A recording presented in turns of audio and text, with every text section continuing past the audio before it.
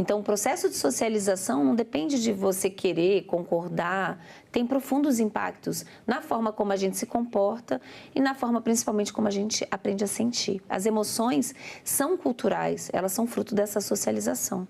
E existem culturas que lidam com essas questões de forma diferente atualmente? Assim, olha, indígenas, a questão da cultura faz muita diferença em todos os aspectos, né? Inclusive, tanto nessas questões que eu estava apontando, da questão do cuidado, a questão do amor. Por exemplo, a gente tem no Brasil mais de 300 etnias indígenas. Em muitas delas, o parir é ligado à mulher, mas o cuidar é coletivo.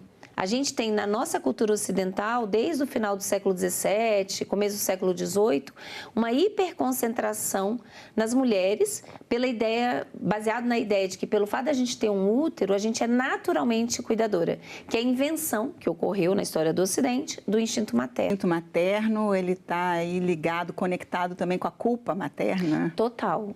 O que a gente vê, e tem uma autora muito importante, que é a Elizabeth Badinter, tem um livro sobre isso, ela fez uma pesquisa sobre o mito do amor materno, mostrando isso, como é que houve um aumento da culpabilização das mães. Eu posso te dizer, eu tenho quase 30 anos já de formada, que eu nunca encontrei uma mulher mãe que não sentisse culpa. Então, assim, quando ela cuida muito, ela se sente intrusiva, quando ela cuida menos do que ela acha que deveria, ela se sente negligente. Só que, independentemente de você ter filho ou não, porque a maternidade é o ápice dessa culpa, nós, mulheres, nós somos socializadas para nunca dizer não, para a necessidade, para o desejo do outro. Então, é um grande desafio, né? Como se priorizar, como cuidar de si mesma, como fazer essa mediação do que você dá e do que você recebe e do que você se dá também. E aí, então, voltando de novo, né, o nosso tema aí do suicídio, então, você está nesse sofrimento, quem estiver, né, sofrendo, assim, como você falou, está ao nosso redor, né, como o ar que nos cerca, mas a partir do momento que você se dá conta disso, busca ajuda para o seu sofrimento, procurar alguém para conversar, um terapeuta que te entenda e te atenda. Sim, tem o CVV, acho que tem vários hoje grupos que recebem pessoas que têm ideação suicida. O importante é não guardar para você, porque tem muita gente com sofrimento parecido. Então, só o fato de você poder falar sobre esse sofrimento já é bastante libertador. Com certeza. Então, lembrando aí, como a Valesca citou, né, o CVV, o número 188, disponível aí, ligação gratuita, também tem chat, tem internet, quem quiser falar, eles estão lá disponíveis 24 horas por dia, né? Além do, né, assim, a terapia, a medicina mesmo, às vezes é necessária, né? Sempre é bom procurar aí alguma ajuda, né? E nós agradecemos, então, Valesca, muito obrigada pela essa conversa, esses esclarecimentos. E eu agradeço também a você que nos acompanha. Essa entrevista já está disponível no site da TV Senado, senado.leg.br/TV, e também no canal da TV Senado no YouTube. E obrigada pela atenção e até o próximo Cidadania Mulher.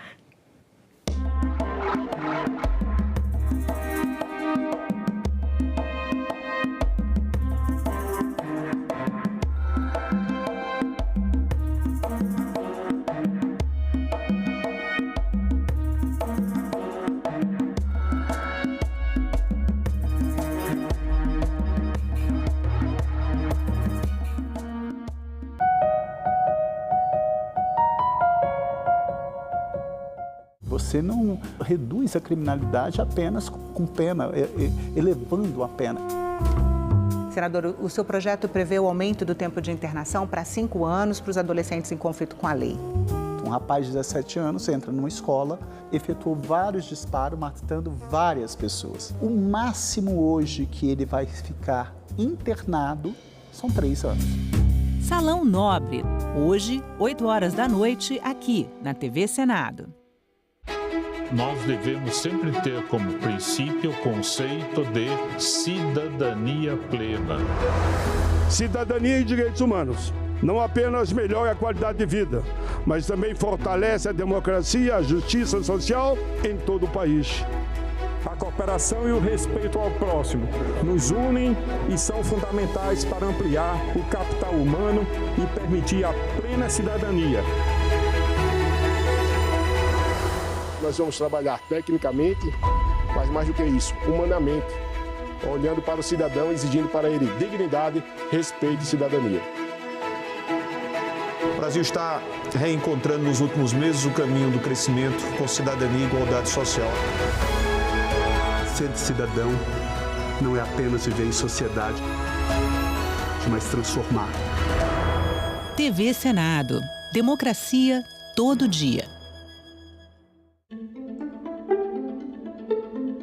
No dia 6 de setembro, foi reconhecida a situação de emergência em 58 municípios de Mato Grosso devido aos incêndios florestais, após meses de devastação incontrolável. Esse reconhecimento tardio é mais um sinal da falta de responsabilidade ambiental deste governo. Já mais de 50 inquéritos abertos, 17 prisões realizadas. Vi uma entrevista do ministro Flávio Dino, autorizou créditos extraordinários para enfrentar os incêndios. Nós, produtores rurais, aqui e acolá, somos acusados, indiretamente, é verdade, de sermos responsáveis por parte desses incêndios. Quem é o louco que vai incendiar aquilo que ele come ou aquilo que ele vende?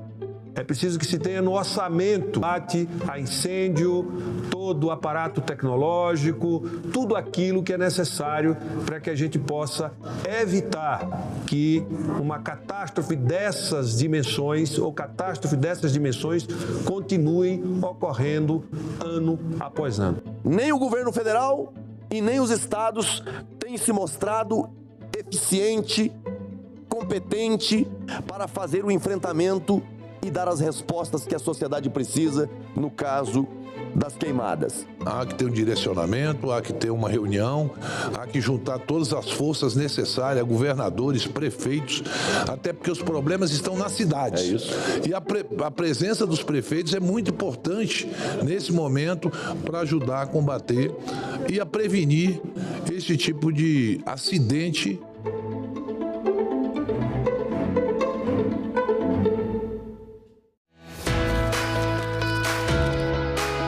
O Congresso Nacional é o órgão que representa o povo brasileiro, que elabora leis, que fiscaliza as ações do Poder Executivo. O nosso sistema é o bicameral, ou seja, ele é composto por duas câmaras ou duas casas legislativas, a Câmara dos Deputados e o Senado Federal. Um projeto de lei que começa aprovado pela Câmara é sempre revisado pelo Senado. Da mesma forma, uma proposta apresentada pelo Senado também precisa passar pela votação dos deputados antes de ser sancionada ou não pelo presidente da República. A Câmara dos Deputados é composta por 513 deputados, que são eleitos a cada 4 anos pelo sistema proporcional. Cada estado brasileiro e o Distrito Federal elegem seus deputados de acordo com o tamanho de suas populações. Já o Senado Federal é composto pelos representantes dos estados e do Distrito Federal. Mas os senadores são eleitos pelo sistema majoritário. Vence o que tiver o maior número de votos. Cada unidade elege 3 senadores, independentemente do tamanho de sua população. Isso garante uma representação mais equilibrada entre os diferentes estados e as diferentes regiões do Brasil. As duas casas também possuem umas atribuições que são exclusivas. Por exemplo, os deputados podem autorizar, com a aprovação de 2/3 de seus membros, o início de um processo de impeachment contra o presidente da República. Mas são os senadores que julgam se o presidente sofrerá ou não o impeachment. Além disso, são apenas os senadores que analisam e aprovam as indicações do presidente da República para diversos cargos muito importantes, como os ministros do STF e o Procurador-Geral da República. O Congresso é o nível mais alto do nosso poder legislativo. Escolha bem os seus representantes.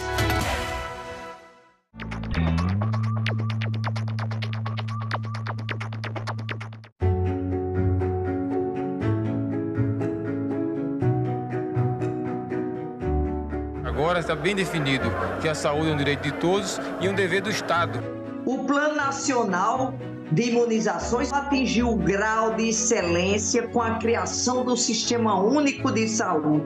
O SUS é a maior política nacional responsável pela elevação da expectativa de vida da população brasileira. Todos nós aqui lembramos do que ocorreu na pandemia. Todos nós aprendemos com muita dor que sem saúde não temos nada. Acreditamos na medicina, no Sistema Único de Saúde, nós acreditamos na ciência. Temos o sentimento de dever cumprido e de que ainda temos que cumprir, porque essa batalha e esta guerra ainda não terminaram.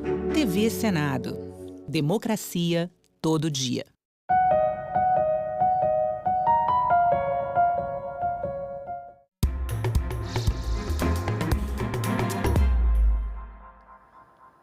Olá, o Senado Notícias está no ar. O vice-presidente do Senado, Vital do Rego, anunciou em plenário que o projeto da regulamentação da reforma tributária está trancando a pauta. Isso significa que, enquanto o texto não for votado ou a urgência constitucional pedida pelo Executivo for retirada, nenhum outro projeto pode ser analisado em plenário. Tomamos conhecimento de um possível pedido de retirada de urgência, mas até esse exato instante não se consumou, ou seja, não chegou ao conhecimento dessa presidência a mensagem do líder que falaria pelo presidente da República retirando essa urgência. O Senado promulgou em sessão solene a emenda constitucional que regula a eleição em tribunais de justiça. A emenda constitucional 134 altera o artigo 96 da Constituição e define regras nas eleições para órgãos diretivos em tribunais de justiça dos estados, compostos por 170 ou mais desembargadores em exercício. O senador Everton foi o relator do texto no Senado. A nova regra busca incrementar a racionalidade na gestão das justiças estaduais e, por consequência, a qualidade dos serviços que esses órgãos prestam aos cidadãos e cidadãs do Brasil. A possibilidade de reeleição nos órgãos diretivos permite que líderes já eleitos possam dar continuidade a projetos e iniciativas que exigem tempo e esforço para serem implementados. O texto define que a eleição deverá acontecer entre os membros do Tribunal Pleno, por maioria absoluta e voto direto e secreto. O mandato é de 2 anos, admitida apenas uma recondução sucessiva. Os tribunais de justiça dos estados são as mais altas instâncias do judiciário, responsáveis por garantir a aplicação das leis estaduais e federais. Com a promulgação da emenda, as novas regras que regulam a eleição nos tribunais de justiça já estão valendo. Aprimorar o processo eleitoral dos órgãos diretivos dos tribunais de justiça é uma demanda que provém das próprias cortes estaduais, que estão entre as mais demandadas do Poder Judiciário brasileiro. A Comissão de Assuntos Econômicos fez mais uma audiência sobre a regulamentação da reforma tributária. A discussão envolveu os regimes diferenciados. O regime diferenciado de tributação estabelecido pela proposta para vários setores significa a redução de alíquotas ou a concessão de créditos presumidos do IBS e da CBS. O setor de saúde, por exemplo, está dentro do regime diferenciado. Sem essa inclusão, haveria um aumento de 17% de tributos, segundo representantes do setor. Mas é preciso incluir serviços que hoje não estão na proposta. Um pedido aqui é para que se inclua o home care como um desses serviços aí, é um ajuste quase que redacional, é um ajuste para dar mais conforto a esse setor. Esse é o setor que faz todos os serviços de saúde que estão previstos, né, na lei, mas ele os faz em ambiente domiciliar. Produtores rurais com receita anual inferior a 3,6 milhões de reais também foram incluídos no regime diferenciado de tributação. A representante da Confederação da Agricultura e Pecuária sugeriu ajustes no texto para garantir que a inclusão seja mesmo um benefício. Qual vai ser a visão da agroindústria em escolher de quem comprar? Vou comprar do pequeno, que me gera um crédito presumido não muito bom, não muito alto, ou vou comprar do grande produtor, que me gera um crédito cheio. Então, para nós não termos evasão, principalmente uma evasão do campo dos pequenos produtores, da agricultura familiar, nós precisamos garantir que esse crédito ele seja, no mínimo, a mesma questão da alíquota geral de IBS e CBS com o desconto de 60%. O Ministério do Desenvolvimento Agrário ressaltou a preocupação em garantir que o agricultor familiar não pague mais imposto. Alguns produtos também das nossas florestas, em particular a floresta amazônica, né? O semiárido, então a castanha da Amazônia, por exemplo, conhecida como castanha do Pará, castanha do Brasil, ela está na alíquota cheia. Né? E então a gente não entende isso. E sugeriu mudanças com relação aos agrotóxicos. Existem agrotóxicos altamente tóxicos para a saúde, altamente prejudiciais ao meio ambiente, são classificados pelo IBAMA ou pela Anvisa dessa forma e estão com a mesma alíquota do que aquele que é o bioinsumo. Né? Então, bioinsumo hoje tem a mesma alíquota de um agrotóxico altamente tóxico. Então, ele está propondo que aqueles que têm essa classificação de altamente tóxicos, né, altamente prejudiciais ao meio ambiente, eles saiam da alíquota reduzida nesse momento. Representantes de outros setores que foram incluídos na tributação especial fizeram sugestões de ajustes no texto. As debêntures, por ser muitas vezes utilizadas pela indústria financeira como um instrumento de empréstimo, né, acabou sendo regulamentada como uma atividade de empréstimo, qual ela não é. Debêntures não é uma atividade de empréstimo, mas foi assim tratada, o que acaba gerando distorções na relação dos bancos com os fundos, né? E setores não incluídos fizeram apelo para a inclusão. A reforma tributária, da forma como está, ela faz com que o pneu antigo tenha que ser descartado. Porque o pneu novo vai custar a mesma coisa. E se custa a mesma coisa, nós vamos perder competitividade em algo essencial para o ser humano. Nós vamos perder competitividade de 1.384 pequenas empresas que a BR hoje representa. O regime especial é uma medida necessária para que nós possamos incentivar, para que nós possamos facilitar o consumo da reforma de pneus. Hoje, só os catadores têm, né? E não digo que isso não é justo, é justo, mas que a gente tem como logística reversa mais antiga, que é a logística reversa do óleo lubrificante usado, e que então podemos colocá-la também ali dentro, no regime específico, para que possamos tratá-la, mantê-la da forma que está e então darmos cada vez mais esse passo a mais na transição energética do nosso país. E nesta quarta-feira, o Senado tem 2 atividades marcadas para a parte da tarde. Vamos conferir a agenda do dia aqui no telão. Às 2 horas, a Comissão de Assuntos Econômicos faz uma outra audiência pública interativa para debater os impactos da reforma tributária nos regimes diferenciados e específicos.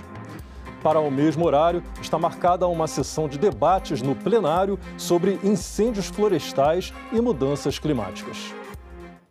As eleições já estão à porta para a escolha dos prefeitos e vereadores em todo o Brasil, com exceção de Brasília. Na disputa pelas prefeituras, o sistema de votos é o majoritário. Já para ocupar uma vaga na Câmara Municipal, o sistema é proporcional. Mas qual a diferença entre essas duas formas de eleição? Descubra na nossa reportagem. Desde a proclamação da República, esta é a 28ª vez que acontecem as eleições municipais no Brasil. 5.569 prefeitos e 58.444 vereadores serão eleitos em todo o país para um mandato de 4 anos. Para vencer essa disputa, além de convencer o eleitor, o candidato também tem que saber que nem sempre o mais votado é o vencedor. São muitos fatores que entram nesse cálculo e que interferem no resultado final, a depender de qual sistema é adotado nas eleições, o majoritário ou o proporcional. Mas qual é a diferença entre um e outro? O majoritário não dá um branco. Não, mas eu quero procurar saber, vou procurar saber o que é. O majoritário, na verdade, são votos, né, que a pessoa recebe por individual, e o outro proporcional, né, que você falou assim, são mais por partidos, né? Nas eleições municipais, os dois sistemas são usados para definir os vencedores. Os prefeitos são eleitos pelo sistema majoritário, por maioria simples ou absoluta. Nos municípios com menos de 200 mil eleitores, a eleição é definida por maioria simples, ou seja, basta ser o mais votado. Já nos municípios com mais de 200 mil eleitores, é preciso garantir a maioria absoluta, o que significa a metade dos votos mais um, sem contar os brancos e nulos. Nesses casos, pode haver segundo turno entre os dois candidatos mais votados. No caso das eleições para vereador, é aplicado o sistema proporcional. O eleitor pode votar no candidato ou só no partido. É o que se chama voto de legenda. Na prática, quanto mais votos receber o partido ou a união de partidos, mais vagas são garantidas nas câmaras municipais. E os candidatos mais votados no partido são os eleitos. O historiador Antônio Barbosa, professor da Universidade de Brasília, explica o sistema. O voto proporcional é utilizado aqui no Brasil de uma forma ampla, da maneira como ele existe no nosso país. É quase que único no mundo inteiro, porque é um voto proporcional puro. O que acontece? Os votos vão ser dados para os partidos ou para as coligações partidárias. Isso significa, na prática, que não necessariamente vai ser eleito o vereador, o deputado estadual ou o deputado federal que tiver mais votos. Porque faz-se uma equação, junta-se todo tipo de voto que o partido ou coligação teve e vai dividir pelo número de vagas ou da Câmara Municipal, ou da Assembleia Legislativa, ou na Câmara dos Deputados. E aí vem a contagem regressiva. Dentro daquele partido ou coligação, os mais votados dentro do número de vagas. Significa dizer que um candidato de outro partido, com muito menos voto do que o outro, vai ser eleito e o outro que teve mais votos não foi. Majoritário ou proporcional, o importante é que o eleitor escolha bem os candidatos a prefeito ou vereador. Serão eles os responsáveis por administrar e fazer as leis que podem impactar o município por pelo menos 4 anos. Por isso, no dia 6 de outubro, vote consciente. Ficamos por aqui. Você pode rever as reportagens desta edição na nossa página na internet, senado.leg.br/TV. Muito obrigado pela sua companhia e continue sintonizado aqui na TV Senado.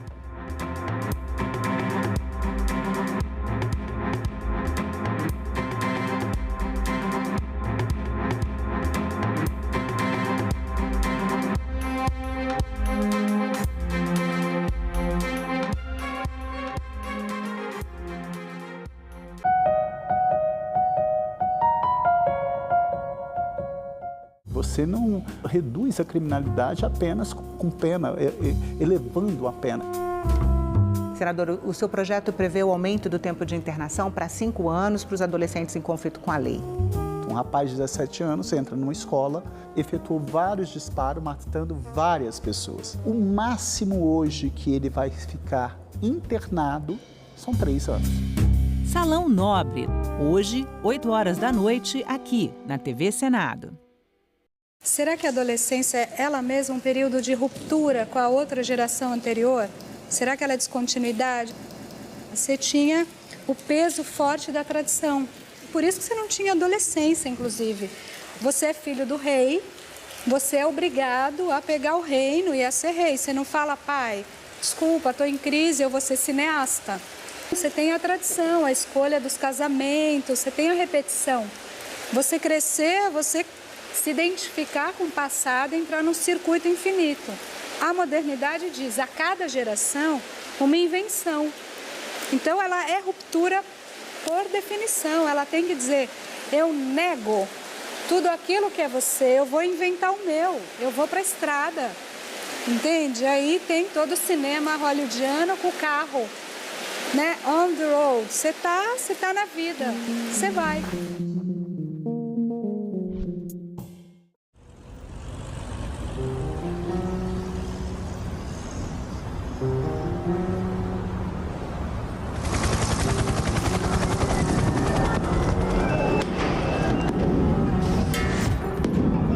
dia 8 de janeiro de 2023, a democracia brasileira foi atacada.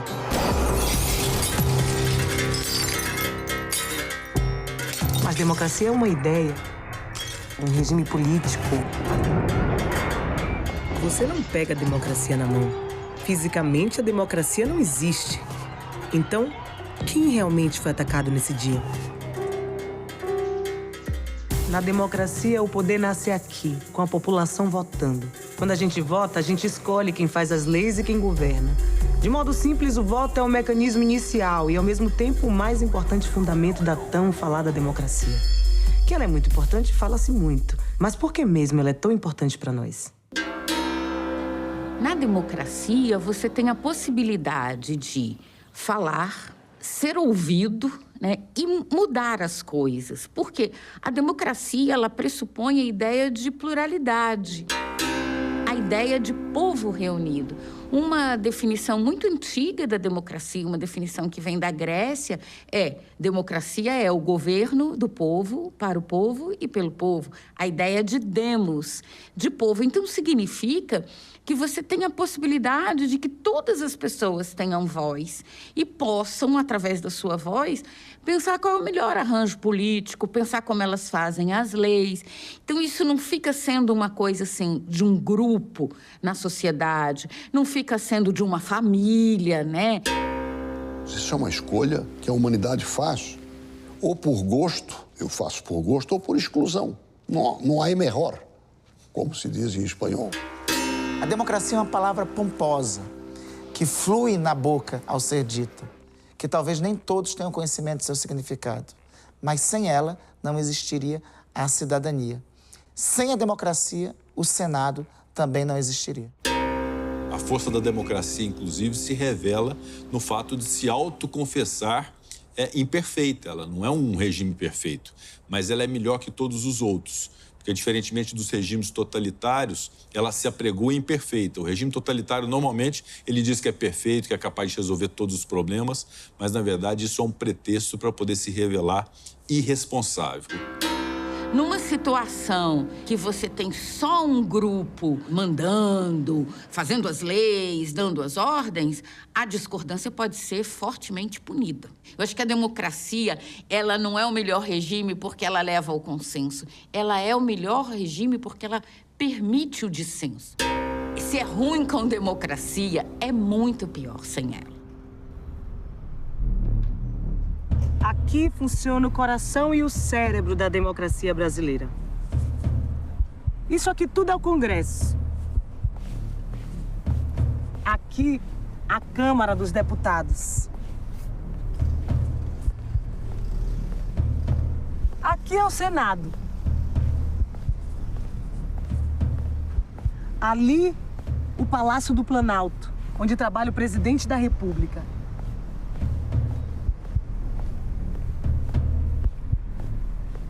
E ali, o STF, a instância máxima da justiça. Em março de 2024, o Senado brasileiro faz 200 anos. Então vale perguntar, afinal, qual é a importância do Senado na história do Brasil e no dia a dia dos brasileiros? Para saber essa resposta, a gente precisa entender o que acontece aqui, dentro dessa famosa abóbora.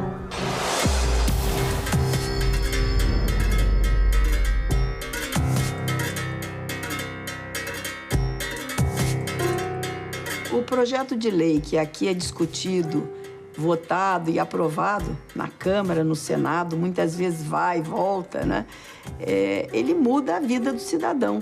Ele pode mudar significativamente. A lei que o senador aprova, né, o que ele propõe, o que ele disputa, ou quando ele chama uma audiência pública para ouvir contribuições, ela muda porque ela pode garantir melhores condições de vida. Você pode dizer, mas na hora de implementar o prefeito não fez, não, aí é uma outra conversa. Mas é, novamente, o papel da lei.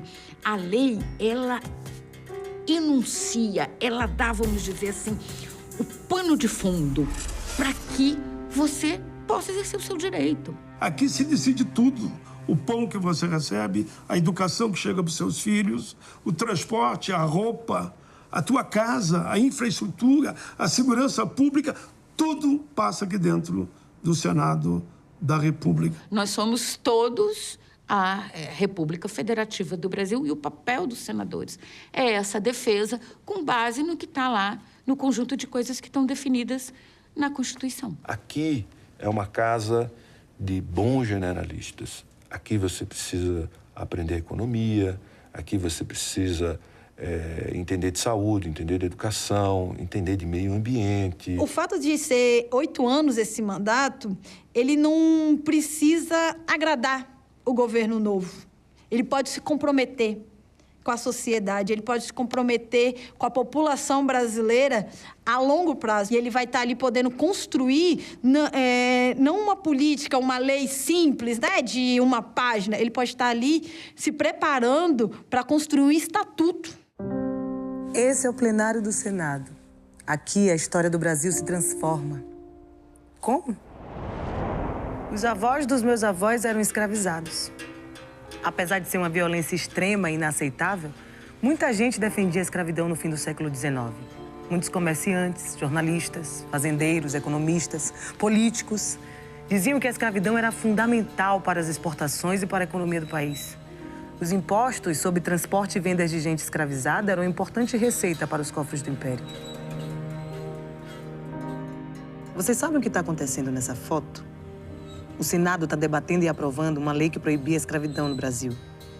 A proposta da Lei Áurea foi apresentada ao Senado pela princesa Isabel. Por ser filha do imperador, ela era senadora. Da parte da princesa Isabel, o que acontece é uma pressão que ficou muito maior internamente ali nos seus últimos 50 anos e uma pressão externa, né, de que já não tinha mais condições, a forma econômica já tinha mudado, a escravidão ela já não estava gerando mais o lucro que gerava antes, e o mundo já estava mudando, o resto do mundo inteiro já tinha findado, né, a escravidão e só faltava o Brasil. Então, de benevolência não teve nada, o que teve foi muita resistência, o que teve foram anos e anos de construção política, ideológica, de tecnologia, de trocas de informação, de ensino, para se conseguir essa abolição. O processo de abolição da escravidão no Brasil era complexo, sinuoso e muito risco havia para todos, né? Ela diz nos seus textos autobiográficos que ela temia pelo bem do país porque se temia muito a guerra civil. Muito. Nessas mesas e cadeiras foi analisado e debatido o projeto da Lei Áurea, a pedido da princesa Isabel pelos senadores. Entre os dias 8 e 13 de maio de 1888. O clima era tenso, os debates eram quentes. Ninguém tinha certeza que a Lei Áurea ia ser aprovada. Inclusive, tinha uma bancada que era a favor da escravidão. Olha o que disse o senador Barão de Cotegipe. Tenho conhecimento da nossa lavoura e afianço que a crise será medonha. A verdade é que haverá uma perturbação enorme no país durante muitos anos se a abolição for aprovada. A Constituição, as leis civis, as eleitorais, as de impostos, tudo reconhece o escravo como propriedade. Mas, de um traço de pena, legisla-se que não existe mais tal propriedade, que tudo pode ser destruído por meio de uma lei, sem atenção aos direitos adquiridos. Mas tinha também uma fortíssima bancada a favor do fim da escravidão. Olha o que disse o senador Dantas, representante da Bahia. Nos últimos 17 anos, por força da lei do ventre livre e da lei dos sexagenários, 800 mil escravos deixaram tal condição. É justamente nesse período que se nota a maior riqueza no país, grande aumento de trabalho e produção e, como consequência, considerável elevação da renda pública. Se foram essas as consequências da diminuição do trabalho escravo em mais da metade, o que se deve esperar é que o desaparecimento de 600 mil criaturas escravas não produzirá a nossa ruína. Antes, aumentará a nossa prosperidade, graças ao trabalho livre e nobilitado. E tinha também uma bancada que era conservadora, mas que era a favor do fim da escravidão, que era o caso do senador João Alfredo de Pernambuco. Olha o que ele falou. Muito infeliz foi o Brasil herdando a escravatura. Porém, mais infeliz será se a sua extinção não for conseguida mediante sábias cautelas e previsões. Ninguém aspira à extinção com mais ardentes votos do que eu. mas desejo a reforma com espírito e processo conservadores. Depois de muita discussão, os senadores votaram. A decisão não foi unânime. 5 senadores votaram pela continuidade da escravidão. Mas a imensa maioria decidiu pelo fim da escravidão no país. A decisão do Senado naquele dia mudou meu destino, o destino de muitos de nós e o futuro do Brasil.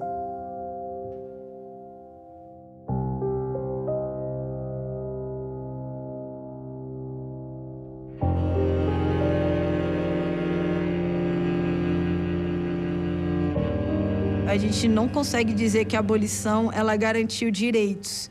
Antes mesmo dela acontecer, já lhes eram negados, já lhes foram criados mecanismos para não acessar. E quando se vem a abolição, não se é criado política pública nenhuma. Eles não passaram de ex-escravizados para mão de obra, porque eles não foram permitidos. Nessas categorias, né, de classe, os negros e os povos originários, eles não eram a mão de obra barata, eles estavam abaixo da mão de obra barata. O que se tem é que, por mais que, quando a gente fala muito de escravidão, de exploração, do massacre que eles passaram, a gente também tem que pontuar que houve resistência. Quando a gente fala muito em revolta, parece que esses povos eles conquistaram apenas na luta física, que foi mesmo, mas eles também disputaram intelectualmente essa vitória. Eles disputaram fazendo promessas, falando filosoficamente, falando da questão religiosa, trazendo ao ponto de assim, você tem certeza que essas pessoas não são seres humanos? O que fez passar essa lei com tantas contraposições, né, dos conservadores, fossem eles do Partido Liberal, fossem os conservadores de estrito senso, foi a pressão popular, que foi absurda sobre a Câmara e o Senado do Império. Havia um establishment que justificava, além do tempo médio da humanidade, que a escravidão existisse no Brasil. E houve uma solução que hoje nós criticamos porque não foi abrangente em matéria de solução para as pessoas, cujos danos, cujas deficiências nós estamos procurando reduzir. Uma dívida que nós estamos tentando reduzir através de vários expedientes que a legislação brasileira tem criado. O Senado, nesse período, nos últimos 5 anos, nunca aprovou tantas leis contra o racismo e preconceito como aprovou. De minha autoria, porque eu fui autor ou relator, foi em torno de 20. Isso não aconteceu durante séculos. No último censo do IBGE, 112.700.000 brasileiros se autodeclararam pardos ou pretos, ou seja, descendentes de escravizados. 55% da população brasileira. Por aí você já pode imaginar a importância e o impacto que uma lei votada no Senado tem no cotidiano de cada um de nós. Esse trailer é apenas um aperitivo da série Senado, a história que transformou o Brasil. Você vai ver que o destino do país passa por aqui. Coisas fundamentais do seu dia a dia foram debatidas e decididas no Senado. Além do fim da escravidão e inclusão racial, o voto feminino e questões sobre igualdade de direitos entre homens e mulheres, educação obrigatória e acessível a todos. Aposentadoria, por exemplo. Você acha importante? Pois é. O Código de Defesa do Consumidor. A saúde gratuita para todos os brasileiros, que atende hoje mais de 150 milhões de pessoas. A Lei Maria da Penha, que protege mulheres da violência. O Estatuto da Criança e do Adolescente. E o Bolsa Família. Aguardem! Vem aí a série Senado. A história que transformou o Brasil.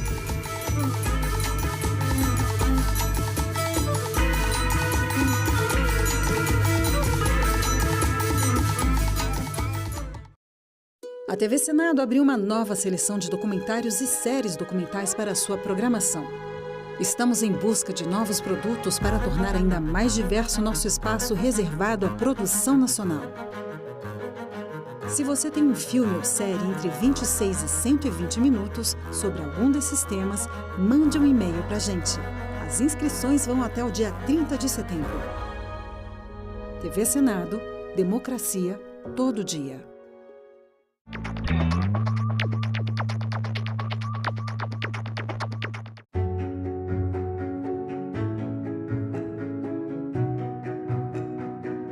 O trabalhador brasileiro possui hoje o seu Código de Direitos, a sua Carta de Emancipação Econômica.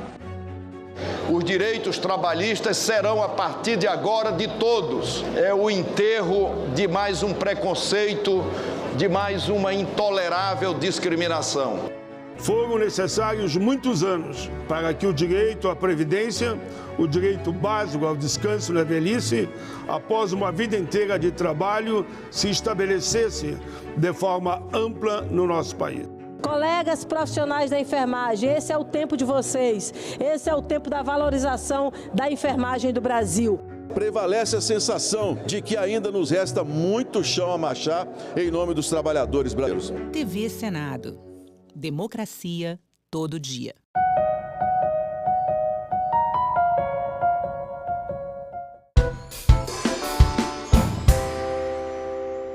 Declaro aberta a 54ª reunião da Comissão de Educação e Cultura da 2ª Sessão Legislativa Ordinária da 57ª Legislatura, que se realiza nesta data, 23 de setembro de 2024.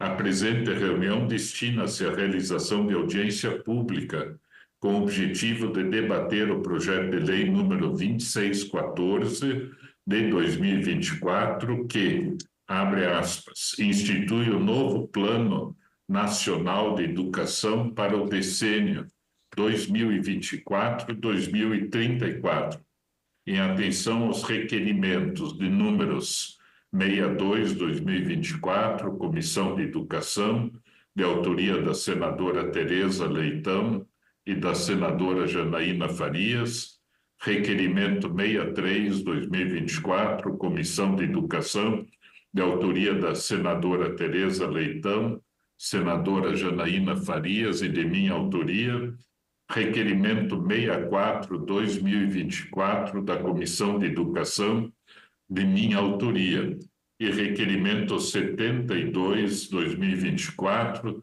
de autoria do senador Zequinha Marinho e de minha autoria, e requerimento 83/2024, Comissão de Educação, de autoria do senador Marcelo Castro e de minha autoria.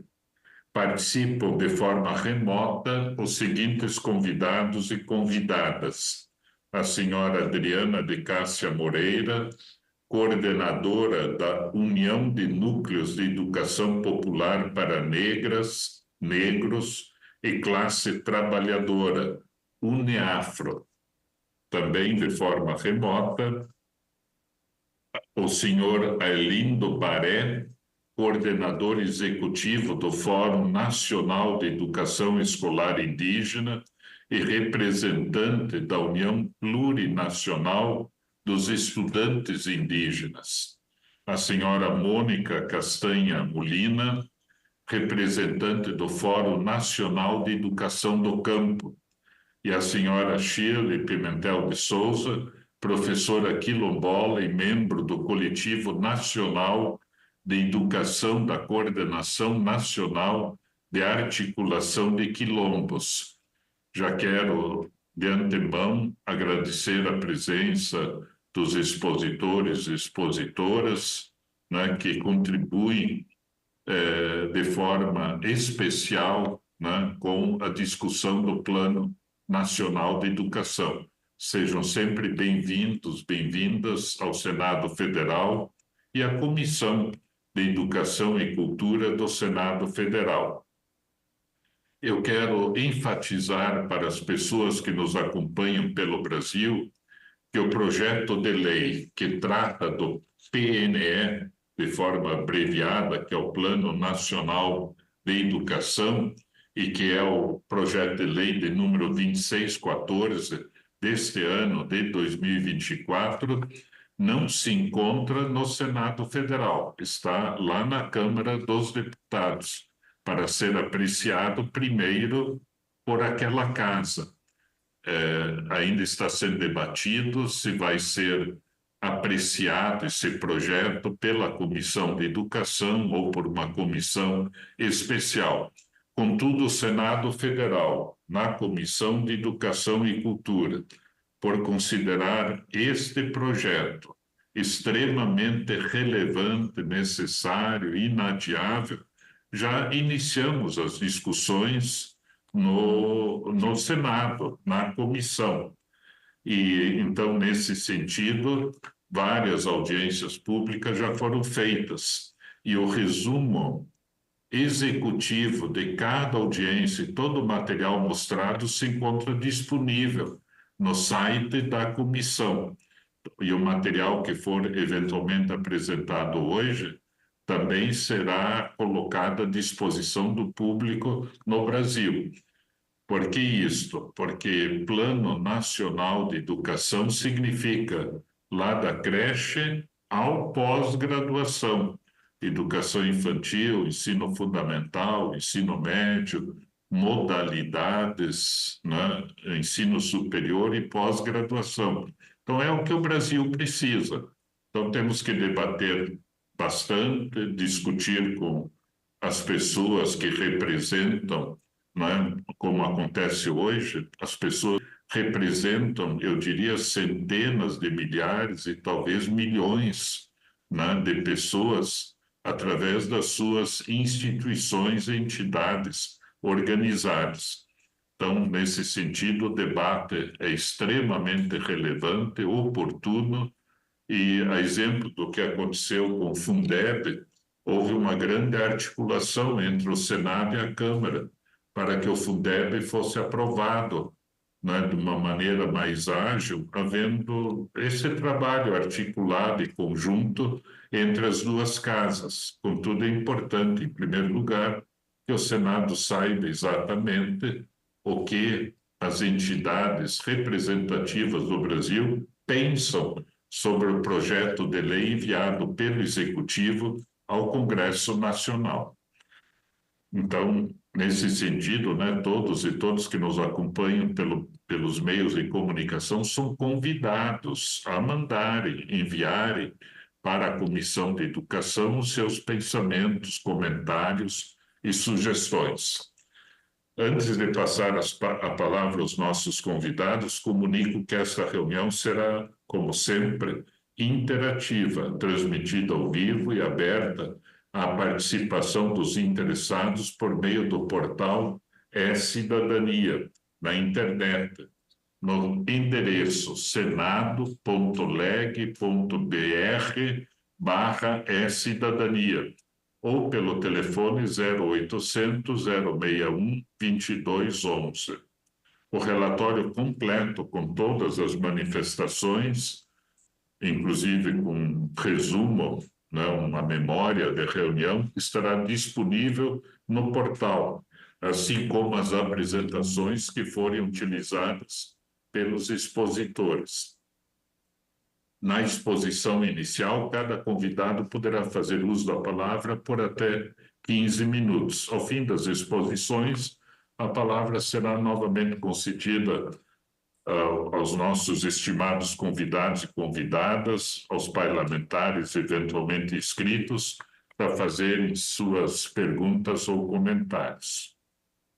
Agradeço, então, novamente, que bom que estamos reunidos e vamos, então, discutir algo que é essencial e que tem que estar bem presente, particularmente nas populações indígenas, quilombolas, ribeirinhas, nessa diversidade que faz a riqueza do Brasil prosperar, florescer e nos tornarmos singulares, únicos no mundo. Então, em primeiro lugar, passo a palavra à senhora Adriana de Cássia Moreira, que é coordenadora da União de Núcleos de Educação Popular para Negras, Negros e Classe Trabalhadora, UNIAFA. Seja muito bem-vinda, Adriana. Bom dia, senador. Para mim é uma alegria, nesta manhã, poder compartilhar com vocês os acúmulos que a nossa organização, junto com outras organizações e coletivos do movimento negro, tem acumulado no último período em torno do debate do Plano Nacional de Educação. Nós construímos um encontro há 3 meses para discutir exatamente o PL do Plano Nacional de Educação, né? Há 2 meses, assim que o Plano Nacional de Educação ele foi entregue, nós nos reunimos para discutir o texto do Plano Nacional de Educação. E a minha fala aqui, ela vai falar em torno deste documento, do Plano Nacional do PL, do Plano Nacional de Educação. Eu encaminhei para a equipe que está conduzindo a atividade de hoje um PPT que eu gostaria de utilizar durante a minha apresentação. Eles também falaram que eu poderia usar, eu fiz algumas correções, mas tudo bem. Então, eu peço desculpas porque eu encaminhei o PPT com alguns problemas de ortografia, mas eu peço que vocês me perdoem. Bom, a UNEAFRE é uma organização do movimento negro, que ela tem em torno de 15 anos de atividade, mas os seus militantes atuam há mais de 20 anos em torno da agenda do movimento negro, isto é, em defesa da vida da população negra por todos os meios necessários, e em particular a gente constrói ações em torno de cursinho popular, isto é, produzindo articulações e construindo nos territórios possibilidades de organização de trajetórias educacionais, dos jovens negros e periféricos, tendo em vista o acesso ao ensino superior, ao ensino técnico, ou ainda que seja a conclusão da educação básica. Esse é o nosso trabalho mais longevo nos nossos núcleos de educação popular. Ainda assim, a gente desenvolve diversos tipos de atividade de formação nesses núcleos de educação popular. A gente trabalha com educação ambiental, com fortalecimento dos debates de combate à fome e, enfim, diversas outras questões. Mas aqui, em particular, a gente vai falar sobre a nossa tarefa é discutir o Plano Nacional de Educação. Pode passar, por favor. Eu não sei exatamente quanto tempo eu tenho para falar. Bom, a condição da população negra no sistema de ensino. Se a gente for pensar hoje nas creches, no acesso às creches, ainda que a gente possa considerar que acesso à creche não está previsto na LDB, mas é importante a gente considerar os padrões de desigualdade da sociedade brasileira e que, historicamente, ter acesso à escolarização, ter acesso à leitura, não foi uma coisa franqueada à população negra, e para a gente corrigir essas distorções históricas, é importante que a população negra tenha acesso, desde tenra idade, a educação, e a educação formal, e, portanto, também a creche, é importante a gente ter acesso a esses dados. Ter acesso a esses dados é uma coisa muito difícil, não é uma coisa muito simples para a população negra ou para as organizações dos movimentos sociais. A sala escura, a dificuldade de acesso aos dados do censo educacional, ou mesmo os padrões de cruzamento dos dados do IDEB, que se constituiu no último período, vinculados ao Plano Nacional de Educação, não possibilitam de maneira muito simples que a gente tenha os dados educacionais articulados com gênero e raça, e, sobretudo, no que diz respeito à educação infantil, quando a gente vai pensar os primeiros anos, né? Por em virtude, evidentemente, do fato da creche não estar garantida com a legislação. Mas, se a gente for pensar em padrões de desigualdade, a gente tem que levar em consideração que as populações que historicamente foram excluídas do processo educacional, a elas precisa ser franqueado prioritariamente o acesso à creche. Então, mas se a gente for pensar nos padrões de desigualdade da sociedade brasileira, no que diz respeito ao acesso à creche, entre os 25% mais pobres, 26% das crianças de 0 a 3 anos estão matriculados na creche. Entre os 25% mais ricos, 55% estão matriculados nas creches. E entre as crianças negras, menos de 20% estão matriculados nas creches. Isso é um dado muito importante para a gente pensar como que a gente vai construir o acesso à creche no Brasil, como que a gente vai construir, como que a gente vai ponderar o princípio de equidade que precisa ser construído levando em consideração território, dado de raça, dado de gênero, e também pensando na condição dessa família. Quais são as vulnerabilidades que essas famílias encontram para dar conta de suas crianças e de seus bebês? Por exemplo, se na família a gente tem um indivíduo que está privado de sua liberdade, e a gente sabe que esse é um elemento que impacta no desenvolvimento acadêmico de suas crianças, então a gente tem que assegurar que essa família que essa criança tenha vaga em creche. Próximo, por favor. No que diz respeito à alfabetização, a gente sabe que a gente tem melhorado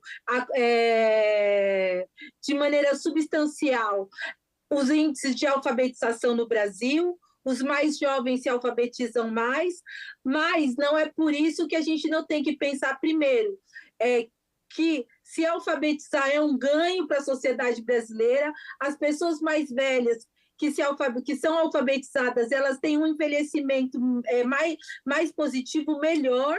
Então, não é por isso que a gente tem que deixar de alfabetizar as pessoas mais velhas. Então, isso tem incidência sobre a política da EJA. Entretanto, vamos observar os dados dos mais jovens. Entre os pretos e pardos, os dados de pessoas não alfabetizadas são o dobro das pessoas brancas. Quer dizer, ainda que a gente amplie o processo de alfabetização no Brasil, o padrão de desigualdade se mantém. Se o padrão de desigualdade se mantém, significa, entre outras coisas, que as políticas de alfabetização elas precisam levar em consideração elementos de gênero e raça. E, mais do que isso, que essa política de alfabetização na idade certa não dá conta dos padrões de desigualdade da sociedade brasileira. Política de alfabetização na idade certa está mais relacionada com as políticas de embranquecimento, com as políticas de eugenia, que foram constituídas no século XIX, que estabeleciam um padrão único de desenvolvimento social e cognitivo e moral, e atribuíam esse padrão de desenvolvimento a uma escala vinculada à população branca, a um ideal de população branca, e tudo que estava fora daquele padrão e daquela régua era considerado inferior. E a gente sabe que o padrão de desenvolvimento cognitivo não se dá a partir de regras necessariamente biológicas, ainda que elas possam interferir. A gente sabe que a oferta e a possibilidade de você frequentar a escola, ter acesso a livros, ter acesso a diversos tipos de linguagens artísticas, de linguagens, de práticas sociais de letramento sancionadas pelas sociedades, são fundamentais no processo de alfabetização. As crianças negras, as crianças indígenas, as crianças pobres, as crianças que são socializadas em espaços que estão distanciados dessas práticas e, sobretudo, que são atravessadas pela prática da violência urbana e que são estabelecidas e são entendidas como desvalorizadas e como perigosas na sociedade brasileira, elas têm mais dificuldades no processo de alfabetização. Se você não considerar todos esses elementos atravessando o processo de alfabetização, essas crianças terão mais dificuldades de se alfabetizar. Portanto, abolir a ideia de alfabetização na idade certa e construir processos de alfabetização a partir da perspectiva do que está colocado nas diretrizes curriculares para a educação das relações étnico-raciais é fundamental para que a gente consiga reduzir a distorção dos padrões de acesso à alfabetização, de desenvolvimento da alfabetização e, inclusive, alfabetizar as crianças mais cedo no Brasil. Próximo, por favor. Agora a gente passa para os índices de trajetória escolar, né? Porque o que a gente está dizendo aqui? Que existe um caminho que a gente atravessa na escola. A gente que entra lá na educação infantil, passa por Fundamental 1, Fundamental 2 para chegar no ensino médio. Então, é um passo a passo que precisa ser fortalecido até para você chegar muito forte e conseguir concluir o ensino médio. Então, quando a gente olha para o ensino fundamental, quando a gente chega lá, de acordo com os dados do IDEB, os meninos pretos, 5,6% dos meninos pretos entram aos 8 anos de idade no ensino fundamental. E isso é uma questão grave, porque, de acordo com a LDB, as crianças devem entrar no ensino fundamental, na educação infantil, com 4 anos de idade.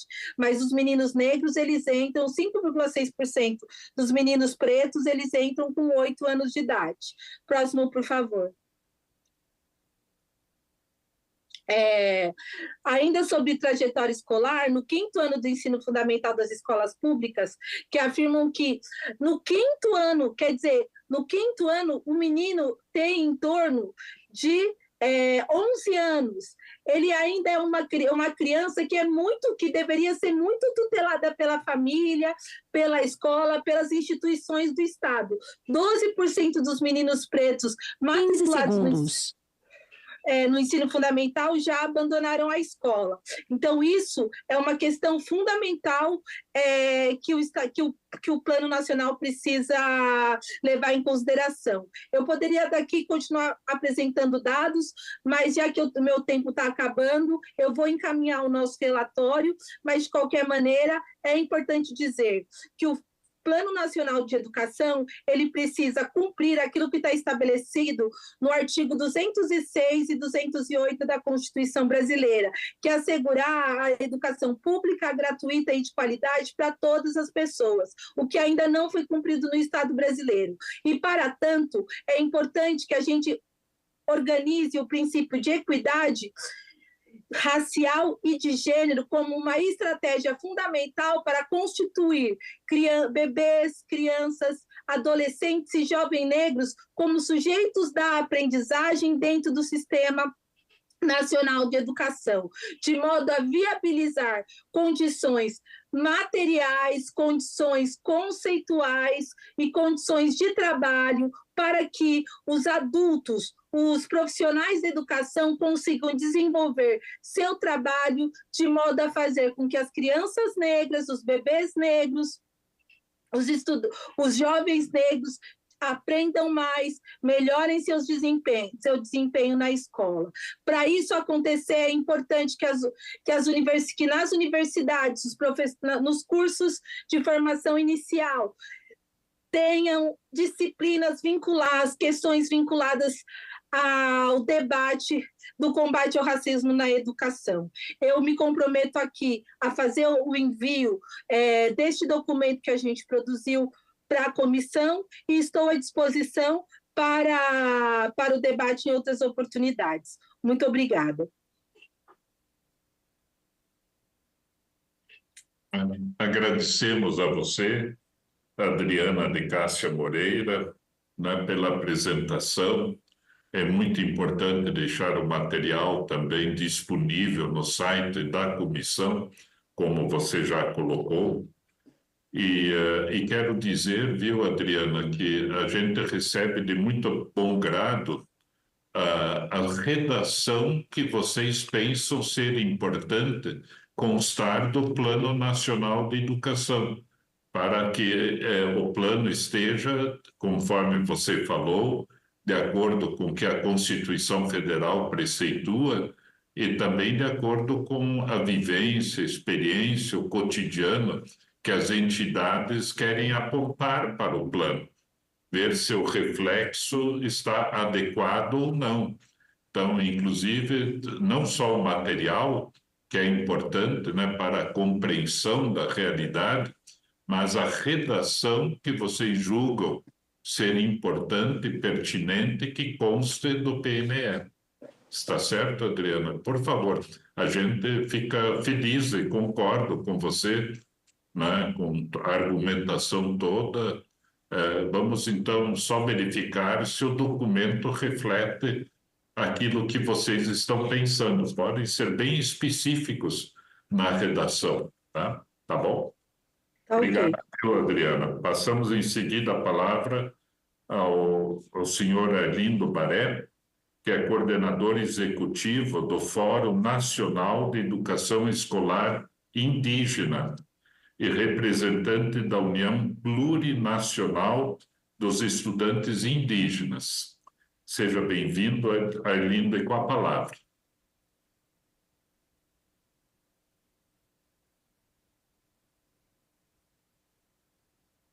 Não sei se o Arlindo está... Bom dia. Tá bem, deu certo. Seja bem-vindo. Muito obrigado. Primeiro, pedir desculpa aí pela voz, que eu estou um pouco gripado.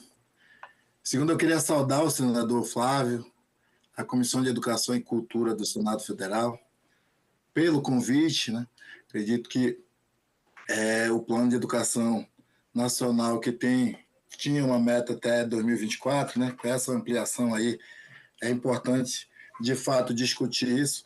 Eu acho que mais do que isso, é ter a oportunidade de estar, de fato, aqui contribuindo na perspectiva da educação escolar indígena, no que tange os direitos, né? Não só da educação básica até a educação superior, né? A gente não preparou nenhuma apresentação, mas temos relatórios dos Fóruns Nacionais de Educação Escolar Indígena, inclusive pautas importantes que trouxeram discussões voltadas ao Plano Nacional de Educação.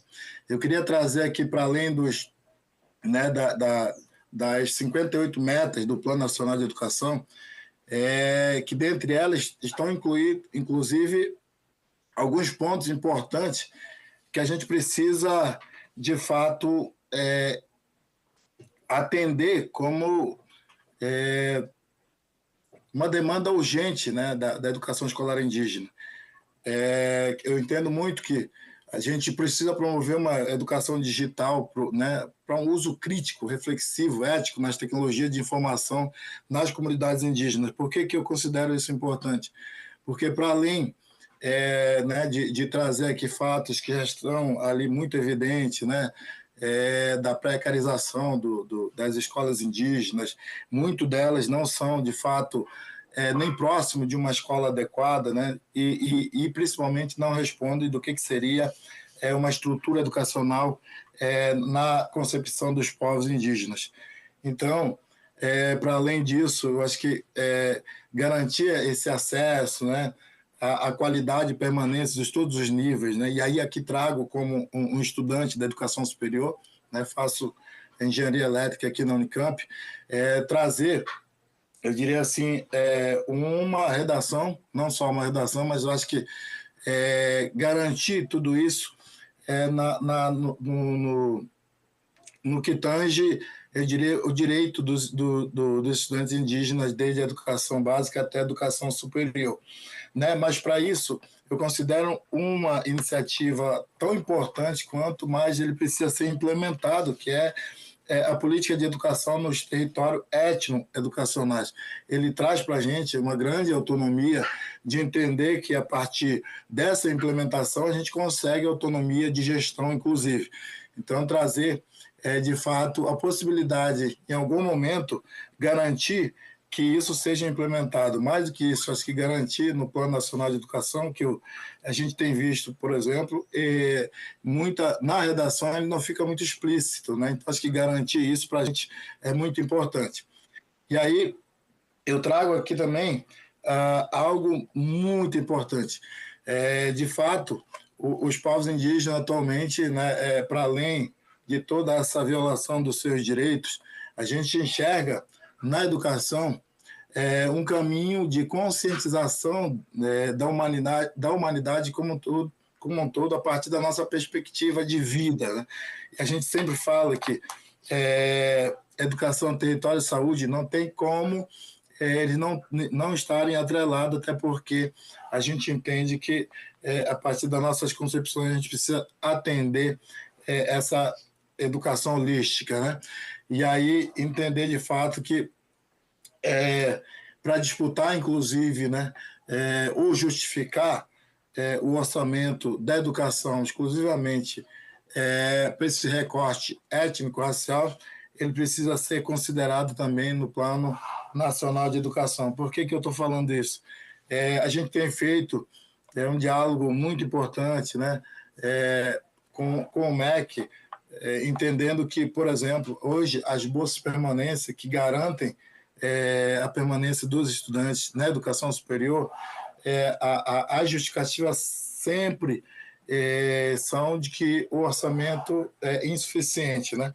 De como que a gente, a partir do Plano Nacional de Educação, garante que não falte realmente orçamento para as políticas afirmativas na educação superior, né? Eu acho que, dando um exemplo, a gente pode considerar que pode dizer, né, num sentido mais universal, num plano de educação escolar indígena que inclui tudo isso que eu já falei. Eu vou finalizar a minha fala aqui exatamente para que, de fato, a gente garanta, né, a partir do artigo 231, 232 da nossa Constituição, e garantir também a partir da 8169, que a população indígena, né, que tem esse direito, né, garantido, que, de fato, a partir dessa comissão, a gente garanta, né, não só o acompanhamento, né, mas a inclusão dos povos indígenas nas comissões, para que, de fato, a gente acompanhe não só o debate, né, ou a inclusão na redação do Plano Nacional de Educação, mas que a gente possa estar nessas comissões para a gente, de fato, acompanhar, né, incidir, se for necessário, e, a partir disso, a gente entende que a gente consiga, de fato, contribuir de uma forma mais efetiva, né, trazendo, eu diria, trazendo propostas concretas que já temos, né, porque os Fóruns Nacionais de Educação Escolar Indígena, aconteceu agora, semana passada, dia 16 e 17, o Encontro Nacional dos Estudantes Indígenas, aconteceu no dia 17, a consulta livre, informada sobre a formulação, implementação para a criação da Universidade Indígena. Então, eu acho que muita coisa ali precisa estar muito linkado para a gente, de fato, entender a educação escolar indígena e como que a gente, a partir do Plano Nacional de Educação, consiga acompanhar, não só para incluir efetivamente as nossas demandas, mas para incluir, de fato, os povos indígenas nessas discussões. Eu agradeço pelo convite da Comissão de Educação e Cultura do Senado Federal, né, na pessoa do professor do senador Flávio, e fico aqui à disposição não só de levar para o Fórum Nacional de Educação Escolar Indígena essa missão de trazer os dados, as informações de forma sistematizada, para que a gente possa, de fato, contribuir aqui com a Comissão de Educação e Cultura. Muito obrigado aí pelo convite, né? E saúdo aqui a todos que estão nessa audiência. Nós, povos indígenas, nos sentimos muito, de fato, contemplados com esse convite. Obrigado. Agradecemos a você, Arlindo Baré, né, coordenador executivo do Fórum Nacional de Educação Escolar Indígena, representante da União Plurinacional dos Estudantes Indígenas.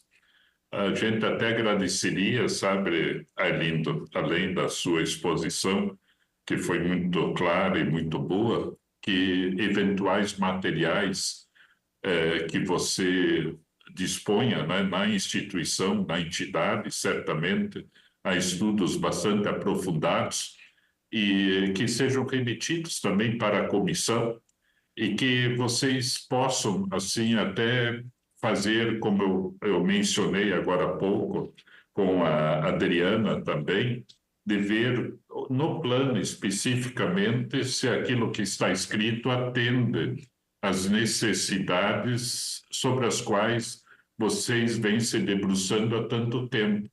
Nós já tivemos a presença no Senado Federal da ministra da Igualdade Racial, também a ministra dos Povos Indígenas, e pedimos para que as ministras nos acionassem no sentido da pauta legislativa.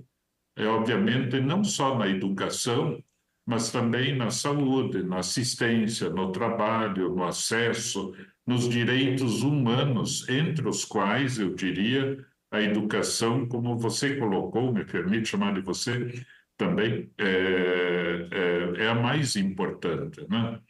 E parabéns pelo seu trabalho, pelo seu estudo também na Unicamp, né? A gente fica feliz também com a sua caminhada pela vida. Você quase que me chamou de professor, pode me chamar de professor em vez de senador, porque eu já fui professor do ensino fundamental, do ensino médio, do ensino superior, e no Paraná todos me chamam de professor Flávio, não de senador Flávio. Então, a gente está junto aí nessa caminhada, tá bom?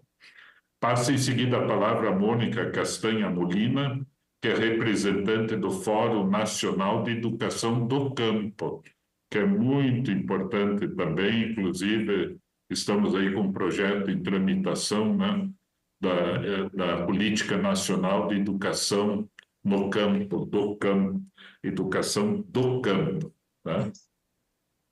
Com a palavra, Mônica. Bem-vinda.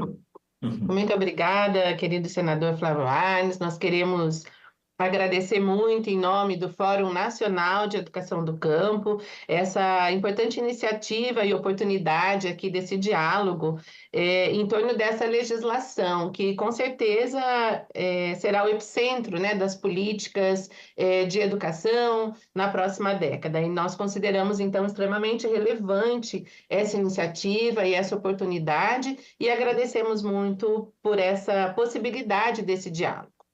Nós queremos também saudar aqui os nossos companheiros de mesa, dizer que é uma alegria grande poder estar com a Shirley da CONAC, com a Arlindo, do Fórum da Educação Escolar Indígena, com a Adriana da Uniafro, que são parceiros na construção dessa perspectiva de uma educação transformadora, emancipadora. Então, é uma grande alegria poder estar com eles aqui dividindo essa mesa e tentando trazer aqui as reflexões que juntos vimos acumulando, né? Todos nós que estamos aqui, com certeza não falamos em nosso nome, mas falamos a partir dos acúmulos teórico-práticos que essas instituições que nós representamos vêm construindo, né?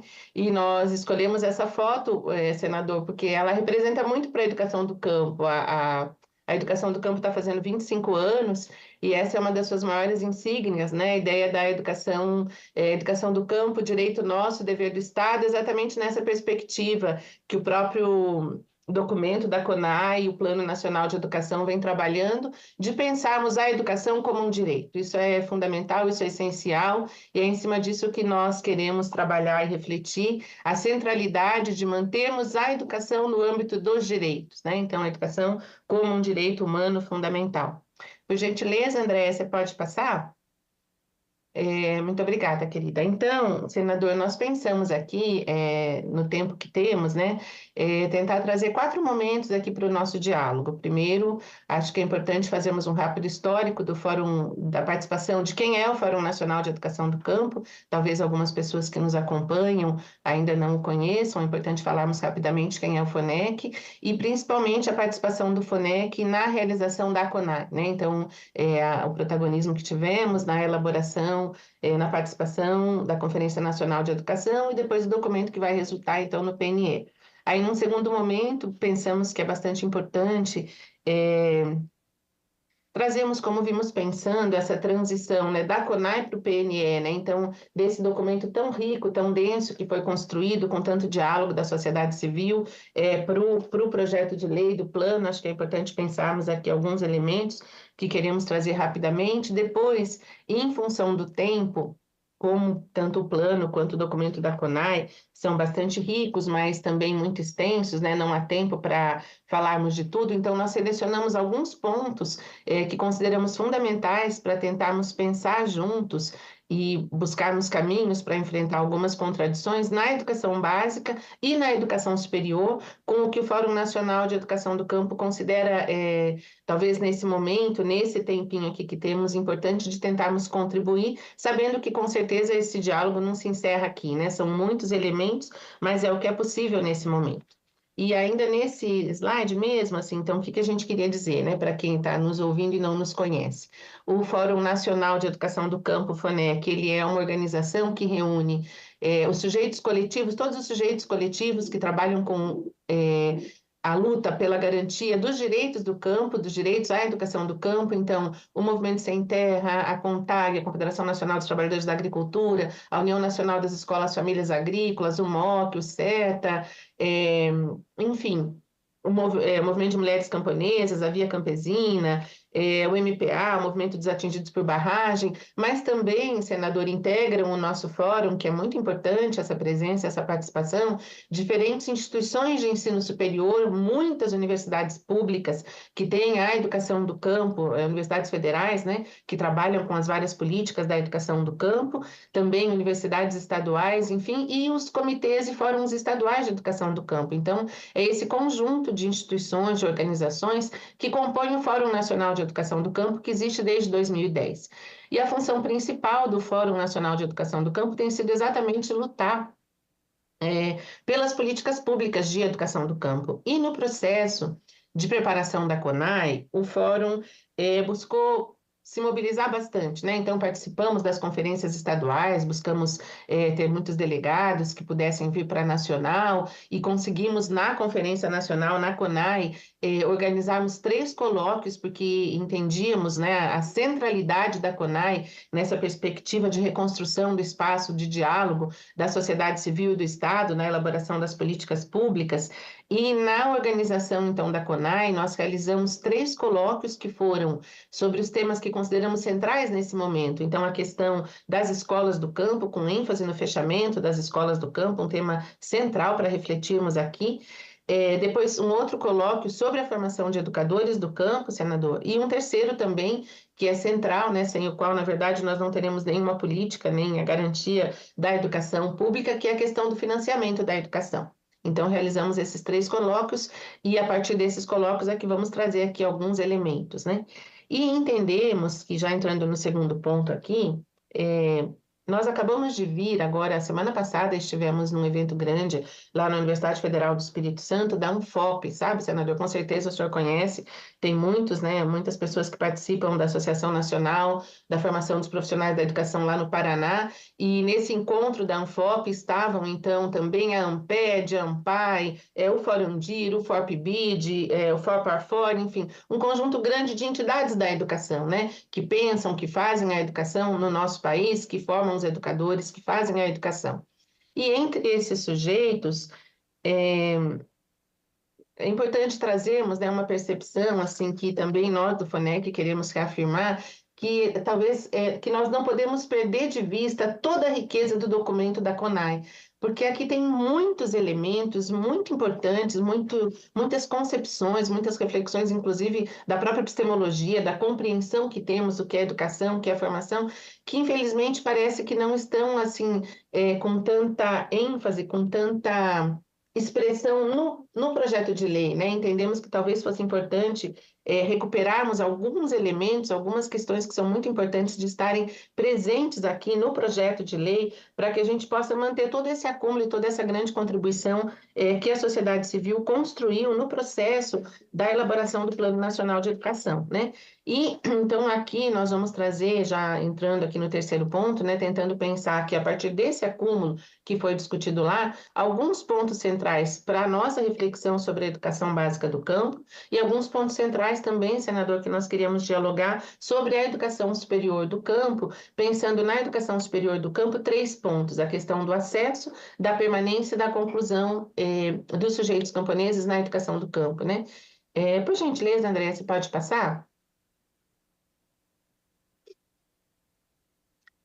Entendemos, senador, que aqui, assim, né, sem dúvida, é muito importante vários dos elementos que estão presentes no documento, quando ele trata, né, pensando na educação básica, então, a questão do acesso, da trajetória e da conclusão no ensino fundamental e no ensino médio, se propondo, né, a assegurar que as crianças, adolescentes e jovens na idade escolar todos concluam o ensino fundamental e o ensino médio, buscando essa redução das desigualdades, da inclusão, mas entendemos que é muito importante que nós possamos, de fato, ter um conjunto muito relevante de políticas afirmativas para reduzir as imensas disparidades que nós enfrentamos no nosso país na garantia do ensino fundamental e médio para essas populações representadas aqui nessa audiência pública tão importante que o senhor protagoniza, né? Os sujeitos do campo, os sujeitos indígenas, os sujeitos quilombolas, os agricultores familiares tradicionais, todos eles, de fato, infelizmente, enfrentam ainda uma enorme disparidade na garantia do acesso e da permanência da conclusão nos anos iniciais e finais do ensino fundamental e do ensino médio, né? É muito importante que a gente possa, de fato, priorizar as periferias urbanas, as aldeias indígenas, as zonas rurais, os quilombos, as comunidades tradicionais. Nós fizemos algumas sugestões, como o senhor disse, aí de redação, e inclusive tomamos a liberdade, né? Por exemplo, essa que nós grifamos aqui é uma sugestão já de redação, de inserção nesse objetivo, nessa perspectiva de pensarmos como essa legislação tão importante em construção no nosso país possa, de fato, construir os mecanismos que permitam ao Estado brasileiro efetivar a garantia desses direitos, né? Então, que essa legislação possa responder com ações concretas na legislação para a supressão dessas enormes desigualdades educacionais. E essa priorização, então, o fato de estabelecer na legislação essa priorização pode nos ajudar a construir as políticas e os programas que façam isso, né? Que tragam os recursos e façam isso, né? Mas, senador, o que nós gostaríamos de pensar, em função do tempo, infelizmente a gente tem que reduzir, né? E aí a gente acabou fazendo essas escolhas de reduzir o que trazer, tem muitas coisas ricas, mas 3 pontos nós selecionamos na educação básica para pensar. Esse é um. O segundo, Andréia, por gentileza, se você puder passar, o que nós queríamos discutir, senador, aqui, para ver se conseguimos inserir. Adriana, se você puder passar o slide, Flor, eu agradeço. Diz respeito à questão, é muito importante, né, que o documento tenha trazido essa ideia de implementar políticas de construção e reestruturação das escolas, do ensino fundamental e do ensino médio. Nós temos acompanhado muito de perto, nesses 25 anos da educação do campo, a enorme carência das unidades educacionais, da inexistência de escolas no campo em números suficientes para garantir o acesso à educação, tanto nos anos iniciais e finais do ensino fundamental, quanto no ensino médio. Mas, senador, o que mais nos inquieta, isso é um ponto positivo, a gente quer destacar a existência no projeto de lei, né, desse dispositivo da implementação da construção ou da reestruturação das escolas, mas nós entendemos que seria muito importante que pudéssemos pensar como desencadear um processo que impedisse o fechamento e a exclusão das escolas que existem no campo. Se você puder passar, André, eu agradeço muito. Esse é o problema mais grave que nós vimos enfrentando na educação do campo nesse momento. Veja, há um processo extremamente intenso de fechamento das escolas do campo, né? Quando nós iniciamos há 25 anos atrás o Movimento Nacional da Educação do Campo, nós tínhamos 102 mil escolas no campo e hoje nós temos menos de 40 mil, senador. Isso é uma coisa muito, muito, muito grave, porque o fechamento dessas escolas, o fechamento dessas unidades escolares, elas significam não só a impossibilidade da continuidade da escolarização dos sujeitos camponeses, mas também a dissolução das comunidades. Nós sabemos o esforço imenso que as famílias fazem para que os jovens e para que as crianças do campo continuem estudando, e o fechamento das escolas é um enorme passo para a desterritorialização, para não continuidade da escolarização, né? Se você puder passar, aqui são 2 fotos de campanhas que os movimentos e de lutas que os movimentos têm feito em relação a essa questão. Se você puder passar, Andréia, o INEP e o IPEA fizeram recentemente estudos sobre esse fechamento, mostrando que o fechamento das escolas do campo, ele também não impacta só a redução da unidade das escolas, mas ele impacta muito também as matrículas, né? Esse estudo recente, lançado agora em 2021, mostra que houve uma diminuição de mais de 1 milhão de matrículas no campo. Se você puder passar, André, agradeço.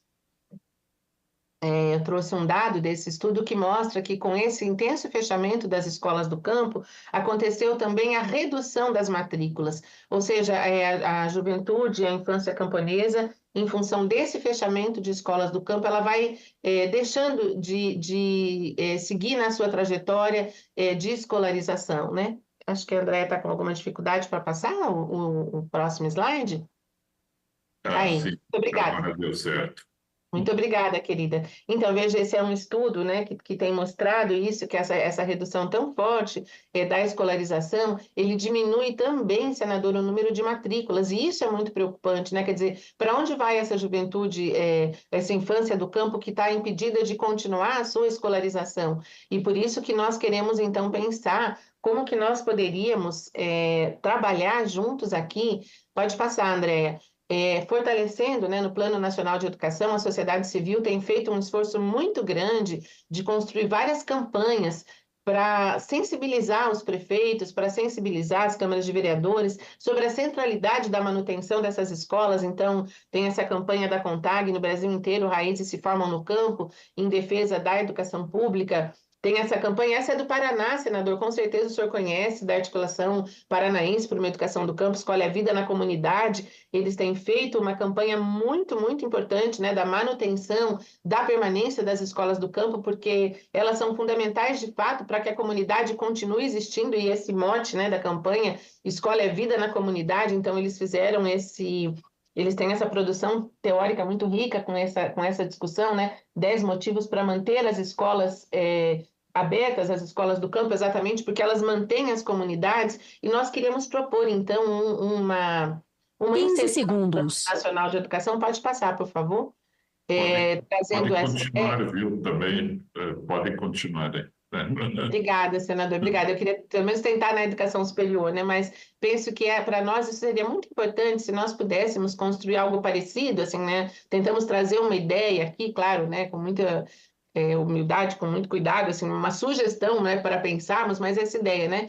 De assegurar em regime de colaboração entre a União, Distrito Federal e municípios um programa nacional de fortalecimento, né, das escolas do campo, visando estancar o intenso processo em curso de fechamento dessas unidades escolares, que tenha ocasionado alta evasão e diminuição de matrículas na educação básica do campo, ou seja, pensar, senador, se não é possível, né, construirmos um programa que trabalhe isso com as redes municipais e estaduais, da importância da centralidade da manutenção das escolas. Não adianta construirmos escolas se seguimos fechando a exaustão escolas, né? Como um ditado popular, né? Enxugar gelo, né? Porque não adianta construir novas unidades se as que tem nós fechamos e acabamos ocasionando uma enorme evasão e uma impossibilidade da continuidade da escolarização dos sujeitos camponeses à educação básica. Então, entendemos que pensarmos juntos e temos no PNE, que sem dúvida é a principal legislação para pensar na educação para os próximos 10 anos, uma orientação para os sistemas, uma diretriz que trate da questão do fechamento das escolas do campo, buscando impedir esse fechamento, né? Então, é isso que a gente queria priorizar muito nessa temática. O segundo ponto, na educação básica, pode passar, por favor, Andréia, que também nos assustou bastante, senador, é que há um dispositivo aqui, uma estratégia, que ele traz assim, né, assegurar a oferta obrigatória do ensino fundamental, especialmente nos anos iniciais, aos estudantes indígenas, quilombolas e do campo, das águas e das florestas, nas respectivas comunidades. Até aqui sem problema, é isso mesmo que defendemos, é isso que está nas diretrizes operacionais para a educação básica das escolas do campo. Mas aqui ele colocou uma questão que nos assustou bastante, dizendo assim: condicionadas as ações de nucleação escolar aos resultados de consulta prévia e informada ao público-alvo. Veja, nos espanta, porque nos anos iniciais, ele fala especialmente nos anos iniciais, as diretrizes operacionais para a educação básica do campo têm uma orientação explícita de que os anos iniciais, obrigatoriamente, devem ser nas comunidades. Não podemos transportar crianças, né, nessa idade ainda tão pequenas, né, dos anos iniciais, começar a cogitar que é possível nuclear, ainda que ouvindo as comunidades. Não. Nós pensamos que essa estratégia tem que ser excluída, porque nós temos que trabalhar e manter que os anos iniciais se mantenham nas comunidades. Sim, entendemos que é muito importante a escuta das comunidades para a nucleação, isso inclusive está emenda que alterou a LDB, né? Mas para os anos finais do ensino fundamental e do ensino médio. Agora, é criminoso, né? Nós tirarmos as crianças em idade tão pequena para serem transportadas. Nós temos relatos, senador, de pesquisas que vimos fazendo no Brasil, com o apoio do CNPq e da CAPES, de crianças que permanecem mais tempo no banco dos ônibus do que no banco escolar. Crianças que até 7, 8, 9 anos, transportadas 4 horas. 15 segundos. Então, pensamos que é fundamental ver com o senhor a possibilidade de retirarmos essa questão, porque o fato de estar na legislação a possibilidade de consultar o sistema sobre isso, você pode induzir, né? Queria tratar um pouquinho do ensino superior, senador. Posso? Tenho 5 minutinhos para tratar do ensino superior? Pode passar. Muito obrigada. Andréia, então, assim, em relação, eu queria passar ao próximo slide. Em relação ao ensino superior, né, nós ficamos muito felizes, tem essa meta, né, que é ampliar o acesso à permanência, à conclusão na graduação, com a redução de desigualdades e de inclusão. E nós, senador, temos tido a oportunidade, na educação do campo, realmente de construir, nesses 25 anos, muitas políticas para a garantia da educação superior aos sujeitos camponeses, em especial na educação superior, para a formação de educadores do campo. E o que gostaríamos de trazer à reflexão é que, assim, o que nós vimos nesses 25 anos, quais são as condições de fato para garantir o acesso à permanência e a conclusão dos sujeitos do campo, das florestas e das águas na educação superior? Pode passar, Andréia, por favor. Nós queremos trazer aqui a experiência que nós acumulamos, senador, com a licenciatura em Educação do Campo, né, que é uma política pública de formação de educadores do campo, que está fazendo agora mais de 17 anos e que tem já, então, mais de 39 instituições no Brasil inteiro ofertando de uma maneira permanente esse curso superior para os sujeitos camponeses, com 59 cursos. Nós temos hoje 6.800 estudantes matriculados nessas licenciaturas e temos mais de 3.100 egressos desses cursos que estão atuando nas escolas do campo. E o que nós vimos, senador, que é imprescindível para o acesso desses sujeitos camponeses à educação superior? De fato, são as políticas afirmativas, né? Nós sabemos que os sujeitos camponeses que tentam chegar à educação superior vêm de uma trajetória de educação escolar extremamente desigual ainda, irregular no nosso país. Então, temos nas escolas de ensino médio hoje muitos educadores que atuam no campo que só têm o ensino médio. Nós temos educadores leigos nos anos iniciais, ou seja, essa juventude que tenta hoje acessar a educação superior ainda foi privada em muito da garantia de uma educação escolar de qualidade. 15 segundos. Que acessem a educação superior sem políticas afirmativas é muito, muito injusto, né? É um princípio do direito tratar desigualmente os desiguais. Então, entendemos que o acesso à educação superior para os sujeitos camponeses requer políticas afirmativas. E é muito importante que isso esteja explícito no Plano Nacional de Educação, inclusive com a previsão de recursos para isso. E o segundo fator, senador, que nós gostaríamos muito de trazer, pode passar, por favor, Andréia,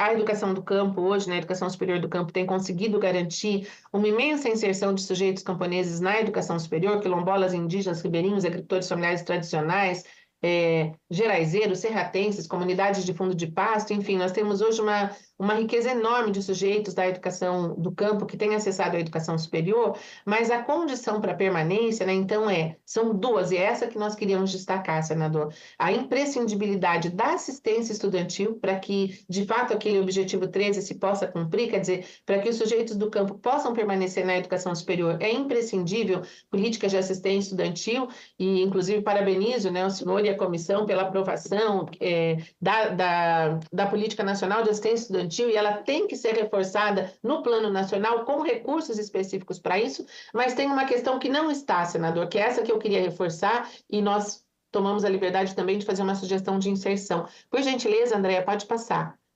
Vou pedir para você passar vários slides. Aqui, olha, só para mostrar o que nós entendemos, senador, que tem feito uma diferença imensa para a permanência dos sujeitos camponeses na educação superior. É essa estratégia de oferta que nós construímos, né? A partir da experiência da alternância na educação básica, a garantia da oferta da educação... 15 segundos. Alternância, com tempo universidade, tempo comunidade.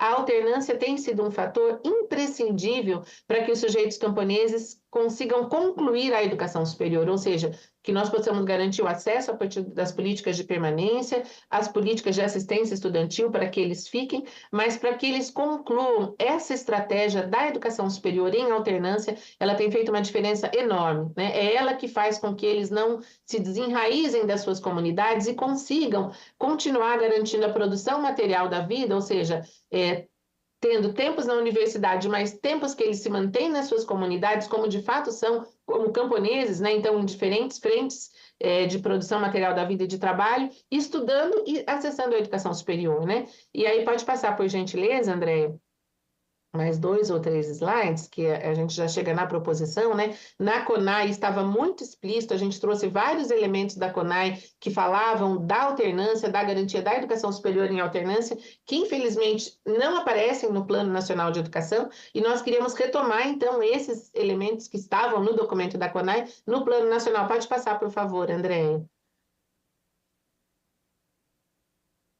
Nós tentamos fazer, senador, uma redação. Pode passar, por favor, mais uma. Então, né, estimular e promover a criação de processos que promovam a expansão da oferta de cursos superiores em alternância para os sujeitos do campo, das águas e das florestas em diferentes áreas de conhecimento que contribuam com a promoção do desenvolvimento rural sustentável. Por quê, senador? Nós estamos convencidos, né, não só a formação de educadores em alternância nós precisamos sim de outras áreas de conhecimento que os sujeitos camponeses devem e precisam acessar para pensar o desenvolvimento das comunidades do campo, né? Então, cursos de agronomia, cursos de agroecologia, cursos de engenharia florestal, enfim, precisamos ampliar a oferta de cursos superiores em alternância para pensarmos a promoção do desenvolvimento das comunidades rurais. Nós temos lastro, nós temos experiências, né? Nessa materialização, nós temos um conjunto grande de pesquisas feitas por diferentes universidades no Brasil, que têm mostrado a centralidade dessa estratégia de oferta da educação superior, que está já legislada, né? Tem as diretrizes hoje da alternância do Conselho Nacional de Educação e também o Decreto 7352, que materializou essa possibilidade permanente de oferta. Então, nós paramos por aqui, agradecemos muito a oportunidade de diálogo, esse material fica com as outras sugestões que havíamos feito, senador, e agradecemos muito essa oportunidade, nos colocamos à disposição para o diálogo e para contribuir com o trabalho tão importante da Comissão de Educação do Senado Federal Brasileiro. Muito obrigada. Agradecemos a você, Mônica Castanha Molina, que é representante do Fórum Nacional de Educação do Campo. Parabéns pela apresentação, as sugestões. Você está deixando também com a Comissão de Educação e Cultura. A gente já pede para que a própria consultoria do Senado já possa examinar também à luz do documento que chegou do Executivo e pontos muito importantes trazidos por você. Eu até colocaria, sabe, Mônica, assim, a atitude política de secretários municipais de educação, secretários estaduais de educação, de visitarem, de chegarem nas escolas do campo, indígenas, quilombolas, ribeirinhos, de todas as áreas, para verem a realidade, escutarem as pessoas, estarem presentes lá. Eu cito isso, inclusive, porque eu fui secretário de Educação do Paraná e visitava as escolas indígenas, quilombolas, do campo, e o pessoal, me lembro de uma expressão de uma escola do campo que disse, olha, nós já estamos aqui há uns 20 anos, é a primeira pessoa que vem aqui nos visitar. Então, tem que ir lá, tem que visitar, tem que ver, tem que escutar, dialogar, para que, inclusive, essa importância aconteça. Aqui no Paraná, por exemplo, escolas das ilhas, a mesma coisa, tudo que você falou se refere também às escolas das ilhas, de escutar a comunidade, discutir com a comunidade. As comunidades é que têm as melhores soluções, né? O executivo tem que se adequar àquilo que pode ser feito em conjunto, convergindo nos pensamentos, né? Então, basicamente, é essencial essa atitude, eu diria, política, né? política não partidária, política de encontro, de acolhida, de diálogo. Muito bom. Passa em seguida a palavra a senhora Shirley Pimentel de Souza. Olha, eu quero parabenizar também você, né, e escutar a experiência de você, professora quilombola e membro do Coletivo Nacional de Educação da Coordenação Nacional de Articulação de Quilombos, CONAC. Seja muito bem-vinda, professora Shirley, né, com a palavra. Bom dia a todas as pessoas. Bom dia, professor Flávio, já que deu autorização para a gente falar de professor, é bom a gente falar entre os nossos, né?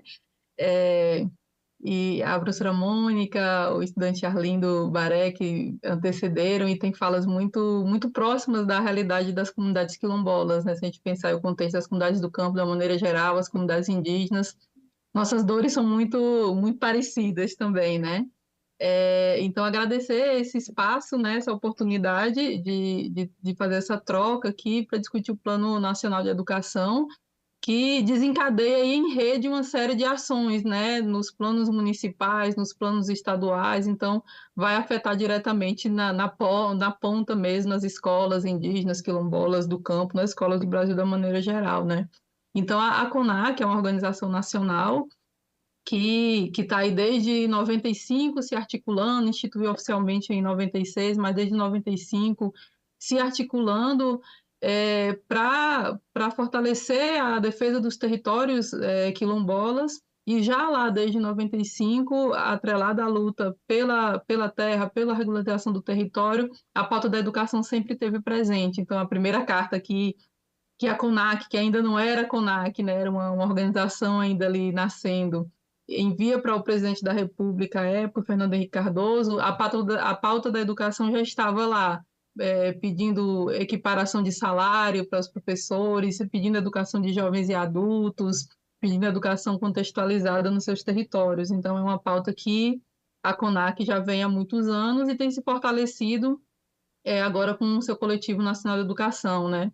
Então, inclusive, com a ausência do Estado em oferecer formação de professores, em oferecer propostas curriculares diferenciadas, o próprio movimento quilombola, a própria CONAC tem dado essa formação, tem feito esse trabalho de base para oferecer a educação que a gente quer nos territórios quilombolas, né? E aí fez incidência junto à Conferência Nacional de Educação. Na conferência de 2010, a gente conseguiu implementar a educação escolar quilombola como uma modalidade de educação básica, e nessa última conferência conseguimos também articular para ter presença de quilombolas dentro dos diversos eixos aí, e o que reflete nessa presença, sobretudo no objetivo 8, aí na meta 8, de pontos muito específicos sobre a nossa realidade, né?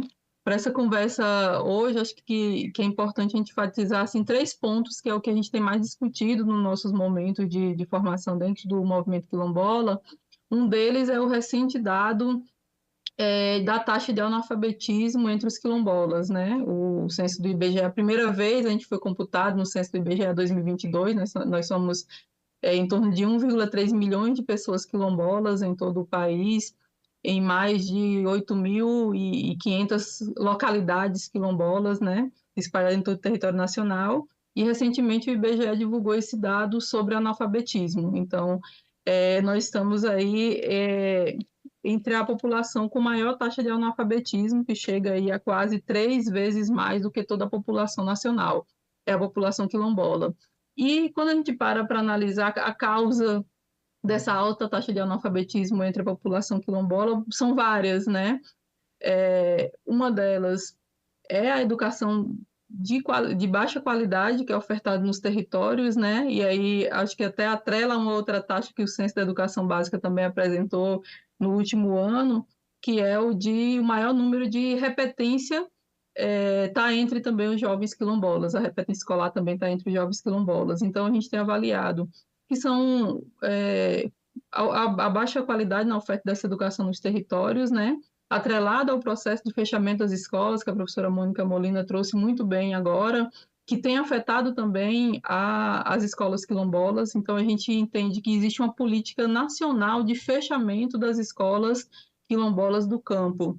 E esse processo de fechamento leva à desistência, o deslocamento em longas distâncias, seja por terra ou por via fluvial, como tem muitos territórios quilombolas que o acesso também é pelo rio, pelo mar. Isso também leva à desistência dos processos escolares e o próprio processo de disputa dos territórios, né? A gente não dá para discutir educação quilombola sem pensar as disputas que tem em nossos territórios, né? Tem um avanço aí do agronegócio pela tomada dos territórios quilombolas, expulsão das comunidades quilombolas dos seus territórios, e isso também tem impacto nos processos de educação. Então, quando fecha uma escola quilombola, ou nucleia, né? Geralmente as prefeituras não gostam de falar fechamento, fala nucleação. Nucleou. Mas qual o impacto de nuclear? Qual o impacto de você ter que acordar muito mais cedo para pegar um ônibus com estrada ruim, com ônibus quebrando? Chega nessa escola, não tem uma merenda de qualidade, a gente tem o padrão das escolas quilombolas, o que a gente tem escutado é biscoito com suco, não é uma que já entra em outros elementos aí do próprio plano, que eu acho que é importante discutir. Que tipo de merenda escolar é essa que se oferece, né? Geralmente não é uma merenda atrelada à cultura alimentar da comunidade, não é uma merenda escolar que está favorecendo o fortalecimento da própria agricultura familiar, né, com os hábitos culturais alimentares. Então, o impacto da chamada nucleação, do fechamento das escolas, é uma rede aí também, né, que leva a pessoa a desistir dos estudos. Então, é você sair mais cedo, você não tem uma educação de qualidade, e é você chegar num espaço escolar que muitas vezes é um espaço extremamente violento. A gente teve recentemente um encontro nacional de meninas da Escola de Meninas Quilombolas da CONAC, e o relato dessas meninas nesse processo de deslocamento para as escolas da cidade ou as escolas nucleadas são relatos de extrema violência, de extrema exclusão, de extremo racismo. Então, quando você pesa todo esse impacto aí do deslocado, sair mais cedo, não se alimentar bem e de sofrer violências diversas nesse outro espaço, a desistência é um caminho muito, muito comum, né? É um caminho muito comum. Então, quando a gente pega essa taxa de analfabetismo entre os quilombolas acima de 15 anos, maior do que 3 vezes maior do que toda a taxa de analfabetismo do território nacional, a gente tem que entender que é todo um contexto que está influenciando para que a gente tenha muito mais analfabetos nas comunidades quilombolas, e de entender que o acesso à educação ele não está equitativo. A gente tem um problema grave e que aí esse Plano Nacional de Educação precisa achar meios para corrigir. Então, se a gente não tem uma oferta igualitária entre as populações, a gente precisa corrigir isso, né? Um outro ponto que a gente destaca é a formação de professores. O ponto 8, o objetivo 8, ele traz esses elementos, assim, acho que destacar aqui que é importante quando o PL chegar no Senado, esse ponto ser bastante enfatizado, que é ter professores quilombolas nos territórios quilombolas, né? Hoje a gente tem ampliado esse debate, lá no plano ele fala da criação dessa categoria de professor quilombola, de professor indígena, né? E a gente quer enfatizar muito isso, porque a gente entende que se tem um professor quilombola do território quilombola, ele vai ter uma incidência muito maior de garantir que aquela escola permaneça aberta, né? Nas nossas experiências, quando os professores são da própria comunidade, o que tem demonstrado é que tem menos rotatividade de professores, ou seja, esse professor ele não termina o ano letivo, não fica dependendo do contrato do vereador tal, do prefeito tal, não fica tão vulnerável a esse jogo político partidário que acontece nos municípios, ele se vincula àquele território, ele mantém um processo de formação continuada de professores, né, seja ofertado pelas universidades, seja ofertado pelo próprio movimento quilombola, ou em raros casos ainda pelas redes municipais de educação. Isso garante que haja uma continuidade na implementação de uma educação escolar diferenciada naqueles territórios quilombolas e que reduz a possibilidade de fechamento daquela escola. Então, garantir o que está proposto lá em um dos objetivos da Meta 8, que é a criação dessa categoria de professor quilombola, que quilombolas concorram somente quilombolas concorrem a essa categoria. A gente já tem hoje no país 3 experiências de destaque, assim, a maior delas, na verdade, é a primeira, que está aí desde 2006, é no município de Salgueiro. A gente tem o Quilombo de Conceição das Crioulas, que toda a equipe escolar do Quilombo, ela é formada por quilombolas, desde professores, professoras, diretores, diretoras, merendeiros, toda a equipe de apoio. O movimento indígena já avançou nisso há muito tempo, a Arlindo pode até enfatizar, está mais avançado do que o quilombola nesse sentido, e a gente percebe os avanços, né, que a gente tem que aprender também com quem tem avançado, né? A gente percebe os avanços disso na educação indígena, como, por exemplo, as taxas de analfabetismo não são tão gritantes quanto as nossas entre quilombolas. Então, a gente entende que essa é uma estratégia que vai reduzir a taxa de analfabetismo, vai reduzir a evasão, vai manter esses jovens vinculados à escola, que é a presença de professores e professoras quilombolas em seus territórios, além de ter um plano de carreira coerente, não ficar as professoras vulneráveis a essa política partidária, como eu já falei. Um outro elemento, um outro gargalo muito forte que a gente gostaria de destacar é o ensino médio. Então, assim, se a gente tem aí uma oferta ainda inadequada do ensino fundamental 1 e os quilombolas, com fechamento de escola ainda, com nucleação desde o fundamental 1, como a professora Mônica enfatizou que deve ser inadmissível, quando a gente vai para o ensino médio, isso é muito mais gritante. Então, os jovens, para fazer o ensino médio, em sua maioria, em todo o território nacional, tem que sair da comunidade. Tem que se deslocar, tem que ir para a cidade, tem que se sujeitar a uma série de situações de violência também para fazer esse ensino médio na cidade, porque são pouquíssimos os territórios quilombolas onde tem ensino médio.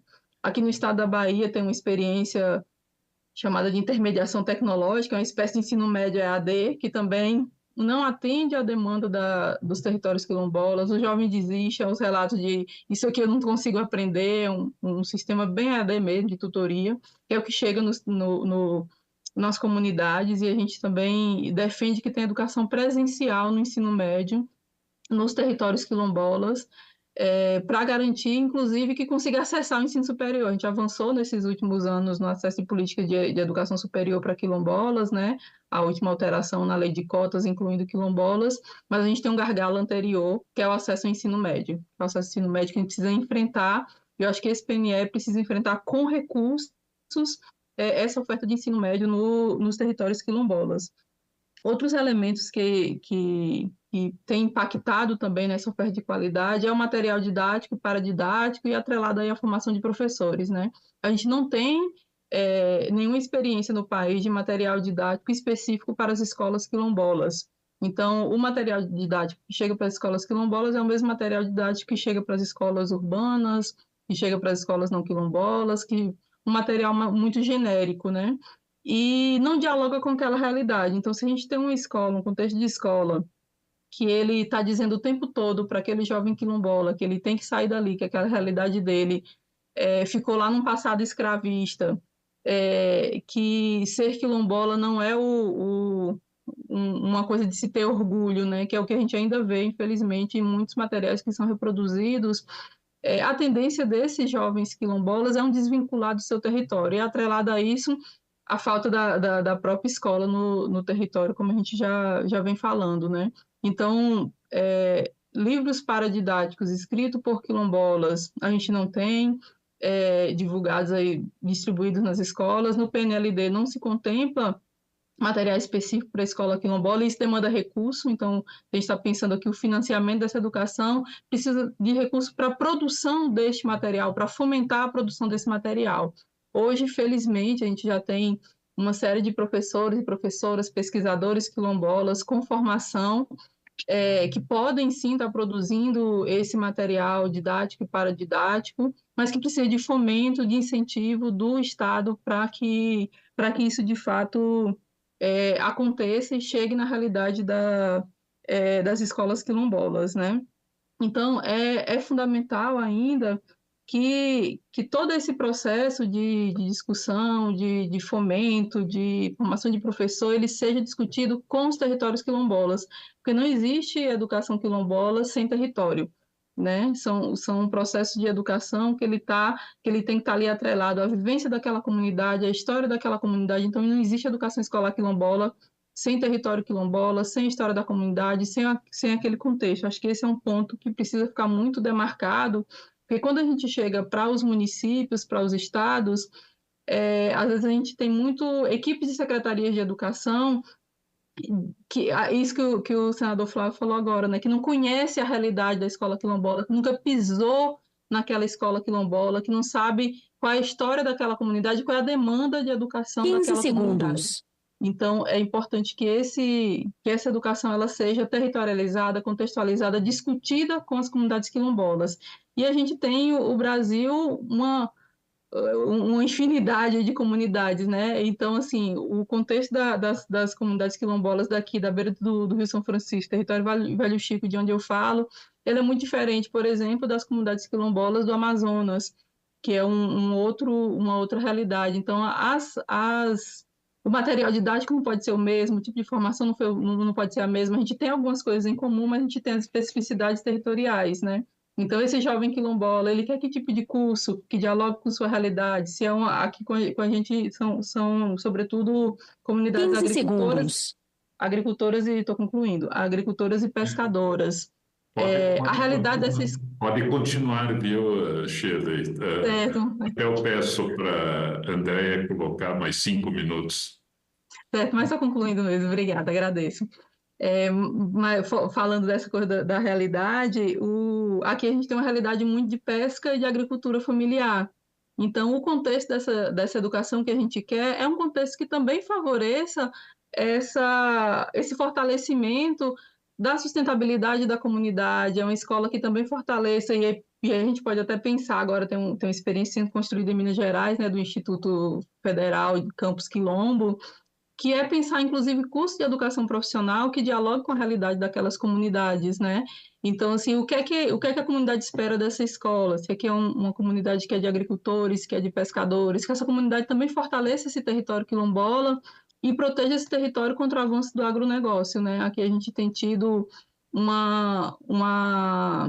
avanço do plantio de soja, um estudo recente de plantio de soja na beira de São Francisco, e tem um investimento muito grande da tentativa de compra, de expulsão, de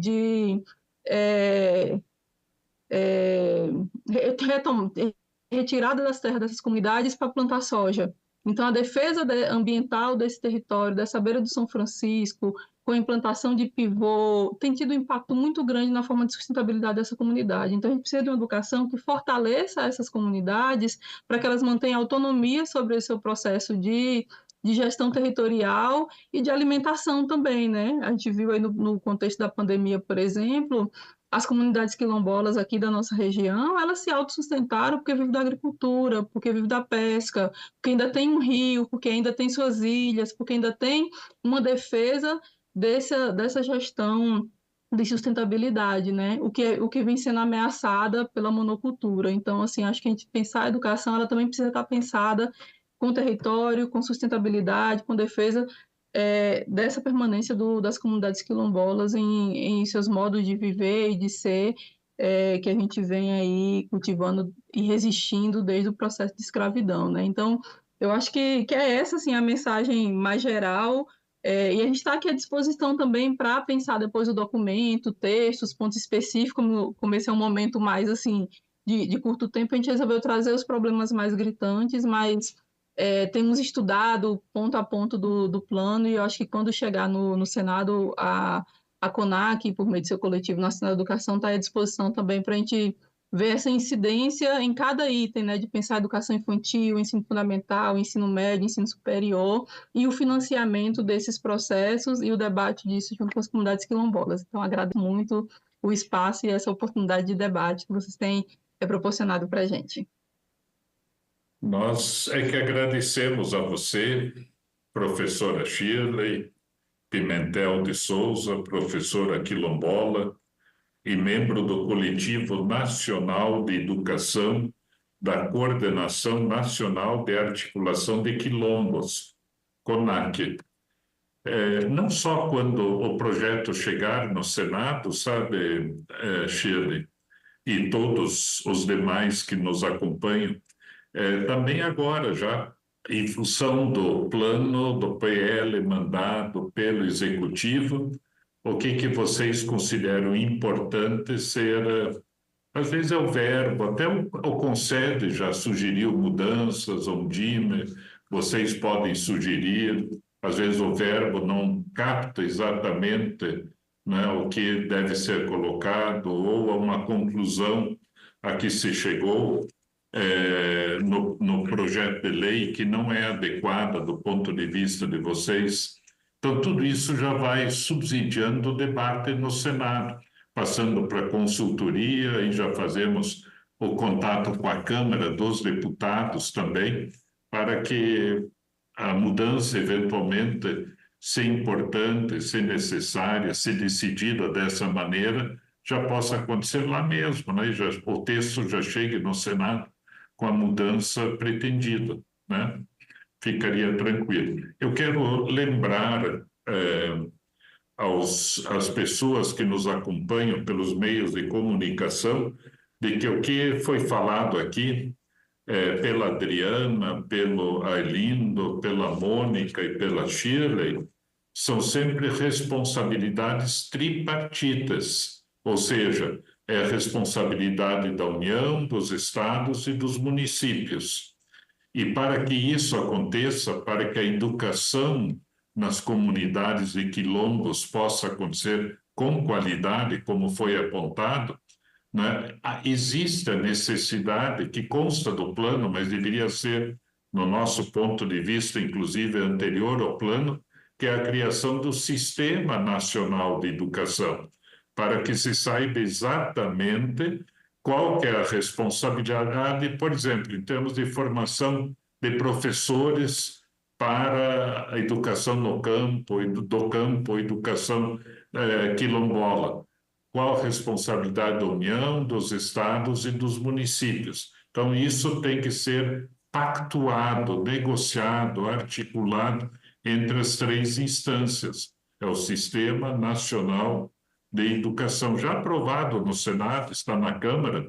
Claro que pode ser mudado, alterado, modificado, mas a importância desde a Constituição Federal de 88 da criação do Sistema Nacional de Educação. Então, isso é essencial. E, ao mesmo tempo, lembrando as pessoas que, muitas vezes, o plano nacional não entra no detalhe, porque a educação básica acontece ou nos estados ou nos municípios. Então, nós teremos que ter, depois do plano nacional, os planos estaduais e os planos municipais. Só que o plano nacional tem que apontar de uma maneira clara, né, o que deve, qual que é o grande objetivo, para onde vamos caminhar, o que é importante, o que é necessário, para que estados e municípios, na sequência, coloquem nos seus planos a especificidade. Eu até uso uma palavra, equidade, e eu defino equidade como a justiça no caso concreto. Justiça no caso, você tem a comunidade quilombola no Paraná, que certamente é muito diferente da comunidade quilombola lá do Amazonas. Então, no caso concreto, nada melhor, nada seria mais bonito, mais importante, educação do campo, indígena, que o secretário municipal de educação fosse lá na escola e discutisse com a escola o que deveria acontecer na educação diante das diretrizes colocadas. Porque não adianta um secretário, professor, achar que sabe, que entende da realidade, quando tem um pensamento que é usado na área da pessoa com deficiência, mas que serve para todas as áreas. Nada sobre nós sem nós. Quer dizer, a educação de uma escola quilombola, nada sobre nós sem nós. Vamos, escute, dialogue, converse. Isso serve para o grande empresário. Nada sobre nós sem nós. Escute o grande empresário, o agricultor familiar, né? A pessoa do campo, dos quilombos, enfim, da periferia. Isso é muito importante. Os expositores e expositoras já receberam as perguntas também no chat, mas eu vou ler as perguntas para que o Brasil todo tome conhecimento das preocupações dos internautas. Há perguntas, por exemplo, que se referem ao acompanhamento, à fiscalização. Nós vamos ter uma audiência pública específica sobre isso, porque isso foi levantado como algo assim extremamente importante. Saúde mental vem sendo apontado, né, já há bastante tempo como essencial. Mas eu leio, então, William de Rondônia. Qual é a estratégia do novo Plano Nacional de Educação para garantir a universalização do acesso à educação infantil? Juliana, do Ceará, o que o plano contempla para a saúde mental das crianças, adolescentes e professores nas escolas? Christian, do Rio de Janeiro, como o novo PNE, Plano Nacional, pretende remediar os efeitos perversos do novo ensino médio? Lembrando que houve a aprovação de uma nova lei, né, sobre o ensino médio também, né? Lua, de São Paulo, de que forma o PNE 2024-2034 prevê o uso da inteligência artificial para melhorar a qualidade do ensino? Júlia, de Rondônia, quais os desafios para melhorar a qualidade do ensino básico com o novo PNE? O Fábio, de São Paulo, qual o cronograma previsto para a implementação das metas do PNE 2024-2034 e quais serão os indicadores de sucesso adotados? Como eu falei, isso até vai ser objeto de uma audiência pública. José, do Distrito Federal, como alcançar os objetivos, as metas e estratégias em um cenário de contingenciamento orçamentário da educação pública? O Rodrigo, do Rio Grande do Sul, como o plano pretende enfrentar as disparidades regionais no acesso à educação de qualidade, especialmente nas áreas rurais e periferias?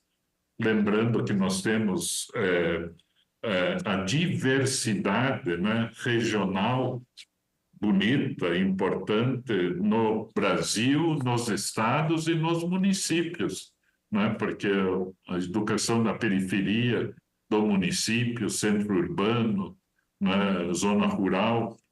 Lauriane, de Santa Catarina, o novo PNE terá metas específicas para a inclusão de grupos marginalizados, como pessoas com deficiência, população indígena e quilombola? Comentários. Camila, do Pará. Como cidadã, acredito que o novo PNE precisa ter um olhar mais atento para a formação dos professores, o que foi bastante apontado aqui nessa audiência pública de hoje, para o público específico abordado. Sebastiana, do Piauí, o currículo escolar precisa ser atualizado para alinhar-se às necessidades do mercado de trabalho e da sociedade contemporânea. Também mais algumas perguntas. A Renata, de Goiás, quais são os indicadores e métricas que serão utilizados para avaliar o sucesso do plano? Então, olharmos no plano para ver como que isso está colocado e vamos debater o assunto.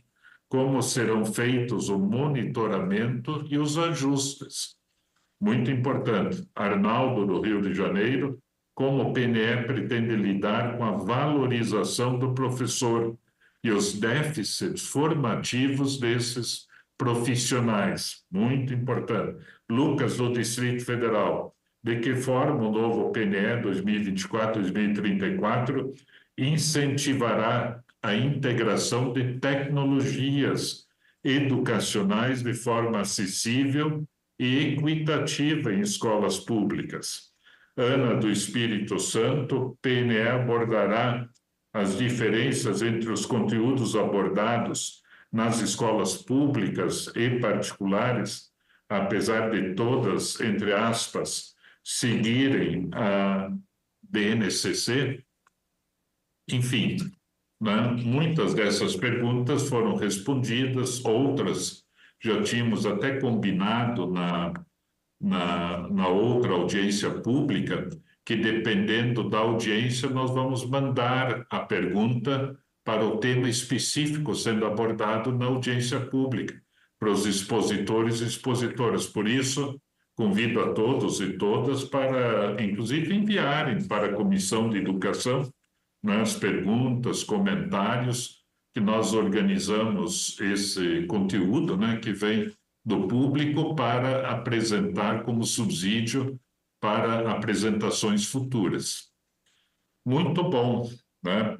Nós vamos voltar agora para os 5 minutos finais de comentários, né, em função de tudo que foi falado, né? Passamos, então, em primeiro lugar, para você, Adriana, né, de Cássia Moreira, que foi a primeira a expor, né, coordenadora da União dos Núcleos de Educação Popular para Negras, Negros e Classe Trabalhadora, a sigla UNEAFRO.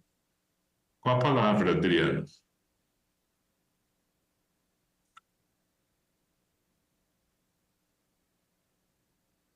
Não sei se a Adriana está presente. Senador, ela caiu.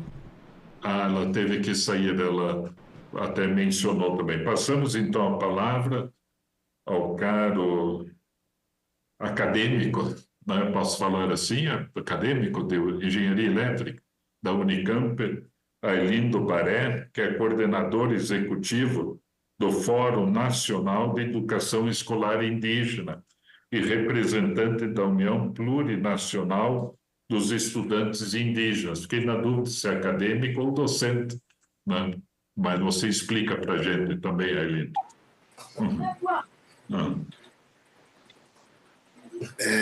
Estou como graduando, né, de Engenharia Elétrica aqui na Unicamp. Tá bom. É um desafio importante. Eu sou da terra indígena Cueca-Marabitano, que fica ao noroeste do estado do Amazonas, né? E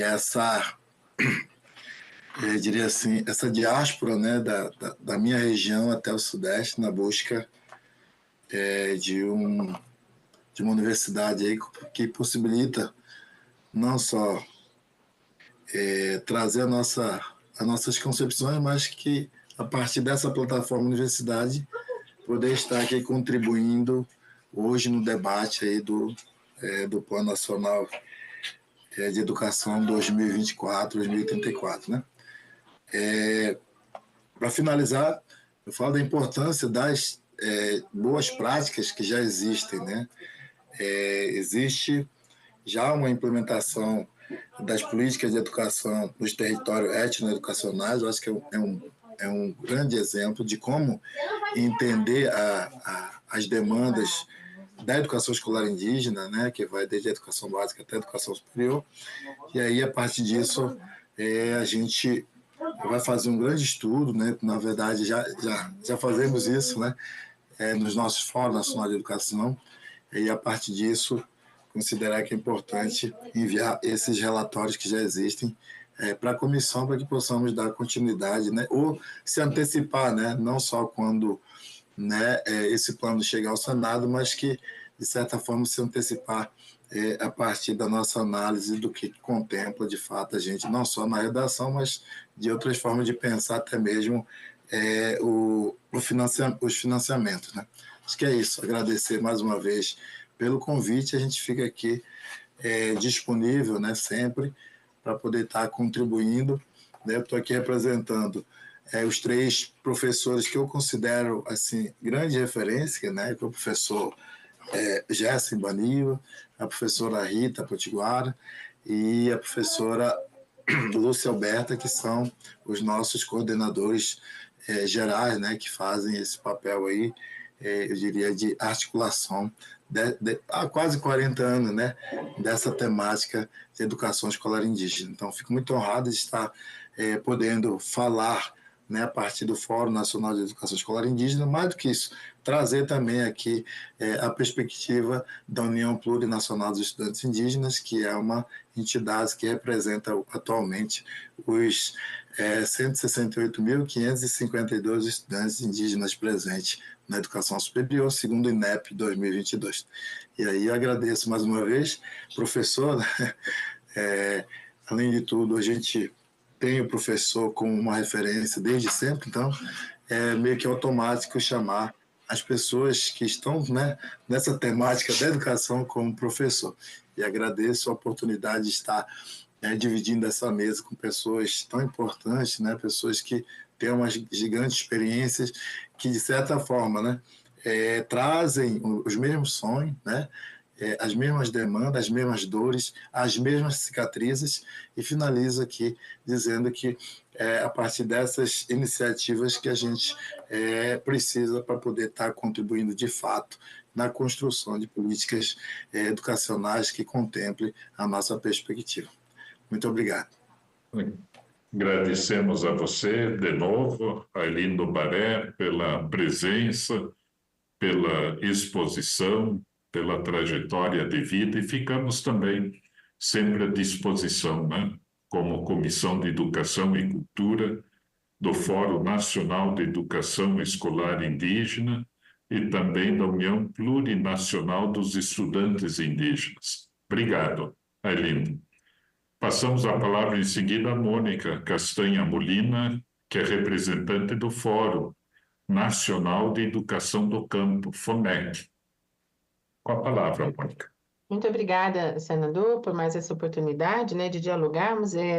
Queria agradecer as questões, são tantas questões que apareceram, tão importantes, tão ricas, muito bom que as pessoas estejam aproveitando esse espaço de diálogo aberto pela comissão, né, senador, para que a sociedade civil possa dialogar, contribuir com o Plano Nacional de Educação.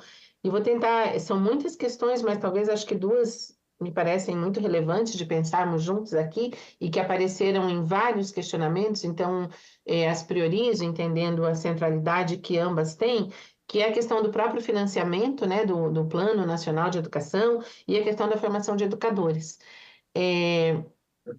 Penso que essa é a questão central, né, senador? Não existe política pública sem orçamento, né? E sabemos que essa é a grande questão.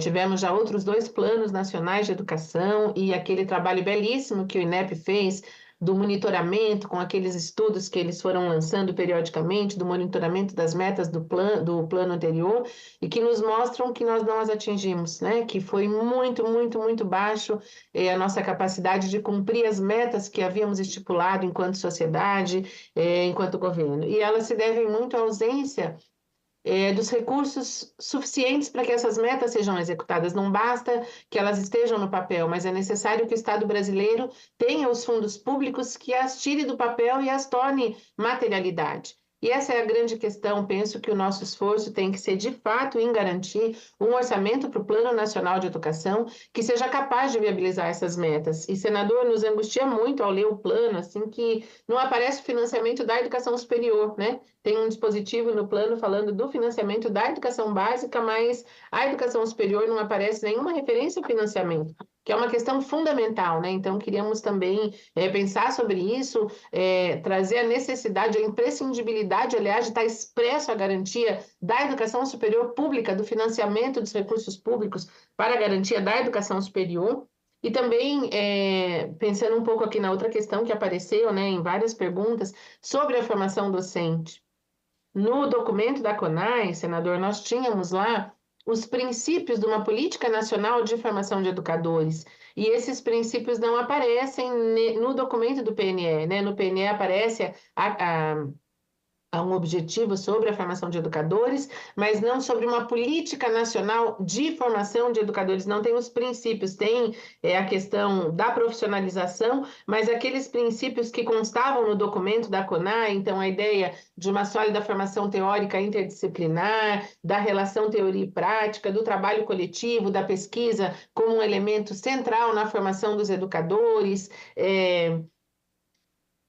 da unidade teoria e prática, enfim, diferentes elementos que no documento da CONAI, pela própria participação da ANFOP, estavam explícitos em diferentes tópicos, no eixo 5, né, quando era o documento da CONAI, era o eixo 5, eles foram suprimidos dessa versão. E pensamos que é muito importante que nesse espaço de diálogo que ainda temos, que nós, no Plano Nacional de Educação, de fato, possamos avançar na construção de uma política nacional de formação de educadores. É isso que precisamos, ter uma unidade, né? Ter uma base que garanta com que todos os sujeitos, nos diferentes espaços e territórios do Brasil, tenham educadores formados com qualidade, com capacidade de contribuir para que nós possamos formar sujeitos críticos, autônomos, capazes de ler criticamente a realidade, de se organizar e de intervir sobre ela no sentido da sua transformação, buscando a igualdade e a justiça social, que penso que tem sido o mote, né, senador, da própria atuação que o senhor vem fazendo nesse tempo todo, de pensar uma sociedade com igualdade, com justiça. Então, que nós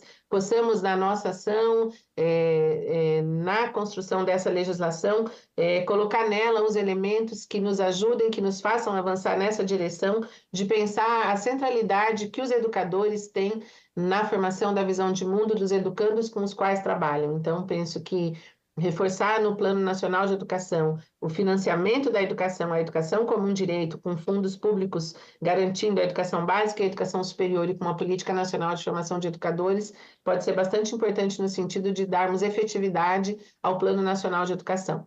Em nome do Fórum Nacional de Educação do Campo, senadora, agradecemos muito essa oportunidade, nos colocamos à disposição para seguirmos juntos dialogando, participando em todas as instâncias nas quais 15 segundos. considerarem que podemos participar e contribuir. Muito obrigada a Shirley também, ao Arlindo, a Andréia, por termos podido fazer juntos aqui esse diálogo. E agradeço a Andréia também, que foi muito gentil, que passou os nossos slides, a todo o apoio aí da comissão. Muito obrigada. Agradecemos a você, Mônica Castanha Molina, que é representante do Fórum Nacional de Educação do Campo. Pedimos também transmitir a todos os membros do Fórum Nacional nosso abraço, agradecer pela participação, pela exposição e pelas sugestões, né, já bem assim sedimentadas em relação ao Plano Nacional de Educação. E vamos trabalhar juntos daqui para frente até a aprovação do Plano Nacional de Educação, que ele reflita as necessidades da área.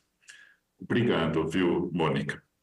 Passo em seguida a palavra à professora Shirley Pimentel de Souza, professora quilombola e membro do Coletivo Nacional de Educação da Coordenação Nacional de Articulação de Quilombos, CONAC. Com a palavra, professora Shirley. Pronto, agradecer as questões, né? Foram várias, mas acho que eu vou me ater a duas delas, que acho que dialogam um pouco com a questão do currículo, que a gente acabou falando menos, a questão da Sebastiana, do Piauí, que questiona que o currículo precisa se alinhar ao mercado de trabalho, e a Ana do Espírito Santo, que fala de atender a Base Nacional Comum Curricular, né? Então, acho que só esclarecer, porque às vezes as pessoas que não têm o conhecimento da realidade quilombola, da realidade indígena, da realidade camponesa, não conseguem materializar o que a gente está falando quando a gente está falando de diversidade, quando a gente está falando de currículo diferenciado. E aí eu queria contar uma historinha assim para isso ficar mais materializado, né? Quando a gente está pensando no currículo diferenciado, a gente está pensando numa defesa de um modo de existir. E aí as comunidades quilombolas não estão preocupadas em alinhar-se ao mercado de trabalho, porque a gente está pensando uma defesa de um outro modo de se relacionar com o trabalho, de se relacionar com a natureza, de se relacionar com o território, de se relacionar com a diversidade. Eu recentemente tive uma situação com um grupo de pesquisadoras em minha comunidade, sou da comunidade de Pedra Negra da Extrema, aqui no oeste da Bahia, e aí a gente foi para uma visita na comunidade, chegou uma época que o rio estava enchendo, e a gente foi tomar um banho no rio, fomos na ilha, e tinha uns parentes lá colhendo, né? Quando o rio começa a encher, quem conhece a dinâmica do rio, é de um dia para o outro, invade a ilha, e o pessoal vai retirando o que consegue, né? E aí ele falou, não, leve batata, leve abóbora, leve milho, e as meninas preocupadas, não, mas isso aqui é tudo muito caro, como é que ele está dando tudo isso para a gente, né? E aí esse meu parente lá, Reinaldo, falou assim, não, o Rio vai comer. Não preocupa não, pode levar, o Rio vai comer. E elas ficaram muito angustiadas, uma de engenharia de alimentos e a outra de biologia, e falou, não, Sheila, a gente tem que fazer um curso de formação de aproveitamento integral de alimentos, que tem muito desperdício, com muito boa vontade, claro, muito preocupadas, pensando a área delas, a vivência delas, mas não era a demanda da comunidade. A comunidade não está preocupada, não, o rio vai comer. Quando o rio vazar, isso aqui vai dar em dobro, porque a terra vai ser fertilizada, a ilha vai dar muito mais. Então, estou dando esse exemplo para dizer assim, a preocupação ali não é com a acumulação de riqueza. A preocupação ali não é com o mercado de trabalho. É de eu saber que eu vou plantar esse ano, que o rio vai comer uma parte, e quando voltar eu vou ter em dobro, e que eu vou ter sempre fartura na minha comunidade, que eu sempre vou ter batata, que eu sempre vou ter feijão, que eu sempre vou ter abóbora. Então, quando a gente está fazendo uma defesa de uma educação contextualizada, vinculada ao território, é uma defesa de uma educação que esteja vinculada com aquele modo de existir. A gente não está preocupado em ter o emprego, que você sai, tem que ficar 2 horas no ônibus, bater ponto, voltar cansado, não ver nem seus filhos crescerem, viver todo mundo aí adoecido, tomando medicação, acelerado, agradecendo que chega sexta-feira e lamentando a segunda-feira. A gente não está pensando num projeto de educação atrelado a esse modo de existir, a esse mercado de trabalho. A gente está defendendo um modo de vida que seja vinculado ao território, um modo de vida que seja saudável, um modo de vida que tem nos mantido secularmente nos territórios quilombolas, né? Mas a gente também não vive isolado. Quando a Ana pergunta da BNCC, sim, a gente vai aprender o conhecimento acumulado pela humanidade. A gente nunca, na verdade, as comunidades quilombolas nunca tiveram isoladas, né?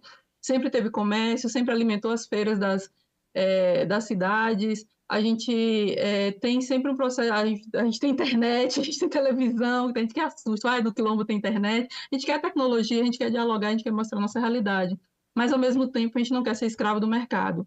Então, a defesa de educação escolar quilombola é a defesa de um modo de existir para além da dinâmica do capital e do mercado de trabalho, né? Então, acho que é importante também a gente enfatizar isso. É uma defesa, inclusive, do que a gente tem entendido aqui como sustentabilidade, né? Que não é só essa romantização de sustentabilidade, é a defesa do planeta mesmo. A gente está vendo aí queimadas, está vendo destruição, e quem está destruindo não são os indígenas, não são os quilombolas, né?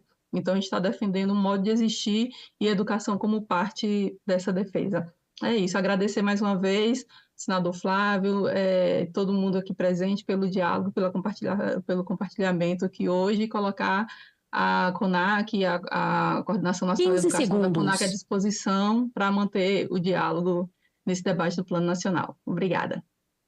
Agradecemos a você, professora Shirley Pimentel de Souza, professora quilombola, né, e membro do Coletivo Nacional de Educação da Coordenação Nacional de Articulação de Quilombos, CONAC.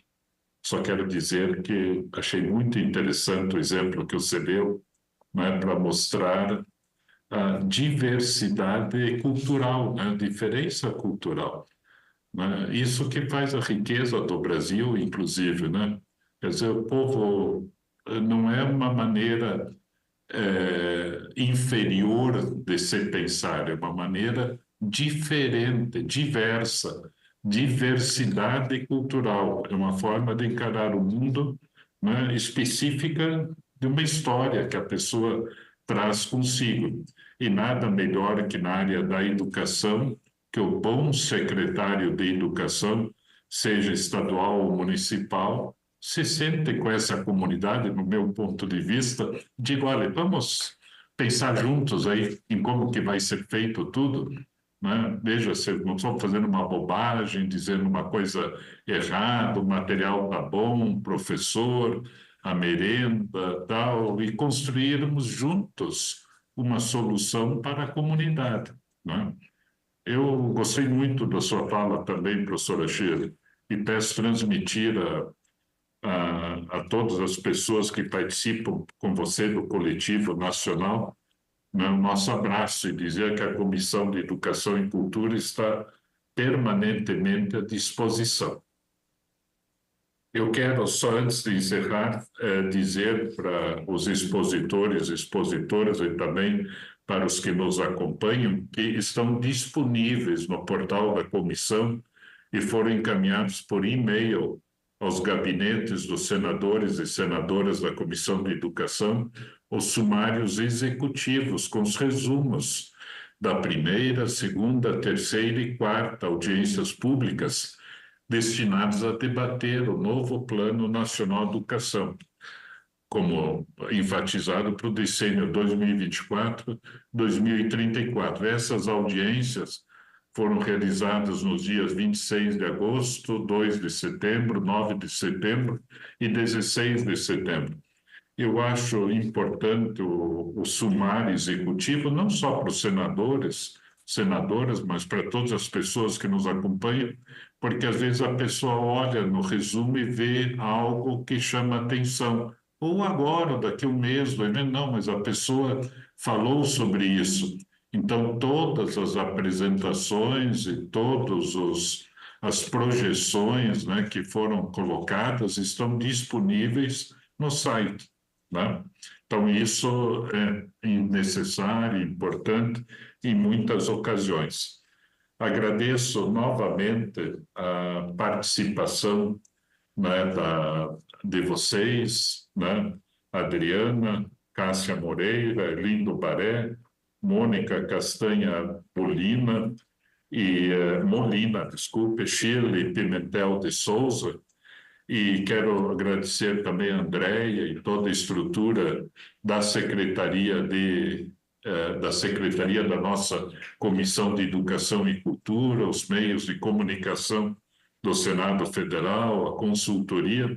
Acho que é um trabalho grande, articulado, para que o novo Plano Nacional de Educação possa refletir o que a sociedade brasileira pensa que deva ser a educação em nosso país, né? Em todos os níveis e em todas as modalidades. Né? Agradeço novamente a participação e declaro encerrada a presente reunião. Obrigado.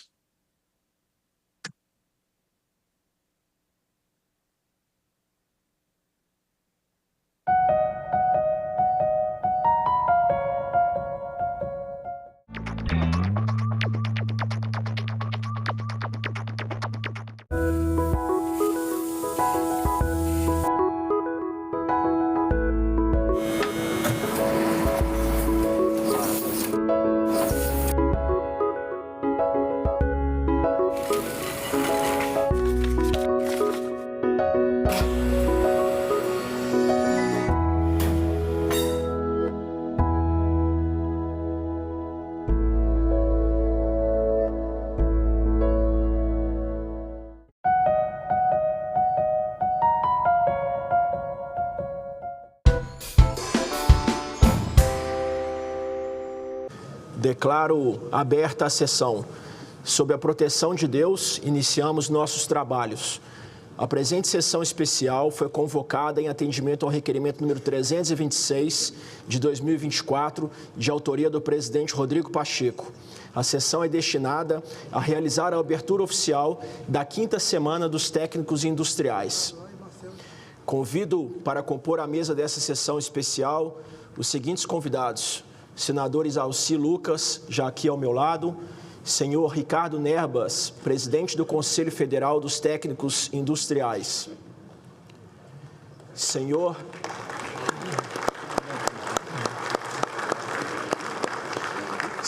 Marcelo Bregagnoli, secretário de Educação Profissional e Tecnológica do Ministério da Educação.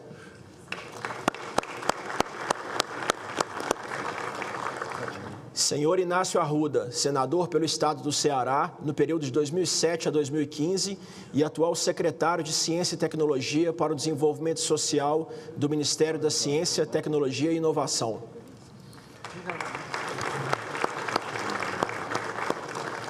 Senhor Mauro Henrique Moreira Souza, diretor-geral da Agência Nacional de Mineração. Convido a todos para, em posição de respeito, acompanharmos o hino nacional.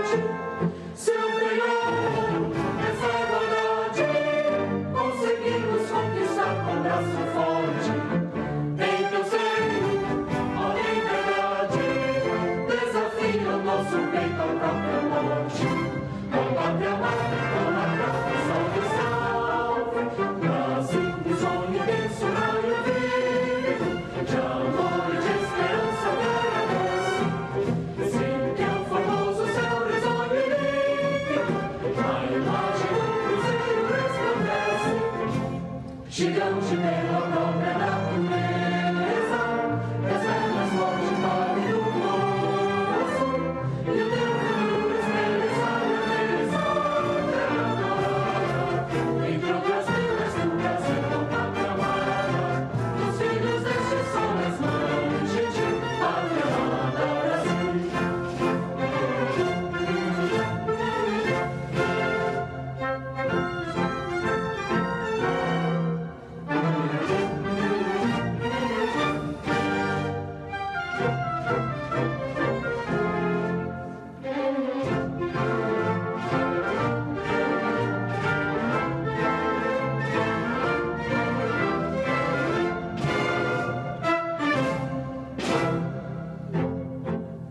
Deitado eternamente nesse esplêndido, ao som do mar e à luz do céu profundo, fulgura as obras e o florão da América, iluminado ao sol do novo mundo.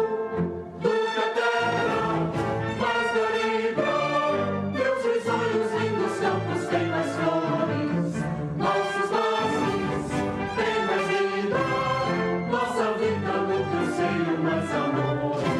Pátria amada, tua prata salve, salve, Brasil de amor eterno seja símbolo, o navalho que ostentas estrelado, e diga o verde louro dessa cor, mas no futuro e glória do passado, mas eres a justiça nova forte, terás no filho teu não foge a lua, brilhantemente agora pra morte,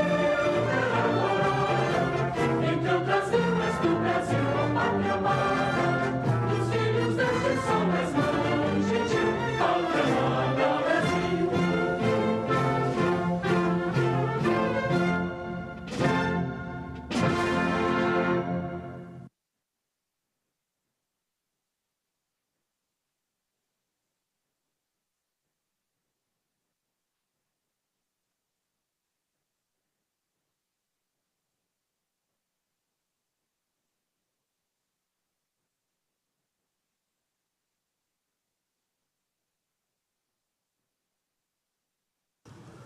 Convido para compor a mesa o senador Inácio Arruda.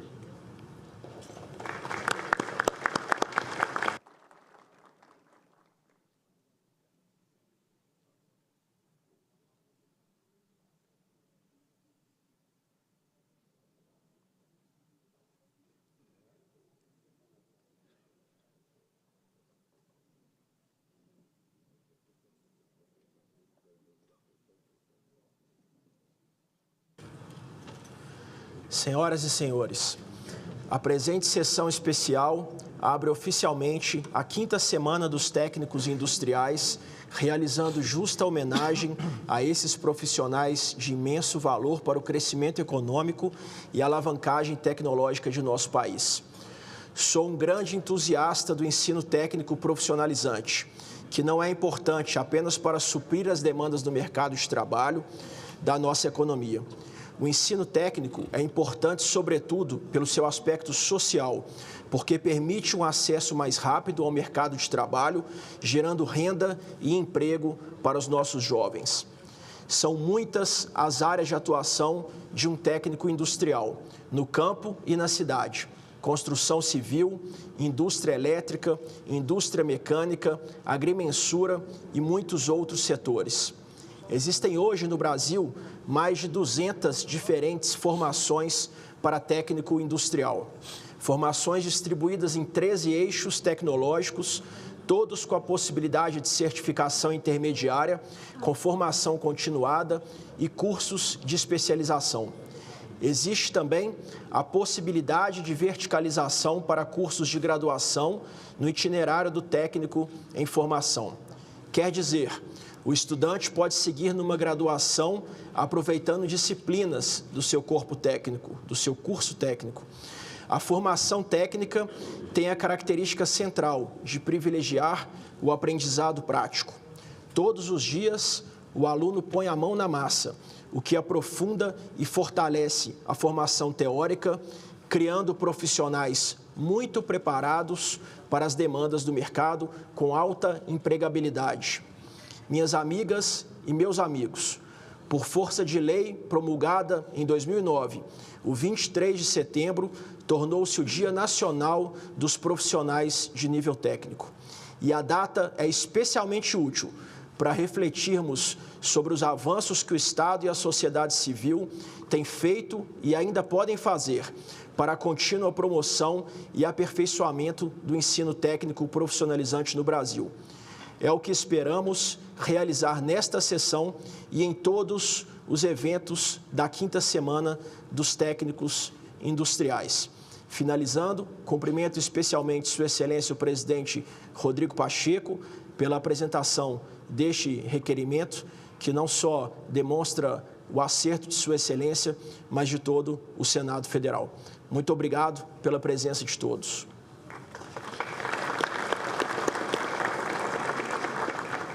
Neste momento, solicito à Secretaria-Geral da Mesa a exibição de um vídeo institucional.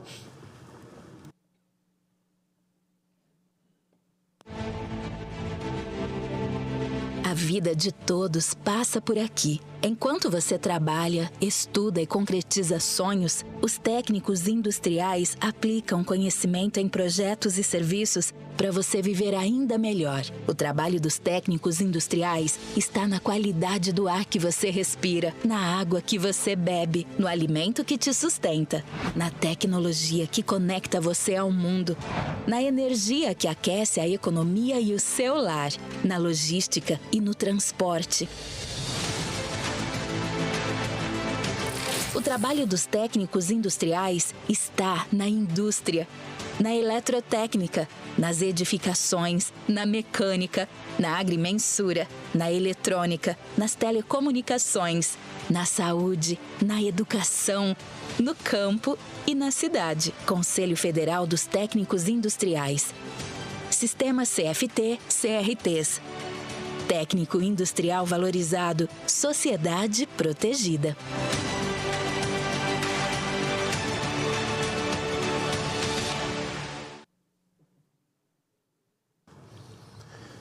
Concedo a palavra ao senador Isalci Lucas.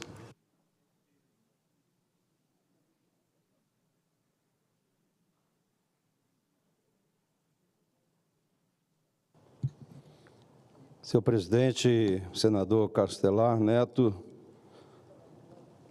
cumprimento, parabenizo também o nosso presidente Rodrigo Pacheco pela iniciativa dessa sessão solene, cumprimentar o nosso presidente interino do Conselho Federal dos Técnicos, Ricardo Nerbas, o senhor diretor-geral da Agência Nacional de Mineração, Mauro Henrique Moreira Souza, o nosso secretário de Ciência e Tecnologia para o Desenvolvimento Social do Ministério da Ciência e Tecnologia, ex-senador, colega nosso como deputado, como senador, Inácio Arruda, cumprimentar o secretário de Educação Profissional e Tecnológica do Ministério da Educação, Marcelo, cumprimentar todos os profissionais, convidados, alunos, professores.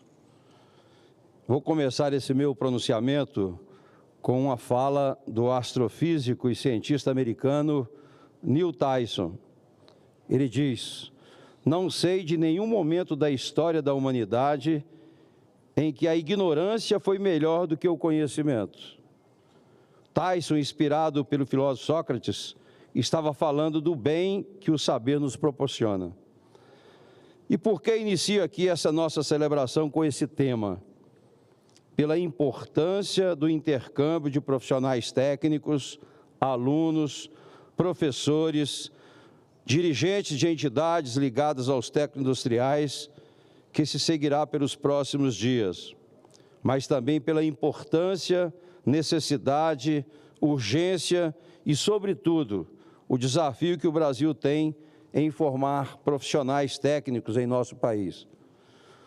Todos vocês que aqui estão sabem que nos países mais desenvolvidos do planeta, os alunos do ensino médio já saem com conhecimento de uma área técnica e podem iniciar suas vidas profissionais. Na Alemanha, Dinamarca, França e Portugal, mais da metade dos alunos do ensino técnico, do ensino médio, cursam o ensino profissional. Já a Eslovênia e a Croácia têm as maiores taxas de matrícula na educação profissional. O Brasil, senhoras e senhores, é um dos países que menos investe em ensino técnico no mundo. De acordo com a Organização para a Cooperação do Desenvolvimento Econômico, a OCDE, o Brasil está entre os 5 países com menor percentual de estudantes matriculados na educação profissional. Um dos diferenciais do ensino técnico é que ele disponibiliza no mercado cursos focados no ensino prático e no aprofundamento de inúmeras áreas de atuação e de interesse por ter essas características. Esses cursos desenvolvem as competências essenciais para o mercado de trabalho em âmbito nacional e até internacional. A Alemanha, motor econômico da União Europeia, tem um sistema que inspira várias outras nações, como os Estados Unidos, por exemplo. O sistema dual da Alemanha é feito junto com as empresas alemãs. O sistema permite que o aluno passe 1/3 do tempo do curso na escola e 2/3 em estágio em uma companhia. Isso tem feito com que mais da metade dos alunos do ensino médio optem pelo ensino profissionalizante ao invés do curso superior. Mas, como eu sempre adverti em todos os debates dos quais participei aqui no Congresso Nacional e também em instituições Brasil afora, a exemplo da Alemanha, a oferta dos cursos tem que ser feita junto com as empresas, que deveriam participar da elaboração da grade curricular. Isso garante a entrada desses jovens no mercado de trabalho, nas companhias e até no empreendedorismo de alguns que façam a opção de montar seu próprio negócio. Senhoras e senhores, na Alemanha, as empresas são parceiras do Estado e assim garantem a eficiência do objetivo, que é preparar e capacitar o jovem para o mercado de trabalho. Não vou aqui me estender sobre o sistema alemão, mas até no que diz respeito aos professores, tudo é planejado. O Brasil carece de mão de obra e sabemos disso. A previsão, segundo levantamentos publicados, é que o Brasil terá que qualificar cerca de 9,6 milhões de pessoas em ocupações industriais para os próximos anos. Isso significa que 3 a cada 4 trabalhadores precisarão passar pela formação, não só para fazer face às demandas de novas vagas, mas para repor os que se aposentam e aqueles que precisam continuar suas formações. De acordo com o Observatório Nacional da Indústria, publicado agora em fevereiro do ano passado, o Brasil precisaria de 77 mil técnicos industriais para o ano, especialmente nas áreas logísticas e metal-mecânica. Além de profissionais que atuam em pesquisas, segurança do trabalho, desenhistas técnicos, eletroeletrônica, tecnologia da informação e construção.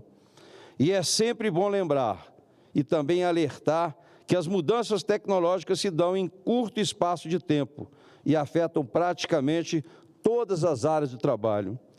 Vimos o quanto que tivemos que nos reinventar na pandemia e com prejuízos imensos, especialmente para as nossas crianças e jovens que perderam uma parte significativa de suas vidas escolares.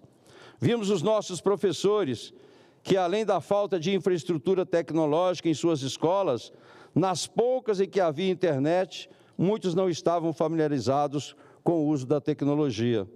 Já na logística, muitas empresas precisaram se reinventar, errar e aprender durante a pandemia, no processo de distribuição de mercadorias e acesso aos insumos. Não foi nada fácil. Senhoras e senhores, sabemos que a projeção do emprego setorial considera o contexto econômico, político e tecnológico. Entretanto, a diferença reside na formação a partir do emprego que se estima para os próximos anos, certamente.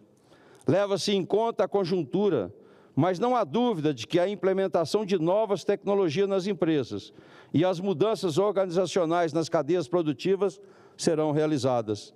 As vagas nesse nível de formação contabilizarão 2,2 milhões de postos de trabalho que representa cerca de 18,4% do total do emprego industrial no país. A análise foi feita pelo Observatório Nacional da Indústria com base no mapa do trabalho industrial 2022-2025. Pelas informações que hoje temos, fica claro que precisamos dar toda a ênfase na formação e qualificação de nossos profissionais técnicos. Por isso, faço aqui um apelo a todos que debaterão o setor nos próximos 5 dias, na 5ª edição da Semana dos Técnicos Industriais, importante evento que hoje tenho a honra de participar. Durante os debates que se seguirão, peço-lhes que nos ajudem a exigir do poder público, em especial do Ministério da Educação, que invista e faça valer o ensino técnico profissional em todas as nossas escolas de ensino médio no país, para que possamos formar novos profissionais e assim vislumbrar o desenvolvimento e a prosperidade que todos desejamos para o nosso Brasil. Senhoras e senhores, nessa semana que passou, relatei o projeto que aprovou o nome de Anísio Teixeira como patrono da educação pública brasileira, pelo seu legado que inspira. Assim, eu finalizo o meu pronunciamento com uma frase desse grande brasileiro que disse: educar é crescer, e crescer é viver. Educação é, assim, vida no sentido mais autêntico da palavra. Parabéns a todos os técnicos industriais desse país. Muito obrigado.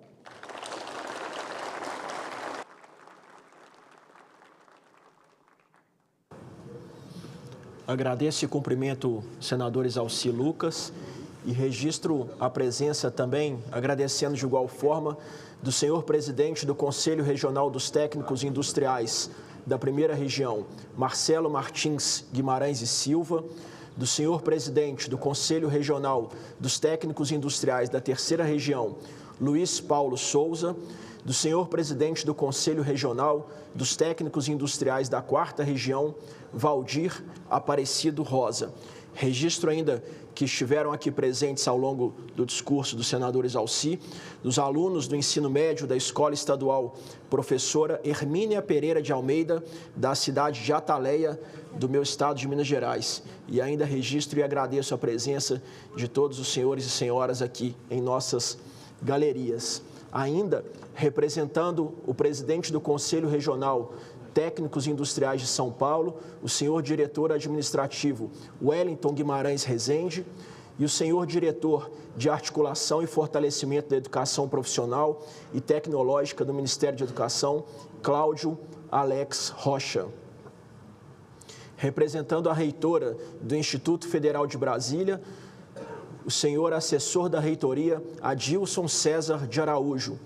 Representantes do Serviço Nacional de Aprendizagem Industrial, SENAI, o senhor Superintendente de Educação Profissional e Superior, Felipe Morgado, senhora consultora de iniciativas nacionais e responsável pelos cursos técnicos, Amanda Cunha de Oliveira, o senhor consultor de iniciativas nacionais na área de refrigeração e climatização, Wendel Pereira da Costa dos Santos, senhoras e senhores vice-presidentes, diretores e conselheiros do Conselho Federal e dos Conselhos Regionais dos Técnicos Industriais. Concedo a palavra ao senhor Marcelo Bregagnoli, secretário de Educação Profissional e Tecnológica do Ministério da Educação, por 5 minutos.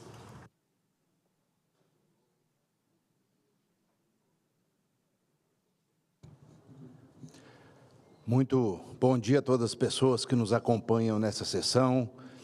Bom dia, presidente Castelar, agradecer pelo momento, pela deferência, nesse momento tão importante.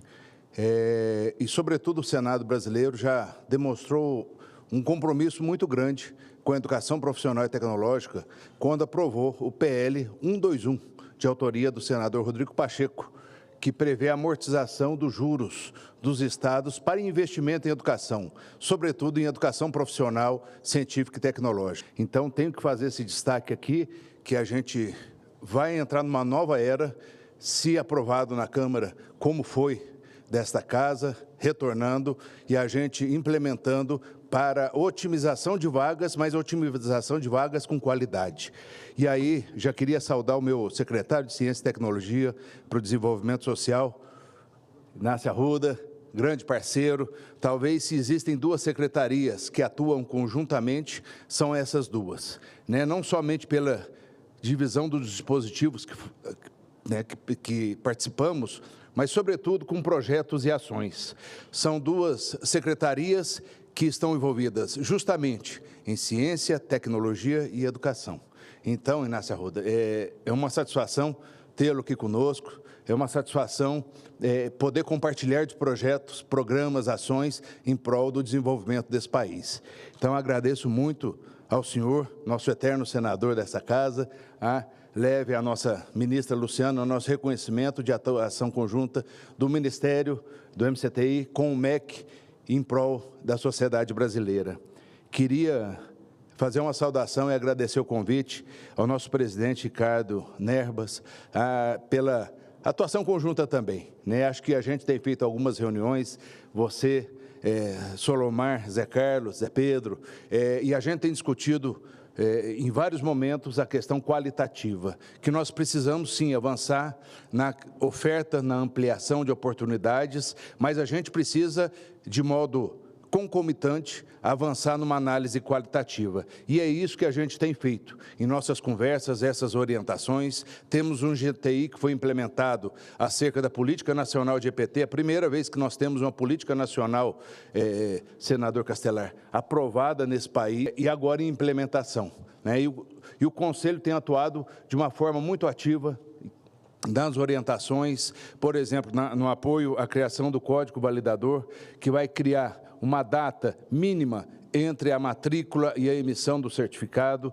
Estamos numa discussão profunda acerca do ensino à distância dentro da EPT, dentro da educação profissional e tecnológica. Então, são medidas qualitativas que temos buscado para que a gente possa ofertar serviços, mas serviços com qualidade aos brasileiros. E eu sei, né, que vocês estão celebrando nesse momento justamente o início da 5ª Semana Nacional dos Técnicos Industriais, com o lema conquistas e desafios. Eu acho que a gente tem os dois exatamente. Muitos desafios pela frente, mas sob a liderança desse governo, liderança do ministro Camilo, que a todo momento nos coloca a questão qualitativa, nós temos muitas conquistas, sim, e teremos mais ainda pelos próximos 2 anos. E aí eu quero cumprimentar, em nome do Ricardo, todos os técnicos aqui presentes, conselheiros, é uma satisfação tê-los aqui conosco.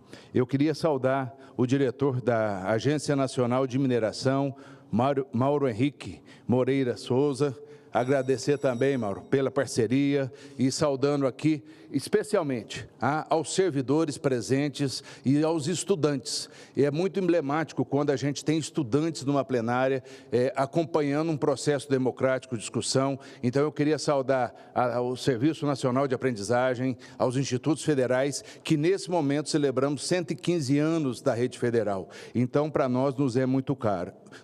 Nesse momento de compromisso, reitero, nesse momento velado de compromisso com a qualidade, restabelecendo e implantando programas de discussão do novo ensino médio, como é o Pé de Meia, um processo de permanência estudantil, como é o processo agora da escola de tempo integral e, óbvio, a gente precisa agora avançar também para a oferta dos trabalhadores, numa visão do subsequente, sobretudo, é uma preocupação nossa, e com a efetivação da Política Nacional de Educação Profissional e Tecnológica. Então, a gente tem muito a celebrar, temos muito a trabalhar conjuntamente, né, numa ampliação nesse momento da rede federal com mais de 140 mil vagas que serão abertas devido à criação das 100 unidades dos institutos federais. E contem conosco, contem com o presidente Lula, com o ministro Camilo, com a secretaria em prol do desenvolvimento, em prol das ações conjuntas. Obrigado, minhas boas semanas a todos.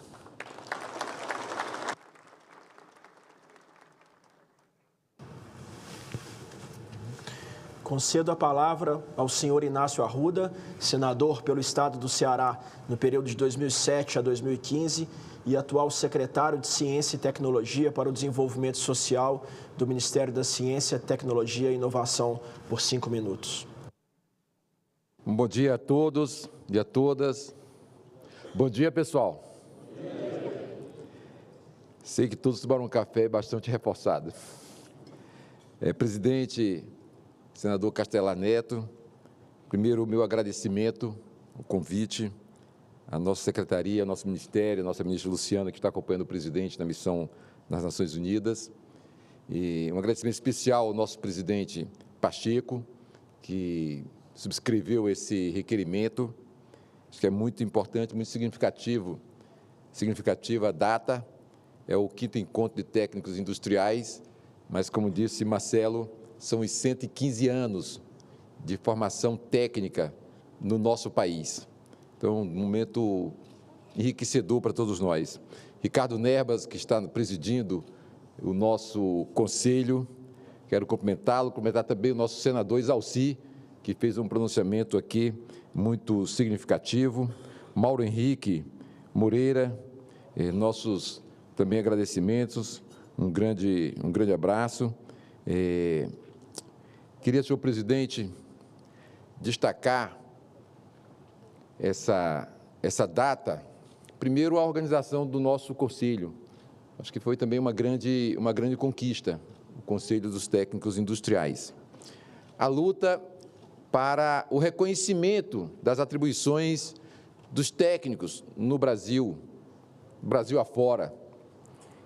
E a sequência também do trabalho e do esforço enorme do Conselho na fiscalização das atividades da categoria. E o trabalho em conjunto com o Ministério da Educação na fiscalização dos cursos de formação de técnicos no país. Acho que é um trabalho muito importante. E essa responsabilidade compartilhada no Ministério com o Marcelo, porque diretamente, Marcelo, é uma responsabilidade que a gente tem que sempre examinar com cuidado na formação dos nossos profissionais. Então, eu queria primeiro cumprimentar o trabalho da nossa secretaria do Ministério da Educação, a secretaria que cuida dos técnicos industriais, que cuida dos técnicos brasileiros. É um trabalho imenso que se realiza ali dentro do Ministério da Educação. E ao cumprimentar o Marcelo, cumprimentar o nosso ministro, que está momentaneamente de férias merecidas no estado do Ceará, com um compromisso também de ajudar os nossos candidatos, porque trata-se da política do nosso país e temos que eleger os nossos prefeitos, os nossos vereadores também nesse instante. Dito isso, eu examino assim um pouco a história. São 115 anos de formação, que foi avançando. Era escola de artes e ofícios, depois escola técnica, depois Cefet, até chegarmos nos institutos federais no âmbito da formação pública federal. Esse instrumento da escola técnica pública também mobilizou os estados, que criaram um programa de formação técnica nos seus estados. Então, um esforço coletivo que reuniu a União e também foi para os estados. E é evidente que temos que destacar também o esforço realizado no Sistema S, criado ali no período do governo de Getúlio, que se mantém até hoje, que tem que se aprimorar permanentemente, porque é um sistema que deve ser sempre compartilhado entre trabalhadores e empregadores, e é preciso reforçar esse sentido que o Sistema S tem, que é um compartilhamento de como a gente dialogar sempre para ter os melhores cursos. Como eu venho de um curso técnico na área de vendedor lojista, que foi o primeiro no SENAC, depois o curso de técnico em desenho mecânico pelo SENAI, que abriram as portas para duas graduações importantíssimas na minha vida, a primeira em mecânica de máquinas e a segunda em eletrotécnica. Então, são duas formações que eu levo para sempre. Eu sempre brinquei dizendo que, com o título que nós tínhamos, presidente, na mão, de um profissional formado com aquela qualidade, nós iríamos sobreviver em qualquer canto do mundo. E é verdade, em qualquer lugar do mundo, um técnico bem preparado, bem formado, irá sobreviver. E, sobretudo, vai contribuir imensamente com o projeto de desenvolvimento do seu país. E é verdade, os dados que aqui foram apresentados por Isalci e depois mostrado como se trabalha pelo Marcelo. Durante esse período de 115 anos, nós fomos aos poucos, com homens de grande talento, capacidade, inteligência e, sobretudo, com decisões políticas altivas, que foram aqui citados. Anísio Teixeira, uma figura extraordinária, um baiano espetacular, que mobilizou o país inteiro para mostrar o papel da formação profissional, da formação técnica e da formação média e a qualificação do povo brasileiro. Ao lado dele, Lourenço Filho, que estava ali colado nesse esforço coletivo. É preciso citar a figura de Darcy Ribeiro. Ele sempre dizia, quando falava que não tinha projeto para a educação no país, ele dizia, tem projeto sim. O projeto é não deixar o povo se formar. E é preciso romper com esse projeto e garantir que o povo se forme. Tem a formação técnica, formação na área do ensino fundamental, na alfabetização, na universidade, porque é um caminho da humanidade, de ampliar mais o seu conhecimento. E Paulo Freire, são gigantes, companheiros, respeitados no mundo inteiro, respeitadíssimos. E é sobre os ombros deles que nós atuamos hoje. E por isso é importante nós ressaltarmos, sempre é uma decisão de caráter político, sempre. Investir e colocar os recursos na educação e especialmente na formação profissional, que é mais exigente, porque ela exige laboratórios de alta qualidade, a formação dos nossos professores de maneira continuada, porque todo dia nós temos uma ampliação dos mecanismos, ferramentas, instrumentos destinados à preparação do povo nos países mais desenvolvidos e que nós temos que imediatamente trazer para nós. Hoje se fala da inteligência artificial. Eu sempre imagino que os fenícios, ao navegar nos 7 mares, já usavam a inteligência artificial. Imagino que os incas também faziam isso, com outras ferramentas. Hoje nós temos ferramentas mais sofisticadas para a produção dos algoritmos, que vão permitir a gente avançar mais na técnica, mas, sobretudo, nós temos que usá-la para incluir o povo e não para aumentar a exclusão social. Acho que esse é o nosso grande papel. E como decisão política, essas decisões foram lá atrás. Criar a Escola de Artes e Ofícios foi uma decisão política do presidente da República. Ampliar as escolas técnicas e as universidades, já no governo de Getúlio, no segundo especialmente, quando ele foi eleito, também foi uma decisão de caráter político. Sempre que se decidiu, teve uma cantilena, meu caro presidente Castelar, de que a gente estava gastando demais, que era muito gasto. Tinha que contratar professores, tinha que contratar profissionais, tinha que contratar secretários, secretárias, técnicos para manter as escolas, técnicos de laboratório. Ninguém aguentava aquela gastança. O país não ia aguentar aquela gastança. O país não aguenta é a ignorância. O país não aguenta é a violência. O país não aguenta é a desinformação, é a fake news. É isso que o país não aguenta. O país precisa de mais técnicos, mais gente formada, preparada. E essa decisão é de caráter político. E essa decisão, vocês podem ter consciência. Esse torneiro mecânico que está governando o país pela 3ª vez, tem. O presidente Luiz Inácio Lula da Silva acaba de anunciar mais 100 novas escolas técnicas profissionais no nosso país. Mais 100 novos institutos. E isso também arrasta os governadores de estado. No meu estado, o Ceará, também o governador já anunciou a ampliação das escolas profissionais. Nós temos 140. Devemos chegar aí, bater as 200 no mínimo, ainda neste período desse mandato atual. Então, acho que esse que é o nosso compromisso. Essa que é a nossa tarefa. E ao comemorar os 115 anos, e essa nossa 5ª edição no nosso Conselho de Técnicos Industriais, vamos fazê-la com esse conhecimento, essa capacidade mobilizadora que tem o nosso Conselho. Vamos cobrar no bom sentido, exigir no bom sentido, de construir a nossa nação, de fortalecer o nosso país, nos ombros desses gigantes que nós citamos aqui. Vamos conduzir o nosso país para mais formação técnica. Vamos falar para o Lula que sem escola ainda é pouco. E que esse gasto ele não se preocupe. É o maior investimento que se pode fazer para a nossa população. A nossa população tem esse direito, o direito, a chance de se formar bem, de se preparar bem e de ajudar o país, se ajudar e projetar o desenvolvimento do Brasil para que ele se torne um parceiro no campo internacional com a força de quem usa não apenas as commodities, mas usa a ciência, usa a tecnologia, usa a inovação para prosperar.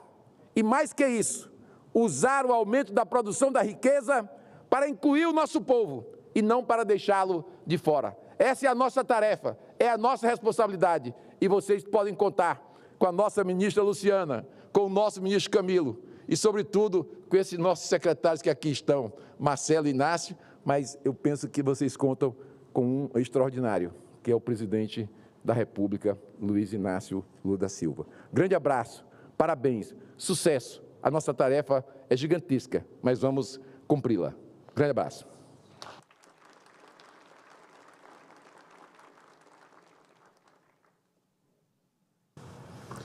Concedo a palavra ao senhor Mauro Henrique Moreira Souza, diretor-geral da Agência Nacional de Mineração, por 5 minutos.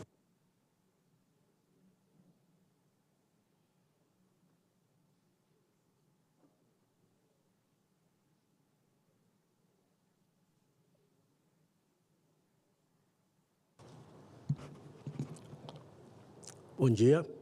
Obrigado, senhor presidente. Bom dia a todas e todos. Um prazer estar aqui, uma satisfação ter recebido esse honroso convite e essa oportunidade de dirigir algumas palavras a todos nesta efeméride que homenageia o nosso conselho e, mais do que o conselho, os profissionais que o fazem, tanto seus dirigentes, mas especialmente aqueles profissionais que desenvolvem o país e ajudam a construir uma nação mais robusta, que é aquilo que a gente precisa. Então, cumprimento o senador Castelar, presidente desta sessão, e faço referência à oportunidade do presidente Rodrigo Pacheco de ter proposto um requerimento que foi aprovado pela Casa para esse início da semana que homenageia e que reconhece e valoriza os técnicos industriais do país. Também cumprimento o senhor presidente interino do Conselho Federal dos Técnicos Industriais, Ricardo Nerbas, o senhor secretário de Ciência e Tecnologia para o Desenvolvimento Social do Ministério de Ciência e Tecnologia, Inácio Arruda, o senhor secretário de Educação Profissional e Tecnológica do Ministério de Educação, Marcelo Bregagnoli. Cumprimento a todos, saúdo a todos e todas, espero que tenhamos uma boa semana. E aqui, a chamada diz conquistas e desafios. Interessante, e o nosso querido Arruda agora trouxe um histórico de 115 anos. E temos conquistas recentes, bancadas especialmente por esta Casa Legislativa, aliás, pelo Congresso como um todo, com reconhecimento pelo dia, que é hoje, do técnico industrial, pelo reconhecimento e a criação do Conselho Federal, finalmente, depois de muita luta, e isso é fundamental e importante para esse reconhecimento e o crescimento dessas atividades que compõem a nossa força laboral do país. Isso é fundamental. Do ponto de vista da Agência Nacional de Mineração, nós temos ali, talvez, colocados na categoria de desafios, como está ali, uma discussão que está posta já há algum tempo em relação à atuação dos profissionais das várias categorias que perfazem esse contexto todo dos profissionais, que diz respeito ao que está posto hoje no nosso Código de Mineração, que menciona apenas geólogos e engenheiros de minas como profissionais que podem atuar de uma forma mais enfática nas atividades, nas várias atividades, firmando determinados documentos que são apresentados à agência. Tá? A mineração brasileira responde por algo em torno de 4% do PIB brasileiro. É bem expressiva a participação da mineração brasileira. São em torno de 250 mil empregos diretos e mais de 2 milhões de empregos indiretos. E nós precisamos ampliar bastante isso. Recentemente, o Tribunal de Contas da União reconheceu que, em face da carência de pessoal, de estrutura, de recursos orçamentários, nós deixamos de arrecadar, a cada R$1 arrecadado dos royalties da mineração, R$1 é sonegado. Nós concluímos ano passado com uma arrecadação de quase 8 bilhões de reais. E podemos ampliar bastante se tivermos uma estrutura adequada. Mas isso não impede que nós sigamos avançando na nossa regulação. E enquanto esta Casa e o Parlamento têm destinado energia e trazido à tona normas que reconhecem, que valorizam a atividade, nós não podemos ficar de fora.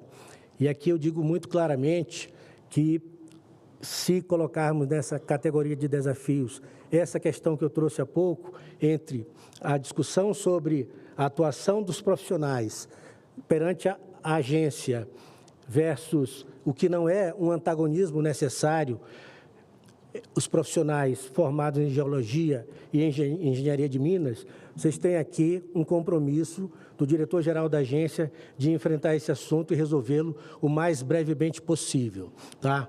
Eu diria até que é incongruente determinada postura. Eu sou de São Luís do Maranhão. O Maranhão, das suas várias universidades, não tem um curso de geologia, não tem um curso de engenharia de minas. Portanto, nós poderíamos inferir que não tem nenhum profissional habilitado a lidar com a mineração no estado do Maranhão, que é um estado pobre, que tem uma potencialidade mineralógica muito importante e que precisa ser explorada, tá? Então, quando o nosso querido filósofo Sócrates, provocado pelo oráculo de Apolo, que afirmara ser ele, naquela oportunidade, o homem mais sábio entre os gregos, ele disse em resposta: só sei que nada sei. Para dizer da humildade, mas também do reconhecimento que nós temos limitações de conhecimento. E não podemos afirmar peremptória e taxativamente que apenas os geólogos e os engenheiros de minas têm a prerrogativa por completo de atuar no âmbito da mineração brasileira. Tem espaço para todos e nós precisamos cada vez mais ampliar o espaço de atuação desses grandes profissionais, e é esse contributo que eles podem trazer e que trazem nas várias frentes de atuação e que lhes são permitidas, é que faz com que nós busquemos permanentemente alcançar aquilo que é um comando constitucional, que é promover o desenvolvimento econômico e social do país, diminuir as desigualdades regionais, ampliar o nosso desenvolvimento econômico e social na sua plenitude. E só se faz isso com profissionais, e profissionais de toda a ordem, profissionais que realmente estão preparados para enfrentar, aí sim, esse é o desafio de melhorar, ampliar o conhecimento, a mineração brasileira, que cada vez está sofrendo de mais desafios.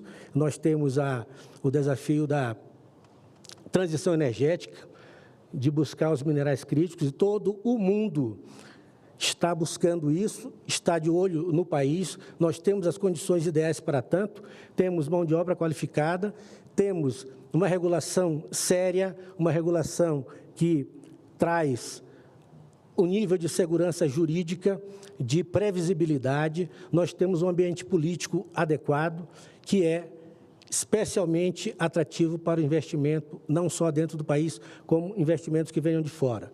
E nós precisamos de profissionais cada vez mais. Então, eu parabenizo todo o esforço que a diretoria tem feito, parabenizo o que tem feito o Congresso e, agora, o compromisso da Agência Nacional de Mineração de se juntar a esse esforço coletivo e garantir que os profissionais tenham espaço, vez, voz e possam firmar documentos e atuar na plenitude do seu conhecimento em prol do desenvolvimento da economia e da mineração brasileiras. Muito obrigado.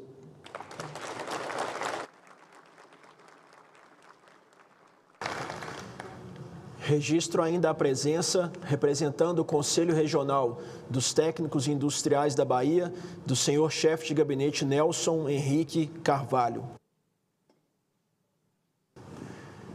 Concedo a palavra ao senhor Bernardino José Gomes, diretor de Fiscalização e Normas do Conselho Federal dos Técnicos Industriais, por 5 minutos.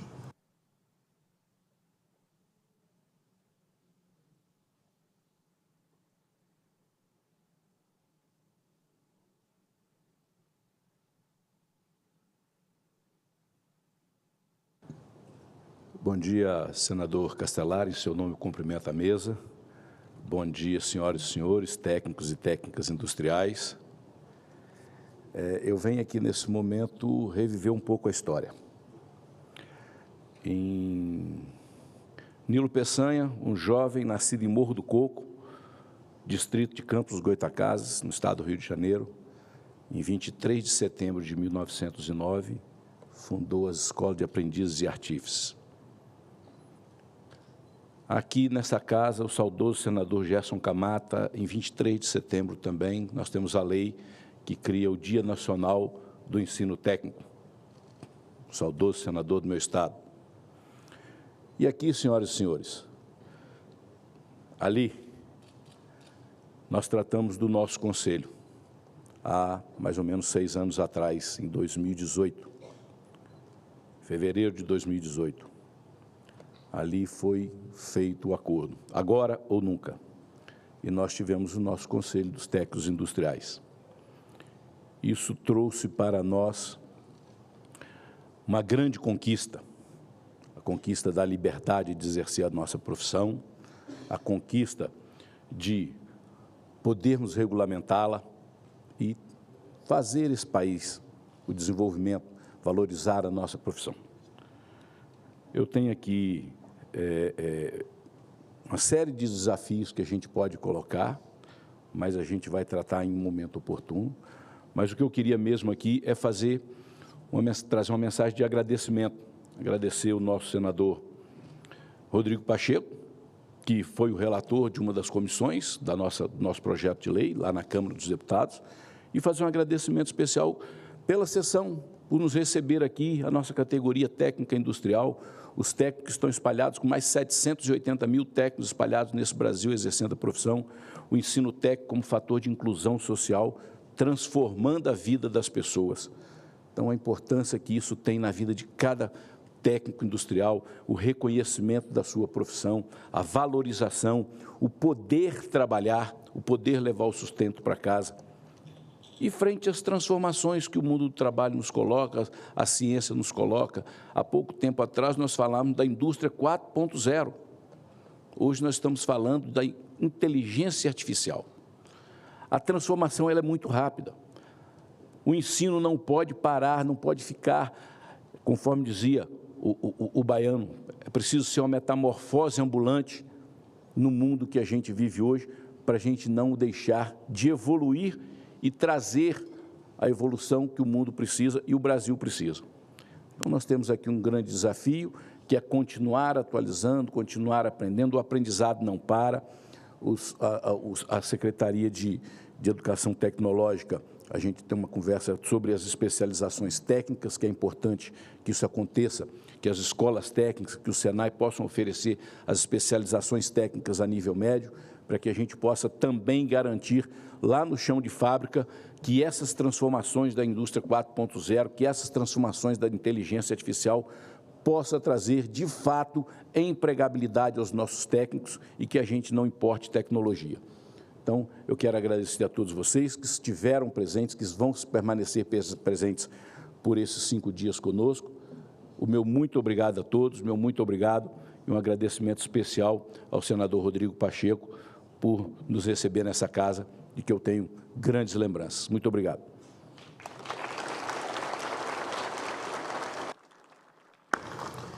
Concedo a palavra ao senhor Valdivino Alves de Carvalho, diretor administrativo do Conselho Federal dos Técnicos Industriais, por 5 minutos.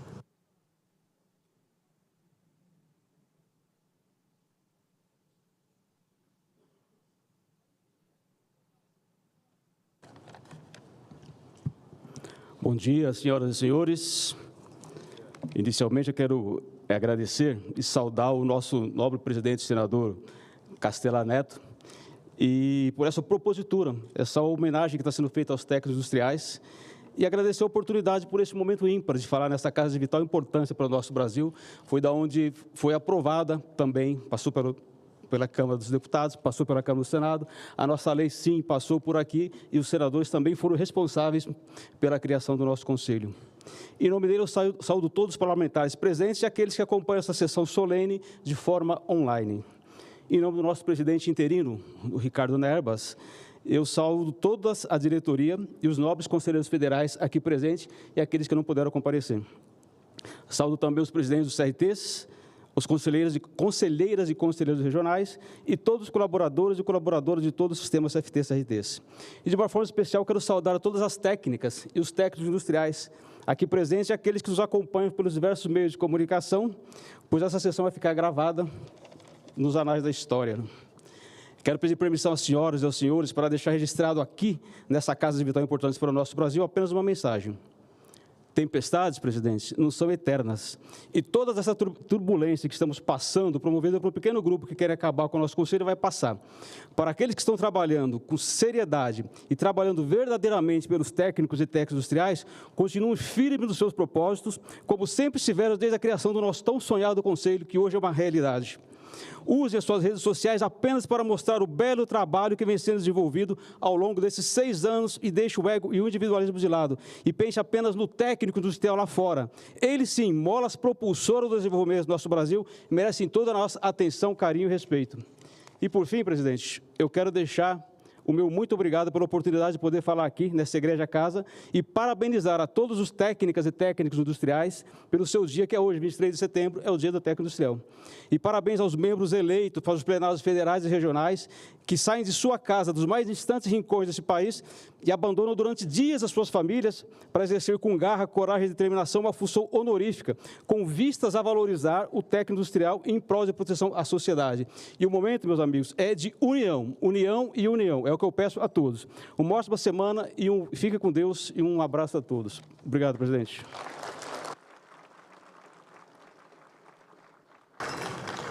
Concedo a palavra ao senhor Ricardo Nerbas, presidente do Conselho Federal dos Técnicos Industriais, por 5 minutos.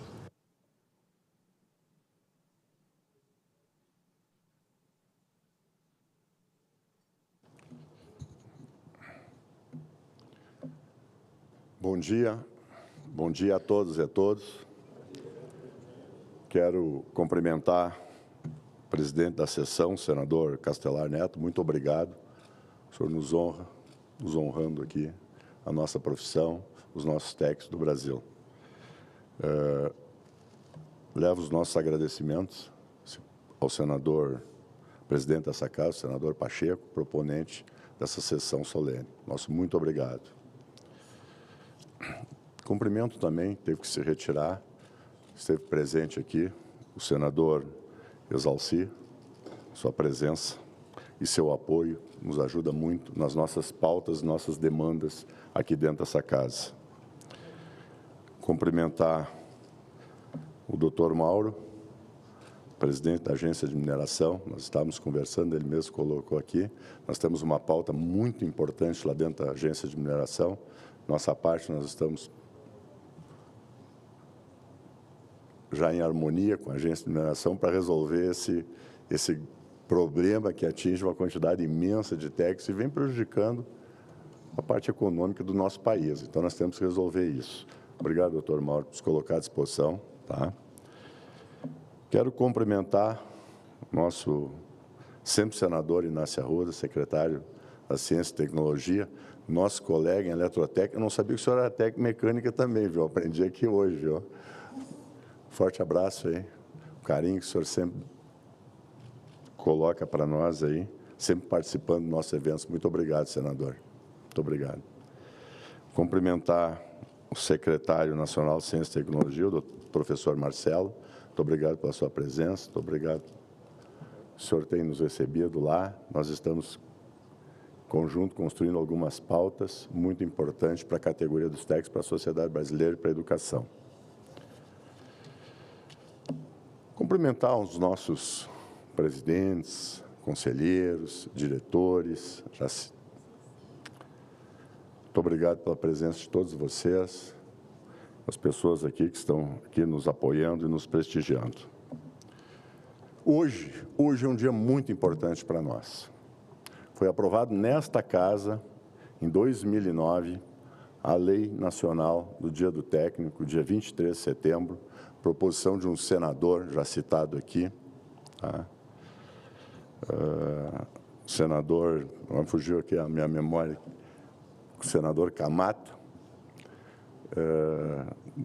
saudoso senador Camata, e muito nos apoiou em diversas pautas aqui, que surgiram aqui dentro dessa casa, em defesa do técnico. Parabéns a todos os técnicos e uma grande salva de palmas para os técnicos nessa data de hoje, 23 de setembro.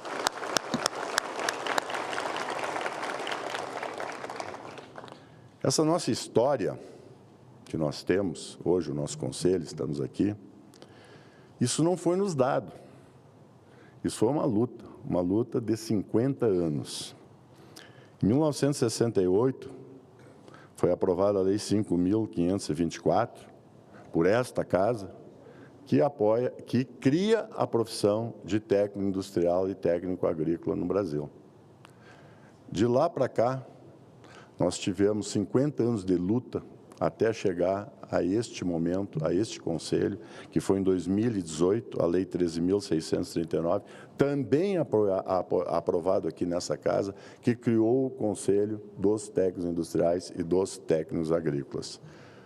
Foram mais de 5 anos de luta dentro desse parlamento, desde que a gente começou a fazer a nossa pressão política dentro do governo, até ser aprovado por esta casa e ser sancionado pelo presidente Michel Temer.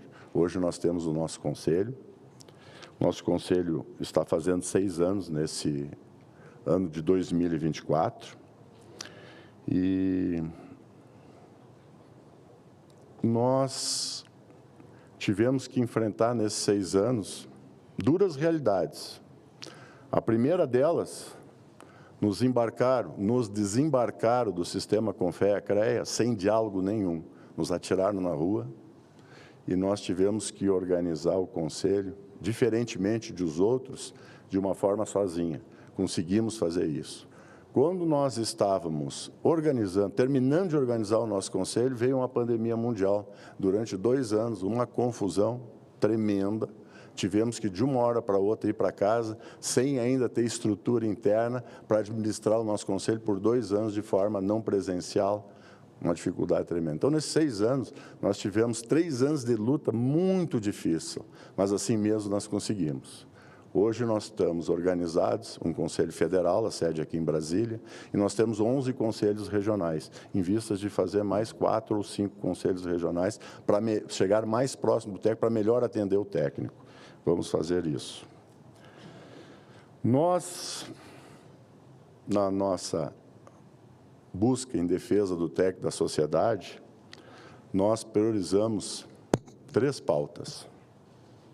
A pauta do ensino técnico, a pauta da normatização e habilitação das nossas profissões e a pauta de fiscalização e orientação aos nossos profissionais. O ensino técnico, essa pauta do ensino técnico, professor Marcelo, eu não tenho dúvida que é a nossa principal pauta. Nós jamais podemos esquecer de onde nós viemos, a educação profissional. Nós fizemos diversos seminários pelo Brasil lá fora, voltado para esta pauta de educação, conversando com o secretário de Educação, conversando tanto com o secretário de Educação Regional como o secretário nacional. O senhor já diversas vezes nos recebeu lá no Ministério da Educação, no MEC. E aqui em Brasília, lembro muito bem, no ano de 2023, nós fizemos um seminário, estava nos preocupando muito a diplomacia. E a gente percebeu logo que havia um comércio desta certificação por competência. E isso não podia acontecer. Isso ia causar problemas para a sociedade e ia dificultar o exercício da profissão. Então, a gente resolveu fazer um seminário. O senador Inácio Arruda foi lá nos ajudar nesse seminário, na construção desse seminário.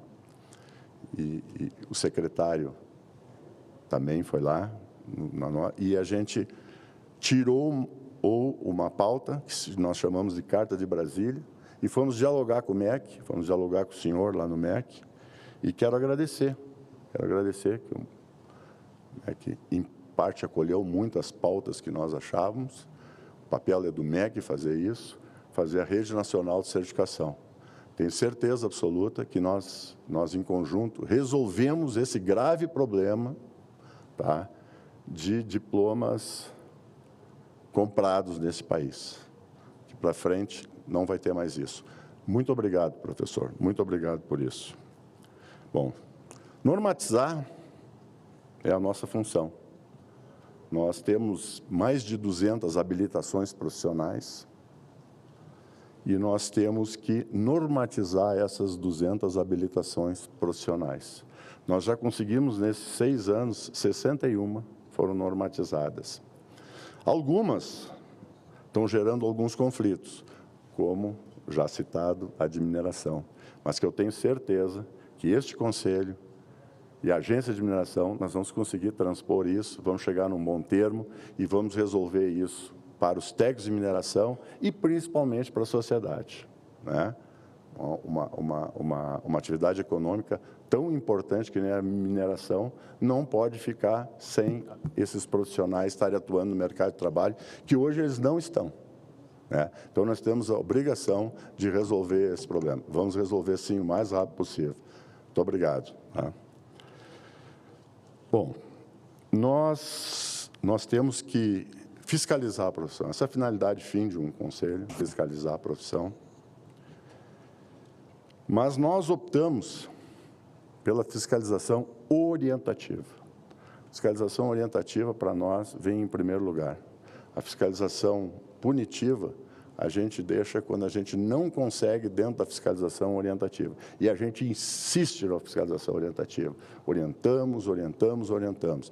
E já começamos esse trabalho de orientação dentro das escolas. Aí vem o nosso grande contato que a gente tem com as escolas, com a Secretaria de Educação, com as Secretarias Estaduais de Educação.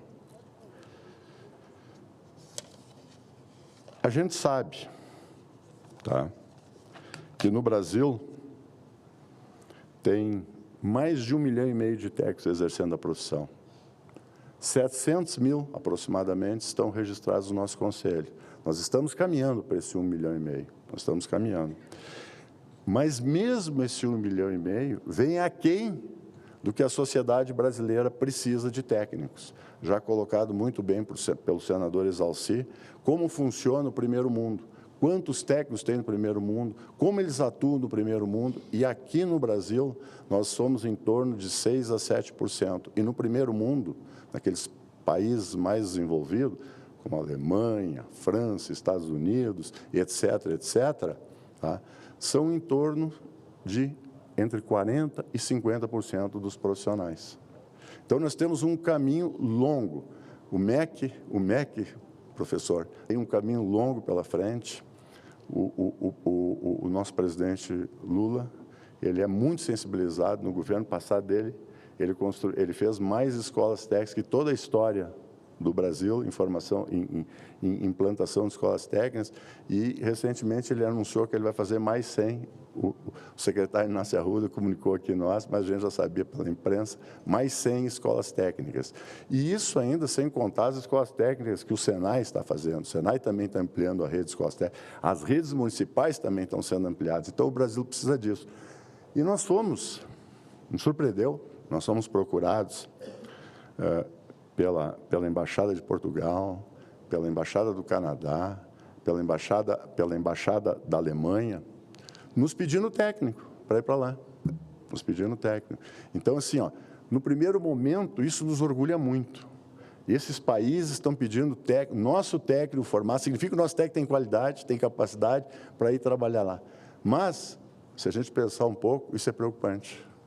Preocupante. Então, a gente faz a formação do técnico e vai exportar o técnico. Não, nós temos que exportar o que o técnico faz aqui.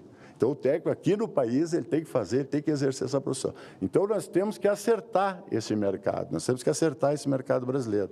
E eu não tenho dúvida que o técnico vai ajudar muito em fazer isso aí. Tá? Vocês podem contar conosco, a sociedade brasileira pode ter certeza, pode contar conosco, que a força do nosso conselho não está na nossa organização. A força do nosso conselho é na qualidade do técnico industrial, no que o técnico industrial faz aí no mercado, da qualidade de educação que ele recebe, da formação que ele tem. Essa é a nossa força. Tá? Então, assim, muito obrigado pela presença de vocês, muito obrigado mais uma vez a esse Senado que sempre nos ajudou, sempre nos apoiou nessas pautas, tanto de educação como profissional. Aqui nós somos sempre muito recebidos, com muito carinho por todos os senadores. Nós somos profundamente agradecidos a esta casa aí. Tá? Então, gente, muito obrigado por todos vocês. Um forte abraço e bom seminário para todos nós. Até quinta-feira nós estamos debatendo a nossa profissão aí, tá? Beijo no coração de todos vocês aí.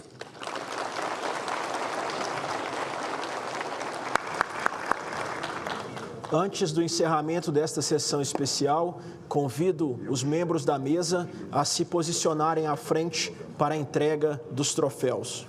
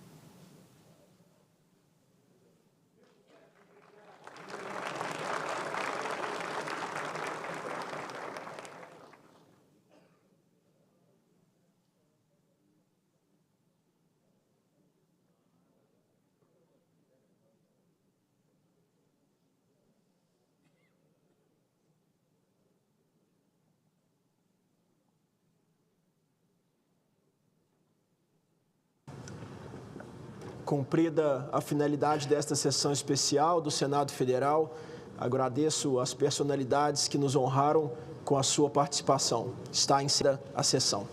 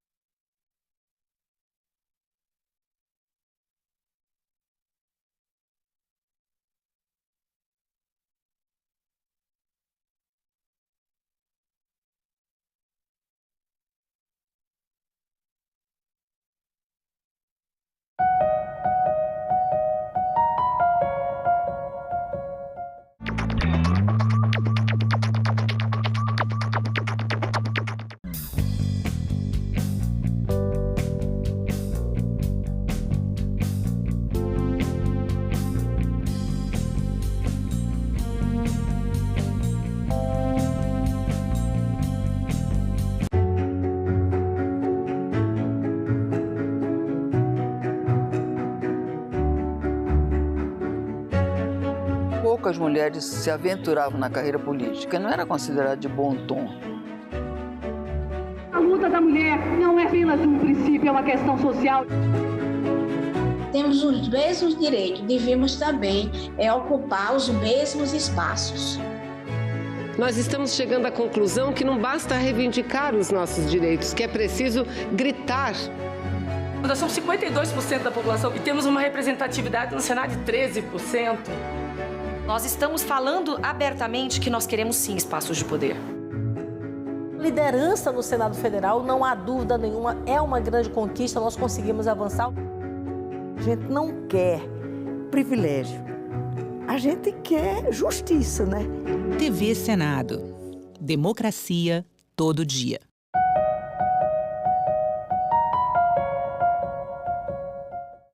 O programa a seguir é livre para todos os públicos. O pedestre tem responsabilidade, ciclista... Fiz uma cadeira na academia, me foi negado pela história e pelo meu país. Hoje nós podemos, com o nosso megafone, que é o diploma na mão, nós não podemos recuar nesse debate. Declaro aberta a 7ª reunião da Comissão Senado.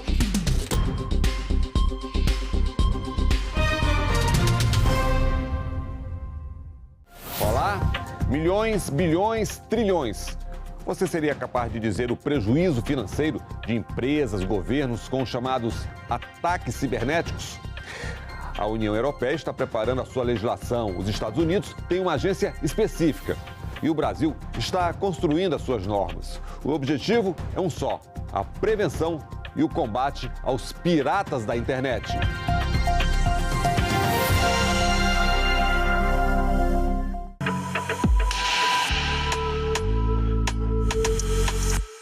No Senado, a Subcomissão de Defesa Cibernética debateu os riscos internacionais, a cooperação entre poder público e o setor privado e a importância de uma Agência Nacional de Segurança Digital no Brasil. A crescente ameaça dos crimes cibernéticos tem se tornado uma preocupação significativa para governos, empresas e indivíduos em todo o mundo. A complexidade e a sofisticação dos ataques cibernéticos exigem uma abordagem colaborativa para garantir uma defesa eficaz. A cooperação entre o poder público e o setor privado é essencial para enfrentar esses desafios de forma eficiente. Estabelecer uma Agência Nacional de Segurança Digital pode criar um ambiente digital mais seguro e resiliente para o país. E falando em ataques cibernéticos, segurança digital, alguns dados apresentados durante a audiência pública. Na América Latina, o Brasil é o principal alvo, com 42% de todos os ataques. No planeta, fica atrás apenas dos Estados Unidos. E o custo médio de uma violação de dados a uma organização do governo em 2020 era de 4 milhões de dólares. E até 2025, os danos globais causados pelo cybercrime, incluindo o custo de recuperação, são estimados em 10,3 trilhões de dólares. A vida imita a arte. Que nós vemos hoje muitos filmes de Hollywood de que terroristas invadem, por exemplo, torres de aeroportos, que causam caos nos centros de semáforos e causam confusão, alteram leitura de GPS dos satélites para que aconteçam acidentes aéreos e etc. E na vida real, nós vemos hoje empresas sendo sequestradas. Ou seja, vai um cyberterrorista, bloqueia ali os dados de nota fiscal, de cobrança, de cliente, de receita, de produtos, e fala o seguinte: ô Rafael, ou você me paga aí 2 milhões de reais ou eu vou deletar o seu banco de dados. Deletar esse teu banco de dados é destruir a história da sua empresa. Você não sabe nem para quem cobrar mais nada. Até que você se recupere. Muitas empresas, inclusive, existem reportagens que jamais se recuperaram, não se propuseram a negociar com os terroristas e tiveram suas atividades encerradas. E o Brasil ganhou recentemente uma política nacional de cibersegurança e um comitê nacional. O decreto é de 2023. Entre os princípios, a prevenção de incidentes e ataques cibernéticos. Entre os objetivos, o combate ao crime, capacitação técnica e o fomento da pesquisa científica. O setor privado, com suas inovações tecnológicas e rápida adaptação às mudanças no mundo digital, como foi mencionado anteriormente, desempenha um papel crucial na identificação e mitigação das ameaças cibernéticas. Por outro lado, o setor público possui a autoridade legal e os recursos necessários para coordenar esforços em uma escala nacional e internacional. Agências governamentais podem promulgar leis e regulamentos que incentivem práticas de segurança cibernética robustas, além de facilitar a troca de informações entre diferentes setores. Além disso, as forças de segurança e as agências de inteligência possuem a capacidade de conduzir investigações criminais e desmantelar redes de criminosos. Nesse caso, cybercriminosos. Não sei se assistiram ontem a uma descrição de um golpe que está sendo dado em alguns bancos no Brasil. O eletricista, entre aspas, falso, que vai lá e altera o cabo de conexão. Ou seja, e com isso ele passa a manobrar pelo menos o arquivo daquela agência, né, os dados daquela agência. E um dos bancos, não sei se foi o Banco do Brasil ou um outro, que foi vítima, diz que gasta por ano, na sua defesa, daquele banco, não dos bancos, 9 bilhões. Em março deste ano, o governo federal criou um grupo de trabalho para a elaboração de proposta de projeto de lei para a criação de órgão voltado para a segurança digital. E o Congresso quer saber, ter ou não ter uma agência nacional? A atuação do crime cibernético tem crescido exponencialmente e só tende a aumentar. Então, respondendo à pergunta do senador Espiridião Amin, qual seria a importância da criação de uma agência que possa olhar para a cibersegurança, coordenar, padronizar, eu diria que ela é indispensável e urgente. A gente percebe uma falta de padrão, muitas vezes uma falta de priorização naquilo que seria o processo básico de padronização e proteção das empresas, não somente do setor público, muitas empresas do setor privado sofrem do mesmo problema, talvez até uma situação cultural que a gente percebe diluída mediante a ocorrência de uma situação, de uma ocorrência de um incidente cibernético. Há 3 anos atrás foi criado o GovShield, que é um programa do SERPRO. É público isso. Ele o produto é o produto Cloudflare. E está aí disponível para todos os municípios, estados fazerem adesão desse.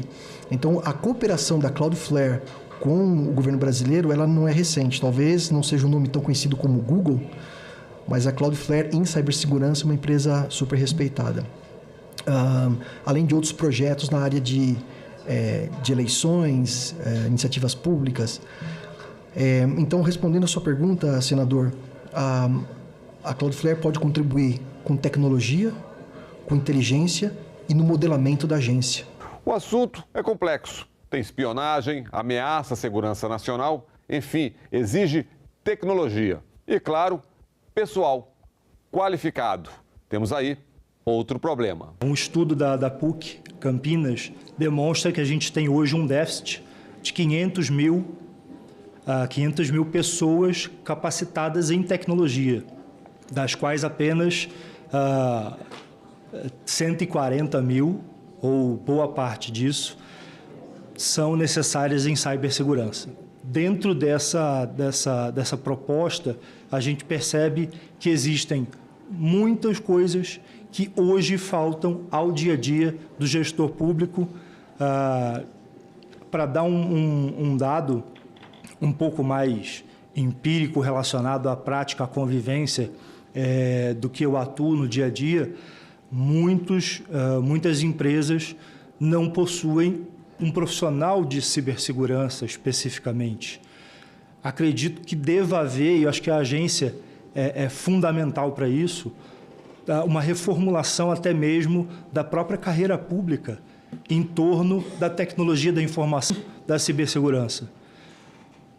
Uma coisa que ainda agrava as condições de como a cibersegurança é sustentada no serviço público é a evasão de profissionais, dos poucos profissionais que existem, para fora do Brasil, a gente vem exportando profissionais de tecnologia da informação e também há uma evasão de pessoas do serviço público para o setor privado, dado também demonstrado com bastante presteza dentro de todos os documentos e todos os estudos que embasam a criação da agência, onde demonstra que a própria carreira pública precisa de uma reformulação em torno do profissional de cibersegurança pela relevância que ele tem para a organização. Enquanto a proposta do Executivo não chega ao Congresso, os senadores exploram as possibilidades em torno do assunto. Eu fiquei muito bem impressionado com a experiência que existe nos Estados Unidos, mas também em outros países, dos chamados Fusion Centers, que reúnem agentes da lei de diversas agências governamentais compartilhando inteligência, compartilhando estratégias e iniciativas. As empresas e indústrias de vários ramos criaram esse centro de fusão para compartilhar experiências, informação e a coordenar ações contra ameaças cibernéticas contra o setor privado, especificamente, inclusive promovendo treinamento. Não creio que esse tipo de centro substitui uma agência nacional. E que tal conselhos reunindo proteção de dados, inteligência artificial e segurança cibernética? Uma das ideias que eu andei pensando à medida que trabalhávamos com inteligência artificial é a seguinte: a nossa Autoridade Nacional de Proteção de Dados, que trabalha com dados de pessoas, uma lógica que a inteligência artificial usa muitos dados, incluindo de pessoas, mas de outras coisas.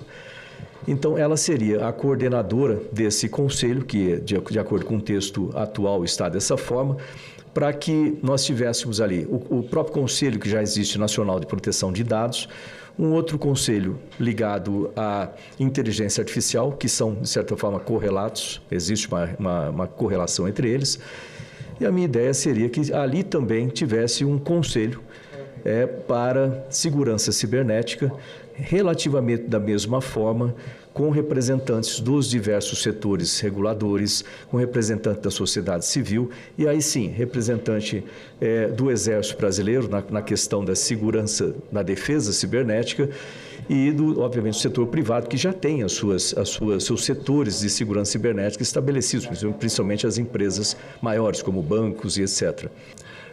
Muitas vezes os conselhos fazem isso, bom trabalho político estratégico, mas à hora de ter uma resposta operativa, que você precisa o mais cedo possível, o conselho não é a melhor opção. Essa é minha percepção. Agora, uma questão específica sobre inteligência artificial. Ajuda ou atrapalha quando falamos em segurança na rede de computadores?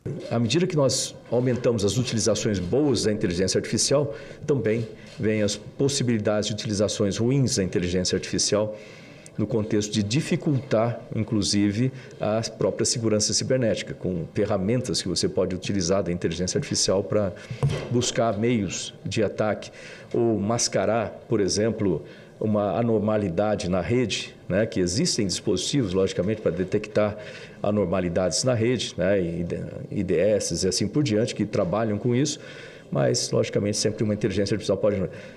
Mas a gente pode usar também do lado positivo, né, para a segurança cibernética. Sim, acho que tem mais benefícios o uso de inteligência artificial que os riscos de cibersegurança pelos ataques.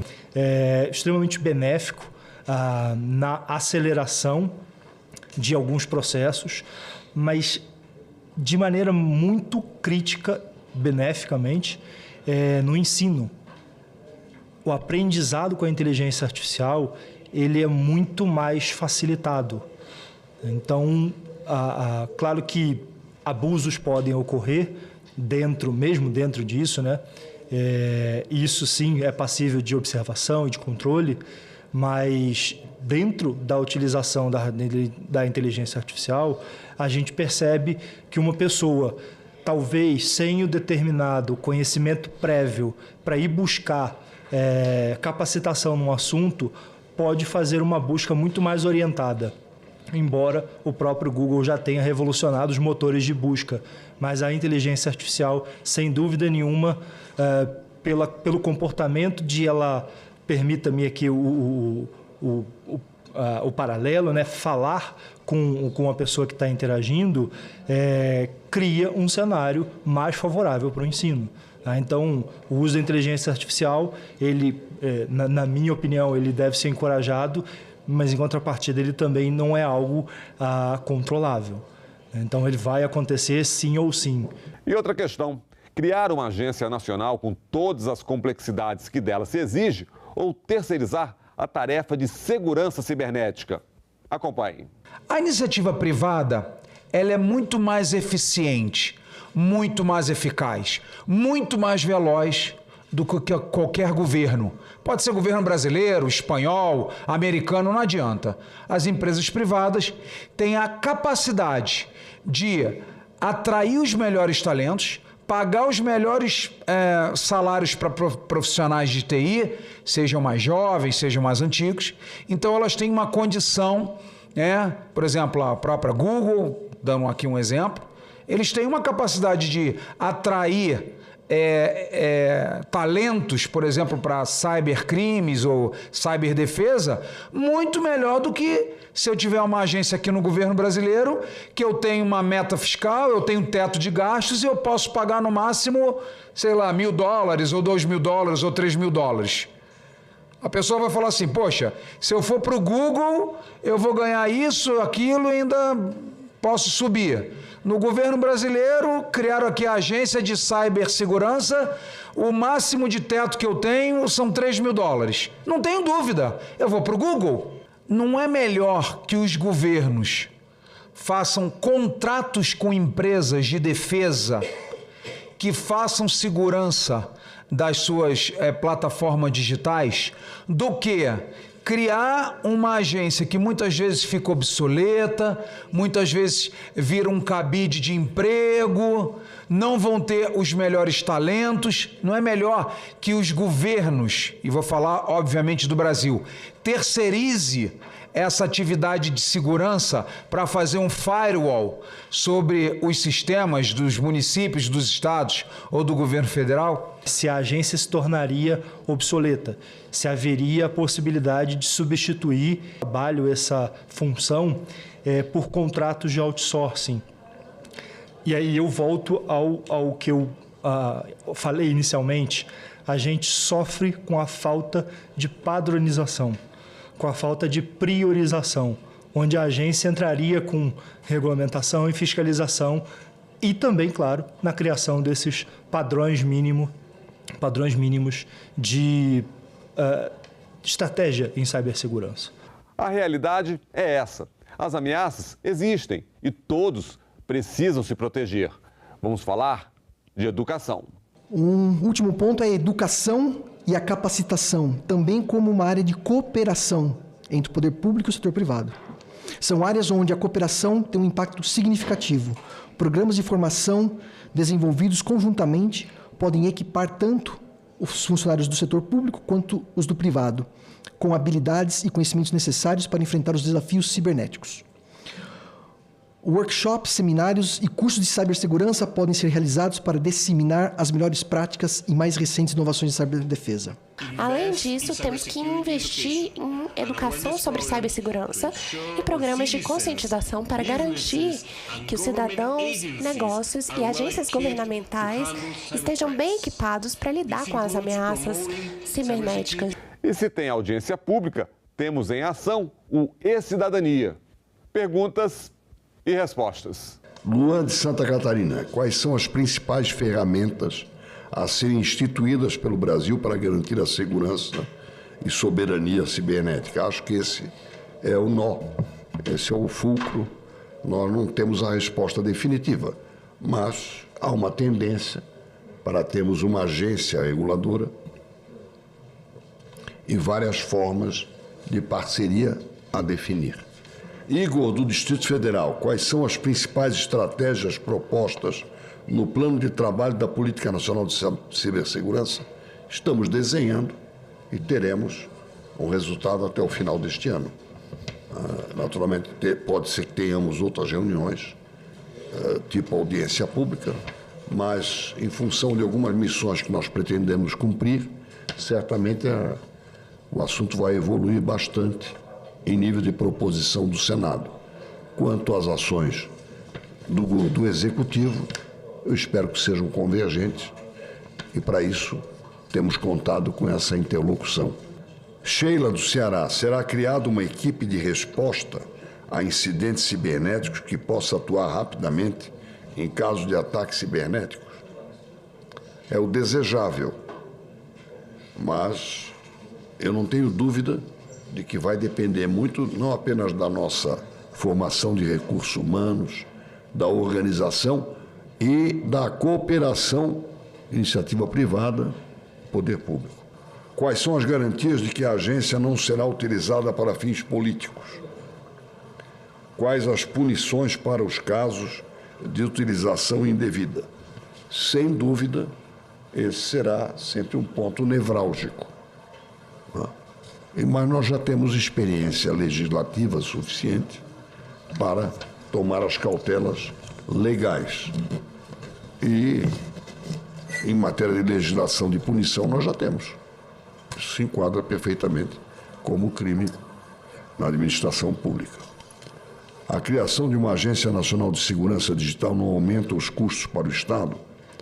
Por que não utilizar a Agência Nacional de Proteção de Dados? Este foi o debate que nós travamos também, criar ou não.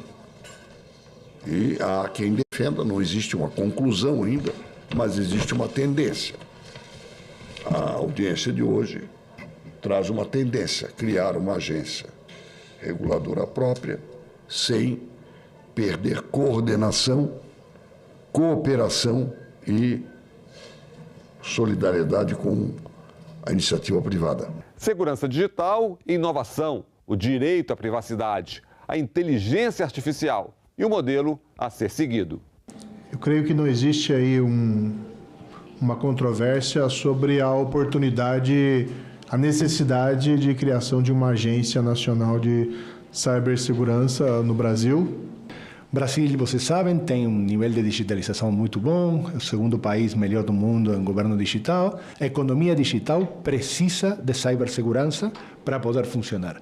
Os crimes cibernéticos, que incluem desde o roubo de dados pessoais até ataques de ransomware, espionagem digital, afetam não apenas a segurança nacional, mas também a estabilidade econômica e a privacidade individual. Os recursos e a expertise necessários para combater essas ameaças são vastos e diversificados.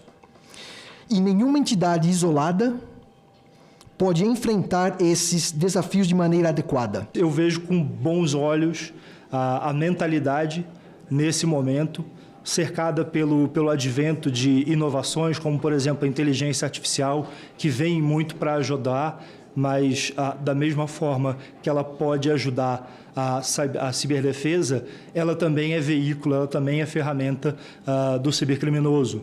Nós estamos numa jornada em que o governo brasileiro também está estudando alternativas de como se posicionar em face a este risco internacional que é reconhecido. Qual o modelo a ser adotado incumbirá, quase que certamente, a uma iniciativa do Executivo e a uma manifestação do Legislativo. É isso. Executivo, Legislativo, polícia para os criminosos cibernéticos e segurança para todos nós que trafegamos nessa grande e intensa rodovia digital. Uma discussão fica por aqui. Até o nosso próximo programa.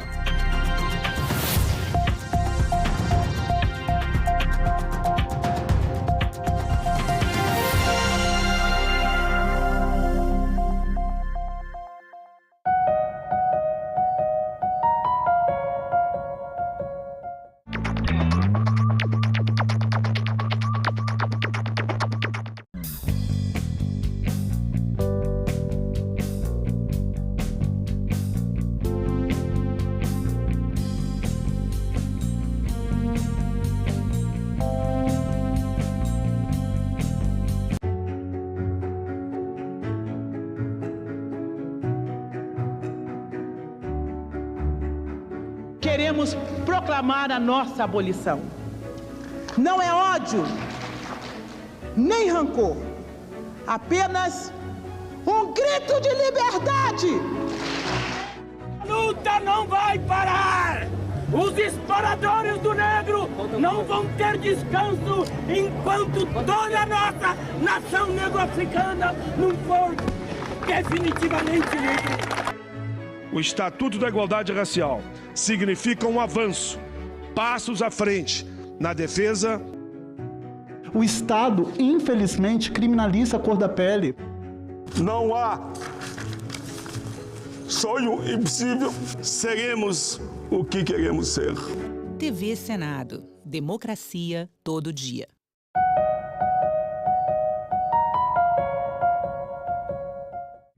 O programa a seguir é livre para todos os públicos.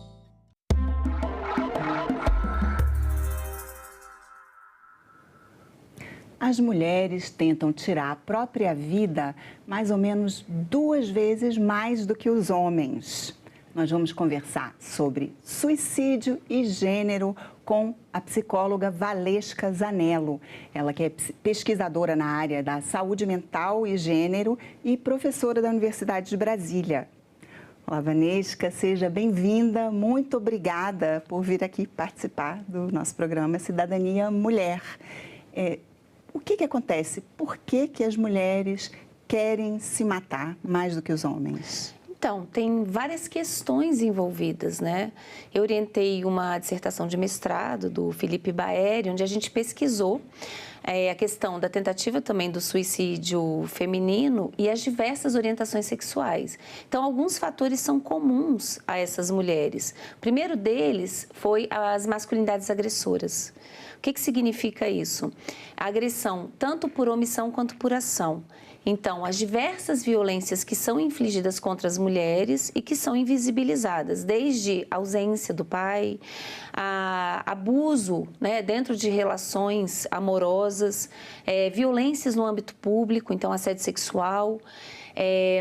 Em segundo lugar, apareceu o ideal estético, o quanto que é muito difícil para as mulheres se sentirem sempre aquém daquilo que é colocado para a gente como esse ideal, inclusive a questão racial. Então, racismo fazendo uma interseccionalidade, promovendo um sofrimento bastante intenso, né? E o terceiro lugar foram as relações amorosas.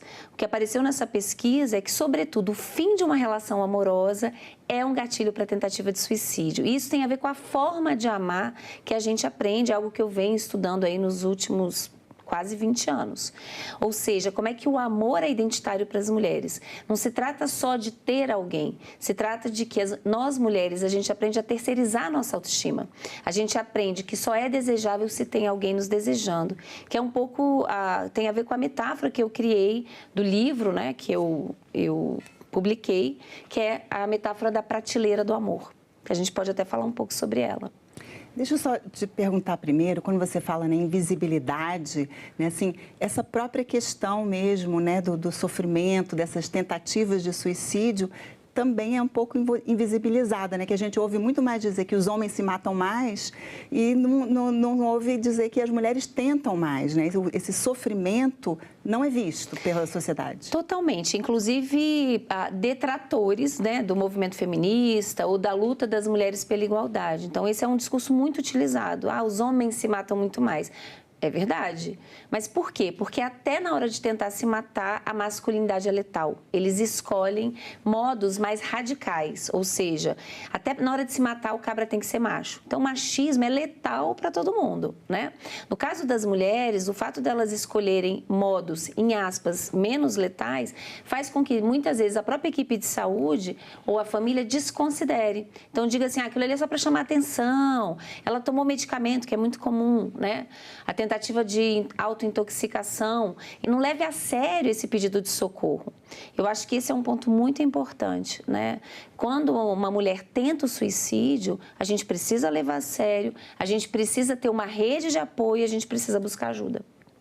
E como que se busca ajuda, né? Você é psicóloga clínica, né? Atendeu muitos anos, assim, onde que a mulher procura e ela é ouvida quando ela procura? Então, é muito importante buscar a ajuda de um psicólogo. Se necessário, dependendo do caso, da crise, muitas vezes vai ser necessário também se trabalhar junto com um psiquiatra.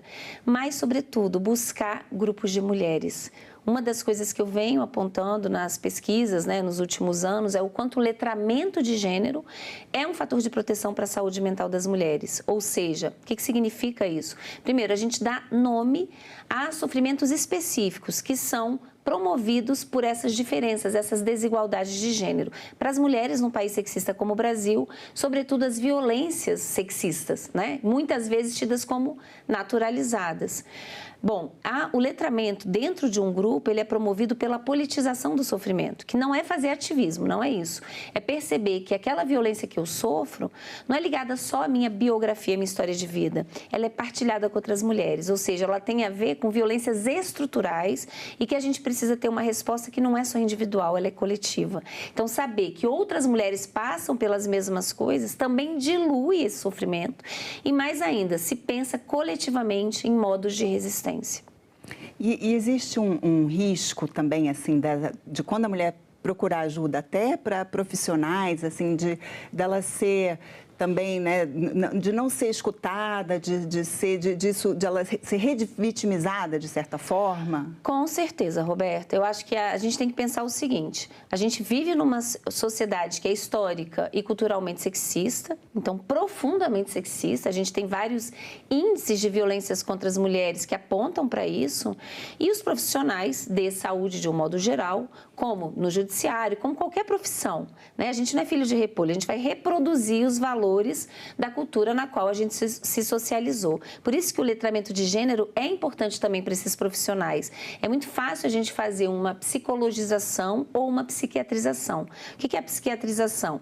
É tentar, então, responder somente com medicamento e silenciando o sintoma, o mal-estar daquela mulher. Vou dar um exemplo.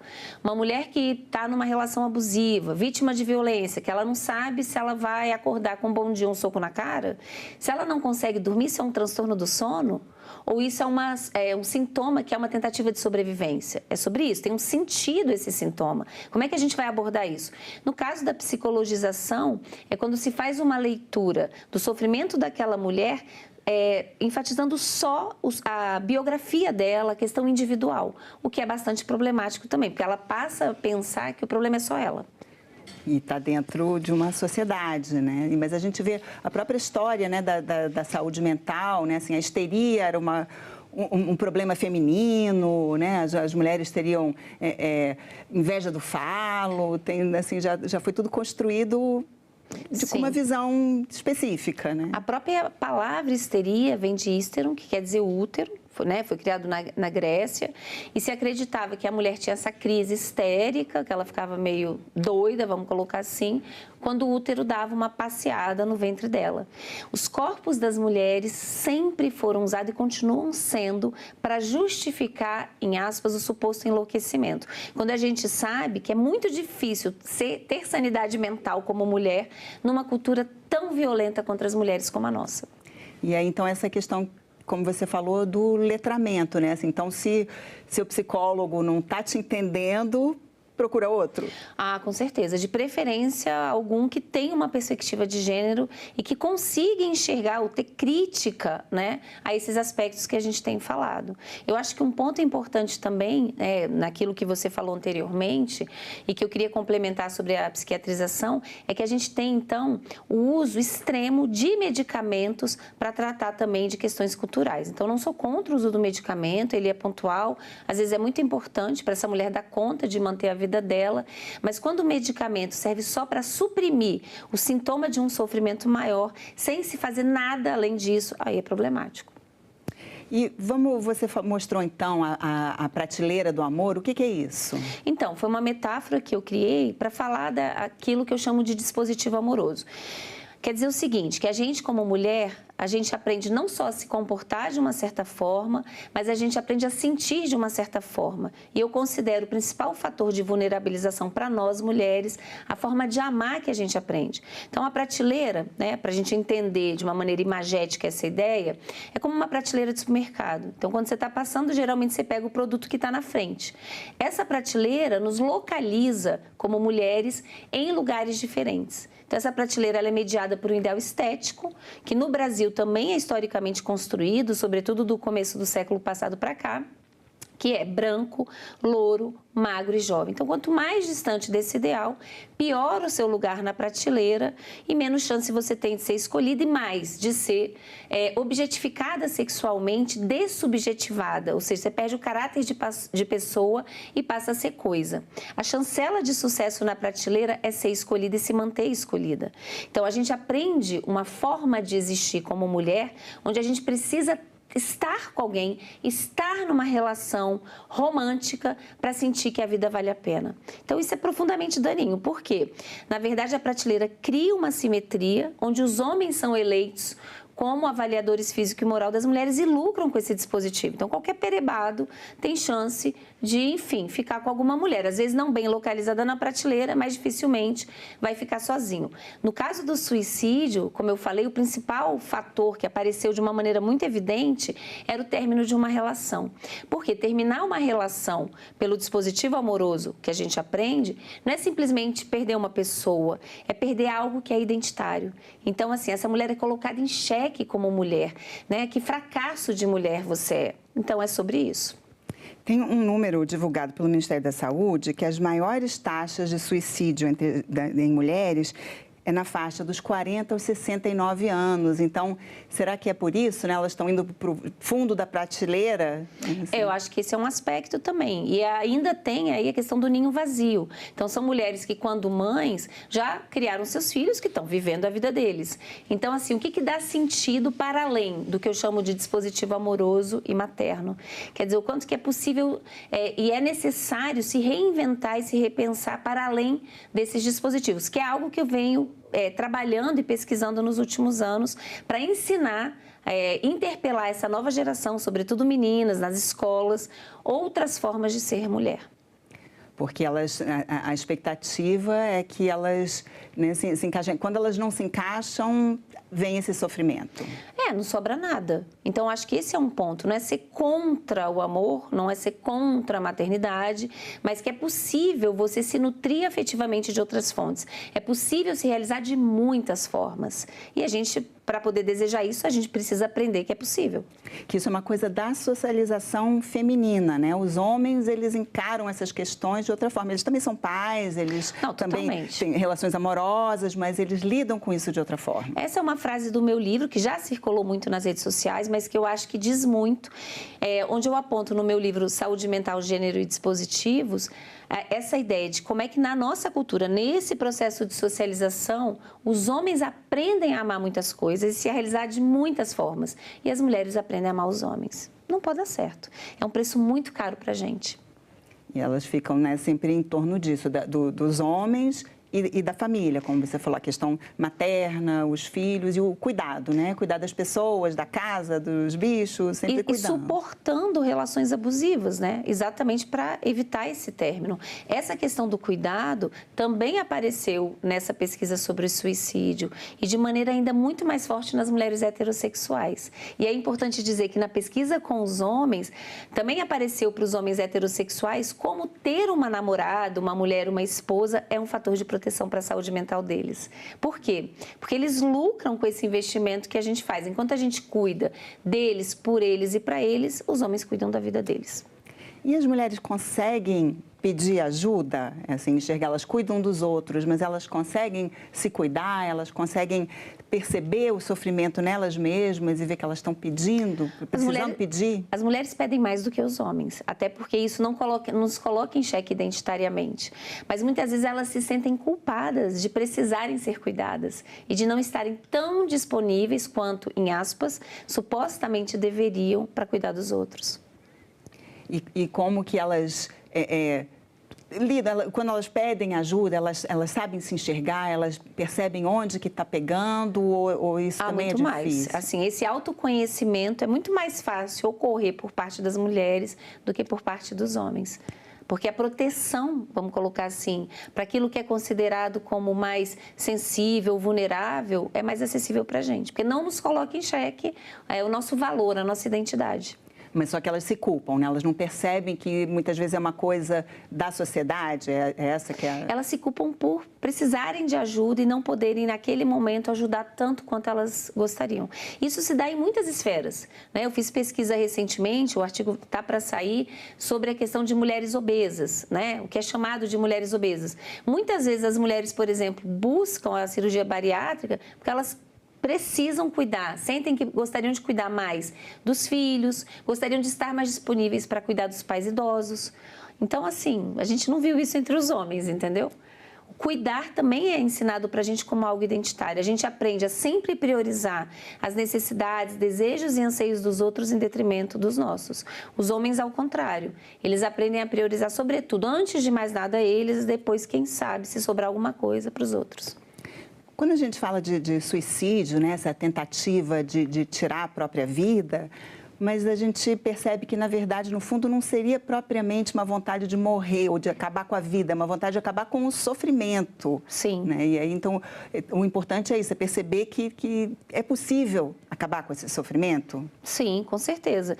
Tem uma piada, mas é uma piada muito séria, que rolava muito quando eu estudei em filosofia, que dizia o seguinte: meus professores que eram existencialistas, um umbigo onde a gente pudesse desaparecer sem dor, sem nada de repente, e que você pudesse usar em qualquer momento da sua vida, provavelmente a humanidade não estaria aqui.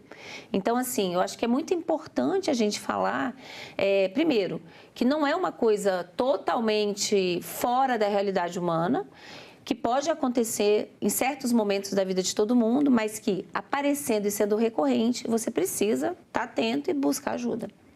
Agora, e essa questão também das mulheres tentarem e, às vezes, não conseguirem. Existe um estigma social, né? A pessoa que já tentou tirar a própria vida, como ela é recebida, ela é compreendida, as pessoas percebem que aquilo é um pedido de ajuda? Isso depende muito da família. E aí o prognóstico também depende dessa família, né? Tem família que vai achar uma frescura, mas tem família que vai levar a sério, vai buscar ajuda. Por isso que o esclarecimento através dos meios de comunicação é tão importante, né? Levar conhecimento é algo subversivo e pode ajudar muita gente. E falar, né? Falar sempre é positivo, né? Falar sobre o sofrimento, sobre o que está passando. Totalmente. E a abertura também da família para acolher, para prestar atenção, né? Dificilmente uma pessoa tenta tirar a vida e ela não deu muitos sinais antes. Então, para os pais, né, que vão estar assistindo o programa, ficar atento a esses sinais. Chamar o filho ou a filha para conversar. Se você não conseguir, levar para um psicólogo. Eu acho que essa é uma questão muito importante. Se você não conseguir, conversar você mesmo, né? Sempre é bom conversar. Porque, assim, o problema da comunicação é que se você não teve pais que, enfim, tinham uma comunicação possível, aberta, nomeando emoções, é muito difícil você aprender isso sozinho, né? Por isso que, geralmente, também, quando a gente tem pais que buscam terapia para uma criança, geralmente os pais terminam na terapia. Porque tem questões que são deles também. Então, às vezes, é preciso quebrar um ciclo, né? E, às vezes, é difícil fazer isso sozinho. E dentro, né, da família, assim, as expectativas, né, dos filhos, meninos e meninas, também são muito diferentes. Ah, totalmente. Aí a gente vai ter um impacto de gênero muito grande, né? Inclusive trazendo diferenças para essa socialização para meninos e meninas. Por exemplo, na pesquisa com os meninos, a questão do ambiente familiar e, sobretudo, a figura do pai, reproduzindo a homofobia, sobretudo aí em relação a meninos gays ou bissexuais, foi muito grande. E com alto impacto na saúde mental, inclusive na ideação suicida. E com relação às meninas também, assim, essa expectativa de que elas sejam cuidadoras, que elas se atentem mais para os outros, que, né, a própria questão de carreira profissional, tudo isso vem desde de pequeno também. Ah, com certeza. Mas para as meninas o que apareceu foram aquilo que eu falei, as masculinidades agressoras. Então, assim, muitas vezes, né, o pai ausente, abuso sexual, violências que, infelizmente, no Brasil são muito comuns. Espera-se que elas absorvam isso. Do gênero? Sociedade. Não, é impossível não absorver. Assim, a socialização é o que te transforma de bicho humano num ser membro daquela cultura. Então, é igual falar, por exemplo, português. É para sempre. Só que, obviamente, você vai aprendendo outras coisas. Se você viver em outra cultura, pode ressignificar aspectos daquela cultura da onde você veio, mas te marca. Você se transformou num ser humano. Então, o processo de socialização não depende de você querer concordar. Tem profundos impactos na forma como a gente se comporta e na forma, principalmente, como a gente aprende a sentir. As emoções são culturais, elas são fruto dessa socialização. E existem culturas que lidam com essas questões de forma diferente atualmente? Assim, olha, indígenas, a questão da cultura faz muita diferença em todos os aspectos, né? Inclusive, tanto nessas questões que eu estava apontando, da questão do cuidado, a questão do amor. Por exemplo, a gente tem no Brasil mais de 300 etnias indígenas. Em muitas delas, o parir é ligado à mulher, mas o cuidar é coletivo. A gente tem na nossa cultura ocidental, desde o final do século XVII, começo do século XVIII, uma hiperconcentração nas mulheres, baseado na ideia de que pelo fato de a gente ter um útero, a gente é naturalmente cuidadora, que é a invenção que ocorreu na história do Ocidente do instinto materno. Então, assim, essa cobrança, né, se paga um preço muito caro. O sistema usa um trabalho invisível que nem é reconhecido. Então, esse instinto materno, ele está aí ligado, conectado também com a culpa materna? Total. O que a gente vê, e tem uma autora muito importante, que é a Elizabeth Badinter, tem um livro sobre isso. Ela fez uma pesquisa sobre o mito do amor materno, mostrando isso, como é que houve um aumento da culpabilização das mães. Eu posso te dizer, eu tenho quase 30 anos já de formada, que eu nunca encontrei uma mulher mãe que não sentisse culpa. Então, assim, quando ela cuida muito, ela se sente intrusiva, quando ela cuida menos do que ela acha que deveria, ela se sente negligente. Só que, independentemente de você ter filho ou não, porque a maternidade é o ápice dessa culpa, nós, mulheres, nós somos socializadas para nunca dizer não, para a necessidade, para o desejo do outro. Então, é um grande desafio, né? Como se priorizar, como cuidar de si mesma, como fazer essa mediação do que você dá e do que você recebe e do que você se dá também. E aí, então, voltando de novo, né, o nosso tema aí do suicídio, então, você está nesse sofrimento, quem estiver, né, sofrendo, assim, como se fosse tá ao nosso redor, né, como o ar que nos cerca, mas a partir do momento que você se dá conta disso, busca ajuda para o seu sofrimento, procurar alguém para conversar, um terapeuta que te entenda e te atenda. Sim, tem o CVV, acho que tem vários hoje grupos que recebem pessoas que têm ideação suicida. O importante é não guardar para você, porque tem muita gente com sofrimento parecido. Então, só o fato de você poder falar sobre esse sofrimento já é bastante libertador. Com certeza. Então, lembrando aí, como a Valesca citou, né, o CVV, o número 188, disponível aí, ligação gratuita, também tem chat, tem internet, quem quiser falar, eles estão lá disponíveis 24 horas por dia, né? Além do, né, assim, a terapia, a medicina mesmo, às vezes é necessária, né? Sempre é bom procurar aí alguma ajuda, né?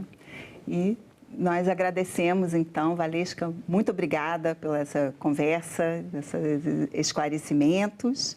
E eu agradeço também a você que nos acompanha. Essa entrevista já está disponível no site da TV Senado, senado.leg.br/TV, e também no canal da TV Senado no YouTube. E obrigada pela atenção e até o próximo Cidadania Mulher.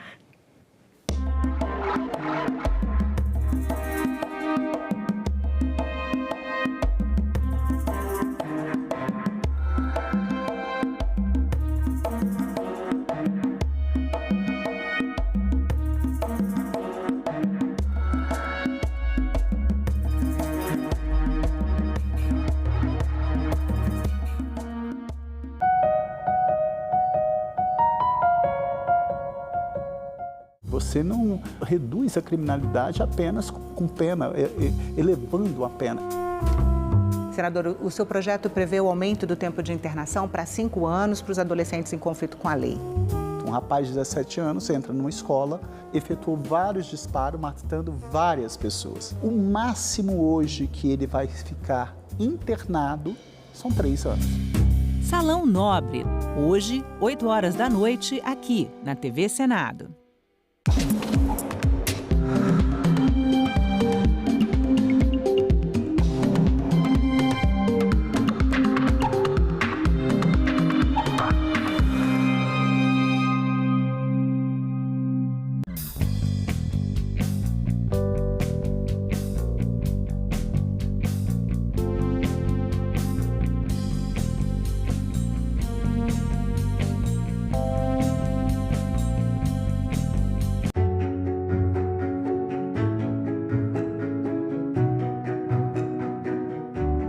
Agora está bem definido que a saúde é um direito de todos e um dever do Estado.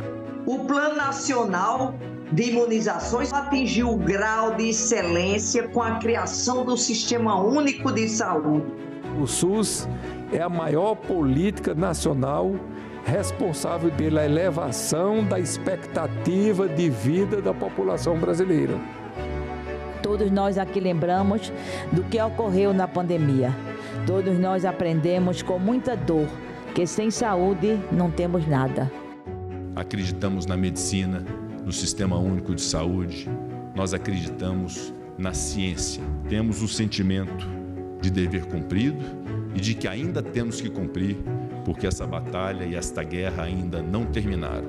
TV Senado. Democracia todo dia.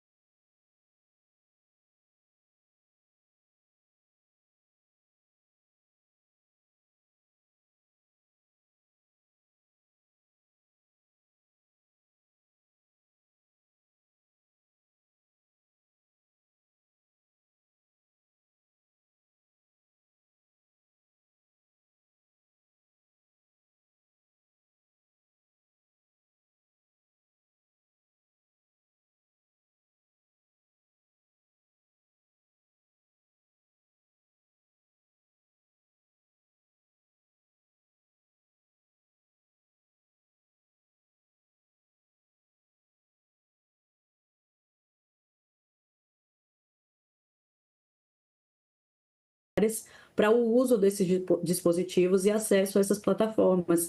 E aí a questão pode se tornar mais desafiadora diante da velocidade das modificações, que também criam essa necessidade de uma atualização constante e do desenvolvimento de novas habilidades que podem surgir em decorrência dessas novas ferramentas que estão online disponíveis para que a gente possa interagir, para que a gente possa ter acesso à informação, enfim.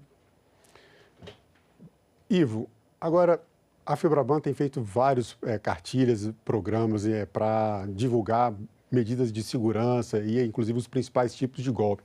Eu queria que você falasse para a gente quais são os principais tipos de golpes virtuais que têm sido praticados contra a população idosa. Perfeito. Bom dia, Marcelo. Bom dia, Sara. Bom dia, Bianca. Olha, os golpes, eles vêm crescendo com uma velocidade incrível, né? E contando com um nível de audácia e a criatividade dos fraudadores de uma forma impensada. Eles sempre buscam muito trabalhar a engenharia social, né? Que é a capacidade de fazer com que o fraudado, né, o cliente ou idoso, no nosso caso, ele esteja submetido a uma situação, a algum apelo emocional no qual ele acaba cedendo, né? E normalmente isso vem ou com algum nível de oferta muito grande, ou com algum nível de preocupação em relação aos bens e à conta do idoso, né? Então, hoje, quando a gente olha para os principais golpes que a gente vê acontecer, eles estão muito relacionados ao falso funcionário do banco, né, ou a falsa central telefônica, onde o fraudador ele se passa por um funcionário do banco e traz ali que tem uma transação suspeita na conta do cliente e normalmente tem a ver com algum grande varejista, né? E ele dá um valor alto. Então, olha só, você teve a sua conta fraudada aqui, teve uma tentativa de golpe de R$ 1.472, por exemplo, né? Então, parece que tem ali uma realidade por trás. E aí a primeira reação é não fiz, né? Como é que eu me protejo? E é aí que o fraudador ele entra com a engenharia social e tenta convencer a pessoa a bloquear aquela transação. E para bloquear a transação, e é aí que vem a grande pegadinha, né? Ele demanda os dados da conta, demanda a senha, e que muitas vezes não é me passa o valor da sua senha, não, é digita no telefone. Só que eles têm um processo de captura dessa senha. Você pensa que está sendo segura essa transação e não está. Depois ele pede o token por fim. E aí, por trás, na verdade, o que ele está fazendo é uma transação e tirando todo o dinheiro da conta da pessoa, né? Então, esse é um golpe muito comum.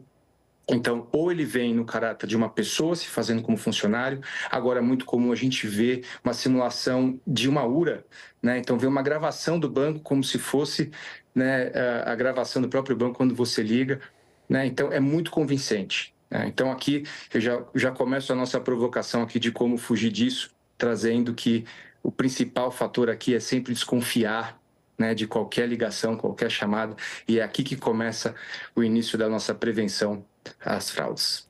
Sara, o que você traz para a gente aí da participação das pessoas nas redes sociais?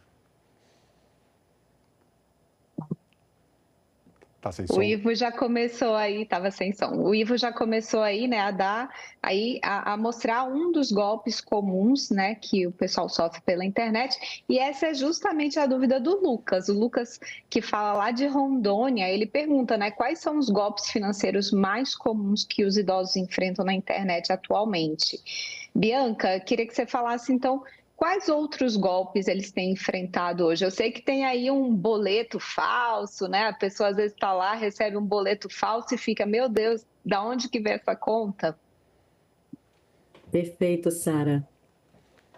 Geralmente, os golpes mais comuns estão relacionados a esses empréstimos consignados, esses falsos boletos, ou golpes das pessoas que se passam por familiares, até mesmo falando sobre sequestros e pedindo uma quantia de dinheiro, e também os criminosos que criam um vínculo familiar e através da intimidade, através de aplicativos de relacionamento, iniciam um relacionamento com essas pessoas idosas, criam esse vínculo de intimidade e em seguida podem pedir imagens íntimas, por exemplo, para a prática de sextorção, pedindo dinheiro e ameaçando divulgar nas redes sociais, as imagens dessa pessoa, o que gera um constrangimento para pessoas idosas e um medo, e por conta disso as pessoas acabam pagando esse determinado valor.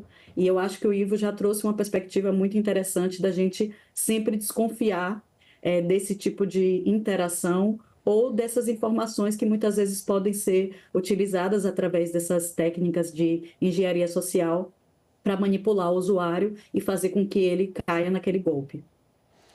E o Ivo ele já trouxe para a gente também que ele começou dando algumas dicas, algumas coisas que a gente tem que o desconfiar dessas ligações, desconfiar desses pedidos de senha. Ivo, fala um pouco mais para a gente. A Febraban tem trabalhado muito na educação dessas pessoas de como evitar cair nesses golpes. E a Bianca trouxe para a gente outros tipos de golpes. Eu queria que você falasse um pouco sobre isso, sobre mecanismos de defesa para que as pessoas evitem chegar à situação que ninguém quer, que é justamente cair na mão desses criminosos. Perfeito, Marcelo. Acho que só pegando um gancho da Bianca aqui antes, é muito importante a gente saber que não existe uma fórmula, não existe uma quantidade de golpes que se mantenha. A cada dia novos golpes vão crescer. Então, se a gente pegasse aqui o programa e ficasse debatendo quais são todos os tipos de golpes, a gente vai ver em números. O importante é a gente lembrar que 80% desses golpes, como já colocados nas estatísticas que a Bianca colocou, acontecem via telefone, seja via ligação, seja via mensagem. Então, aqui a gente tem, nesse trabalho educacional, que a gente tem de ser muito importante para evitar esses golpes que já somam 8,8 bilhões de reais no último ano. São duas frases aqui, né? Então, sempre desconfie. Então, o primeiro fator é desconfie e não há qualquer pressão por parte de nenhuma instituição para que você haja imediatamente. Então, desconfie, está na dúvida, desligue o telefone, ligue para alguém de sua confiança, ligue para o número que está atrás do cartão de débito ou de crédito da instituição ou dentro do aplicativo que é por onde você faz as suas transações do Pix. Então, ali dentro também tem o número telefônico e esse é o número mais confiável para você poder ligar e tirar suas dúvidas e, eventualmente, checar se houve alguma invasão à sua conta. E aí a gente tem a ponta do nunca, né? Então, nunca ligue para nenhum número telefônico que você recebeu por SMS, né, por mensagem. Nunca clique em nenhum link, né, porque normalmente esses links te levam para uma página que parece o aplicativo do banco, mas não é, né? E nunca passe nenhum dos seus dados de agência de conta, dados de senha, dados de token. Então, se você cumprir essas regras, você efetivamente vai fugir de 99,9% dos golpes. Tá certo, Ivo. E esse não é um problema só brasileiro, né? A gente teve aí uma recente pesquisa, uns dados que o FBI colocou, que foram prejuízos de mais de 3 bilhões de dólares, né? Só em 2023, com golpes relacionados aí a pessoas com 60 anos ou mais. E a gente tem uma dúvida também aqui do José, que vem lá da Paraíba, e ele pergunta qual é a responsabilidade, então, das empresas de tecnologia? Será que essas empresas elas são responsabilizadas quando o idoso está sofrendo um golpe virtual? Bianca, a gente tem alguma responsabilidade, por exemplo, se o golpista ele utiliza algum meio ali, né, um mensageiro ou utiliza a rede social, existe algum tipo de responsabilização? Olha, é muito importante que as empresas possam fornecer os dados para as autoridades para que possa, de fato, identificar quem são os autores dessas práticas criminosas. Então, por isso que é necessário que a pessoa busque as autoridades competentes, realize um boletim de ocorrência e, em casos de ser possível identificar esses autores, as empresas devem sim fornecer todas as informações necessárias para que esse tipo de prática possa ser prevenida e as pessoas possam ser responsabilizadas pelos crimes que elas têm cometido online. Ivo, agora seguindo nesse caminho da responsabilização que a Sara trouxe aqui, conversando com a Bianca também, no caso dos bancos, quais os mecanismos, né, que as instituições financeiras têm para bloquear atividades suspeitas, né, e qual é a chance que uma pessoa tem de reaver um dinheiro a partir de um golpe? Como é que fica essa situação para as pessoas que acabam caindo, infelizmente, nesses golpes financeiros, principalmente? Perfeito. As instituições financeiras têm múltiplas camadas de segurança, né? E começa aqui por todo o processo de cibersegurança, onde o aplicativo da instituição ela consegue pegar diversos sinais do próprio aparelho de celular para garantir que você está num comportamento padrão, que você está na sua casa, que você está utilizando a sua rede de internet comum. Então, tem uma série de fatores que são utilizados aqui. Tem uma segunda camada, que é a camada de identificação, que passa por questões de biometria, né, ou senha digital, camadas de token. Então, você vai passando por uma série de camadas para evitar que haja aqui uma invasão à sua conta. A grande questão e maior dificuldade, como eu coloquei, está na engenharia social, que é quando o fraudador, aqui o delinquente, ele acaba movimentando uma conta por autorização do próprio cliente, né? Então, como eu coloquei, ou por um apelo emocional, ou por uma oferta imperdível, que acaba nos próximos minutos, né? Então você acaba indo e segue num processo, você digita a senha, coloca os seus dados e segue com a transação. E é aqui que a responsabilidade ela fica realmente fora da capacidade dos bancos de agir. O máximo que nós podemos fazer é o que a gente está fazendo, inclusive agora, nesse momento, que é trabalhar essa educação e continuar evoluindo constantemente, não só via FEBRABAN, mas também via todos os nossos associados. Tem campanhas recorrentes para ensinar sobre os golpes e como fugir dessas tentativas. Sara, com você de novo. Tá certo, a gente recebeu uma dúvida agora de São Paulo, é do Cauê. Ele está perguntando se existe algum tipo de assistência para as vítimas de golpes financeiros. E é importante a gente falar aqui no programa, né, que se a pessoa, por exemplo, ela sofreu um golpe, quem que ela procura, né? Ela tem que ir lá na delegacia, existem delegacias especializadas, né, em atendimento às pessoas idosas. Ela pode ligar no Disque 100, que é o Disque Denúncia, né, dos Direitos Humanos. Ela também pode procurar o Ministério Público, ela pode procurar a Defensoria Pública, se ela não, né, se ela precisar de alguma assistência. E Bianca, então respondendo aí ao Cauê, o que a gente tem hoje de assistência? Existe, por exemplo, algum tipo de atendimento online, já que a gente está falando de golpe, né, virtual? Eu queria só completar a pergunta da Sara, Bianca. A pessoa que cai num golpe também tem um efeito psicológico muito grave depois desse ocorrido, né? Eu queria que você falasse um pouco sobre isso do ponto de vista psicológico. Como é que fica o abalo emocional dessas pessoas? Olha, essa é uma ótima pergunta do Cauê, porque é necessário a gente ter essa conscientização e essa orientação e também buscar apoio, porque muitas vezes as vítimas, o impacto emocional nas vítimas, Marcelo, é muito intenso, no sentido de sentir que foi ingênuo, se culpabilizar muito pela situação que ocorreu, eu não deveria ter passado por isso, eu poderia ter buscado ajuda, eu não poderia ter entrado nesse senso de urgência e escutado mais as minhas emoções e oferecido meus dados para pessoas desconhecidas. Então, o sentimento de culpa é muito impactante para essas vítimas e muitas vezes faz com que elas não queiram denunciar, por vergonha, por acreditar que as pessoas vão rir delas. Então, por isso que é muito importante a gente estar aqui falando sobre esse tema hoje, para incentivar as pessoas que essas técnicas de engenharia social, elas são realmente muito críveis, né? As pessoas acreditam muito nelas, porque as pessoas têm cada vez mais se especializado em fazer com que a gente, de fato, não identifique. Pessoas que, inclusive, são da área, especialistas da área de tecnologia, também têm informado que têm passado por esse tipo de situação, porque, de fato, essas técnicas de manipulação têm sido cada vez mais se assemelhado cada vez mais a essas comunicações verdadeiras que as pessoas recebem na internet. Então, o impacto, de fato, é muito latente, muito presente no cotidiano dessas pessoas, a culpabilização pelo que ocorreu, e é por isso que é muito importante, respondendo à pergunta do Cauê, que as pessoas gravem todas as possíveis provas para que dê materialidade a esse conteúdo. Então, todas as comunicações, transações relacionadas ao golpe, incluir datas e horários, número de telefone, nome das pessoas com quem você falou.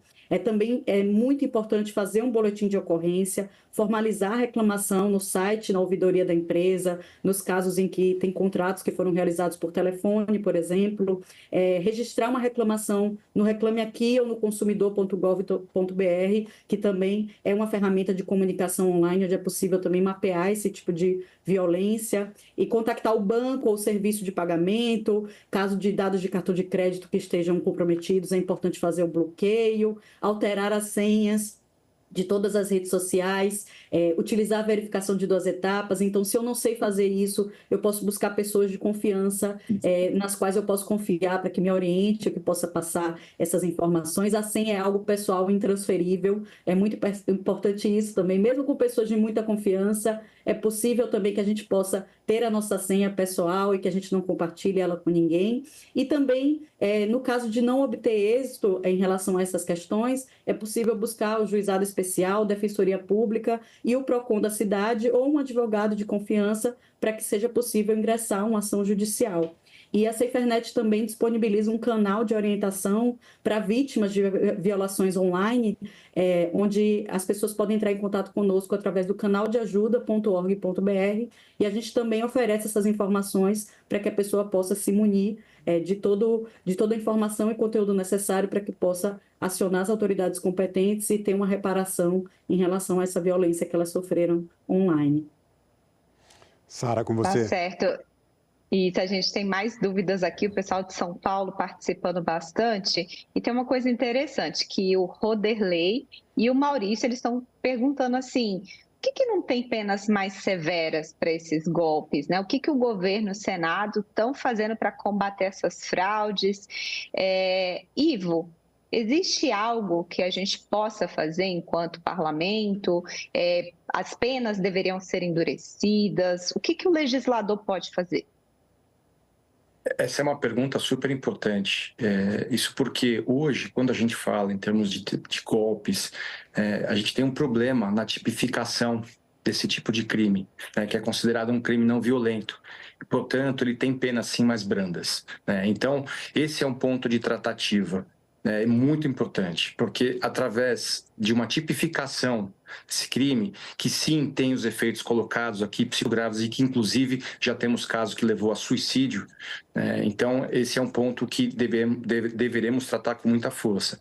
Mas antes disso, eu queria pegar o gancho também nos pontos que a Bianca colocou, né, que aqui existem 2 coisas que são imediatas ao sofrer um golpe.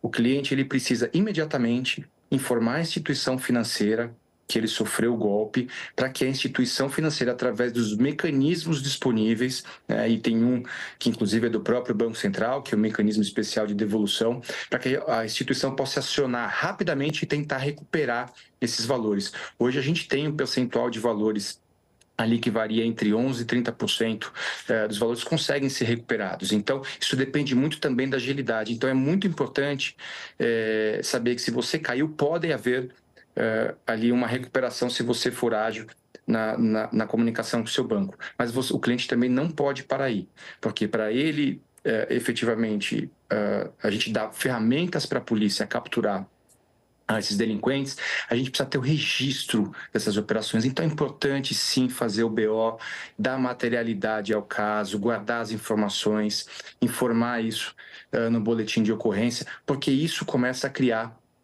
o caso, e as instituições financeiras têm também aqui acordos de cooperação técnica com a Polícia Federal, né? A gente tem o famoso projeto Tentáculos, onde a gente compartilha informação para que a polícia consiga capturar. A gente tem centenas de casos de busca e apreensão baseado exatamente nesses dados fornecidos pelas instituições financeiras através dos dados também encaminhados pelos clientes. Então é importante sim que haja o registro dessa operação. E aí, por fim, uma vez que a gente tem a captura desses delinquentes, é que entra realmente essa questão legislativa e judiciária, na qual a gente tem que aumentar sim a pena para esse tipo de crime. Bianca. Importante destacar, Marcelo, Claro. só antes da gente passar a pergunta, é que recentemente a Secretaria Nacional dos Direitos da Pessoa Idosa, eles fizeram uma cartilha, até em parceria com o pessoal aí da FEBRABAN, falando sobre os golpes mais comuns, e a gente vai estar lá no nosso Instagram com esse material. Então, também, se você quiser consultar e compartilhar aí na sua rede, é um material bem informativo e importante. Quanto mais informação nessa hora, melhor, porque é assim que a gente vai ter justamente a educação digital, né? Que os nossos dois convidados já falaram aqui, que é um aspecto importantíssimo para garantir a segurança dessas pessoas. Agora eu vou trazer aqui um pouco para o lado que é um pouco, vamos dizer assim, menos técnico, que é uma parte que fala da vida de todos nós, das pessoas que estão assistindo, de nós quatro que estamos aqui nesse programa, que é o papel da família, né? No apoio às pessoas idosas e na participação em como aumentar a segurança dessas pessoas, né? E a nossa Constituição, no artigo 230, ela coloca como dever da família, da sociedade e do Estado o amparo às pessoas idosas, a garantia da vida, a garantia da participação dessas pessoas na comunidade. Bianca, eu queria que você primeiro falasse um pouco sobre isso, né? Como a família, né, principalmente os mais jovens, podem estar auxiliando os idosos para evitar que golpes desses criminosos atinjam essas pessoas. Perfeito, Marcelo. Eu acho que essa é uma pergunta essencial, porque eu acho que isso diminuiria metade das situações que ocorrem com idosos se a gente tivesse esse cuidado e esse amparo em relação a eles com o uso das tecnologias. Porque é importante a gente entender que estar incluído digitalmente significa estar incluído socialmente. E a família tem um papel extremamente importante nesse aspecto, porque muitas vezes as pessoas podem amparar esses idosos oferecendo essas informações, desenvolvendo essas noções básicas de segurança e privacidade, orientando eles em relação às senhas, como interagir na rede, ter cuidado, configurar o perfil privado para que apenas pessoas de confiança tenham acesso aos seus perfis. Então, é muito importante que a família possa conscientizar e orientar e informar as pessoas idosas no sentido de fazer com que elas compreendam que a internet é um espaço público, é um espaço de direitos e deveres, é um espaço onde existem bilhões de pessoas, pessoas bem intencionadas, mas também pessoas mal intencionadas, e assim como qualquer espaço público, a gente precisa de alguma forma saber os nossos direitos e deveres e saber se proteger de possíveis situações de risco. E, para isso, utilizar essas cartilhas, essas campanhas de conscientização. O site da FEBRABAN, por exemplo, tem várias orientações que são super amigáveis, com uma linguagem amigável, acessível, para que as pessoas possam ter acesso a essas informações. Isso permite com que essas pessoas idosas possam desenvolver essas noções básicas de segurança e privacidade e que possa evitar que esse tipo de crime aconteça. Fora que a inclusão digital e o apoio da família proporciona uma série de benefícios para as pessoas idosas, né? Por exemplo, melhora a qualidade de vida, contribui para a inclusão social, possibilita um maior contato com a família e com outras pessoas, amigos, outros membros da comunidade, acompanha a experiência dos filhos, dos netos e dos amigos com mais frequência, mantém a mente ativa, ter acesso à informação. Então, por isso que é importante também que a família possa apoiar esses idosos e incluí-los digitalmente, fornecendo toda a orientação e apoio necessário para que eles possam também aproveitar as oportunidades que a internet tem para oferecer também. É isso. Vamos trazer uma internet cada vez mais segura para todos, mas especialmente para os idosos que são, né, os patriarcas e matriarcas das nossas famílias. Bom, eu quero agradecer mais uma vez a participação de vocês. Ivo Mosca, muito obrigado pela sua participação. Bianca Rico, muito obrigado pela sua participação. E Sara Reis, mais uma vez, obrigado também pelas perguntas que você traz, e especialmente a vocês que estão na internet trazendo perguntas para a gente também. A TV Senado Live é o espaço para você participar da nossa programação. Envie sugestão sobre aquele assunto que você gostaria de saber mais. O Senado Live acontece todas as sextas-feiras, às 9 horas da manhã. Até a próxima edição e obrigado pela sua companhia.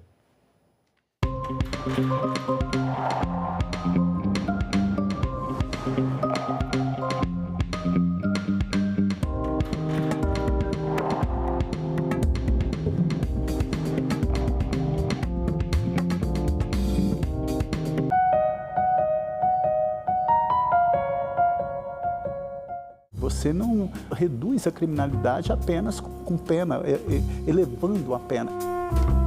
Senador, o seu projeto prevê o aumento do tempo de internação para 5 anos para os adolescentes em conflito com a lei.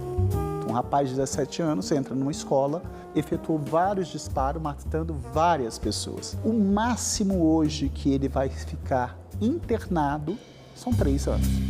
Salão Nobre, hoje, 8 horas da noite, aqui na TV Senado. Nós temos evidência de presença humana na Amazônia que chega a mais ou menos 12 mil anos atrás. E mesmo na Amazônia Central, onde eu trabalhei muitos anos, a gente sabe que tem gente vivendo ali há pelo menos 8.500 anos.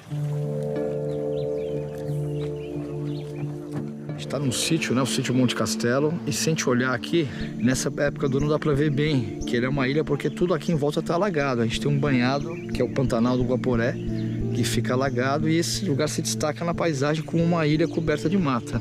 Só que essa ilha não é uma ilha natural, ela é um sambaqui. Os sambaquis quer dizer amontoado de conchas. Essas conchas têm materiais químicos, os carbonatos, que quase que neutralizam o pH do solo e favorecem muito a preservação de material orgânico. Nossa principal questão nesse projeto aqui é entender como os povos indígenas foram transformando e manejando a Amazônia ao longo do tempo.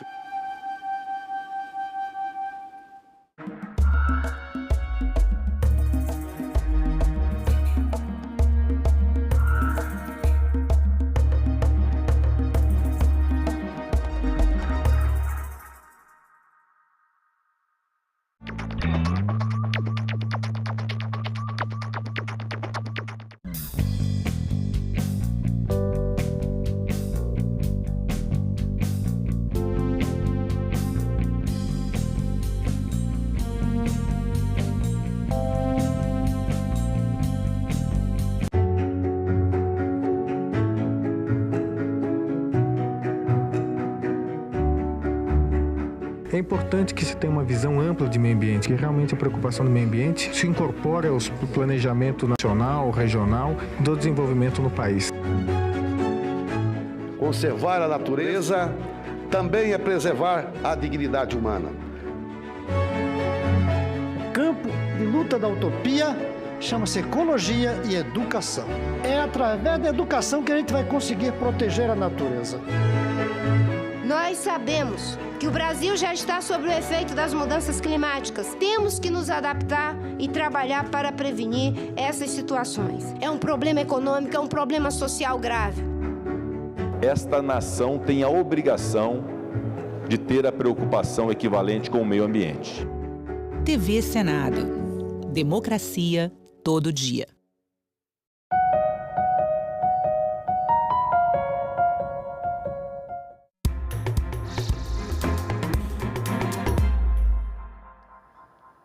Olá, o Senado Notícias está no ar. O vice-presidente do Senado, veneziano Vital do Rego, anunciou em plenário que o projeto da regulamentação da reforma tributária está trancando a pauta. Isso significa que, enquanto o texto não for votado ou a urgência constitucional pedida pelo Executivo for retirada, nenhum outro projeto pode ser analisado em plenário. Tomamos conhecimento de um possível pedido de retirada de urgência, mas até esse exato instante não se consumou, ou seja, não chegou ao conhecimento dessa presidência a mensagem do líder que falaria pelo presidente da República retirando essa urgência. O Senado promulgou em sessão solene a emenda constitucional que regula a eleição em tribunais de justiça. A emenda constitucional 134 altera o artigo 96 da Constituição e define regras nas eleições para órgãos diretivos em tribunais de justiça dos estados, compostos por 170 ou mais desembargadores em exercício. O senador Everton foi o relator do texto no Senado. A nova regra busca incrementar a racionalidade na gestão das justiças estaduais e, por consequência, a qualidade dos serviços que esses órgãos prestam aos cidadãos e cidadãs do Brasil. A possibilidade de reeleição nos órgãos diretivos permite que líderes já eleitos possam dar continuidade a projetos e iniciativas que exigem tempo e esforço para serem implementados. O texto define que a eleição deverá acontecer entre os membros do Tribunal Pleno, por maioria absoluta e voto direto e secreto. O mandato é de 2 anos, admitida apenas uma recondução sucessiva. Os tribunais de justiça dos estados são as mais altas instâncias do judiciário, responsáveis por garantir a aplicação das leis estaduais e federais. Com a promulgação da emenda, as novas regras que regulam a eleição nos tribunais de justiça já estão valendo. Aprimorar o processo eleitoral dos órgãos diretivos dos tribunais de justiça é uma demanda que provém das próprias cortes estaduais, que estão entre as mais demandadas do poder judiciário brasileiro. A Comissão de Assuntos Econômicos fez mais uma audiência sobre a regulamentação da reforma tributária. A discussão envolveu os regimes diferenciados. O regime diferenciado de tributação estabelecido pela proposta para vários setores significa a redução de alíquotas ou a concessão de créditos presumidos do IBS e da CBS. O setor de saúde, por exemplo, está dentro do regime diferenciado. Sem essa inclusão, haveria um aumento de 17% de tributos, segundo representantes do setor. Mas é preciso incluir serviços que hoje não estão na proposta. Um pedido aqui é para que se inclua o home care como um desses serviços, aí é um ajuste quase que redacional, é um ajuste para dar mais conforto a esse setor. Esse é o setor que faz todos os serviços de saúde que estão previstos, né, na lei, mas ele os faz em ambiente domiciliar. Produtores rurais com receita anual inferior a 3,6 milhões de reais também foram incluídos no regime diferenciado de tributação. A representante da Confederação da Agricultura e Pecuária sugeriu ajustes no texto para garantir que a inclusão seja mesmo um benefício. Qual vai ser a visão da agroindústria em escolher de quem comprar?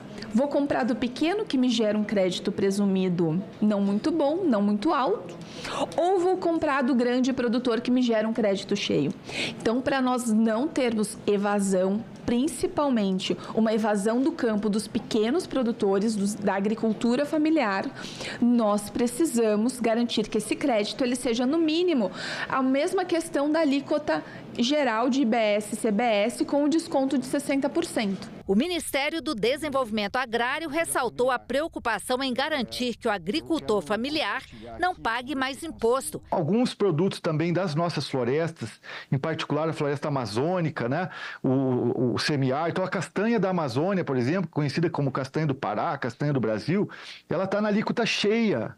Né? E então a gente não entende isso. E sugeriu mudanças com relação aos agrotóxicos. Existem agrotóxicos altamente tóxicos para a saúde, altamente prejudiciais ao meio ambiente, são classificados pelo IBAMA ou pela Anvisa dessa forma e estão com a mesma alíquota do que aquele que é o bioinsumo. Né? Então, o bioinsumo hoje tem a mesma alíquota de um agrotóxico altamente tóxico. Então, ele está propondo que aqueles que têm essa classificação de altamente tóxicos, né, altamente prejudiciais ao meio ambiente, eles saiam da alíquota reduzida nesse momento. Representantes de outros setores que foram incluídos na tributação especial fizeram sugestões de ajustes no texto. As debêntures, por ser muitas vezes utilizadas pela indústria financeira como um instrumento de empréstimo, né, acabou sendo regulamentada como uma atividade de empréstimo, qual ela não é. Debêntures não é uma atividade de empréstimo, mas foi assim tratada, o que acaba gerando distorções na relação dos bancos com os fundos, né? E setores não incluídos fizeram apelo para a inclusão. A reforma tributária, da forma como está, ela faz com que o pneu antigo tenha que ser descartado. Porque o pneu novo vai custar a mesma coisa. E se custa a mesma coisa, nós vamos perder competitividade em algo essencial para o ser humano.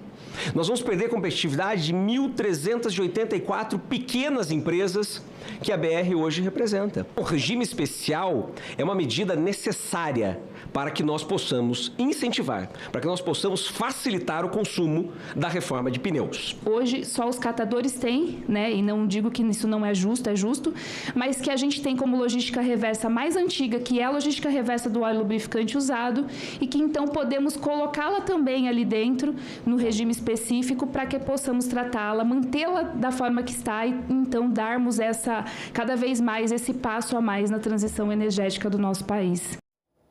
E nesta quarta-feira, o Senado tem 2 atividades marcadas para a parte da tarde. Vamos conferir a agenda do dia aqui no telão.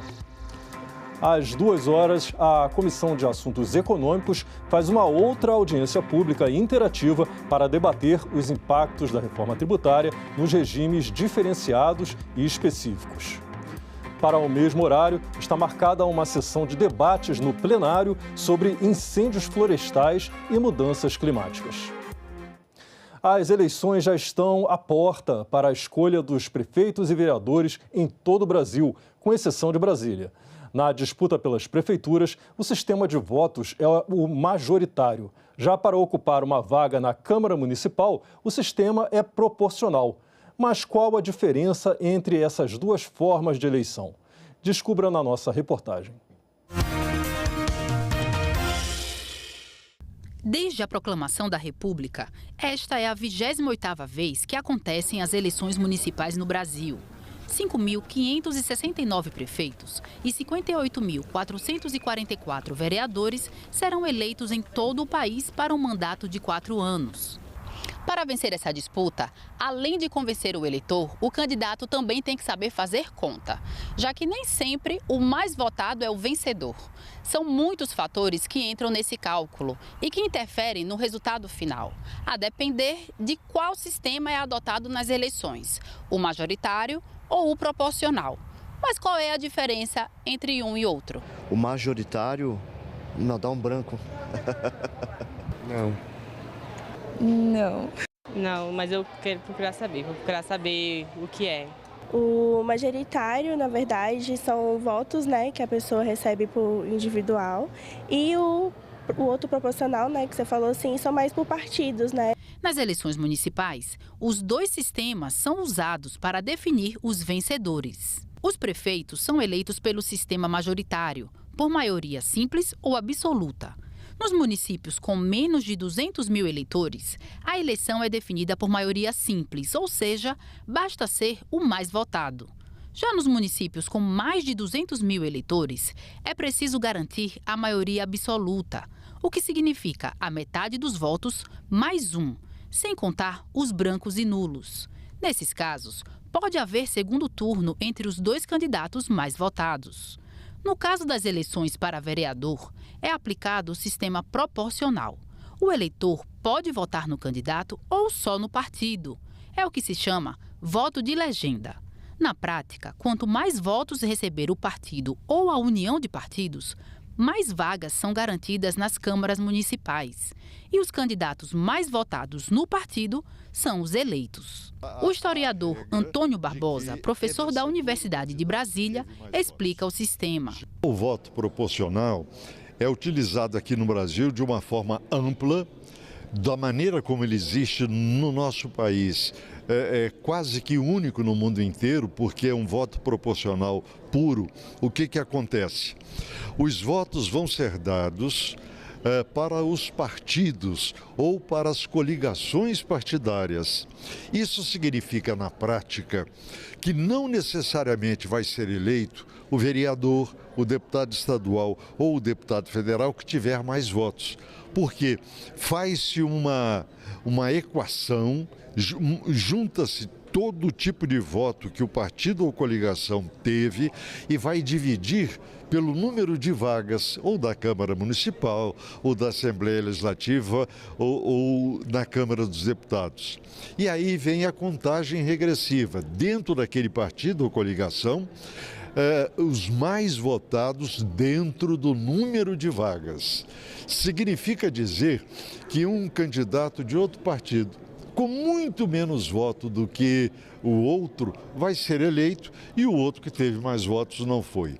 Majoritário ou proporcional, o importante é que o eleitor escolha bem os candidatos a prefeito ou vereador.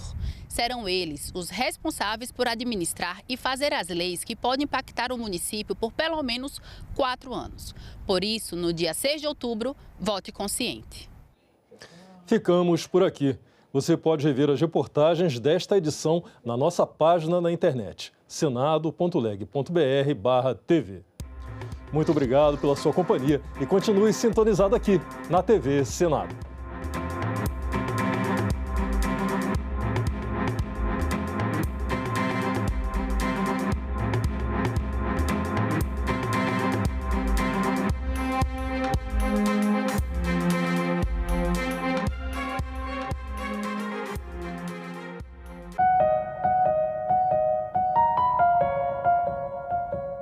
Você não reduz a criminalidade apenas com pena, elevando a pena. Senador, o seu projeto prevê o aumento do tempo de internação para 5 anos para os adolescentes em conflito com a lei. Um rapaz de 17 anos entra numa escola, efetuou vários disparos, matando várias pessoas. O máximo hoje que ele vai ficar internado são 3 anos. Salão Nobre, hoje, 8 horas da noite, aqui na TV Senado. A Mata Atlântica tem 7.000 anos, o Cerrado tem de 65 a 45 mil anos. É um bioma que teve uma evolução longa, né, de milhões de anos, desde que houve a mudança de clima aqui na América do Sul, que antes era um clima úmido o ano inteiro. E aí passamos a ter um clima sazonal, uma estação seca e uma estação de chuvas. Então isso propiciou a entrada das gramíneas. Isso é que caracteriza o Cerrado, é uma vegetação mais aberta, com uma mistura de árvores e plantas herbáceas e dominância de gramíneas. É um tipo de savana que ocorre também na África, na Austrália e outras regiões do mundo, mas é a savana mais rica do mundo, o Cerrado, né? Nós temos já mais de 12.000 espécies de plantas conhecidas no Cerrado. Que essa diversidade de plantas significa 1/3 de todas as plantas que ocorrem no Brasil. Agora é lei. Foi criada a Política Nacional de Trabalho Digno e Cidadania para a população em situação de rua. A lei define que os governos dos 3 níveis de poder que aderirem ao trabalho digno e cidadania deverão priorizar o registro dessa parcela da população no Cadastro Único para Programas Sociais do Governo Federal. O Senado votou. Agora é lei.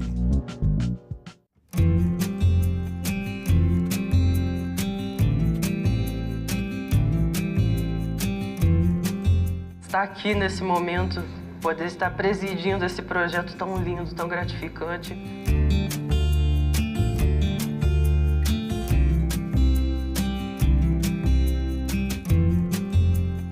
Está sendo algo novo, está sendo algo único e está sendo algo extremamente marcante para mim.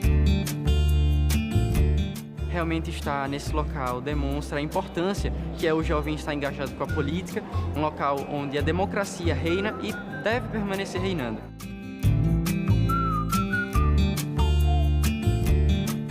Cada passeio aqui, cada momento é uma janela que abre na nossa mente. Tivemos acesso às constituições, além de, o mais interessante, a versão original da Lei Áurea.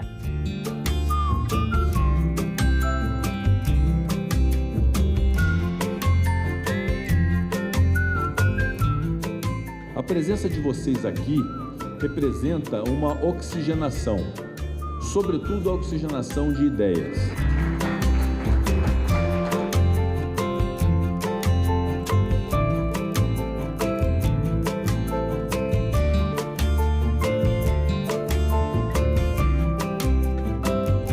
As comissões mostraram a importância do diálogo. Todas as ideias foram aprimoradas ali e todo mundo discutindo, concordou até que a gente montou o nosso projeto de lei. Que o Senado, em seus próximos 200 anos, continue a ser um símbolo de democracia e progresso. Então, uma salva de palmas à democracia e à educação.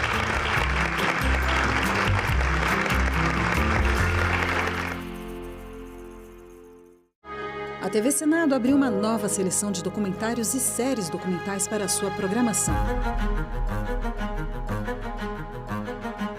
Estamos em busca de novos produtos para tornar ainda mais diverso nosso espaço reservado à produção nacional.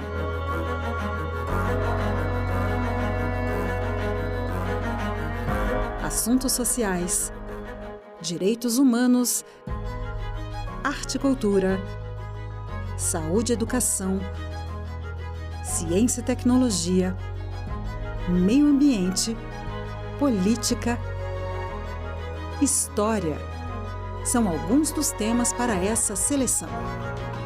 Se você tem um filme ou série entre 26 e 120 minutos sobre algum desses temas, mande um e-mail para a gente. As inscrições vão até o dia 30 de setembro. TV Senado, democracia todo dia.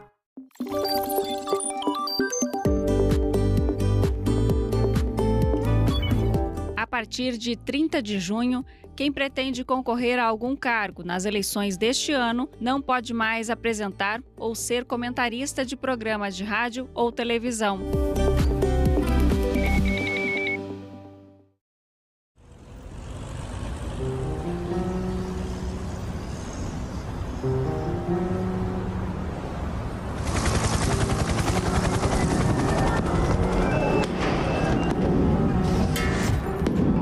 Dia 8 de janeiro de 2023, a democracia brasileira foi atacada.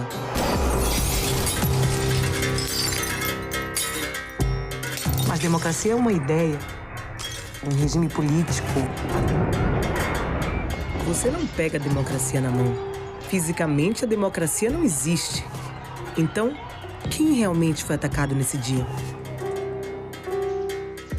Na democracia, o poder nasce aqui, com a população votando. Quando a gente vota, a gente escolhe quem faz as leis e quem governa. De modo simples, o voto é o mecanismo inicial e, ao mesmo tempo, o mais importante fundamento da tão falada democracia. Que ela é muito importante, fala-se muito. Mas por que mesmo ela é tão importante para nós? Na democracia, você tem a possibilidade de falar, ser ouvido, né, e mudar as coisas. Porque a democracia, ela pressupõe a ideia de pluralidade, a ideia de povo reunido. Uma definição muito antiga da democracia, uma definição que vem da Grécia, democracia é o governo do povo, para o povo e pelo povo. A ideia de demos, de povo. Então, significa que você tem a possibilidade de que todas as pessoas tenham voz e possam, através da sua voz, pensar qual é o melhor arranjo político, pensar como elas fazem as leis. Então, isso não fica sendo uma coisa, assim, de um grupo na sociedade, não fica sendo de uma família, né? Isso é uma escolha que a humanidade faz, ou por gosto, eu faço por gosto, ou por exclusão. Não há melhor, como se diz em espanhol. A democracia é uma palavra pomposa, que flui na boca ao ser dita, que talvez nem todos tenham conhecimento do seu significado, mas sem ela não existiria a cidadania. Sem a democracia, o Senado também não existiria. A força da democracia, inclusive, se revela no fato de se autoconfessar imperfeita. Ela não é um regime perfeito, mas ela é melhor que todos os outros. Porque, diferentemente dos regimes totalitários, ela se apregou imperfeita. O regime totalitário, normalmente, ele diz que é perfeito, que é capaz de resolver todos os problemas, mas, na verdade, isso é um pretexto para poder se revelar irresponsável. Numa situação que você tem só um grupo mandando, fazendo as leis, dando as ordens, a discordância pode ser fortemente punida. Eu acho que a democracia, ela não é o melhor regime porque ela leva ao consenso. Ela é o melhor regime porque ela permite o dissenso. Se é ruim com democracia, é muito pior sem ela. Aqui funciona o coração e o cérebro da democracia brasileira. Isso aqui tudo é o Congresso. Aqui, a Câmara dos Deputados. Aqui é o Senado. Ali, o Palácio do Planalto, onde trabalha o presidente da República.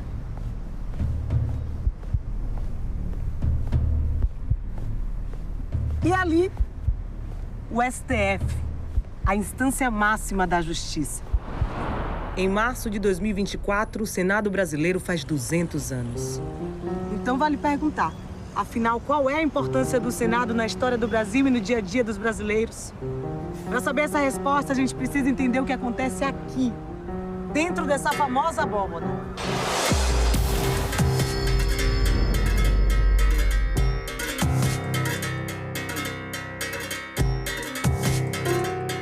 O projeto de lei que aqui é discutido, votado e aprovado na Câmara, no Senado, muitas vezes vai e volta, né? Ele muda a vida do cidadão. Ele pode mudar significativamente. A lei que o senador aprova, né, o que ele propõe, o que ele disputa, ou quando ele chama uma audiência pública para ouvir contribuições, ela muda porque ela pode garantir melhores condições de vida. Você pode dizer, mas na hora de implementar o prefeito não fez, não, aí é uma outra conversa. Mas é novamente o papel da lei. A lei, ela enuncia, ela dá, vamos dizer assim, o pano de fundo para que você possa exercer o seu direito. Aqui se decide tudo. O pão que você recebe, a educação que chega para os seus filhos, o transporte, a roupa, a tua casa, a infraestrutura, a segurança pública, tudo passa aqui dentro do Senado da República. Nós somos todos a República Federativa do Brasil e o papel dos senadores é essa defesa com base no que está lá, no conjunto de coisas que estão definidas na Constituição. Aqui é uma casa de bons generalistas. Aqui você precisa aprender economia, aqui você precisa entender de saúde, entender de educação, entender de meio ambiente. O fato de ser 8 anos esse mandato, ele não precisa agradar o governo novo.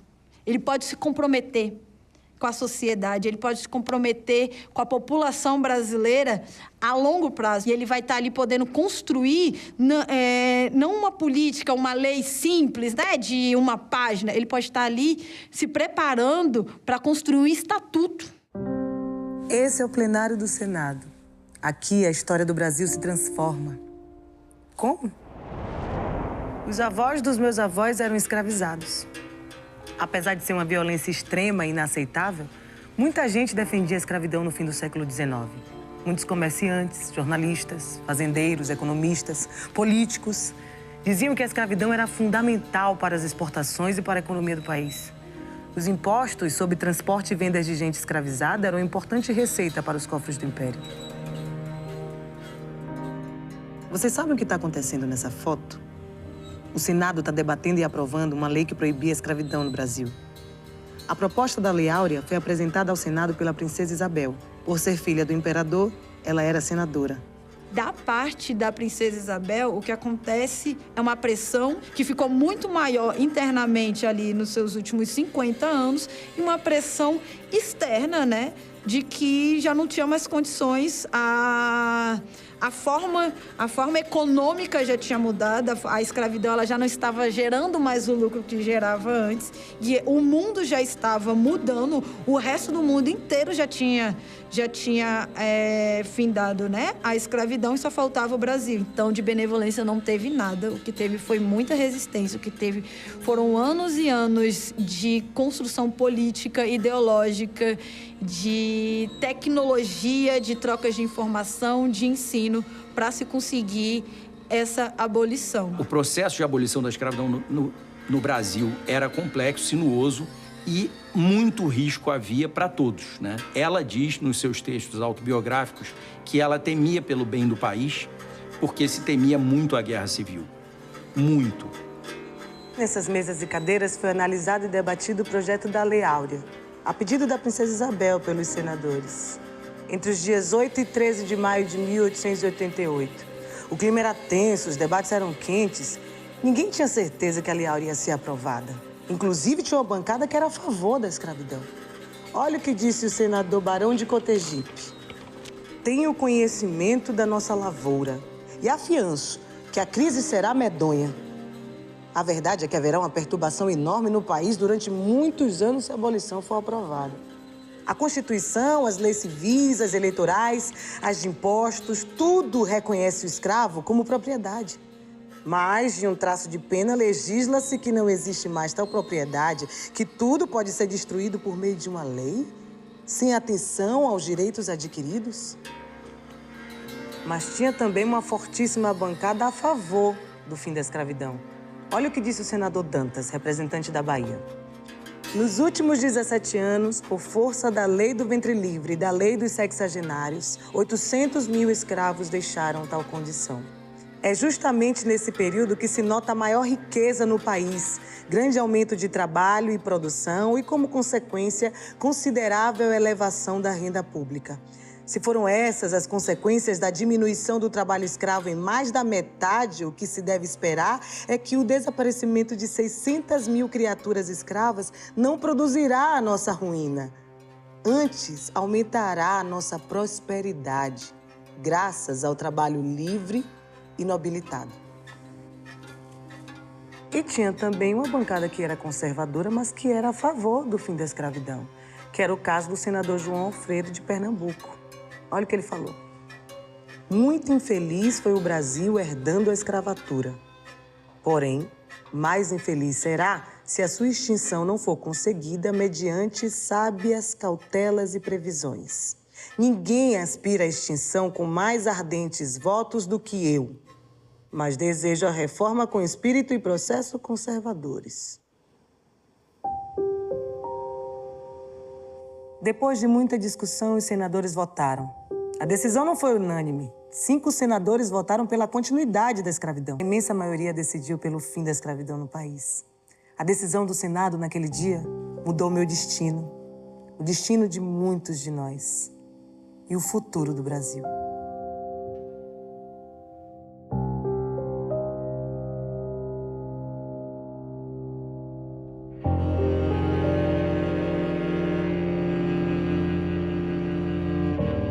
A gente não consegue dizer que a abolição ela garantiu direitos. Antes mesmo dela acontecer, já lhes eram negados, já lhes foram criados mecanismos para não acessar. E quando se vem a abolição, não se é criado política pública nenhuma. Eles não passaram de ex-escravizados para mão de obra, porque eles não foram permitidos. Nessas categorias, né, de classe, os negros e os povos originários, eles não eram a mão de obra barata, eles estavam abaixo da mão de obra barata. O que se tem é que, por mais que, quando a gente fala muito de escravidão, de exploração, do massacre que eles passaram, a gente também tem que pontuar que houve resistência. Quando a gente fala muito em revolta, parece que esses povos eles conquistaram apenas na luta física, que foi mesmo. Mas eles também disputaram intelectualmente essa vitória. Eles disputaram fazendo promessas, falando filosoficamente, falando da questão religiosa, trazendo ao ponto de assim, você tem certeza que essas pessoas não são seres humanos? O que fez passar essa lei com tantas contraposições, né, dos conservadores, fossem eles do Partido Liberal, fossem os conservadores de estrito senso, foi a pressão popular, que foi absurda sobre a Câmara e o Senado do Império. Havia um establishment que justificava, além do tempo médio da humanidade, que a escravidão existisse no Brasil. E houve uma solução que hoje nós criticamos porque não foi abrangente em matéria de solução para as pessoas cujos danos, cujas deficiências nós estamos procurando reduzir.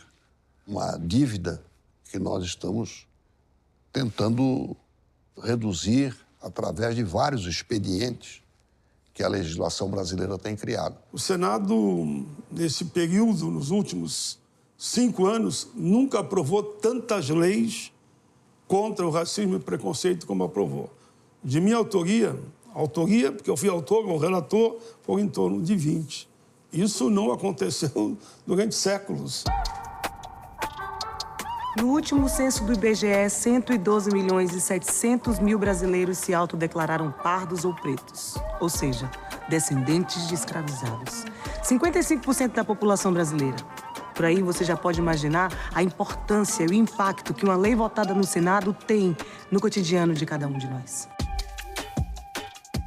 Esse trailer é apenas um aperitivo da série Senado, a história que transformou o Brasil. Você vai ver que o destino do país passa por aqui. Coisas fundamentais do seu dia a dia foram debatidas e decididas no Senado. Além do fim da escravidão e inclusão racial, o voto feminino e questões sobre igualdade de direitos entre homens e mulheres, educação obrigatória e acessível a todos. Aposentadoria, por exemplo. Você acha importante? Pois é. O Código de Defesa do Consumidor.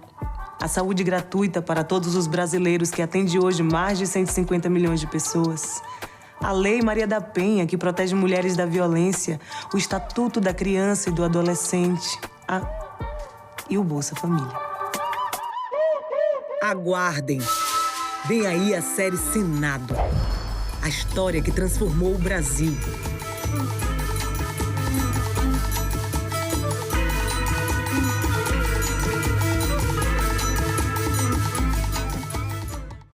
Você não reduz a criminalidade apenas com pena, elevando a pena.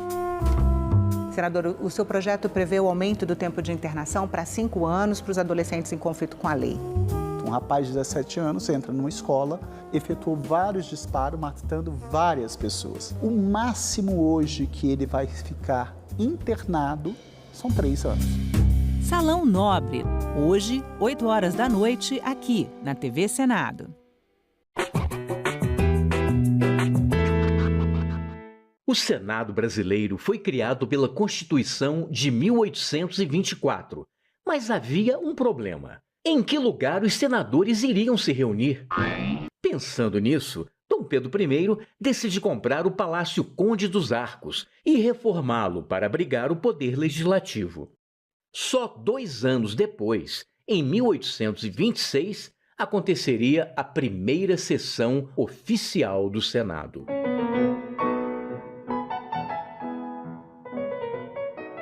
Depois de quase 100 anos, os senadores ganhariam uma nova casa, o Palácio Monroe.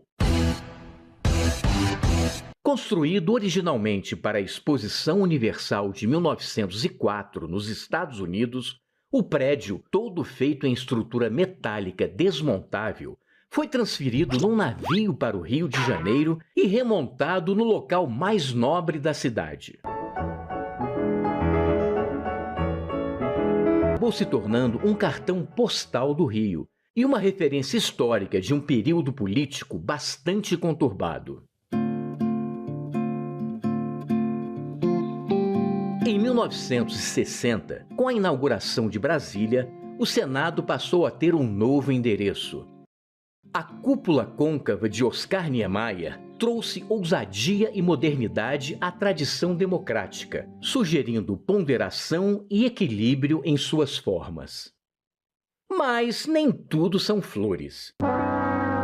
Se o Palácio Conde dos Arcos hoje é a Faculdade Nacional de Direito, o Palácio Monroe foi quase apagado da nossa memória quando o ex-presidente Ernesto Geisel mandou demolir o prédio para construir um chafariz e um estacionamento subterrâneo. Objetos históricos foram perdidos ou vendidos pela empresa demolidora, mas a memória ainda permanece nos resquícios preservados pelo Senado.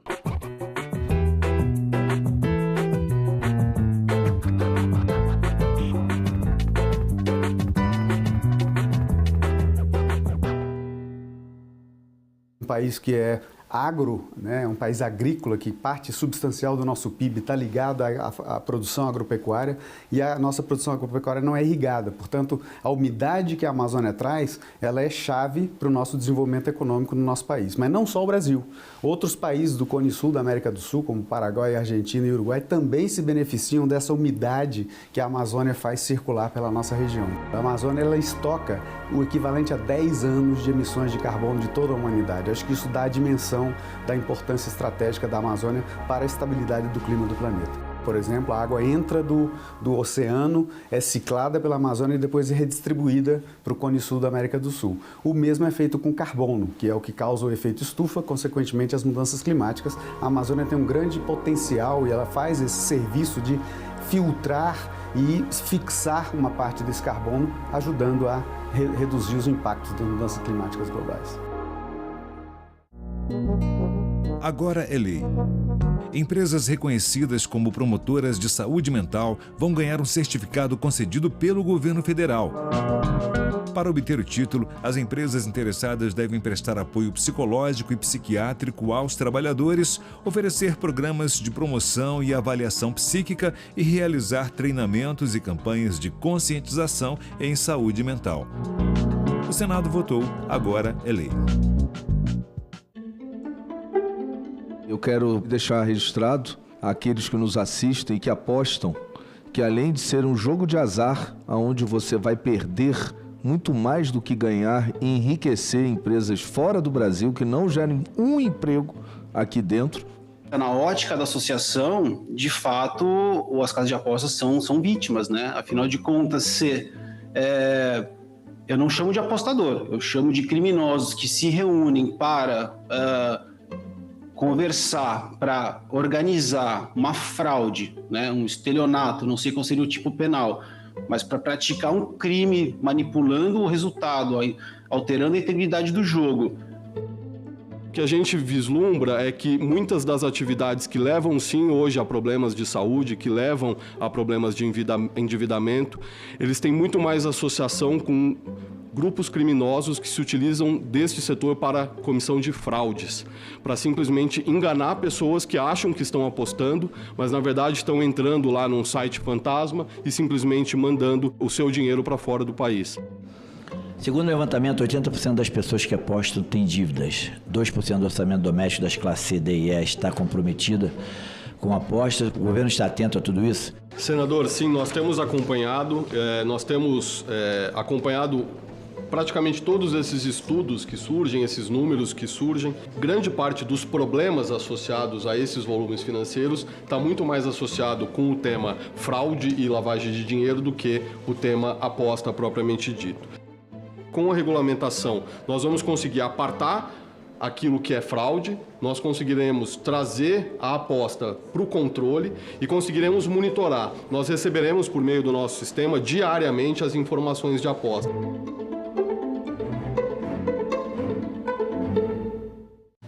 Uma notícia falsa pode vir de quem a gente menos espera, no grupo da família ou nas nossas redes sociais. Mas como saber se uma informação é verdadeira? Agora, as informações sobre o Senado podem ser checadas pelo WhatsApp. Envie texto, link, foto, captura de tela ou vídeo de qualquer notícia duvidosa sobre o Senado Federal.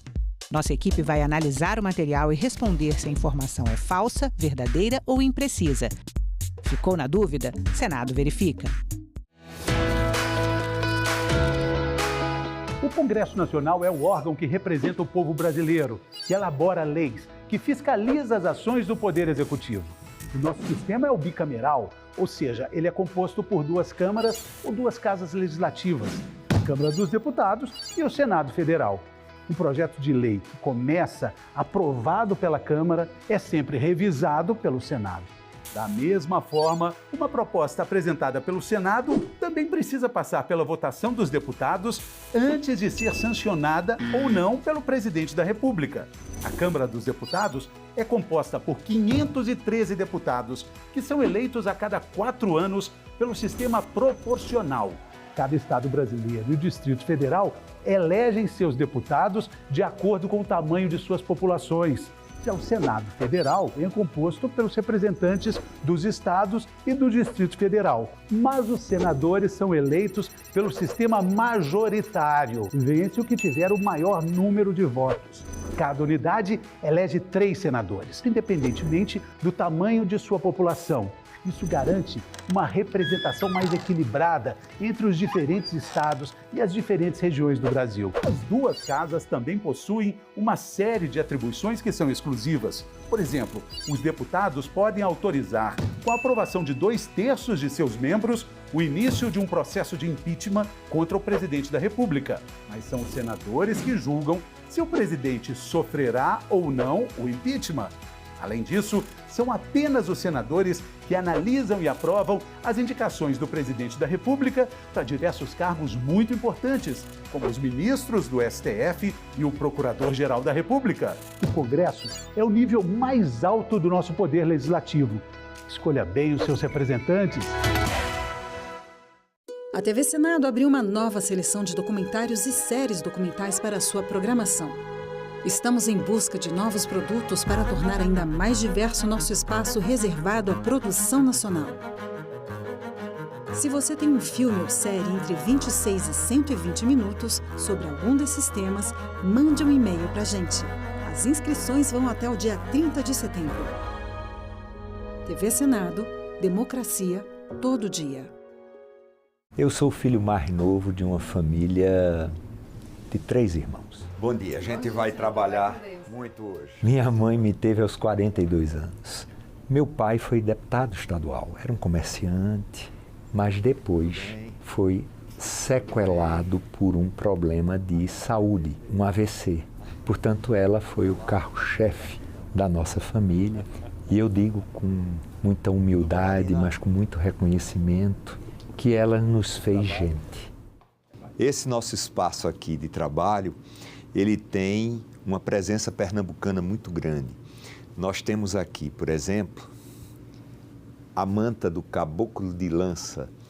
Isso me foi presenteado pelo prefeito de Nazaré da Mata. Pernambuco é cultura, transpira cultura.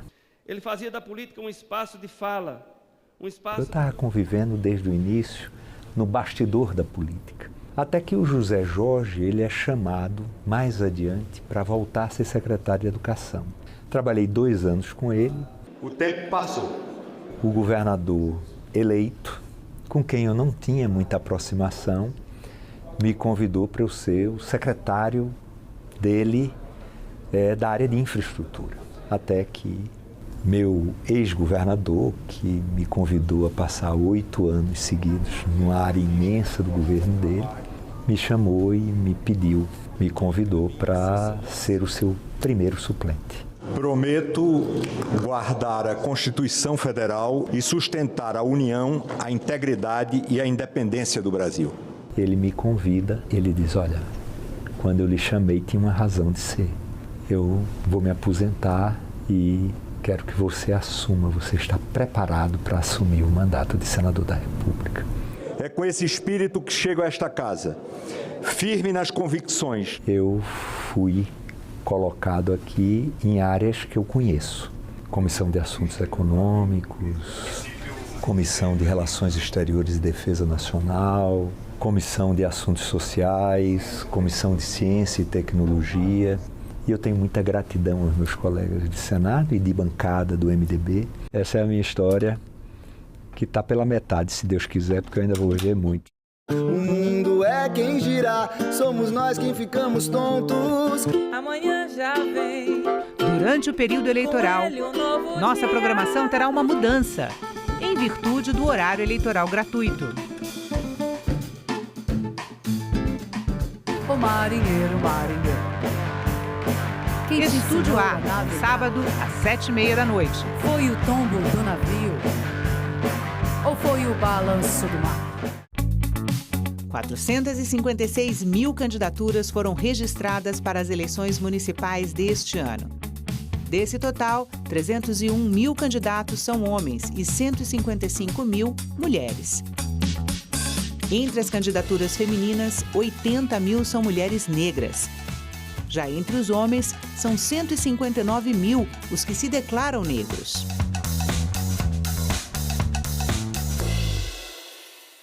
Você não reduz a criminalidade apenas com pena, elevando a pena. Senador, o seu projeto prevê o aumento do tempo de internação para 5 anos para os adolescentes em conflito com a lei. Um rapaz de 17 anos entra numa escola, efetuou vários disparos, matando várias pessoas. O máximo hoje que ele vai ficar internado são 3 anos. Salão Nobre.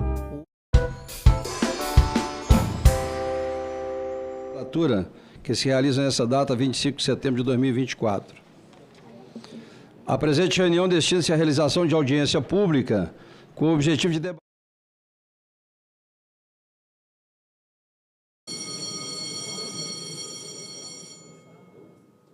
Isso.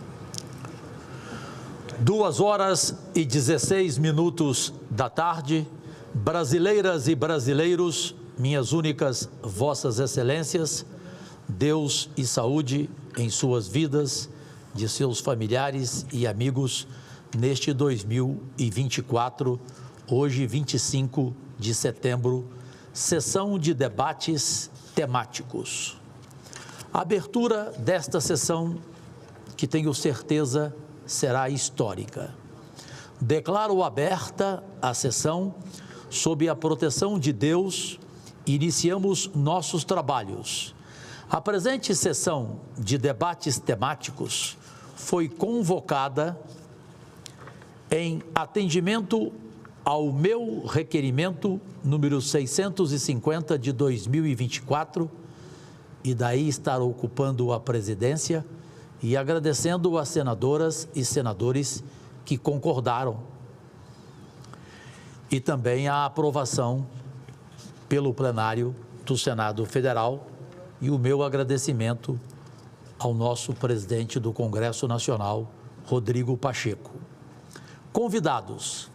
A sessão é destinada a receber os seguintes convidados a fim de discutir os incêndios florestais e mudanças climáticas.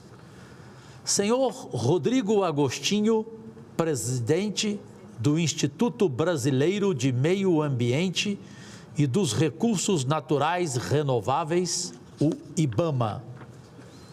A senhora Eliana Ignotto, coordenadora-geral de Vigilância em Saúde Ambiental do Ministério da Saúde.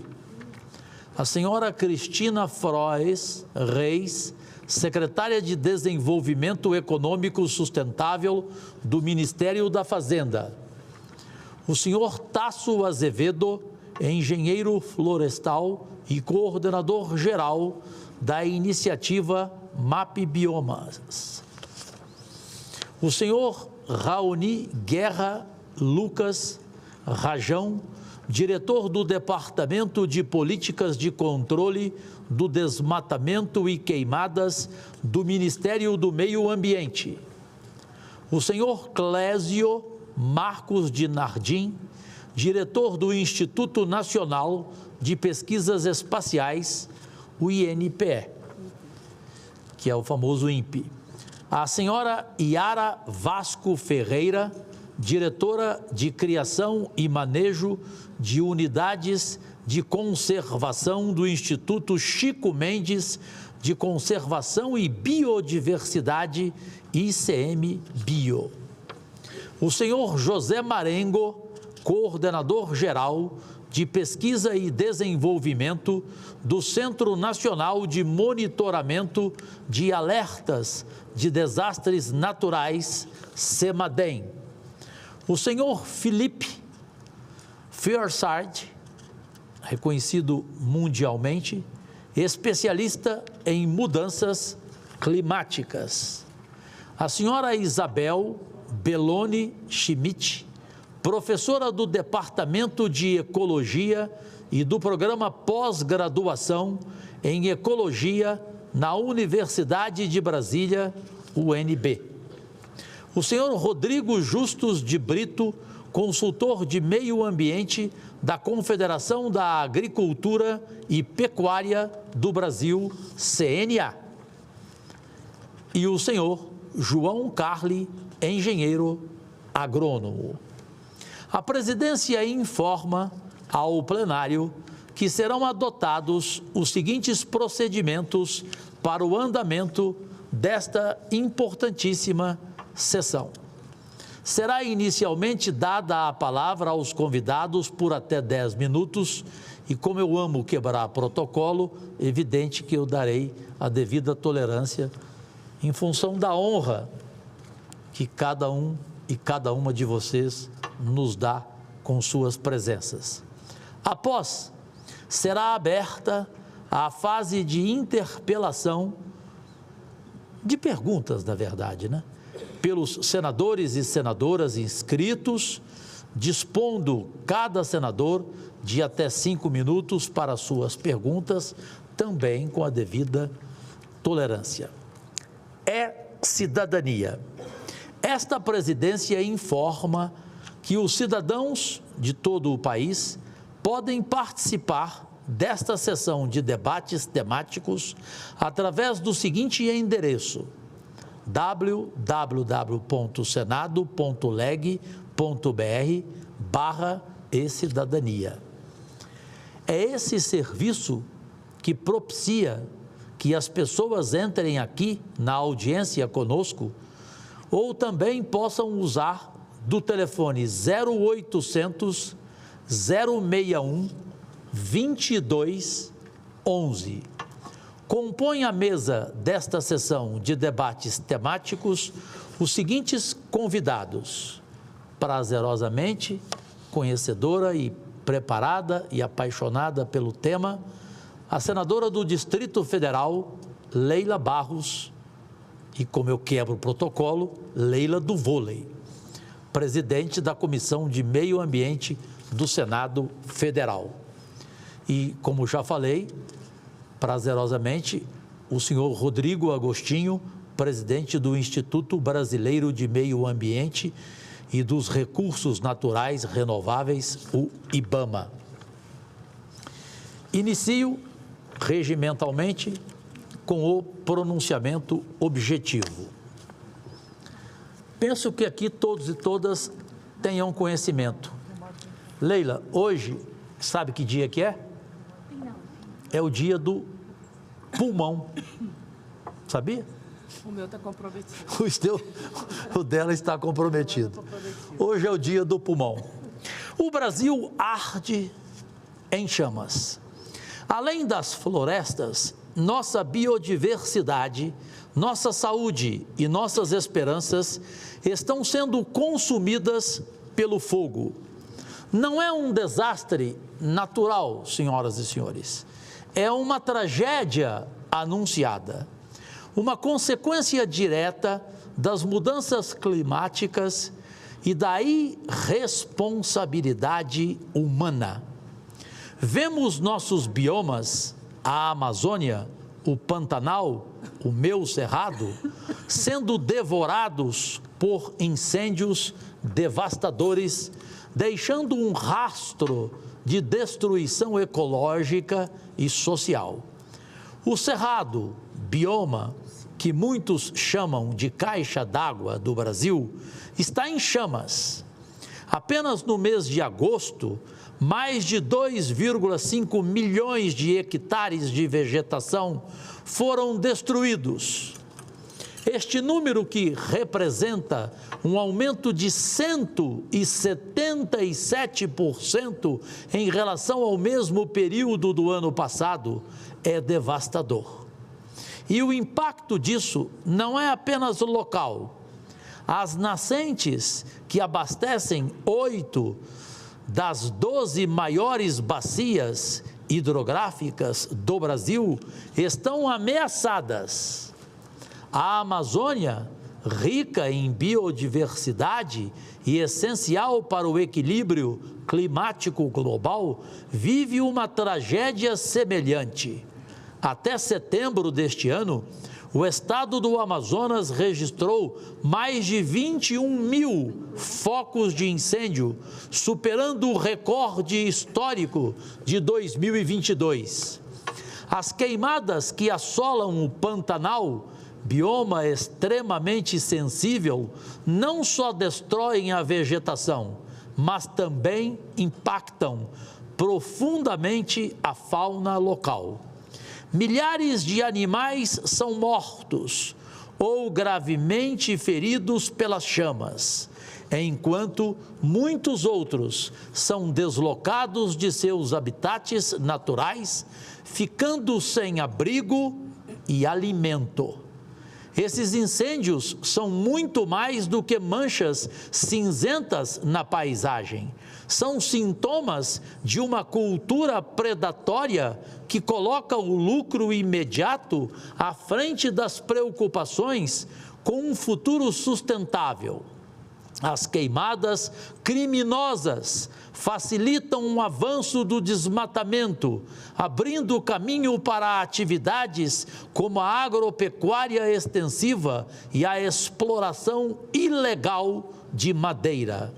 Enquanto alguns poucos lucram com a devastação, as comunidades locais e a população em geral pagam o preço com sua saúde.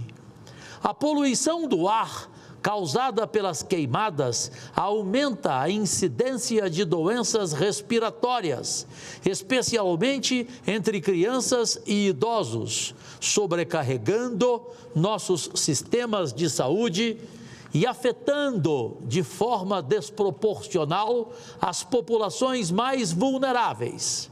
Além disso, a inflação, que recuou em agosto, está sob pressão e os reflexos das queimadas nos preços dos alimentos serão sentidos nas próximas semanas. As queimadas também prejudicam nossa competitividade no comércio internacional, uma vez que crises ambientais dessa magnitude afetam a imagem do Brasil e dificultam acordos comerciais com outros países e blocos econômicos. O Brasil tem uma responsabilidade imensa no cenário mundial. Não podemos nos afastar dos compromissos assumidos na COP, a Conferência das Partes da Convenção Quadro das Nações Unidas sobre Mudança do Clima, e nos fóruns internacionais. A destruição da Amazônia, do Cerrado e do Pantanal compromete nossa ambição climática e coloca em risco nossa credibilidade como líder na preservação ambiental. Sabemos que enorme parte desses incêndios não é obra do acaso. Eles resultam de ações criminosas, deliberadamente provocadas para transformar áreas de florestas em pastos e em monoculturas. É inaceitável que tais práticas continuem impunes. Senhoras e senhores, Brasil brasileiro, é urgente uma ação conjunta e integrada dos órgãos competentes para conduzir uma investigação aprofundada e eficaz. É preciso identificar e punir os responsáveis e também desarticular as redes que incentivam e financiam a destruição ambiental. Não podemos mais assistir a esses acontecimentos com indiferença. O Brasil precisa urgentemente aperfeiçoar suas políticas públicas e empreender ações mais robustas e eficientes para prevenir e combater os incêndios florestais. Necessitamos, então, de um sistema de monitoramento mais sofisticado, de mais recursos para as brigadas de incêndio e, acima de tudo, de uma fiscalização ambiental rigorosa. O combate aos incêndios florestais é sim uma questão de preservação ambiental, mas é também uma questão de justiça social e econômica. Não se trata apenas de preservar árvores, mas de salvar vidas e de garantir um ar que possamos respirar. O futuro do Brasil depende das decisões que tomaremos e que tomarmos agora. Não há mais tempo a perder. A cada hectare queimado, a cada nova nuvem de fumaça que cobre nossos céus, estamos mais próximos de um ponto sem retorno. Vamos agir antes que seja tarde demais. Juntamente com outros fóruns e entidades científicas e governamentais, poderemos transformar o conhecimento em ação, viabilizando políticas públicas eficazes e fortalecendo o engajamento da sociedade. Assim, reafirmamos nosso compromisso com a preservação ambiental e com a construção de um futuro sustentável para as próximas gerações. Agradecidíssimo, pátria amada.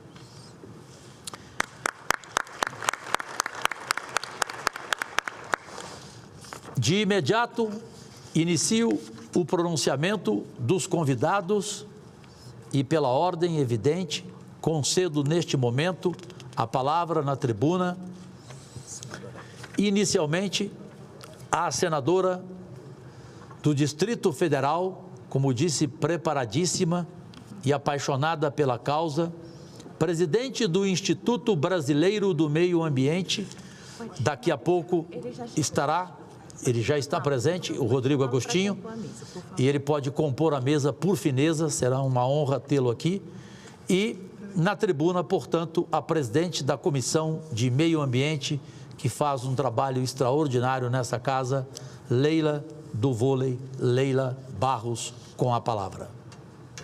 Obrigada, senhor presidente dessa sessão de debates temáticos, senador Jorge Cajuru. Cumprimento a todas as senadoras e senadores, em nome da senadora Margarete Busetti, né, uma das nossas componentes, né, da nossa bancada feminina. Seja muito bom tê-la aqui conosco, senadora Margarete. Cumprimento também os convidados, né, as convidadas, primeiramente os convidados, e a todos que nos acompanham nessa sessão de debates temáticos. Senhor presidente, é com grande satisfação que eu participo dessa importante sessão de debates temáticos, que abordará um dos temas mais urgentes e complexos da atualidade, né, os incêndios florestais e as mudanças climáticas. Nós estamos aqui reunidos cientes de que a crise climática não é apenas um problema distante, mas uma realidade que afeta diretamente a vida dos brasileiros e que exige de nós, legisladores, principalmente, umas ações imediatas e comprometidas. Os incêndios florestais não são mais uma tragédia isolada ou restrita a determinadas regiões. Hoje, suas consequências reverberam globalmente, afetando ecossistemas inteiros, populações e, sobretudo, agravando os efeitos já devastadores das mudanças climáticas. O Brasil, senhoras e senhores, é um país particularmente vulnerável a esse fenômeno e temos visto isso com crescente frequência. A Amazônia, o Pantanal e o Cerrado, já citados pelo senador Jorge Cajuru, biomas únicos de imensurável riqueza ecológica e que por décadas sustentaram o nosso orgulho nacional, estão sendo severamente castigados. Incêndios, muitos deles de origem criminosa ou negligente, têm devastado áreas imensas, liberando toneladas de carbono na atmosfera, prejudicando a biodiversidade e colocando em risco modos de vida que dependem diretamente dessas florestas. Além da preservação ambiental, está em jogo a saúde das nossas populações, a estabilidade climática e, em última análise, a nossa economia. Claro, nós temos safras aí que estão duramente comprometidas. Os incêndios, ao destruírem nossas florestas, aceleram as mudanças climáticas e afetam diretamente o ciclo das chuvas, essencial para a nossa agricultura e o fornecimento de água. Vale lembrar que estamos ainda, né, com pequenos focos, mas teve um incêndio de alta proporção no Parque Nacional, né, o Parque aqui Nacional do DF, uma área que abriga importantes nascentes que banham, né, os principais reservatórios aqui do Distrito Federal. Eu estou falando do reservatório de Santa Maria e do Descoberto. São reservatórios que hoje abastecem 70% da população do Distrito Federal. Acho que melhor a gente recordar, recentemente, 2016, 2017, nós tivemos racionamento aqui no Distrito Federal e todos nós sabemos muito bem o quanto que isso afetou a nossa população e que me preocupa muito. Né, senadora Margarete Buzzetti, todos que estão aqui, tamanho estrago que deve ter sido, né, esse incêndio ao atingir essas nascentes. Vamos aguardar o resultado, né, de todo o diagnóstico após o incêndio do que de fato foi afetado. Então, esses incêndios, ao destruírem nossas florestas, aceleram as mudanças, afetam diretamente o ciclo da água, que são essenciais para a nossa agricultura, fornecimento de água.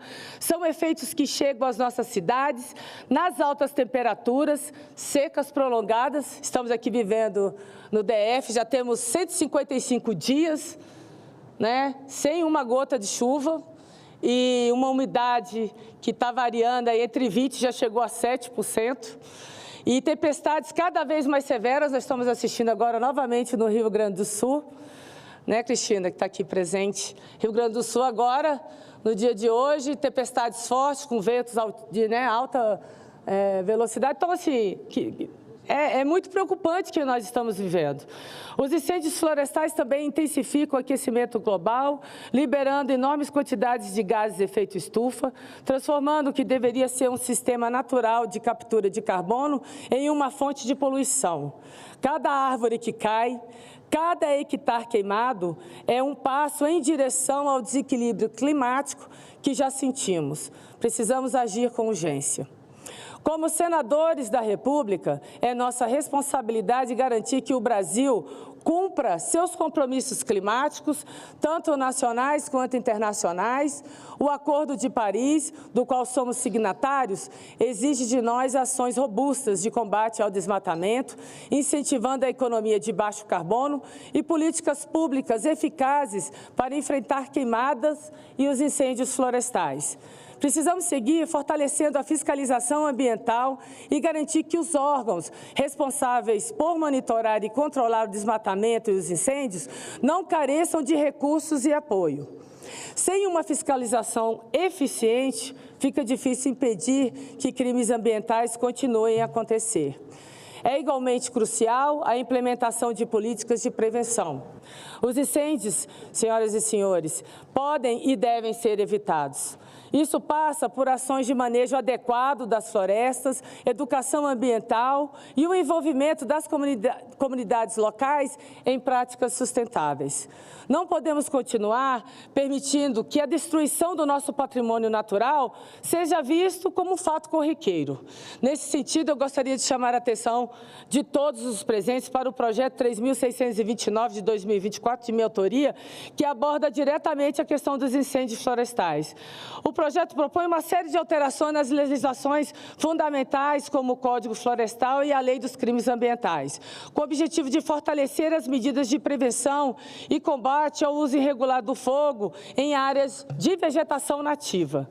O PL não só qualifica os crimes relacionados aos incêndios, aumentando as penas para aqueles que intencionalmente causam a destruição ambiental, como também estabelece diretrizes claras para a recuperação das áreas devastadas. Ele obriga que os proprietários a restaurem em regiões atingidas, reforça a função social da propriedade rural e promove os incentivos. Porque não adianta você estar aqui pedindo um apoio ao produtor rural se a gente não apresenta incentivos fiscais, facilitação de crédito. Então, nós estamos até revendo a lei do imposto de renda rural, da atividade rural. Então, a gente está trazendo, digamos, uma contrapartida, mas nós precisamos de uma ação mais coletiva. Nós não podemos mais achar que o problema do incêndio é do governo estadual, é do governo municipal e é do governo federal. Nós temos que fazer uma ação conjunta, de fato, para que a gente consiga mitigar todo esse impacto das queimadas no nosso país. Eu acredito firmemente que esse projeto marca um avanço significativo na nossa legislação ambiental e encareço humildemente eu encareço a todos os pares da nossa casa a darem o suporte necessário, que, por favor, estudem o projeto com as suas assessorias, da possibilidade de, pelo menos, debatermos esse projeto importante aqui na nossa casa. As medidas propostas buscam garantir que o Brasil possa lidar melhor com os desafios impostos pelas mudanças climáticas, protegendo nossa biodiversidade e assegurando o futuro para as próximas gerações. Certamente, os nossos convidados, eles terão contribuições valiosas para o debate de hoje.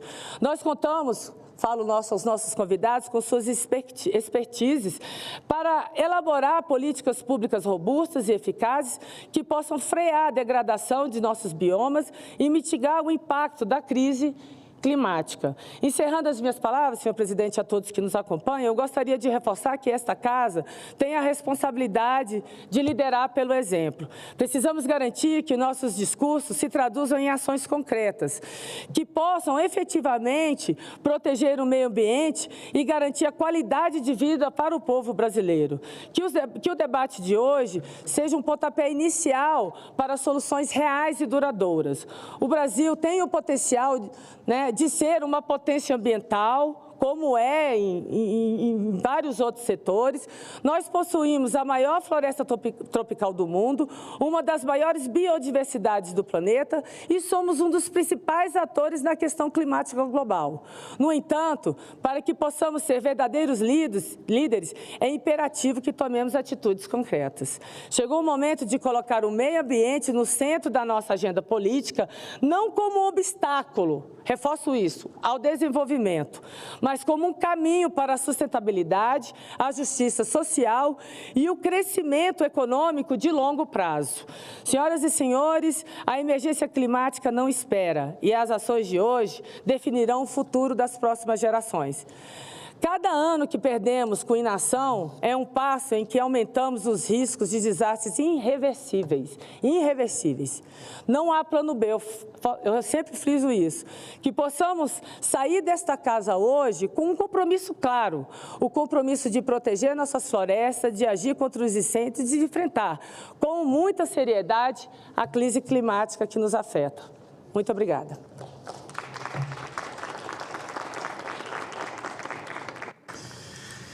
Bem, senhoras e senhores, desculpe aos homens, mas como frasista, apaixonado que sou, os homens são importantes, mas as mulheres são essenciais. Até agora, neste plenário, senadores que chegaram, 3 mulheres. Leila do vôlei, que acaba de fazer um pronunciamento irretocável, e as senadoras presentes, ambas do mesmo estado, o nosso querido Mato Grosso, e preparadíssimas e também apaixonadas pela causa, Margarete Menezes e Rosana Menezes. Não sei de onde que eu tirei Menezes. A minha querida amiga Margarete Busetti e a Rosana Martinelli. Eu não estou vendo um senador homem aqui. Cadê? Então, por isso a brincadeira sobre as mulheres serem essenciais, além daquelas que vão estar aqui também contribuindo com suas explanações. Pela ordem agora, em função de um compromisso que tem no Palácio do Planalto, o senhor Rodrigo... Margarete Busetti. Pediu pela ordem? Desculpa. Querida Margarete... É rápido, Agostinho. Fica à vontade, Margarete. Obrigada, presidente. Em nome da senadora Leila, do senador Cajuru e do presidente do IBAMA, cumprimento a todos os presentes, a todos os convidados. Você falou de uma coisa que me preocupa muito também, Leila, que são os incêndios que são feitos não por acaso, né? Mas porque querem fazer. A gente tem até... São criminosos. Criminosos, exatamente. Lá no Parque da Chapada, hoje, está queimando tudo, está queimando casas, entendeu? Então, eu tenho uma preocupação, porque nós temos floresta para queimar. Ela pega fogo, está muito seco, nós temos uma seca muito severa. mas nós temos que pensar no meio ambiente como um todo. E ontem eu estive na audiência pública e a minha preocupação na reforma tributária ficou de fora toda a economia circular. O Agostinho sabe disso. Então, nós temos problema com resíduos sólidos, nós temos com lubrificantes, reciclagem de lubrificantes, automotores, óleo de cozinha, vidro, plástico, tudo ficou de fora desta economia circular, ficou de fora da reforma tributária. A gente colocou aqui no Senado e a Câmara tirou. Eu não sei como é que nós vamos fazer, mas isso prejudica muito o meio ambiente. É como um todo que nós temos que pensar nesse país e no nosso meio ambiente. O nosso governador tem feito críticas severas ao desmatamento ilegal, aos incêndios criminosos, querendo aumentar a pena, mas nós temos limitações da legislação. Que bom que você está fazendo esse projeto, Leila. Parabéns. Obrigada. Nós que agradecemos. Senadora Margarete Busetti, como sempre, entra e deixa a sua marca com a sua coragem, com a sua postura, com a sua ética e com o seu preparo. E a nossa querida senadora Leila do Vôlei gostaria de fazer uma observação em função do que a nossa Margarete apresentou, Leila. Já que nós temos aqui as duas senadoras do estado do Mato Grosso do Sul, quero parabenizar o governador, né, de ambas, né, o Eduardo Riedel, que teve a postura do Mato Grosso, né?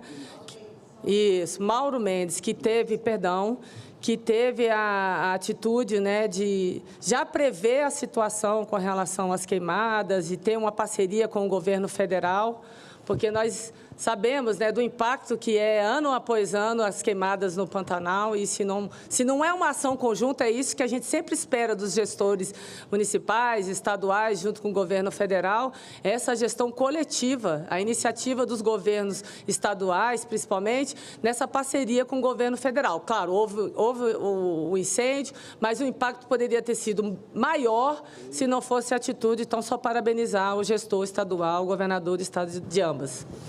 Boa lembrança, senadora Leila do Vôlei, em relação ao governador Mauro Mendes. Bem, eu vou, então, pedir a presença na tribuna e fazer aqui, por fineza, uma observação a cada um que for apresentar a sua explanação pelo tempo de 10 minutos, com a devida tolerância, porque eu sei que haverá conteúdo em todos os pronunciamentos, em todas as apresentações, em todos os esclarecimentos, em todos os argumentos dos nossos convidados, para duas questões. Uma, que cada um, por gentileza, diga quais são as 3 soluções mais importantes para, de uma vez por todas, não termos mais este tormento chamado queimadas e, de forma geral, a questão climática que vivemos. E a segunda observação, para que cada um possa comentar, é uma frase que para alguns pode ser exagerada, mas foi em uma entrevista concedida por mim na semana passada ao jornal O Globo, onde disse que ou o Brasil acaba com as queimadas ou as queimadas acabam com o Brasil. Eu gostaria que cada um, por fineza, comentasse se essa frase é exagerada ou não, e principalmente as soluções que nós precisamos, porque ao final deste debate prepararemos um relatório minucioso, evidentemente, com toda a consultoria do Senado Federal e a nossa assessoria, e aí eu pediria às assessorias competentes da Leila, da Margarete, da Rosana e de outros senadores e senadoras, eu não gosto de fazer nada no singular, da CMA, da Comissão de Meio Ambiente que você preside, para que a gente possa, em conjunto, entregar nas mãos da ministra Marina Silva do Meio Ambiente o que discutimos aqui hoje detalhadamente. Portanto, na tribuna, convido a palavra para o senhor Rodrigo Agostinho, presidente do Instituto Brasileiro do Meio Ambiente e dos Recursos Naturais Renováveis, o IBAMA, e é uma honra contar com a sua presença. Senhor Rodrigo, fique à vontade, por fineza. Boa tarde a todas e todos. Senador Cajuru, cumprimento Vossa Excelência por presidir tão importante sessão de debates. Cumprimento também a senadora Leila, que tão brilhantemente preside a Comissão de Meio Ambiente do Senado, senadoras Margarete, senadora Rosana, ambas têm feito importantes contribuições para essa demanda. O mundo está mais quente, nossa região está vivendo uma sequência de ondas de calor, uma nova onda de calor está nesse momento dentro do nosso país, cria condições muito difíceis do ponto de vista meteorológico. Por um outro lado, infelizmente, a gente tem um hábito no Brasil, e não apenas no Brasil, mas as pessoas colocarem fogo, por diversos motivos. O que a gente tem percebido no Centro-Sul, muito ato criminoso de vandalismo, de tentativa de destruir patrimônio público ou privado, das pessoas colocando fogo em fazendas, em áreas públicas, em áreas de florestas, em áreas de cultivo. E em algumas regiões, notadamente no sul da Amazônia, no Arco do Desmatamento, na região do Mato Piba, a utilização do fogo ainda como prática para abertura de novas fronteiras. A gente tinha uma média de 12% a 15% de incêndio em floresta dentro do bioma amazônico e hoje chega a 35%. O que mostra uma tendência das pessoas preferirem a degradação florestal do que o corte raso. Quero dizer também da satisfação de ver nesse plenário pessoas ligadas à ciência, representantes de institutos de ciência, porque esse é um debate que a gente vai ter que aprofundar e, sem sombra de dúvidas, a conexão da ciência, a política pública alicerçada em base científica se faz mais do que necessário. O Brasil tem 33% do seu PIB dependente da agropecuária, e não teremos sucesso na agropecuária se a gente não conseguir manter estabilidade climática, segurança climática. Aquele que é o principal recurso da agricultura brasileira é justamente o nosso clima, o clima que permite, em alguns anos, 3 safras numa determinada região. Sem floresta, a Amazônia produz chuva, e essa chuva cai sobre o Cerrado brasileiro. As principais nascentes estão no Cerrado brasileiro. A gente não pode, de forma alguma, desmontar esse equilíbrio que existe há milhares e milhares de anos. Temos aqui uma situação muito complicada, de uma crise que se arrasta há pelo menos 6 meses. Algumas regiões do Brasil não chove há praticamente 6 meses. Uma parte significativa da margem direita da bacia amazônica, né, dos rios amazônicos da margem direita, estão no mais baixo nível já registrado. Brasília está indo para a seca mais prolongada, o Pantanal 6 anos já sem as famosas enchentes do Pantanal, o que nos cria um grande desafio. Nós, o IBAMA, e aqui eu vejo os representantes do ICMBio, a senhora Yara, o senhor Morita, temos como atribuição legal cuidar dos incêndios em áreas federais. Unidades de conservação, florestas públicas não destinadas, terras indígenas. Nossa estrutura está em fase de fortalecimento, de reconstrução, porque ao longo do tempo perdemos muito da nossa capilaridade, perdemos muito da nossa força de trabalho. Estamos trabalhando hoje, se a gente somar os brigadistas do IBAMA, do ICMBio, mais as equipes de apoio, nós estamos falando em mais de 3.200 pessoas. É uma verdadeira operação de guerra, são mais de 1.200 viaturas, quase 30 aeronaves, quase 40 embarcações. Não é fácil ficar tirando o brigadista de um lugar, levando para o outro. É uma atividade quase que desumana. Só no Pantanal foram 91 incêndios extintos, só que o que a gente olha, percebe, a gente apaga um incêndio, surge outro, na mesma hora, no mesmo momento, em uma outra área. Nesse exato momento, estamos com incêndios no Pantanal, no Cerrado e na Amazônia, e é um verdadeiro esforço de guerra.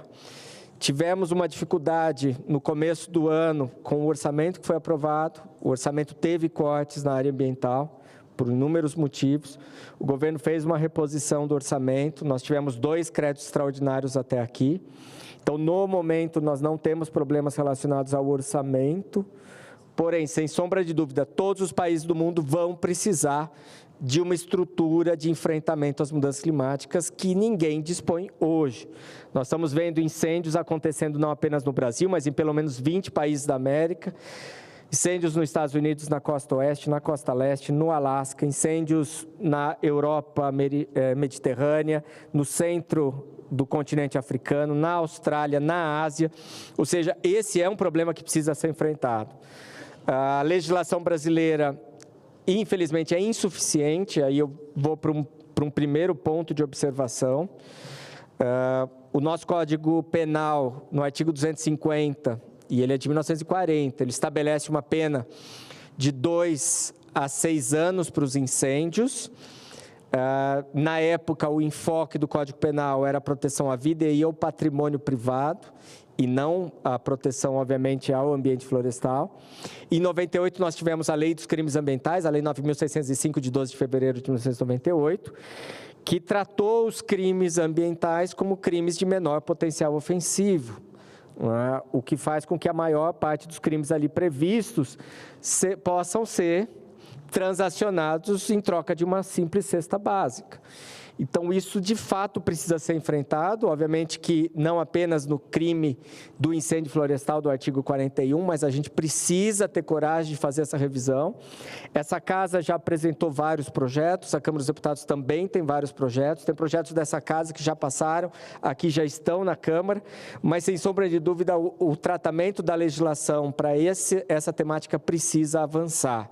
Não apenas para a questão dos incêndios florestais, mas para o crime de grilagem, para o crime de desmatamento, enfim, situações que estão, obviamente, conexas. Nós vamos ter que ter uma capilaridade, a gente vai precisar utilizar muito estruturas já existentes. Quem tem atribuição em áreas privadas, quem tem atribuição em áreas estaduais são os corpos de bombeiros. Muitos corpos de bombeiros estão trabalhando junto com a gente, lado a lado, no combate aos incêndios, mas ao longo da história, os corpos de bombeiros foram estruturados muito mais para incêndios urbanos, muito mais para proteção à vida, para o resgate, para outras situações. Eles vão precisar de um reforço de estrutura, de atuação. Nós também vamos precisar de um aumento de capilaridade e, obviamente, usar a tecnologia. Um exemplo que eu dou, o Brasil tem 2.600 aeronaves utilizadas hoje, 2.600 aeronaves hoje utilizadas em pulverização agrícola no Brasil, 20 apenas adaptadas a combate a incêndios florestais. Nós vamos ter que investir nessa estrutura, talvez ter linhas de crédito para financiar a mudança dessas aeronaves para que elas possam ser adaptadas também ao combate aos incêndios florestais, porque senão a gente está hoje com 3.200 brigadistas, quantos seriam necessários? 10 mil, 20 mil, 15 mil? É muito difícil fazer essa conta num país de dimensões continentais. A gente viu o caso específico de São Paulo com 9 mil bombeiros, quase que um quarto do estado de São Paulo queimou, mesmo tendo 9 mil bombeiros. Então, de fato, a gente vai ter que pensar em muitas outras estratégias, estratégias de tecnologia. Essa crise, infelizmente, não é a última. Infelizmente, as mudanças climáticas vieram para ficar. Nós teremos que investir muito em adaptação, muito em mitigação. Nós teremos que ter estruturas tanto de monitoramento quanto de ação propriamente dito. Senhores e senhoras, muito obrigado pela possibilidade de estar aqui hoje contribuindo com esse debate tão enriquecedor. Obrigado. Senhor Rodrigo.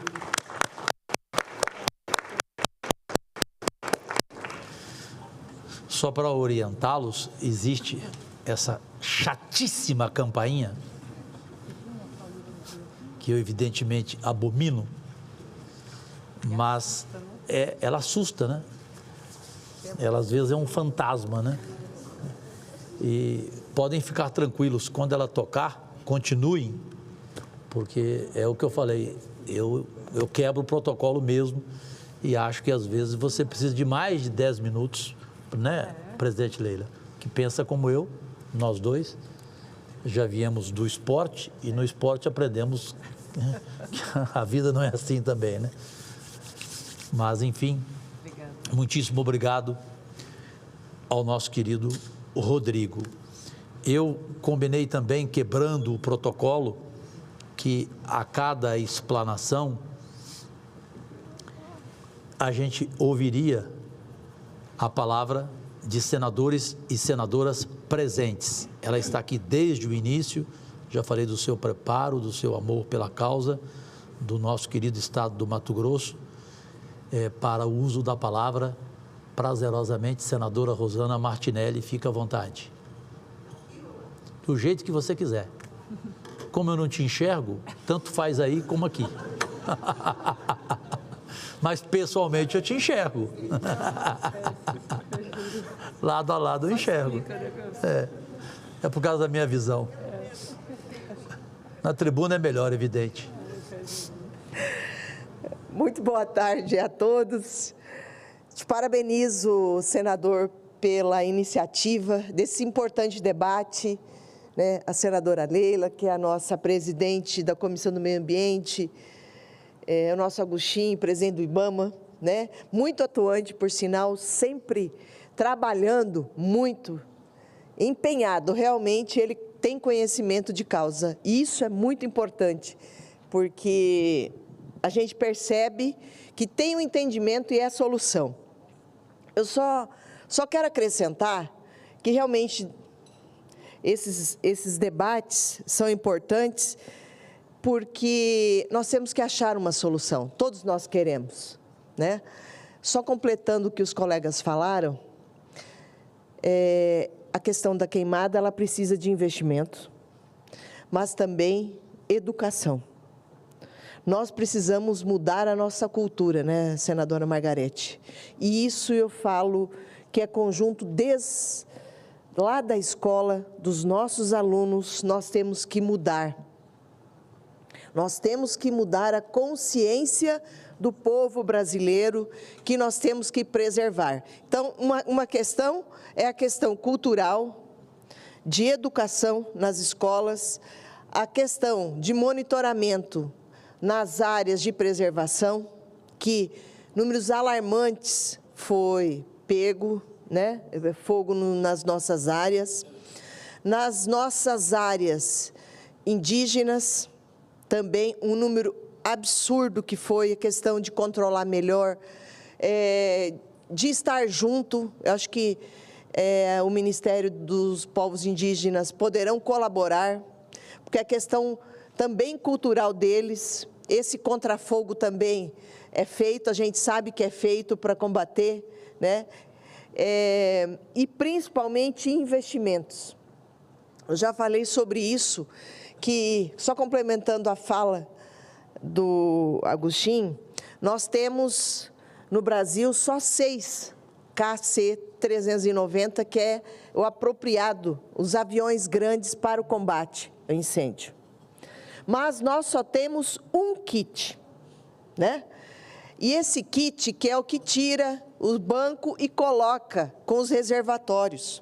E nós precisamos estar adquirindo esses kits para que seja colocado, deixa no Pantanal, deixa no Mato Grosso, deixa em Rondônia, para realmente facilitar. Se nós tivéssemos esses kits, com certeza nós teríamos minimizado, porque somente os brigadistas, com os equipamentos costais, chega a ser desumano o que a gente está vendo.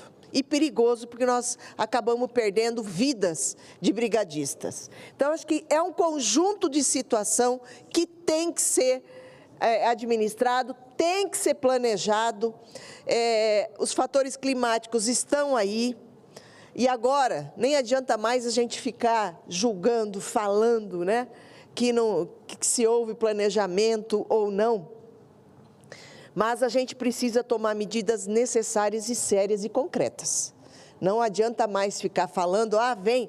E eu acho que é importante. É claro que ninguém gostaria de ter chego a uma situação tão caótica. Mas aconteceu e esperamos que realmente isso não se repita, que todos nós possamos estar em conjunto trabalhando.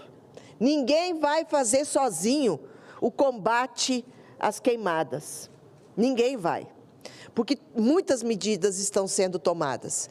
E principalmente passa também, presidente Cajuru, a questão da punição, que já está tendo, foi alterado o decreto, já está tendo a medida punitiva, já está prendendo, né? E também, eu coloquei nessa casa ontem o programa Vigia Mais, que é um projeto que lá no Mato Grosso já está funcionando, que são câmeras de segurança, que os produtores podem estar colocando nas suas propriedades. O governo do estado de Mato Grosso, ele disponibiliza as câmeras e está disponível tanto para a área urbana como para a área rural. Então, eu quero um controle também da minha frente da fazenda, eu pago somente a instalação. Isso também é um elemento a mais para que realmente possa ser implementado em rodovias, em áreas que muitas vezes tem a vegetação ao lado das rodovias, nas áreas, acaba pegando fogo. Já teve um debate, inclusive falando que muitos incêndios começam-se pelas rodovias. A área vegetação nativa que está do lado, né? Inclusive pedindo para o DENIT fazer essa queima preventiva para que realmente não se alastre na época correta de menor incidência, que nós temos a área, o período permitido por lei de queimada. Eu acho que tem que ser feito isso também. Não é crime desde que esteja dentro do período e exatamente diante da lei. Então, acho que é um conjunto de situações que tem que ser uma união de forças. Com certeza, acredito e vamos acreditar que nós vamos vencer.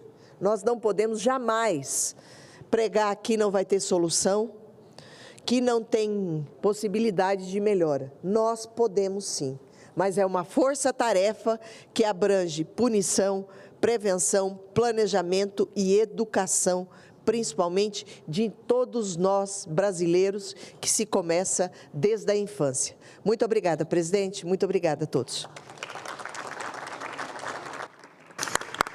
Nós que agradecemos, senadora do Mato Grosso, Rosana Martinelli, mas há algo que eu enxergo em ti, a sua capacidade, o seu preparo, a sua dedicação e, principalmente, a forma atuante como você tem trabalhado no dia a dia deste Senado, onde normalmente muitos preferem ficar em seus estados cuidando de eleições. Mato Grosso que reconheça o seu trabalho, assim como da nossa querida Margarete Busetti.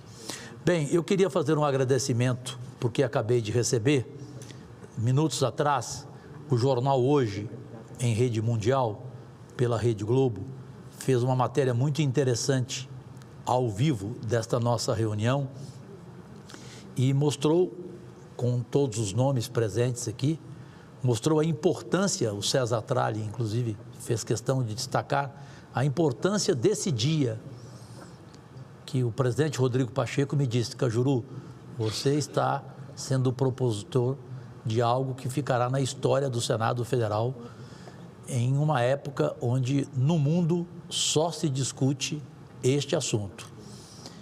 E também a revista Veja, que fez uma matéria há poucos instantes, na coluna Radar, através do jornalista Nicolas, o nosso agradecimento. Mas eu insisto, os jornalistas estão pedindo a cada expositor que não deixe de apontar soluções para o que estamos vivendo. Em relação àquela minha frase, só comente quem, evidentemente, quiser. Concedo agora a palavra ao senhor Clésio Marcos Denardim, diretor do Instituto Nacional de Pesquisas Espaciais, o INPE, por até 10 minutos. Esqueça a campainha, por favor, e tenha a devida tolerância na tribuna. É uma honra contar com a sua presença, por fineza. Obrigado. Perdão. Muito obrigado, senador Jorge Cajuru. É um prazer estar aqui presente e agradeço também a presença da senadora Leila Barros, ou Leila do Vôlei, como o senador Cajuru cita. E eu tomei o cuidado aqui de fazer uma pequena apresentação para apresentar o Instituto Nacional de Pesquisas Espaciais, que muitos de nós não conhecemos, para deixar que os especialistas na área do combate às queimadas possam fazer as exposições adequadas na sua área.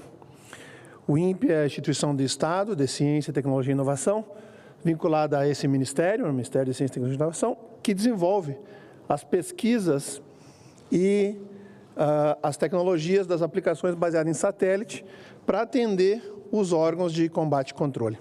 Então, eu fiz algumas apresentações, e o mais importante dizer que eu vou mostrar, obviamente, que o INPE é o órgão que monitora as queimadas e que oferece os subsídios para que os órgãos competentes, como diz o meu amigo Agostinho, que já teve que sair, ele possa atuar na sua medida certa.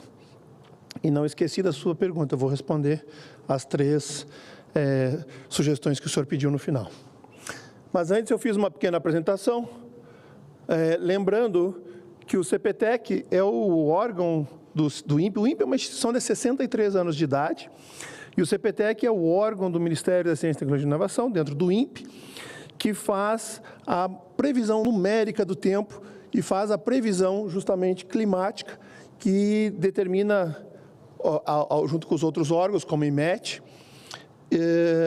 Instituto Nacional de Meteorologia, vinculado ao MAPA, a condição de seca, que favorece a propagação das queimadas e a condição que nós vemos. O INPE faz mais que isso, senador. Nós estamos trabalhando nesse momento, nós estamos trabalhando nesse momento no que nós chamamos de nowcasting, a previsão de horas para frente. São 8 países no mundo que têm isso, e nós vamos dar a previsão. Começamos agora com os nossos testes. Esperamos, em um horizonte de 1 a 2 anos, criar um sistema de previsão do tempo de horas, ou seja, de 1 a 6 horas de previsão do tempo. Não é alguém olhando o radar e dizendo se vai chover ou não vai chover. É um computador processando o dado e dando a previsão, como os grandes países do mundo fazem. Aí nós vamos dizer, daqui a 10 minutos vai chover, daqui a 30 minutos vai parar. Então, é assim que nós estamos. Aqui tem um exemplo mostrando o monitor que nós fazemos, um cone de monitoramento. Nós vemos um radar meteorológico e vemos uma frente, tipo aquela que entrou no Rio Grande do Sul, só que essa daqui é um pouco menor, passando por São Sebastião. Ali nós vemos a Ilha Bela, no estado de São Paulo. É um dos exemplos.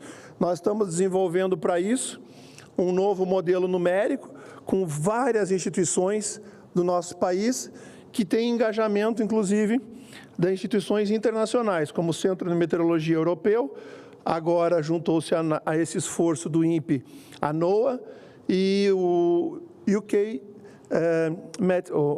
Office, ou seja, o Centro de Meteorologia da Inglaterra, para nos trabalhar junto conosco. E recentemente também a Centro Nacional de Meteorologia da Argentina, mostrando o interesse latino-americano nesse novo modelo numérico que vai refinar a grade. Nós hoje damos a previsão com 6 quilômetros, vamos dar a previsão com 3 quilômetros em todo o Brasil. E pode ser refinada até 1 quilômetro. Já estamos trabalhando com o estado de Goiás para isso. Ou a bateria acabou aqui ou não está passando. Eu acho que acabou a bateria aqui.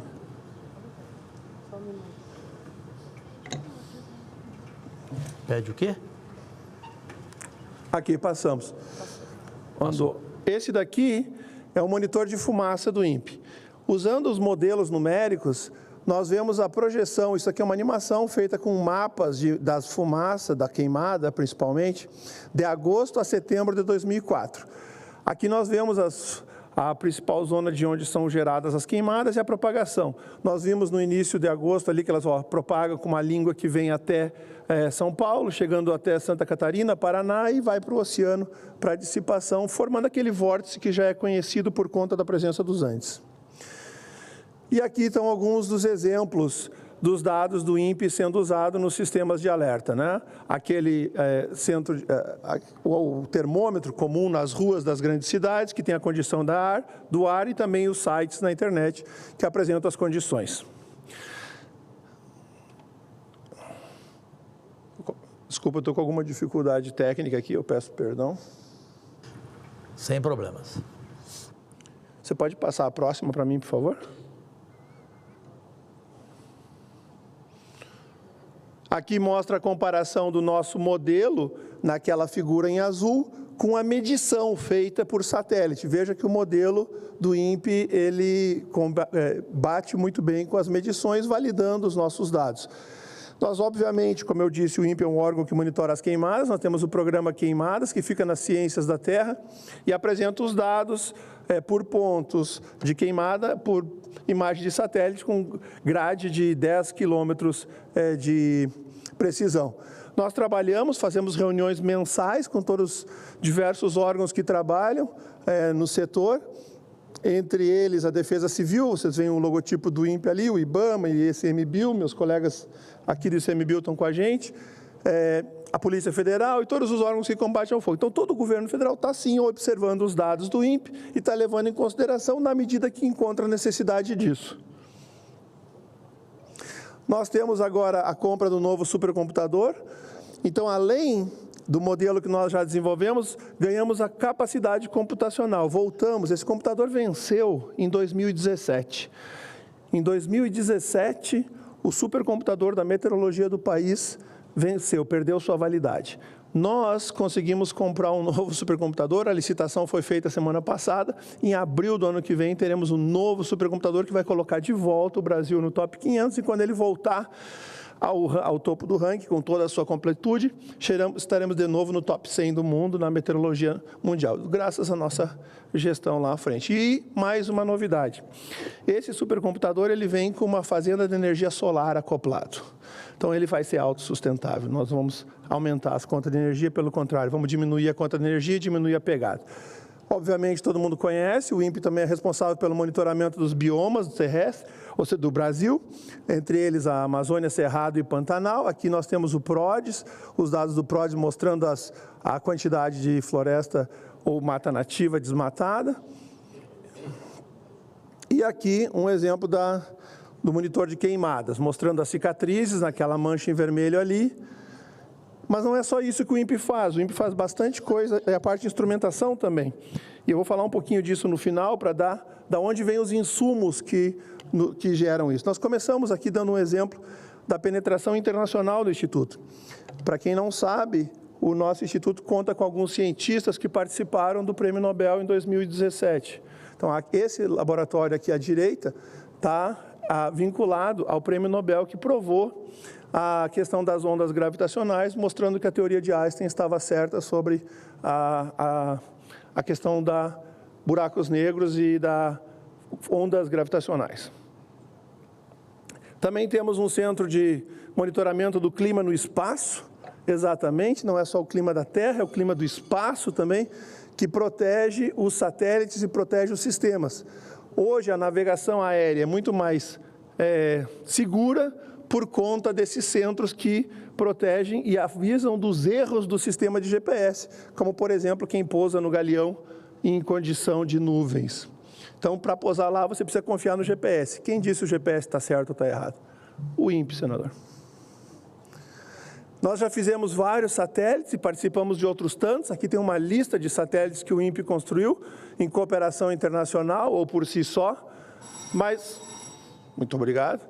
Mais recentemente, nós lançamos o Amazônia 1, o primeiro satélite de 3 eixos controlados, vai muito bem, obrigado.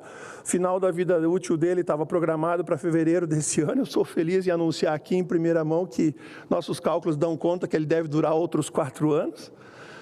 Então, erramos na engenharia para bem, né?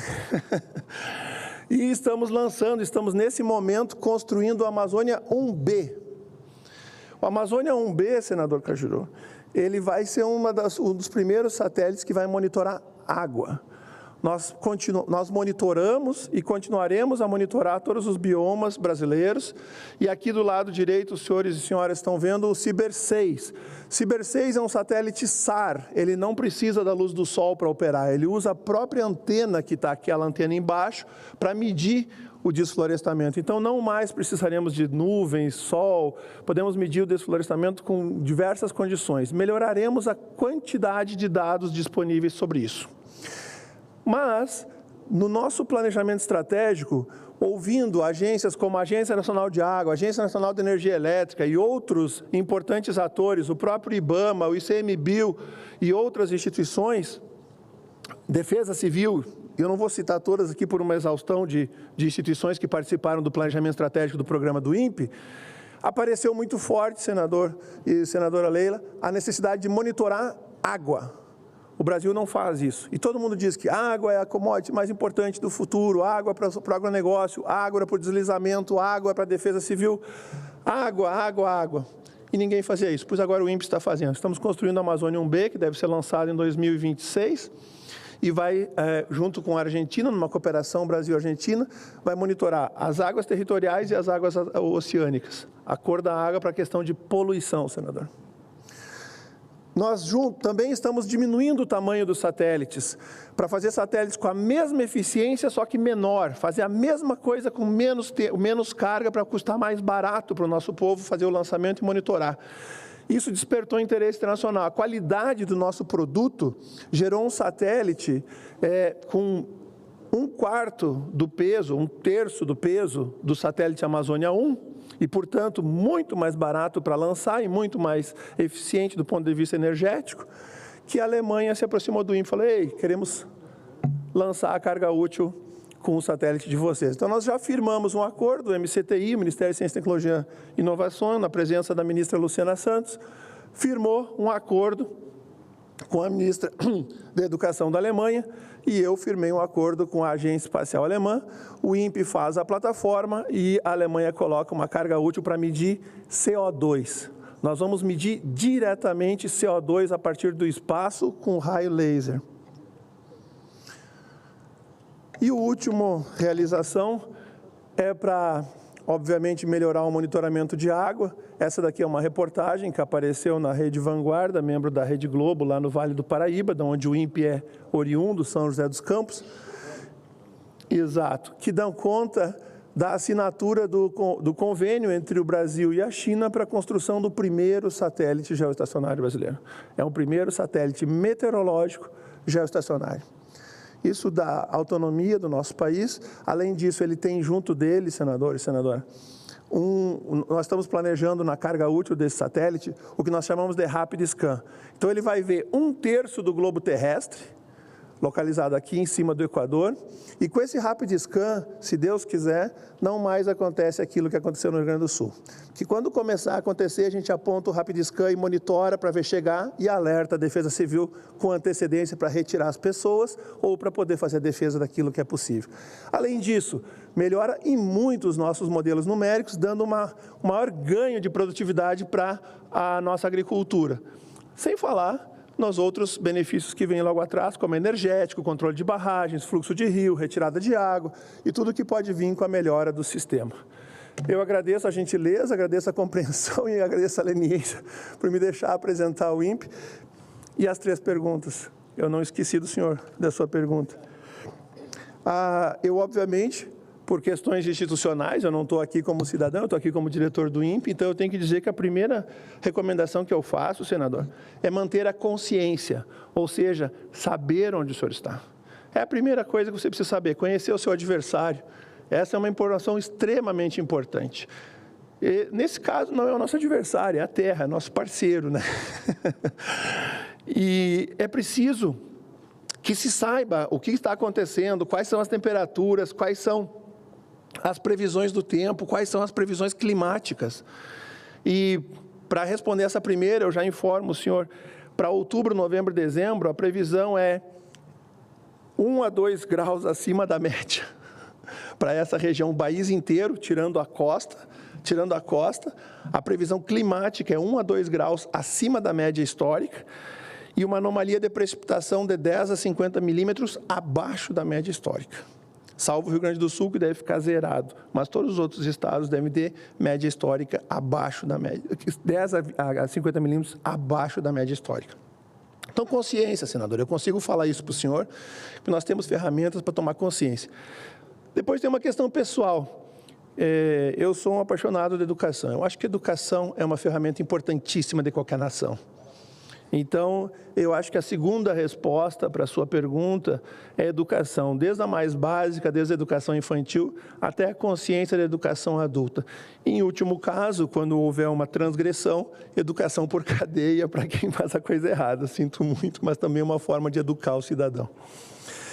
E por último, talvez menos altivo, mas é recurso, senador. O INPE já teve 2.000 funcionários, hoje nós temos 700. Felizmente, a ministra Luciana está repondo com 150 vagas, mas isso é insuficiente para fazer tudo o que a gente precisa. O senhor viu a quantidade de coisa que nós estamos fazendo, nós não temos pessoal e nem orçamento suficiente. O INPE já trabalhou em 2010 com 400 milhões de reais por ano, hoje o meu orçamento é 130 milhões de reais por ano, para fazer mais com menos e com menos gente. Então, a terceira questão é preciso saber, se há vontade política, há que ter vontade econômica atrás disso. Desculpa pela franqueza, mas é para isso que o senhor me chamou aqui. Muito obrigado. Senhor Clésio, parabéns, insofismavelmente riquíssima a sua explanação. E o senhor lembrou aqui da Leila nas quadras, né? Você sabia conhecer a sua adversária. Muito principalmente bem. Quando jogava Brasil e Cuba. Nossa. E eu lá vendo as suas reações com as cubanas. Foi a primeira observação dele, viu? Foi a primeira sugestão. Obrigado, a imprensa fica satisfeita de saber das soluções que cada um tem aqui. E Leila, minha irmã, presidente da Comissão do Meio Ambiente, que também é como presidente da mesa aqui, não é só você que ganhou medalha, não. Eu acabei de ganhar uma medalha aqui agora. Quebrei um protocolo. O secretário-geral, eficientíssimo, Paulo César, concordou. Não teremos mais a chatíssima campainha, ok? Então fiquem à vontade, usem o tempo que cada um, evidentemente, desejar. Rapidamente, como não há nenhum senador inscrito aqui neste momento, porque eu prometi fazer entre uma explanação e outra a palavra de um companheiro, de uma companheira, eu queria objetivamente dizer, e Leila e eu tivemos a oportunidade de entrevistarmos em rede mundial de televisão, em nosso programa semanal, a ministra Marina Silva. E em recente audiência pública na Comissão de Meio Ambiente, da qual Leila preside, no Senado Federal, a ministra Marina Silva nos alertou sobre a necessidade de termos no ordenamento jurídico a disciplina legal da emergência climática. Diante disso, senhoras e senhores, eu apresentei um projeto de lei 3.614 na semana passada, /2024, que estabelece medidas ao enfrentamento da emergência climática, para progredirmos de forma eficaz na agenda de adaptação e combate às mudanças climáticas, é imprescindível modificar a lei que estabelece a política nacional sobre mudança do clima. A minha proposta é incluir o conceito de emergência climática, definindo-o como a situação em que se tornam urgentes ações para mitigar ou interromper os efeitos adversos das mudanças climáticas, prevenir dados socioambientais e climáticos potencialmente irreversíveis, além de promover medidas de mitigação e adaptação, considerando os altos riscos de vulnerabilidade. No entanto, não basta apenas conceituar Apresentei também alterações que tratam dos princípios e objetivos, a fim de priorizar os investimentos nas ações de enfrentamento da emergência climática e urgência na adoção de tais ações que devem ser transversais a políticas públicas e programas governamentais. Para isso, apresentei a criação de um instrumento adequado, o Plano Nacional de Emergência Climática, que será parte do Plano Nacional sobre Mudança do Clima. Ele atuará em conjunto com os planos de ação para a prevenção e o controle do desmatamento nos biomas, além dos planos setoriais de mitigação e adaptação às mudanças climáticas. Estou confiante de que avançaremos na pauta climática no Brasil, que exige medidas urgentes para enfrentarmos a emergência em curso para a aprovação desta importantíssima proposta. É o que tenho a dizer e concedo agora a palavra na tribuna à senhora Cristina Frois Reis, secretária de Desenvolvimento Econômico Sustentável do Ministério da Fazenda, sem campainha. É uma honra contar com a sua presença. Por fineza, fique à vontade, senhora Cristina. Boa tarde. Ainda bem que não tem a campainha, que eu sempre levo um susto quando ela sona. Bom, antes de mais nada, gostaria de cumprimentar o senador Jorge Cajuru, senadora Leila Barros, senadora Rosana Martinelli e todas as demais pessoas presentes. Em nome do Ministério da Fazenda, agradeço o convite para essa importante discussão. Eu acho que as falas que me precederam, principalmente as do início da sessão, dos dois senadores, que mostraram a coragem que vocês tiveram de querer fazer alguma coisa nesse momento que é tão urgente, foram realmente irretocáveis. Uma a uma, as palavras aqui ditas vão se complementando, e eu acho que o que eu venho de apresentar aqui de soluções vai corroborar para o que já foi dito. Então, senador Cajuru, quais são as soluções mais importantes para as queimadas? Sendo o Ministério da Fazenda e sem com absoluta franqueza, imagino que todo mundo aqui pensou: dinheiro. Esse é um dos fatores e foi dito em diversas falas. A outra questão é educação, letramento, conscientização, ação para a cidadania. E, por fim, cooperação. Eu vou passar por esses três temas ao longo da minha exposição, trazendo também um pouquinho o que o Ministério da Fazenda tem feito para contribuir nesses três sentidos.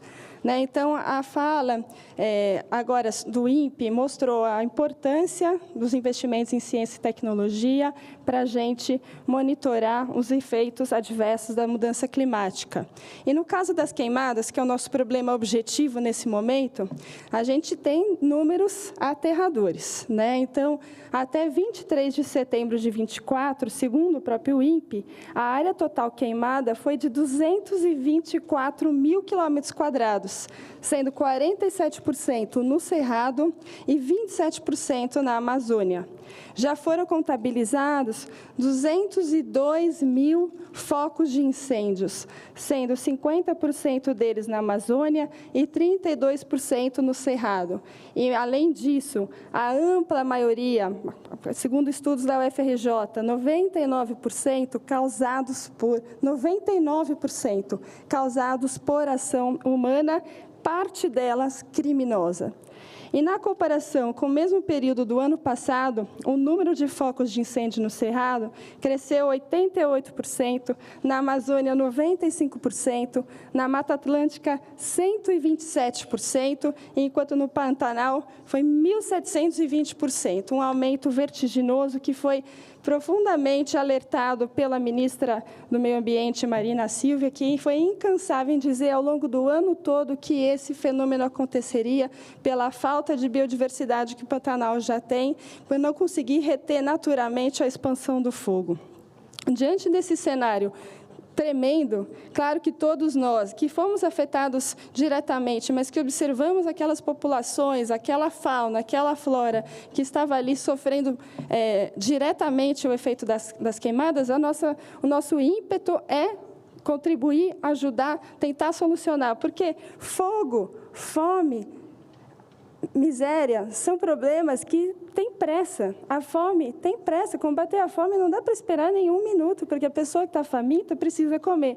E uma área que pega fogo precisa imediatamente ser apagado esse fogo, senão a devastação é rápida. Então, isso precisa que da nossa ação seja muito imediata. Por parte da questão de investimentos, né, o governo veio com a medida provisória 1258, que concede créditos extraordinários no valor de 514 milhões de reais para ações de controle e prevenção de danos causados pela estiagem e pelos incêndios na Amazônia. E também com a MP 1259, que dispõe sobre medidas excepcionais para concessão e colaboração financeira reembolsável e não reembolsável à União, aos Estados e ao Distrito Federal, para apoio às ações de prevenção e combate à ocorrência de queimadas irregulares de incêndios florestais.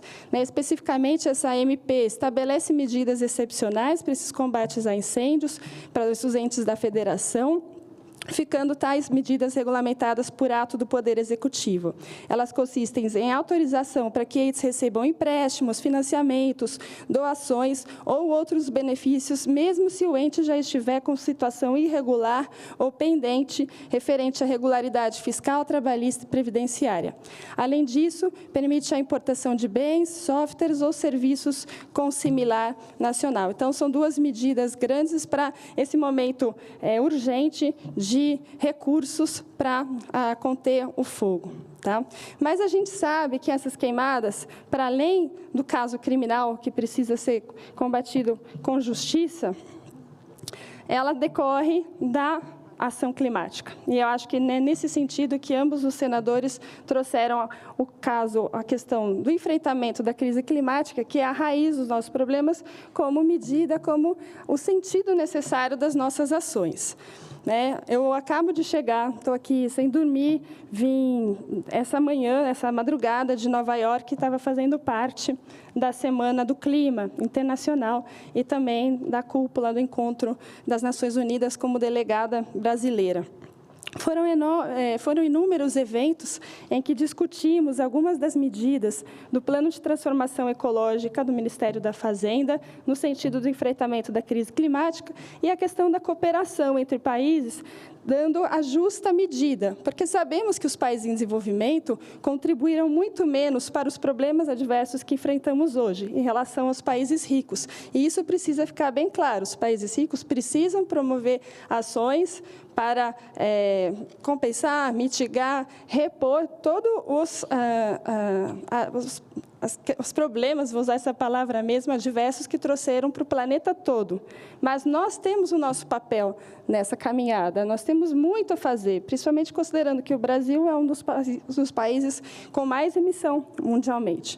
Então, foi nesse sentido que foi celebrado há poucas semanas o Pacto da Transformação Ecológica entre os três poderes, entre o Legislativo, Judiciário e o Executivo, para promover a sustentabilidade ecológica, o desenvolvimento econômico sustentável e a justiça social, ambiental e climática.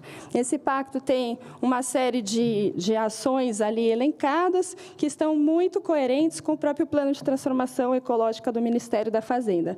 Esse plano, o que consiste? Consiste na mudança de estratégia do Ministério da Fazenda em promover incentivos, sejam eles de financiamento, regulatórios, de fiscais, tributários, de administração e monitoramento, para, promover trabalho decente em geração de renda com aumento da produtividade, pensando na sustentabilidade da própria dinâmica macroeconômica. 2, justiça ambiental e climática. E, por fim, redução das desigualdades. Redução das desigualdades entre territórios, entre as regiões do país, entre grupos de pessoas e assim por diante. Entre esses instrumentos do Plano de Transformação Ecológica, eu gostaria de destacar a regulação do mercado de carbono.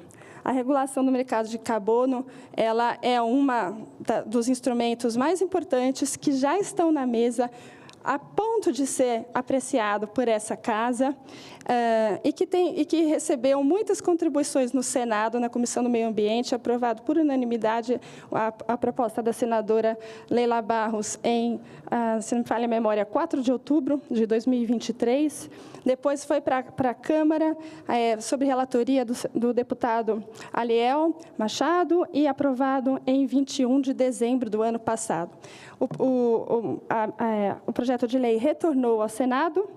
Durante esses meses, ele tem sido dialogado, ao que eu entendo, para achar a correta redação que vai ser bastante coerente e equilibrada com os diferentes interesses em jogo, que, sobretudo, vão promover integridade para o nosso mercado de carbono e dar a nossa efetiva contribuição para a redução dos gases de efeito estufa. Então, considero que essa é uma medida que está aí à mão, né, para o Congresso entregar para a sociedade e que é de altíssima relevância. Bom, além do mercado de carbono, a Fazenda também tem proposto instrumentos novos de captação, como os títulos soberanos sustentáveis, cujos recursos têm sido alocados em boa parte no Fundo Clima, que é gerenciado pelo Ministério do Meio Ambiente e operacionalizado pelo BNDES para a descarbonização da indústria.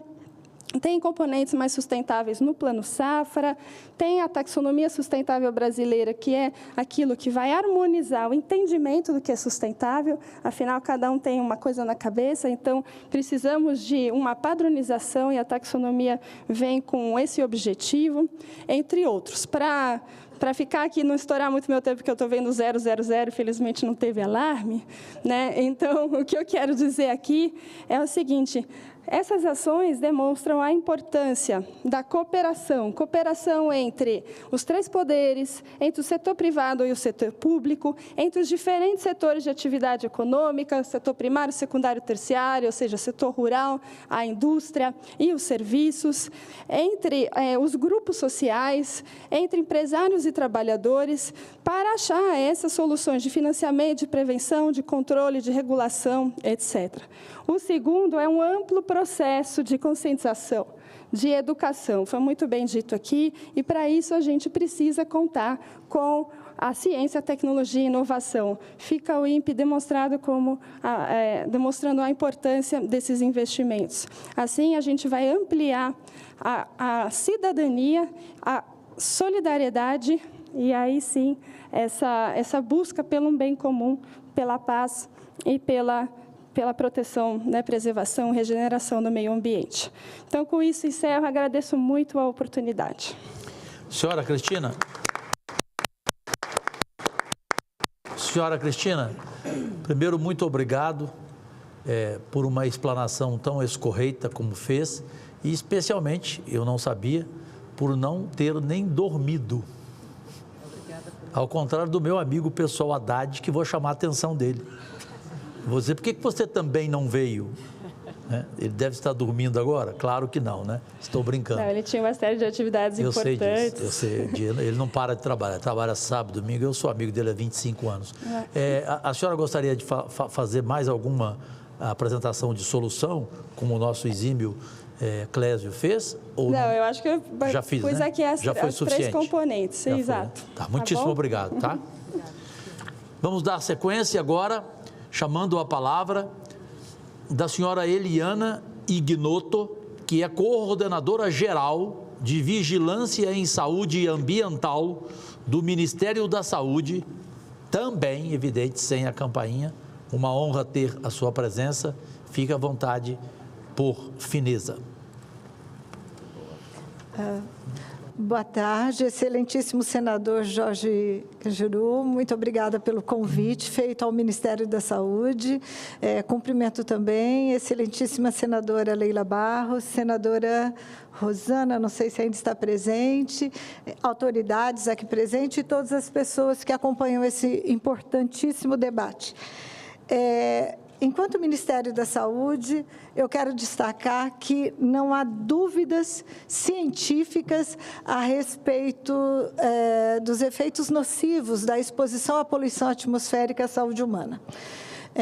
E, baseado nisso, nesse importante pressuposto, o Ministério da Saúde ele é organizado em várias secretarias. Na Secretaria de Vigilância em Saúde, foi definido, a partir desse mandato da ministra Anísia Trindade, a denominação Secretaria de Vigilância em Saúde e Ambiente, dado a relevância da pauta ambiental, do entendimento dos determinantes ambientais à saúde humana. Então, na Secretaria de Vigilância em Saúde e Ambiente, nessa coordenação que eu represento, de saúde ambiental, nós temos o programa Vigiar, que é o Programa de Vigilância de Populações Expostas a Poluentes Atmosféricos. E nós lançamos, em maio deste ano, o painel Vigiar, numa parceria com o Ministério do Meio Ambiente, em que são apresentados os dados de níveis de exposição ao material particulado fino, um importante poluente atmosférico, para todos os municípios brasileiros desde 2010. Então, todos os municípios brasileiros podem consultar os níveis aos quais foram expostos ao material particulado fino. E é importante destacar que as queimadas e os incêndios florestais representam a mais importante fonte de emissão de poluentes atmosféricos no país, ou em grande parte do país, do território brasileiro. E nesse painel, nós também apresentamos as estimativas de óbitos de crianças e idosos na mortalidade geral por vários desfechos, infecções respiratórias, câncer de pulmão, doença pulmonar crônico-obstrutiva. Então, o número de óbitos de cada município em razão da exposição à poluição atmosférica. Isso para mais de uma década. Nós entendemos que essa é uma forma importante de comunicação em saúde e de fortalecer os gestores de saúde, os gestores da área ambiental, nessa pauta, no entendimento da relevância dessa pauta, da poluição atmosférica, especialmente nesse caso, nessa grande área territorial do Brasil, representada pela região norte e centro-oeste, especialmente, em razão de queimadas e incêndios florestais. Nós também publicamos semanalmente informes baseados no número de focos de calor produzidos pelo próprio INPE, que é importante parceiro, e com também estimativas, né, medidas modeladas de poluição atmosférica para todos os municípios, destacando aqueles que mais violam os níveis considerados saudáveis para a população, e contendo especialmente recomendações à saúde para a população em geral e para os gestores no que se refere a essa exposição. Recomendações essas voltadas para a hidratação contínua, para o cuidado em áreas externas, dentro do possível permanecer em espaços fechados, enfim, não fazer exercícios físicos em espaços abertos, todas essas recomendações para reduzir os riscos à saúde dessa população que vem sendo expostas há semanas, há meses, né, a níveis inadequados de qualidade do ar. Nós também fazemos reuniões com o setor de saúde de estados, de todos os estados, para discussões a respeito dos cuidados com a população dessas áreas. Estabelecemos uma nova parceria com o INPE, num projeto denominado CISAM, que foi interrompido em 2019, um projeto já que vinha desde 2007, 2008, a gente está retomando, e a partir dessa parceria com o INPE e com o Ministério do Meio Ambiente, nós teremos dados prospectivos, né, a respeito de poluentes atmosféricos, o que nos possibilitará também informar riscos futuros à população em decorrência da exposição a poluentes atmosféricos, porque o que nós vivenciamos hoje é o que nós denominamos episódio crítico de poluição atmosférica, de exposição à poluição, com importantes riscos à saúde. E dado a preocupação com o momento atual, que também não há dúvidas científicas a respeito das mudanças climáticas, o Ministério da Saúde criou este ano uma coordenação geral de mudanças climáticas e equidade, representada pelo colega Dr. Marcos Horta, que neste momento está coordenando a sala de situação de emergências climáticas, que por determinação da ministra Anísia Trindade funciona diariamente, com representações das várias áreas do Ministério da Saúde, seja da emergência, da atenção básica, da CESAI, né, saúde indígena, e diariamente, para quê? Para agregar informações de pontos mais críticos, pontos mais relevantes, insumos necessários, e a partir de todos os dias essa sala de situação produz informes que são levados para a Secretaria Executiva do Ministério da Saúde para a tomada de providências. Em razão disso, nos preocupa muito nesse momento, para além da poluição atmosférica, a crise hídrica, a escassez hídrica em várias comunidades que hoje estão isoladas, particularmente no estado do Amazonas, Acre, mas nós mantemos, além da sala de situação, reuniões diárias. Hoje de manhã tivemos reunião com o estado de Mato Grosso, representantes do setor saúde, de centros de vigilância de emergência, de saúde indígena, de ZEI, de distritos sanitários indígenas, de modo que essas demandas urgentes hoje sejam levadas para a Secretaria Executiva e também são levadas para a sala de situação da Casa Civil de Queimadas, do qual o Ministério da Saúde participa, além de outros ministérios relacionados à pauta, e desde ontem também participamos da sala de situação relacionada à água. E nossa preocupação, obviamente, é água para consumo humano, água com qualidade e quantidade para consumo humano, porque hoje nós vivenciamos, em algumas comunidades mais isoladas, uma situação bastante difícil. Também preocupa o Ministério da Saúde casos que demandam remoção, casos de adoecimento, particularmente de comunidades indígenas que precisam ser deslocados, e que vivenciamos dificuldades em razão de dificuldade de acesso, inviabilidade de pouso de aeronave, em razão da qualidade do ar. Então, vejam, essas pautas ambientais, elas se somam, se misturam. Vivenciamos momentos também com importantes ondas de calor, que também têm riscos à saúde, isso tudo ao mesmo tempo. Então, o Ministério da Saúde publicou uma portaria em fevereiro deste ano, a portaria 3160, que é uma portaria que regulamenta incremento de aporte financeiro para municípios que estão em situação de emergência, em situações de emergência de saúde pública, em problemas ambientais, climáticos. Essa portaria foi publicada no período da tragédia vivenciada no Rio Grande do Sul, ela é válida, e municípios da região norte estão fazendo uso do que está apresentado, dessas possibilidades apresentadas nessa portaria para demandarem aporte financeiro do setor saúde.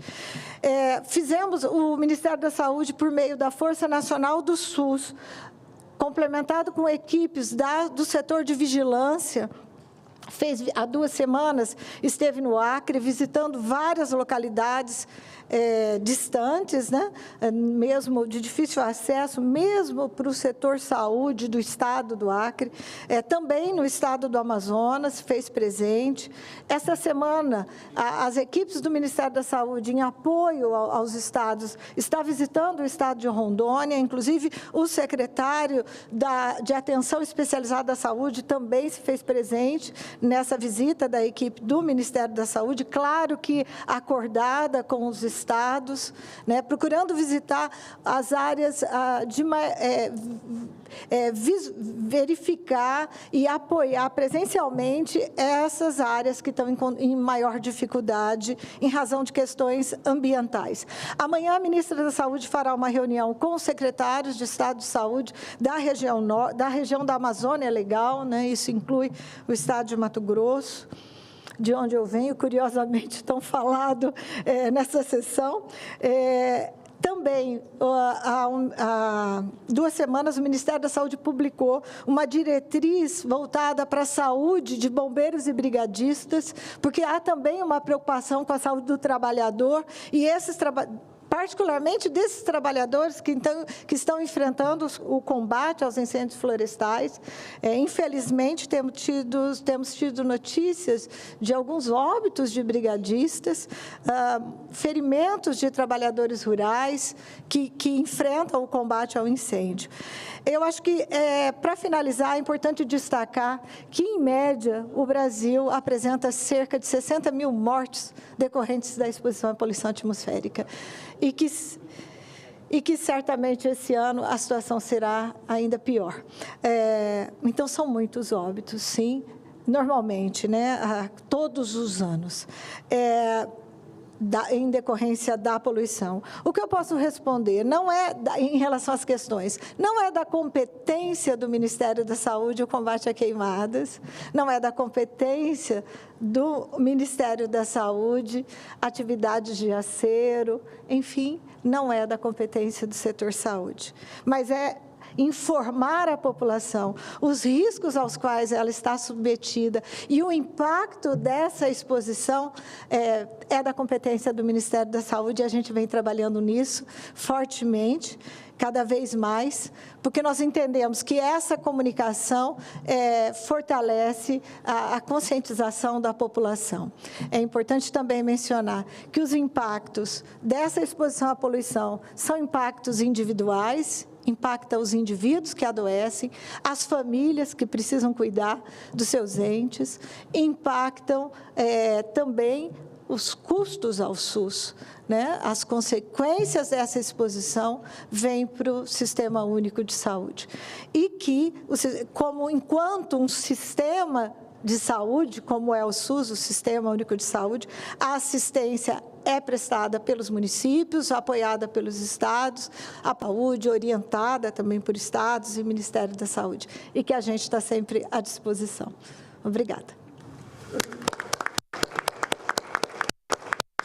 Senhora Eliana, muitíssimo obrigado. Fique à vontade, se quiser falar sobre soluções, ou se a senhora entende que já as apresentou, porém, a Leila do vôlei aqui do meu lado, como eu disse, essa presidência hoje é em dueto, e permitam uma comparação, é um dueto entre Chet Baker e Nina Simone. O Chet Baker com mãe Fanny Valentine e a Edith Piaf, né, com a Nina Simone, porque para mim a melhor interpretação da Nina Simone é exatamente Nemekitipá, perfeito? Mas a Leila fez uma observação sobre a sua fala que eu gostaria que você reafirmasse aqui em relação aos óbitos, em função do conteúdo que você comentava comigo, de cada uma de vocês até agora, impressionante, tanto que nós estamos batendo o recorde de perguntas do Brasil inteiro pelo portal E-Cidadania, e se não pudermos ter a resposta de todos e todas, eu enviarei a cada um as respostas, claro, para que todos os brasileiros, as brasileiras, sejam contempladas naquilo que interessam saber. Leila, mas você poderia fazer uma observação? Rapidamente.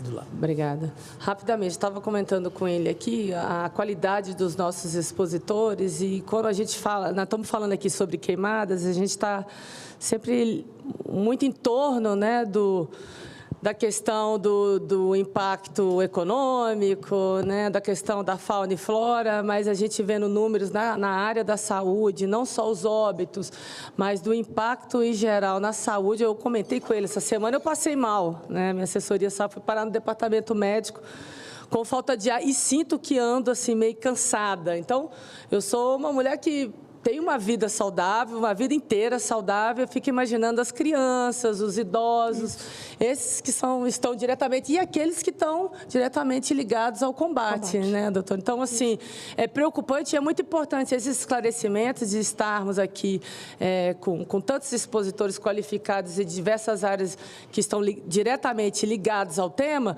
para que a população, não só os senadores, que porventura é uma pena, né? É uma pena que nem todos... que a maioria não esteja aqui, nesse momento, nessa conversa, mas nós vamos, nesse debate, mas nós vamos provocar a Comissão de Meio Ambiente e vamos insistir. Porque nós não podemos deixar esse momento simplesmente passar em branco sem fazermos o devido debate na casa. Então, quero agradecer à representante do Ministério e todo o comprometimento do Ministério da Saúde, na pessoa da ministra Anísia, entendendo muito bem que nós não somos responsáveis pelo combate, nós não somos ali, nós não estamos no fronte, mas nós estamos entendendo claramente o impacto de tudo isso na saúde dos brasileiros. Obrigada, doutora. Obrigada. E Leila, senadora, você falou de falta de ar na semana passada. Permitam-me aqui, eu não consigo fazer nada sem um pouquinho de bom humor.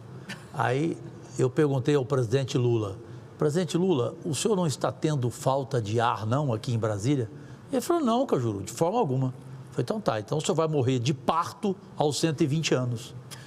Porque não é possível, ele está com 78 e não tem falta de ar, e aqui com 50 está tendo falta de ar, né? Mas seguindo, a palavra agora é na tribuna concedida ao senhor Tasso Azevedo, que é engenheiro florestal e coordenador geral da iniciativa MAP Biomas, evidentemente também sem a campainha. Agradeço a honra da sua presença e fique rigorosamente à vontade. O senhor Tasso está remotamente, mas agradeço a presença do mesmo jeito, evidentemente. Pode ficar à vontade de onde o senhor estiver, senhor Tasso. Desculpe, eu não sei o seu estado. Oi, tudo bem, senador? Hoje estou aqui em Nova York, acompanhando a Semana do Clima, e por isso estou remotamente aqui. Eu só ver como é que eu compartilho a tela aqui.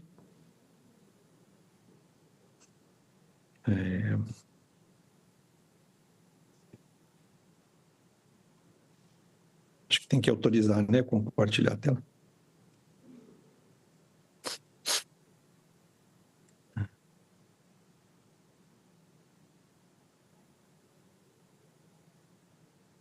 Pronto.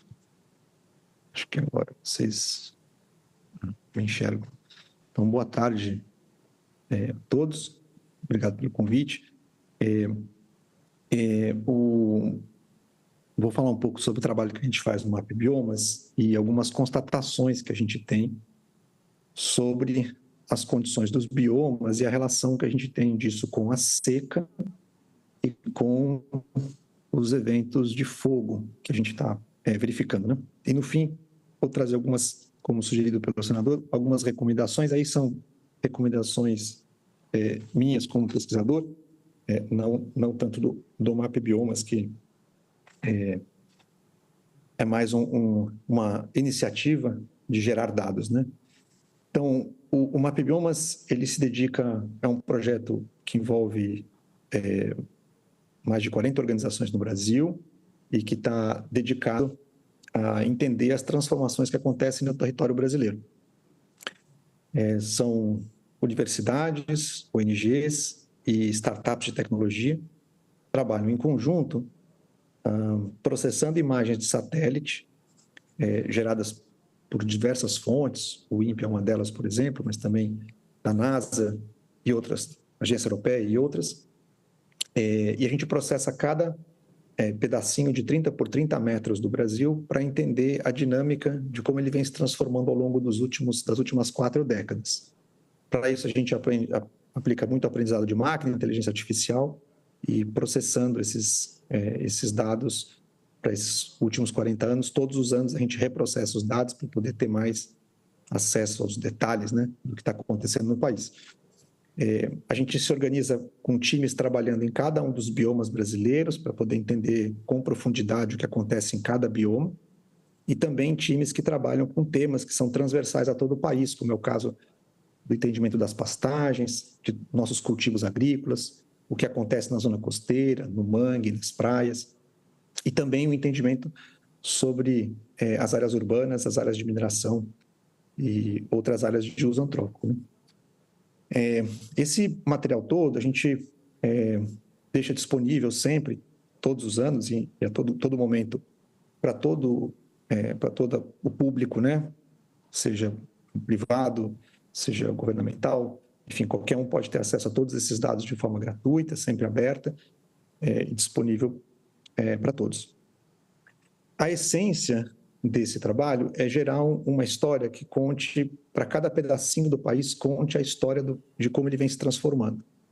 Então, por exemplo, aqui, nesse pontinho azul que você tem aqui marcado no mapa, é um ponto de 30 por 30 metros no estado do Mato Grosso, e a gente, ao clicar nele, tem a história desse ponto ao longo do tempo. Então, lá em 1985, por exemplo, esse ponto era uma floresta, permaneceu floresta até 1993, aí ele foi convertido para pasto, que é essa faixa amarela, em 93, teve até um evento de fogo naquele ano, e ele permaneceu como uma pastagem até o final de por ali, por volta de 2013, 2014, onde ele foi convertido para agricultura e tem sido soja desde então. Então, para cada pedacinho do país, você tem essa história, né, de o que aconteceu com cada um desses pontos.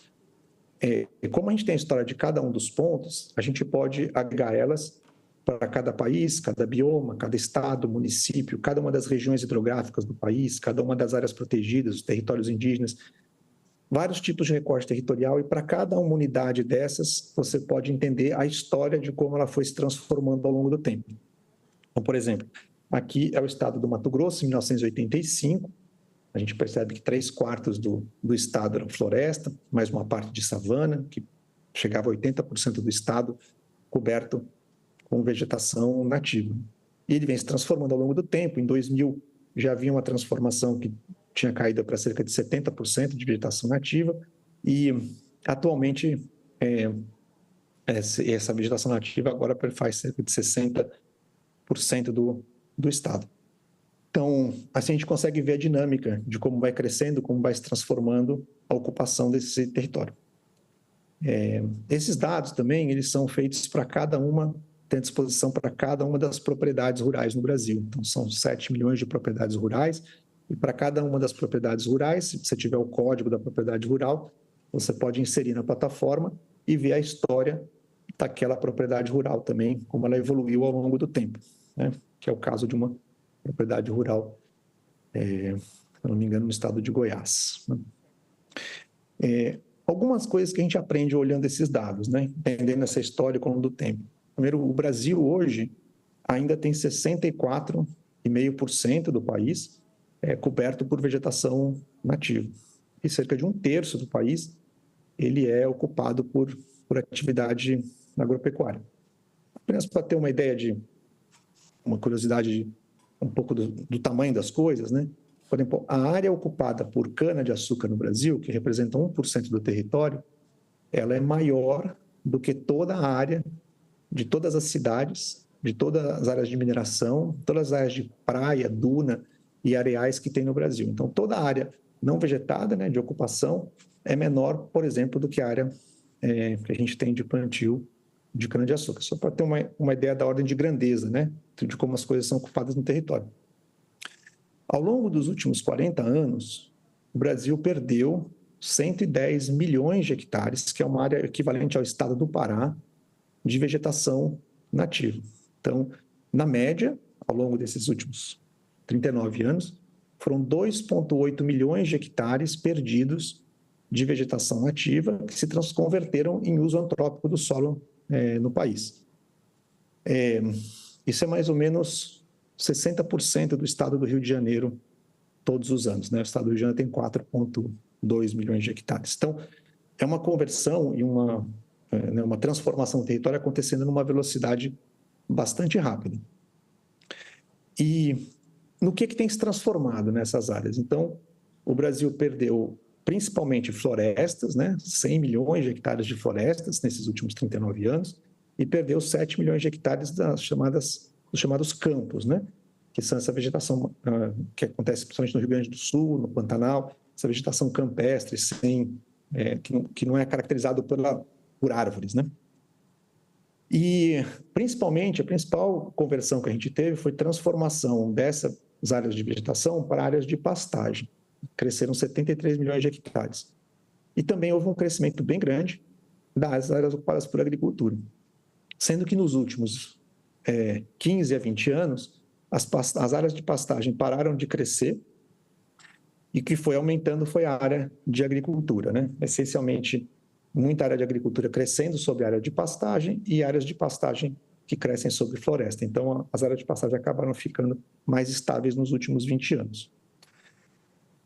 Quando a gente olha para os diferentes biomas no Brasil, cada bioma tem uma realidade diferente, né? Os biomas que proporcionalmente mais perderam vegetação nativa, ou seja, foram mais impactados, foram o Pampa e o Cerrado. Eles perderam mais de 1/4 da sua vegetação nativa nesses últimos 39 anos. E os biomas que perdeu menos, mas também porque já tinha menos vegetação nativa, foi a Mata Atlântica. A Mata Atlântica, inclusive, no período dos últimos 10, 15 anos, ela parou de perder na vegetação nativa e começou, inclusive, a ganhar um pouquinho na recuperação, né? E aí, Pantanal, Caatinga e Pantanal estão mais ou menos no mesmo nível, com uma perda de 13%, 14% da sua vegetação nativa nesse período. A Amazônia é muito grande, as perdas na Amazônia são perdas muito significativas. Em termos de área, a maior área, né, de perda de vegetação nativa no Brasil aconteceu na Amazônia. Mas uma noção muito importante é a ideia de que, essa ideia de que o que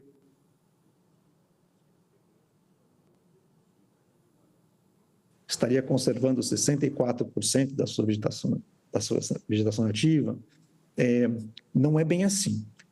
7% da vegetação nativa que a gente tem no Brasil, ela não é vegetação primária, ela é uma vegetação secundária, ou seja, ela já foi desmatada uma vez e são florestas que estão em recuperação, né? E no caso, também a gente tem cerca de 13% da nossa vegetação nativa atual que já passou por eventos de queimada nos últimos 39 anos, portanto, já sofreu um processo de degradação importante.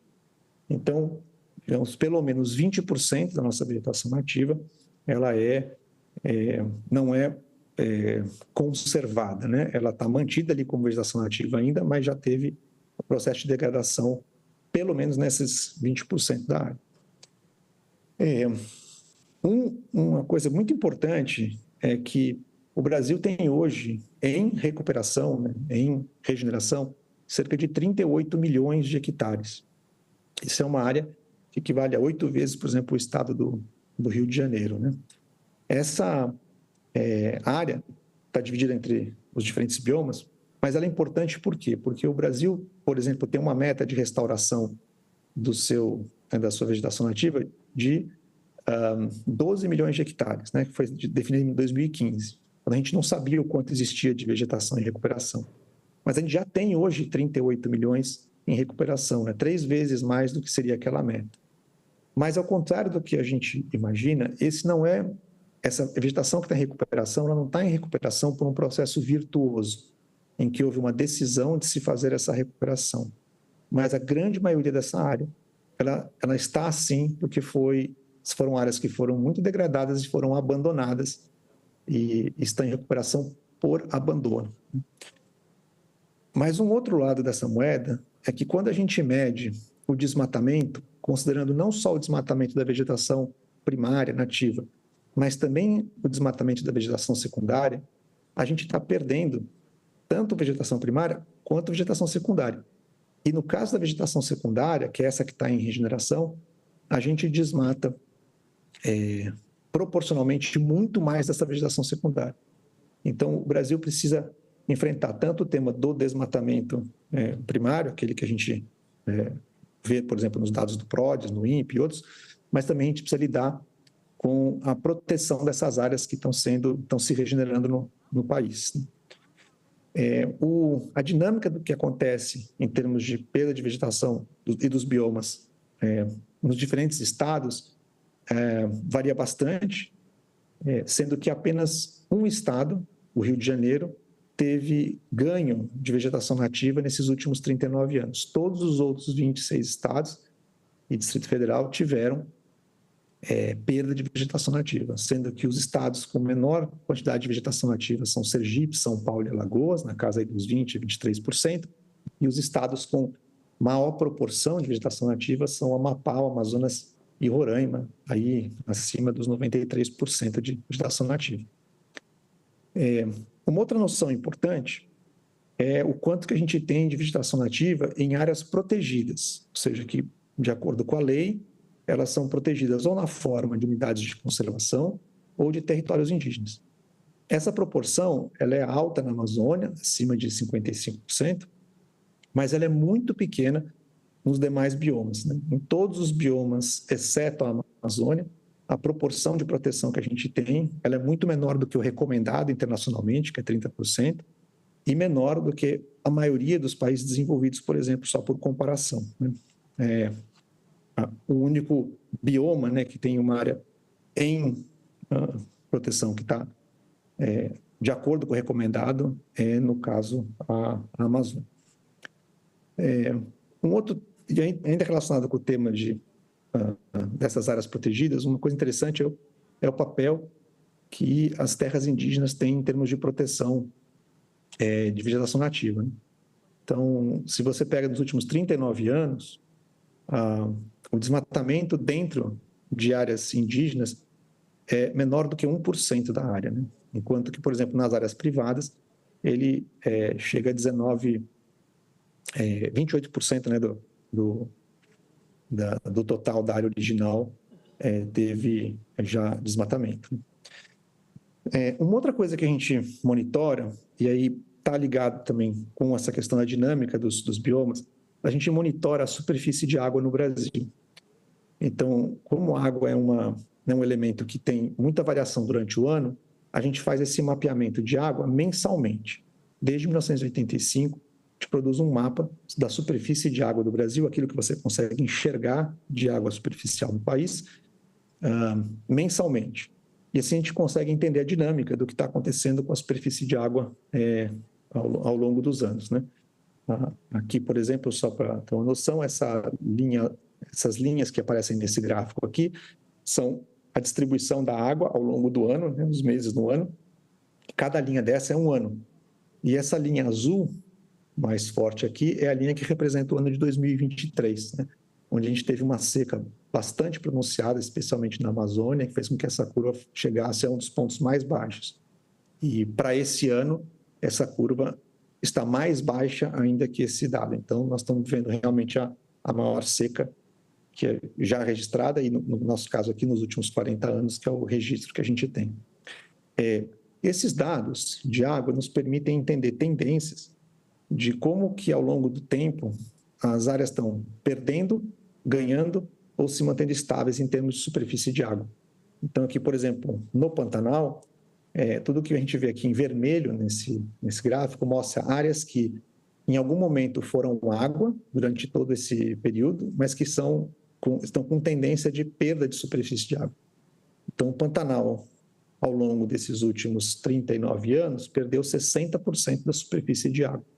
Literalmente, né, o Pantanal está secando.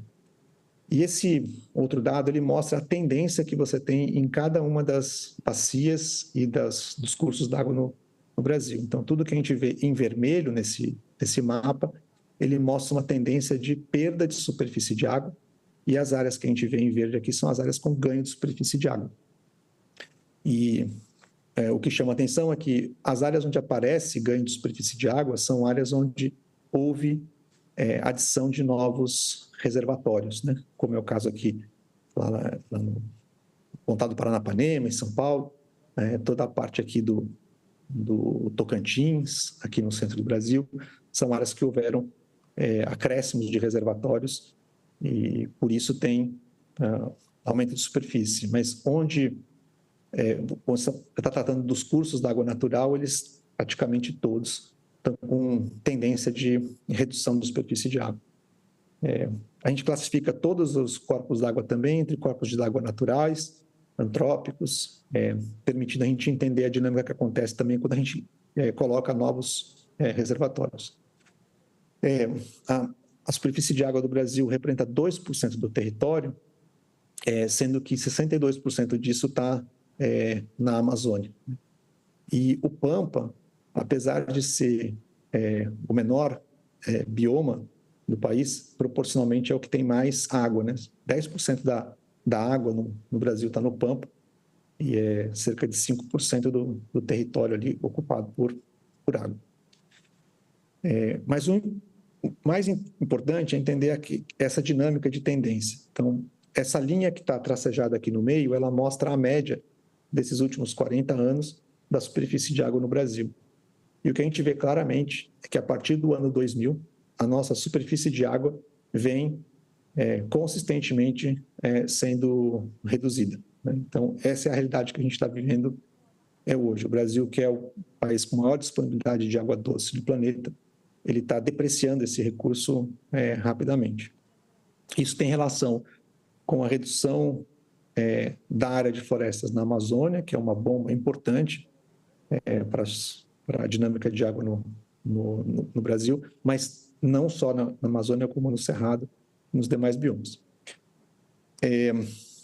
Vou passar aqui para a próxima. Então, a questão da água é um indicador do que a gente tem em termos de seca, que é uma das coisas que cria condições para a gente ter queimadas, né? A outra coisa que a gente monitora é o fogo. Nesse caso, como já tem bastante trabalhos que monitoram os focos de calor, fogo, o INPE faz isso com uma organização referência no mundo sobre esse tema. O que a gente se dedica a fazer no Mapa Biomas é entender o que pegou o fogo, né? Então, depois que passou o foco de calor, a gente mede aquilo que queimou para compreender o que pegou o fogo, né? Qual o tamanho dessas áreas de fogo, em cada frente de fogo que aconteceu. Quantas vezes pegou fogo, assim por diante. Então, a gente tem uma plataforma que a gente faz isso mensalmente, também desde 1985. É importante ser mensal esse dado, porque as cicatrizes de fogo, elas tendem a desaparecer rapidamente. Então, é importante você medir logo depois que ele acontece. E a gente mede todo o histórico de cicatrizes de fogo ao longo dos anos. A gente acompanha em que mês que aconteceu esses eventos de fogo e também a frequência com que aconteceu esse fogo. Quantas vezes uma área foi queimada em cada ponto do Brasil nos últimos 39 anos.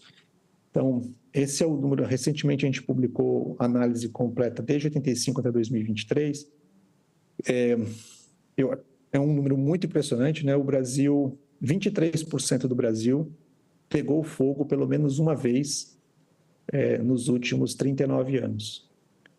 Só em 2023 foram 16 milhões de hectares queimados no país, né? Isso quer dizer que 2% do território nacional pegou fogo no ano de 2023. Isso varia bastante entre os biomas. O bioma que teve a maior proporção de área já queimada nesses últimos 39 anos foi o Pantanal, e os eventos de fogo dos últimos 4 anos são fundamentais para explicar essa proporção tão grande de queima no Pantanal. Depois é seguido pelo Cerrado, mas assim, no Cerrado e no Pantanal, até você pode imaginar que tenha fogo de altas proporções, Cerrado principalmente. Mas no caso da Amazônia, você ter 20% da Amazônia tendo eventos de fogo não é normal, né? Fogo na Amazônia é para ser um evento raro, né?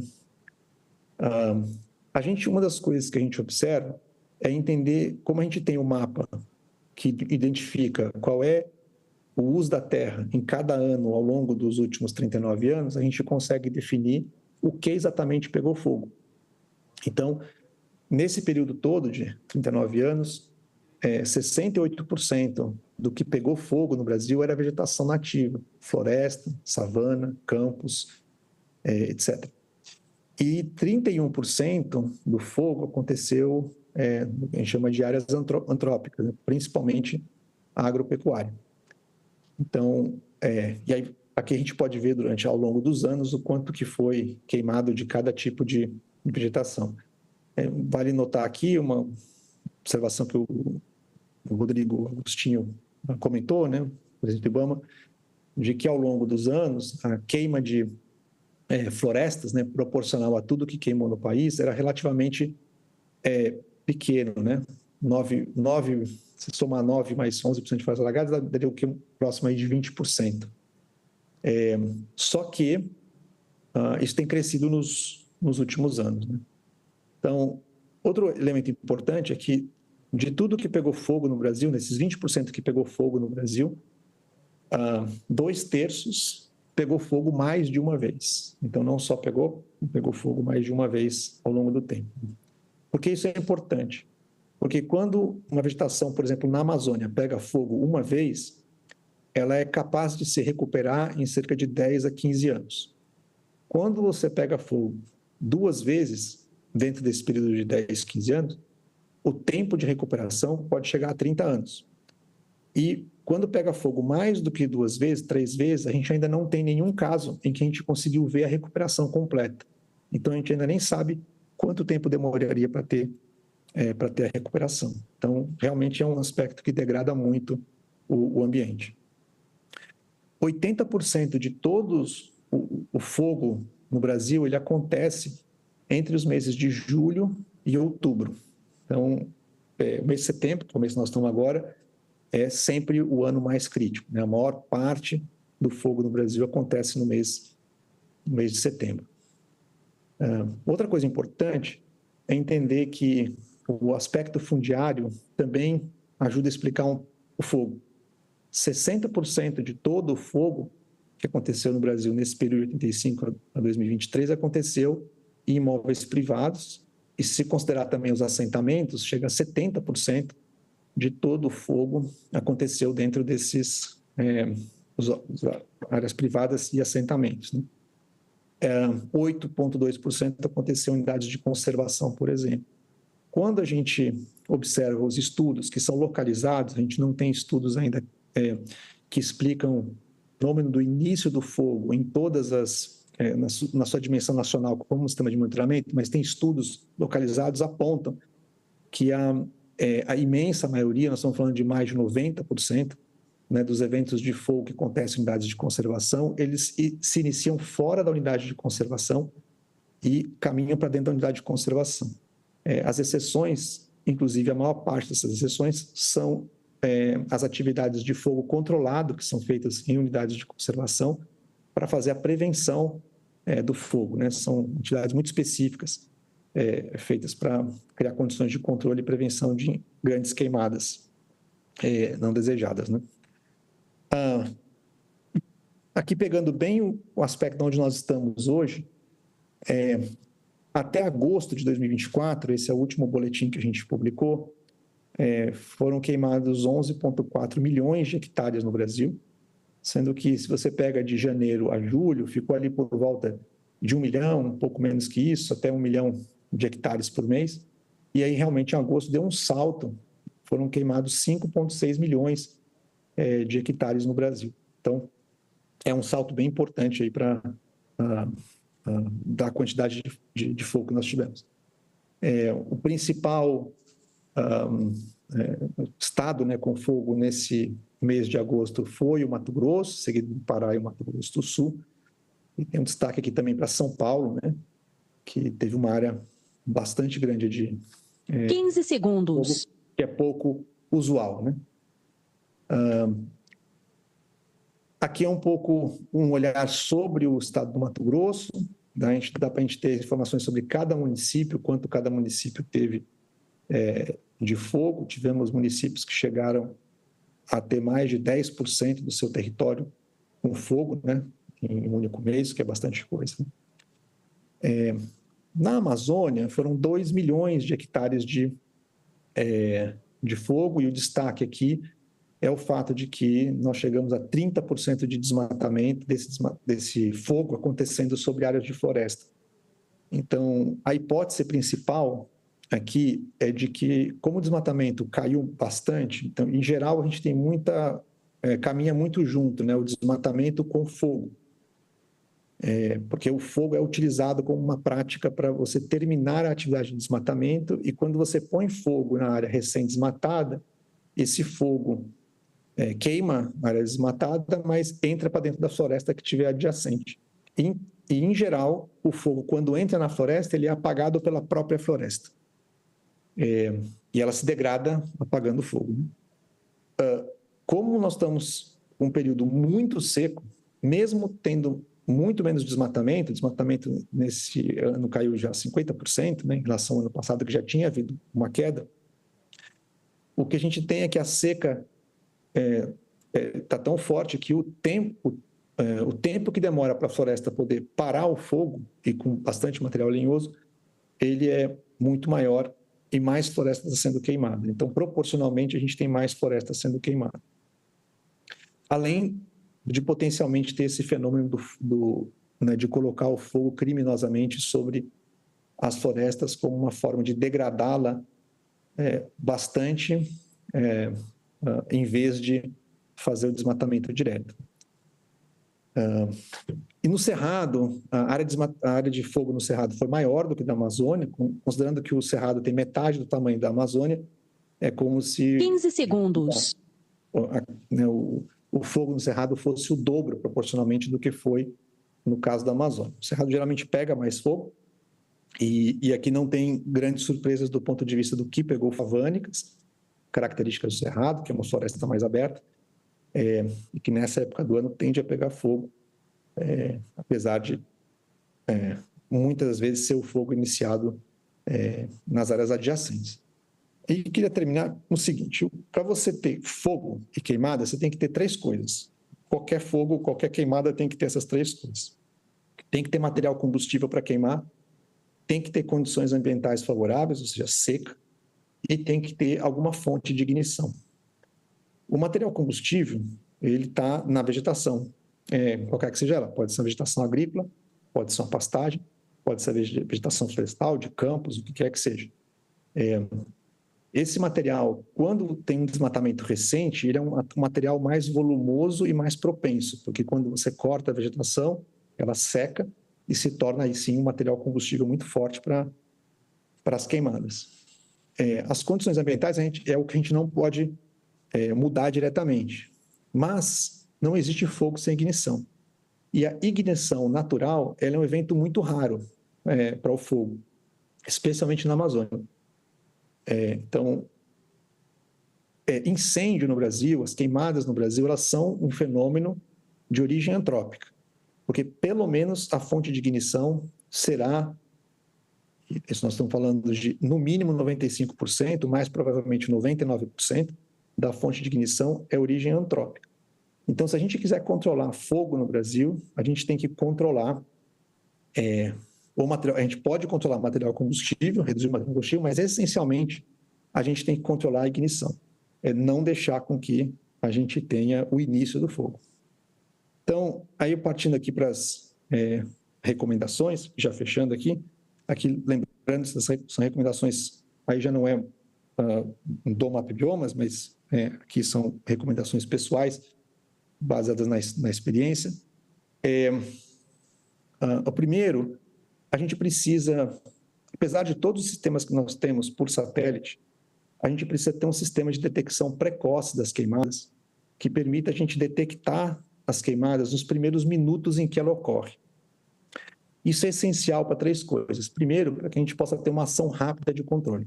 O fogo, a dificuldade de controle do fogo é diretamente proporcional, aliás, exponencialmente, proporcional ao tempo que você demora para chegar e começar o combate. Então, em geral, o satélite, quando enxerga uma linha de fogo, essa linha de fogo já vai ter 100, 200, 300 metros. Então, a gente precisa enxergar essa linha de fogo muito antes, cerca de 5 minutos. A identificar esse sistema de detecção precoce também permite a gente identificar qual é a origem do fogo, onde ele começou. E isso é muito importante para poder assignar responsabilidade, especialmente no caso do fogo criminoso.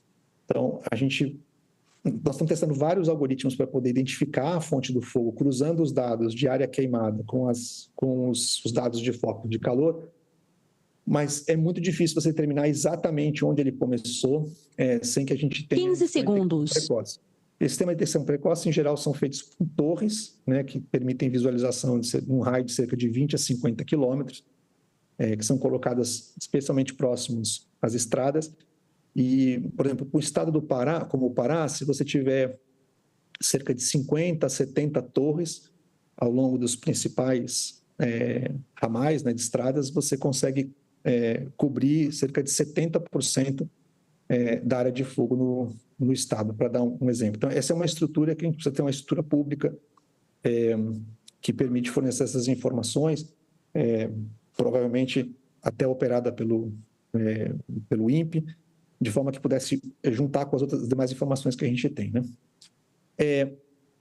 A segunda recomendação é que a gente deve proibir definitivamente e não fazer isso anualmente, ter que ficar cada estado definindo se vai fazer ou não um decreto de suspensão no fogo. A gente não dá mais para a gente pensar em uma coisa opcional.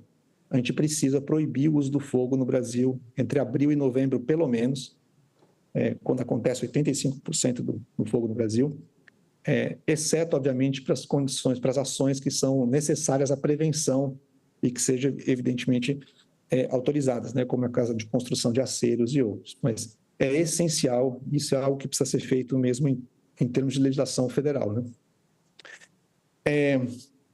O outro ponto, a gente precisa estabelecer em lei uma política para o fim do desmatamento em todos os biomas no Brasil, inclusive de vegetação secundária. Nós já estamos próximos do chamado ponto de não retorno na Amazônia, se é que a gente não está no ponto de não retorno, por conta não só do desmatamento, mas no alto grau de degradação, e a gente não pode mais perder vegetação nativa. Esse é o momento agora de recuperar a vegetação nativa. Esse é um esforço que deve ser nacional, envolvendo todos os setores, né, do setor agropecuário, do setor de energia. Todas as áreas devem estar envolvidas nesse esforço. 15 segundos. Nacional. Segundo, o quarto ponto é a gente orientar todo o nosso financiamento da agropecuária para práticas sustentáveis. Por que isso é essencial? Porque o principal uso da terra no Brasil, de longe, 98% de todo o uso da terra, das áreas que foram convertidas, né, de vegetação natural para uso antrópico, eles acontecem na forma de atividade agropecuária.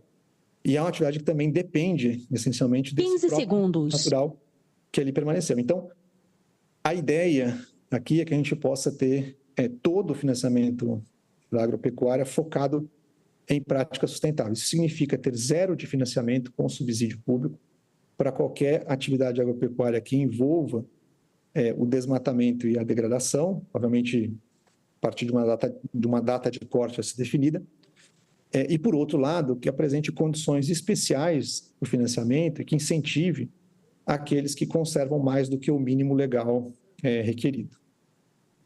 Depois, outro tema importantíssimo é a gente precisa ter recursos destinados para a questão do controle do desmatamento, né, e da conservação dos nossos biomas e das queimadas. Ele precisa ser um recurso exclusivo, previsto em orçamento e de prontidão. Ele não pode ser dependente de recursos extraordinários. Esse é um tema emergencial para o país, fundamental, né, para a saúde, para a conservação, para a geração de energia, para a produção agropecuária. E a gente precisa ter esse recurso assignado, e isso acho que é uma tarefa fundamental aí do Congresso, assignar que tem esses recursos. Fiz uma estimativa aqui, pelo menos 2 bilhões de reais por ano, que estejam assegurados para serem executados tanto nas ações de prevenção como nas ações de remediação. É importantíssimo, para concluir, o Cajuru comentou agora há pouco sobre a implementação do Estatuto de Emergência Climática. Ele é fundamental para que a gente possa ter ações preventivas em escala acontecendo de forma mais facilitada. Então, é muito importante, ótimo que já tem um projeto aí na mesa para isso. E, por fim, a gente precisa garantir que o mercado de carbono regulado no Brasil, ele incorpore o setor agropecuário. A gente tem um projeto de lei que passou pela Câmara, passou pelo Senado, voltou, ele começou no Senado, né, passou pela Câmara, agora voltou para o Senado, e ele tem uma questão fundamental. No momento, a versão que está prevista, ela não incorpora o setor agropecuário no mercado regulado no Brasil. Não tem como você criar um mercado regulado no Brasil que deixe de fora 75% das fontes de emissão e remoção de gases de efeito estufa que estão na agropecuária. E, por fim, é um tema não menor, mas eu acho que está no entorno disso tudo, a gente tem um problema grave de integração das comunidades dos chamados povos da floresta na Amazônia por conta do seu isolamento. Então, é fundamental a gente garantir a conectividade das mais de 8.500 comunidades indígenas, quilombolas, extrativistas da Amazônia, né? Nesses momentos de seca, por exemplo, as populações que mais sofrem a gente nem enxerga, porque nem conectadas elas estão. Esse é um outro tema que precisa receber uma atenção especial e programática no Brasil. Desculpa pelo avançado tempo e termino por aqui. Senhor Tasso Azevedo, como a audiência é rotativa, engenheiro florestal e coordenador geral da iniciativa MAP Biomas, eu apenas queria, como presidente desta sessão histórica, dar uma satisfação do equilíbrio que preciso ter em função do respeito ao senhor estando aí de Nova York e participando com tanto prazer e com tanto conteúdo. Foi importantíssimo ouvi-lo, nós aqui, tanto Leila como eu e todos. Eu, por exemplo, fiquei até aturdido por alguns dados estarrecedores que eu confesso não sabia. E peço até ao senhor que depois, se puder enviar até a presidência da Comissão de Meio Ambiente, que está aqui presente, Leila Barros, um relatório completo, porque eu sei que o senhor teria muito mais a falar, mas a questão é o respeito àqueles e aquelas que também estão aqui, que são debatedores e que esperam para as suas explanações. Portanto, muitíssimo obrigado pela sua presença aí de Nova York nesse nosso debate. Bom, eu quero aqui agradecer aos veículos de comunicação que estão acompanhando, mostrando flashes, como foi o caso do Jornal Hoje, da TV Globo, da revista Veja, e estão transmitindo este debate, a Band News FM 90.7, a TV Meio, que é em rede mundial de televisão, e a Rádio Nova Brasil FM. Eu volto a reforçar aquela minha frase do início, de que os homens são importantes, mas as mulheres são essenciais, penso eu. Tanto que a quarta senadora presente, já que há algum tempo nos acompanhando, é também mulher. Nenhum senador homem aqui presente hoje. Lamento ter que falar isso aos meus colegas, mas respeito os seus compromissos. E quem está presente aqui, representando o Distrito Federal, é a nossa querida, exímia senadora Damares Alves, que deseja falar, por gentileza, é a sua vez, nessa forma que a gente intercala cada debatedor e cada senador, querida Damares. Presidente, o senhor me permite falar da bancada? Claro que eu permito. É que eu tenho crises de asmas e eu não estou bem hoje, exatamente por conta de tudo que está acontecendo. Mas eu queria começar a minha fala cumprimentando todos os expositores. Eu não sei se os senhores têm uma ideia de como essa sessão está sendo assistida por pessoas do Brasil inteiro. Eu me programei para chegar antes, logo no início. Eu estou vindo de uma agenda de São Carlos, São Paulo, e o nosso voo atrasou em Campinas. E foi impressionante eu ver dentro do avião as pessoas acompanhando esta audiência. Eu acompanhei muitas falas durante o voo, lá no aeroporto ainda.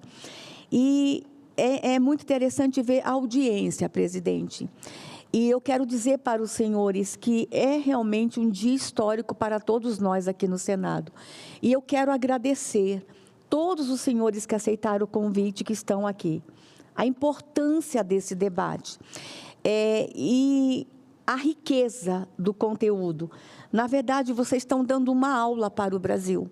Nós temos apresentações aqui, e os senhores sabem que as apresentações que forem exibidas vão ficar aqui no arquivo do Senado, e eu sei o número de pesquisadores, de alunos, de cientistas que vão procurar essas apresentações e ter como material de estudo, de pesquisa, inclusive para compartilhar. Muito obrigado a todos os expositores. Incrível. Vi o sacrifício de alguns. Eu acho que foi a representante do Ministério da Saúde que viajou a noite toda para estar aqui. Quero agradecer o esforço. Da Fazenda, Damares. O outro lá de Nova York. Foi da Fazenda, querida. Da Fazenda, né? O outro lá de Nova York. Então, assim, o esforço de todos os senhores me deixa muito feliz, muito contente, e acho, presidente Cajuru, que alcançamos o objetivo proposto. Eu acho que nós já conseguimos. Se encerrasse aqui agora, a gente já conseguiu o objetivo inicial, e quero parabenizá-lo, o senhor e a Leila, pela realização deste evento. Mas estou aqui conversando com os senadores nos grupos, e eu preciso, senhores expositores, os senhores se esforçaram muito para estar aqui. Muitos senadores lamentando de não estarem aqui com a gente hoje. É uma semana típica.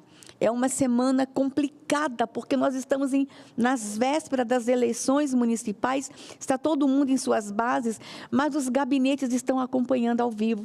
Os assessores estão anotando tudo, estão conversando com seus senadores. Então, a ausência deles aqui não quer dizer que que é descaso ou que eles não estão interessados no assunto. Pelo contrário, é justificável. Né? Muitos estão preocupados e estão aqui falando comigo e pedindo para registrar o abraço de todos eles. Senhores, muitas pessoas perguntam por que uma senadora da área da infância está lá na Comissão do Meio Ambiente. Primeiro, porque eu sou apaixonada pela presidente da comissão. Mas, segundo, senhores, que quem trabalha com criança e com mulheres precisa estar atento às mudanças climáticas. Como ministra da Mulher, eu fui desafiada para os debates, as mudanças climáticas e a relação, a influência nas mulheres. E eu tenho estudado muito sobre isso no mundo inteiro. E, ultimamente, eu tenho falado e eu tenho provocado a discussão sobre tudo que está acontecendo, as mudanças climáticas e a infância.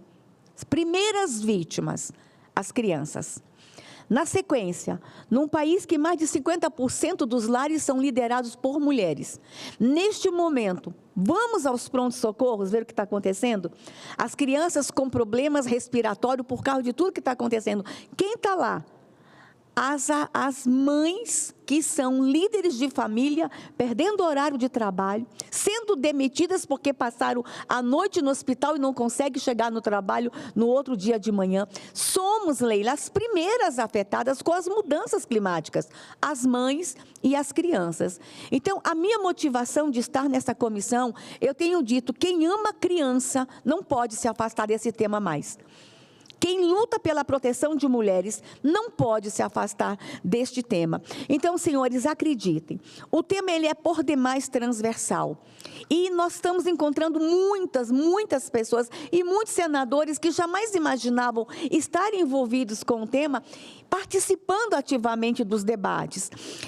Especificamente com relação ao fogo. Eu tenho as minhas preocupações e tenho manifestado as minhas preocupações não com a tecnicidade que os senhores trazem aqui, mas com o apelo da mãe, da mulher, com o apelo do povo lá na ponta. E a semana passada eu me manifestei, inclusive fui muito mal interpretada, da minha preocupação, especialmente com as nossas áreas indígenas. Eu trabalho com povos indígenas, todo mundo sabe disso. E nas últimas noites, senhores, eu tenho uma filha indígena. A nossa oração antes de dormir, todas as noites, nos últimos 2 meses, tem sido assim: Deus tem piedade das crianças. Quem já esteve em áreas indígenas, quem já esteve dentro de uma maloca, nós ficamos assim, aperreadas de noite. Um incêndio numa maloca, senador Cajuru. Um incêndio, uma faísca em cima do telhado de uma maloca, especialmente o povo da minha filha, a maloca toda de palha, e a entrada da maloca é uma pequena portinha em que a gente tem que se abaixar para entrar, e as redes penduradas, às vezes 30 famílias numa maloca. Um incêndio de uma maloca, eu perco quase que famílias inteiras de uma aldeia. Então, a nossa preocupação com o que está acontecendo e com os nossos povos indígenas em áreas isoladas. E a semana passada eu trouxe um tema e eu quero fazer essa discussão aqui com os senhores e quero muito ajudar. Entendam, senhores, a minha preocupação é ajudar. E esse debate, ele vai trazer muitos encaminhamentos. E um dos encaminhamentos, senhores, que eu entendo, tem política pública que a gente vai ter mesmo que amarrar em forma de legislação. Porque vem um governo, faz, aí vem o outro, não dá continuidade, aí vem o outro que quer inventar a roda daquilo que já estava dando certo. Então, eu acho que muito que a gente pode conduzir esse debate, presidente, é que encaminhamentos nós podemos transformar em projetos de lei, em legislação, para que venha governo, saia governo, sejam obrigados a dar continuidade. Nós temos uma legislação nova do manejo de fogo, mas eu tenho algumas preocupações, especialmente com relação ao fogo prescrito, à queima prescrita. E a semana passada eu trouxe esse debate. Eu trouxe e quero muito que a gente discuta mais. Talvez para não demorar muito aqui o debate, mas eu quero ouvi-los mais sobre isso. Lá no artigo 37 da nova lei, da Lei 14.944, fala dos impedimentos da queima prescrita. Mas eu vi, gente, eu estou acompanhando por trabalhar com os povos, é a mim que eles procuram no Senado, de algumas brigadas terem usado o fogo prescrito no momento que não podiam ter usado. E aí eu venho com a preocupação, presidente, da formação desses brigadistas. A lei Cadastro Nacional, eu quero participar disso, eu quero ajudar com isso, porque nós tivemos no Xingu, exatamente na reserva onde tem o povo de minha filha, indígenas muito preocupados com a queima prescrita. E eu coloquei isso aqui. Eu quero ouvir os órgãos ambientais sobre a queima prescrita. Porque me parece, senhores, e aqui fica uma pergunta, se alguém quiser depois responder ou falar comigo no privado, é que em situações de extrema, como nós estamos vivendo agora, a queima prescrita não é recomendada. Mas a gente viu brigadistas em áreas indígenas usando a queima prescrita recente, enquanto alguns governos já tinham decretado o não uso da queima do fogo controlado. Então, eu manifesto a minha preocupação com a formação dos brigadistas, especialmente os voluntários lá na ponta, o número de instituições de brigadistas que tem surgido no Brasil, como nós vamos acompanhar essas instituições movidas, digo, de muita boa vontade. Todos eles movidos, eu vejo isso, do interesse de ajudar. Mas não é só com boa vontade que a gente faz um bom trabalho. Então, eu quero me colocar à disposição, tenho buscado com alguns especialistas, quem sabe, Leila, apresentar na regulamentação da lei, a formação desses brigadistas, ou conversar com os órgãos responsáveis e focando especialmente, senhores, na queima prescrita. Estou preocupado. Nós tivemos no DF, a semana passada, a prisão de um brigadista, agora eu já sei que é um brigadista voluntário, em que ele estava usando a queima prescrita, porque era a arma mais poderosa que ele tinha. Eu entendo até que ele queria fazer o controle. Eu estou com algumas outras imagens também que estão sendo investigadas, mas o assunto precisa ser colocado na pauta, especialmente, presidente, lá na escola, conversando com os meninos, lá nas regiões mais isoladas, conversando com os povos tradicionais, o que é, o que não é a queima prescrita, quando pode, quando não pode. Então, eu estou aqui realmente com muita boa vontade para ajudar. E quando eu vi o presidente também, eu acho que um dos nossos expositores do INPE, falando de orçamento, e aí, Leila, foi o nosso último debate na comissão, não tem enfrentamento ao fogo sem dinheiro. Não tem preservação de meio ambiente sem dinheiro. E a gente vai ter que fazer essa conversa aqui entre nós. Nós vamos ter sim que ir lá povoar a comissão de orçamento. Nós recebi um relatório esses dias do número de emendas de parlamentares para a área de meio ambiente. Vamos ter que conversar, talvez fazer uma questão cultural aqui dentro, presidente, convencer os colegas sobre a importância da gente investir na área. Então, eu também me coloco à disposição, Leila, de você e do presidente Cajuru, da gente conversar sobre o orçamento. Ou a gente investe, ou a gente investe. Quando eu vi o INPE mostrar os nossos satélites, que são exemplos para o mundo, ou a gente investe, ou a gente investe. Então, eu acho que a gente vai sair daqui hoje com excelentes encaminhamentos e acho que esse é um tema, a Leila fez um apelo numa das reuniões que comoveu o Brasil, que a gente tem que afastar, sim, os debates políticos, as brigas políticas, e eu estou me afastando, Leila, estou ouvindo o seu apelo, tá? A gente tem que afastar sim, a gente tem que estar todo mundo unido, porque olha como eu estou hoje. Se eu estou aqui no centro do Brasil, passando tão mal, eu quero que vocês imaginem como estão as minhas crianças lá na Amazônia, lá no Nordeste, lá nas regiões mais isoladas, e que Deus nos dê sabedoria, senhores, Deus nos dê discernimento. Nós temos um país para cuidar. E esse debate aqui mostra que os senadores estão muito preocupados e querem, junto com vocês, encontrar respostas. Muito obrigado por estarem aqui com a gente. É para nós aqui. É um dia muito especial, muito especial.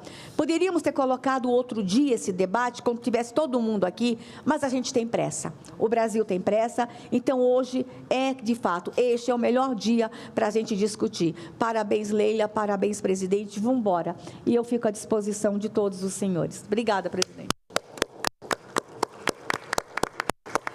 Muitíssimo obrigado, senadora Damares Alves. Como sempre, suas contribuições são altamente preciosas. A senhora fez observações aí relevantes em relação ao senhor Clésio, do INPE. Ele fez questão de responder a uma pergunta que eu iniciei aqui, a sessão, sobre as soluções que ele entende que são fundamentais e necessárias. E ele colocou como terceira exatamente a questão orçamentária, né? Que é fundamental, evidentemente, né? E entre outras coisas que a senhora colocou muito bem e dividiu com os demais presentes debatedores aqui. E sobre em relação aos senadores homens, eles estão entendendo que eu estou brincando, eu entendo a vida deles, né, em eleições municipais, porque realmente eu odeio eleição municipal. Eu odeio ter que pedir voto no interior, não é minha praia, senadora. Eu sou do ramo do futebol, da televisão, então eu não sou muito chegado. Mas entendo que cada político tem as suas obrigações, tem os seus representantes nas suas capitais, nos seus estados, né? E entre elogiar mulheres e homens, é evidente que eu prefiro elogiar mulheres, né? E vocês realmente vieram aqui a essa sessão. Bem, vamos dar sequência, ouvindo agora o senhor Raoni Guerra Lucas Rajão, que é diretor do Departamento de Políticas de Controle do Desmatamento e Queimadas do Ministério do Meio Ambiente. Peço desculpa às mulheres presentes, as priorizarei depois da fala, em função de uma reunião que o nosso Raoni tem rigorosamente em instantes lá no Ministério do Meio Ambiente. Uma honra contar com a sua presença. Fique à vontade na tribuna, querido, por fineza. Boa tarde a todos, é um prazer enorme estar aqui com vocês, né, podendo trazer algumas informações dos esforços que estão sendo empreendidos pelo Ministério do Meio Ambiente, né, num tema que obviamente é caro e nos afeta a todos, né, principalmente aquelas pessoas, né, mais vulneráveis, como bem falou, né, a senadora, né, e gostaria de aproveitar e também agradecer o esforço dessa casa, né, de uma série de projetos de lei, a aprovação do manejo integrado do fogo, realmente uma contribuição enorme, inclusive porque é a primeira lei que estabelece de maneira clara, né, a obrigação do produtor rural em tomar também atitudes preventivas, né? A gente precisa prevenir, né, porque para não precisar remediar, porque obviamente, né, como também colocado pelos palestrantes anteriores, né, o fogo ele pode ser apagado com um dedo, com um dedão. Né? Mas se você não toma atitudes preventivas, realmente ele pode sair fora de controle e afetar e tomar, inclusive, né, diversas vidas. Né? E também as várias iniciativas dessa casa, né, com destaque também, né, ao projeto de lei, né, do mercado de carbono, que realmente vai ser muito importante, né, além de várias outras iniciativas, né, como a da senadora, sobre a questão dos incêndios e entre outros temas. Né?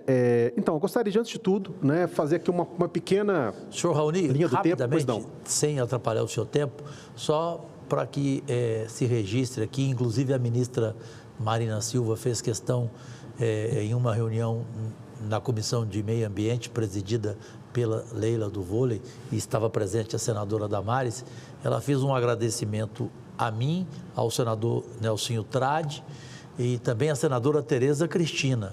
Nós abrimos mão de nossas emendas, eu abri mão do meu projeto pela grandiosidade que o senhor acabou de fazer aí a observação, e eu fico feliz. Muito obrigado, desculpe interrompê-lo. E para isso, inclusive, agradecemos muito até que esse processo foi articulado, né, na nossa secretaria, né, pelo secretário André Lima, com o nosso apoio técnico, né, inclusive, né, com um diálogo muito próximo dos corpos de bombeiro, que obviamente são muito importantes para toda essa agenda, né. Então, realmente foi assim, chegou no momento certo, né. Inclusive, eu vou estar comentando algumas das ações que estão sendo elaboradas nesse sentido, já com base na nova lei, né.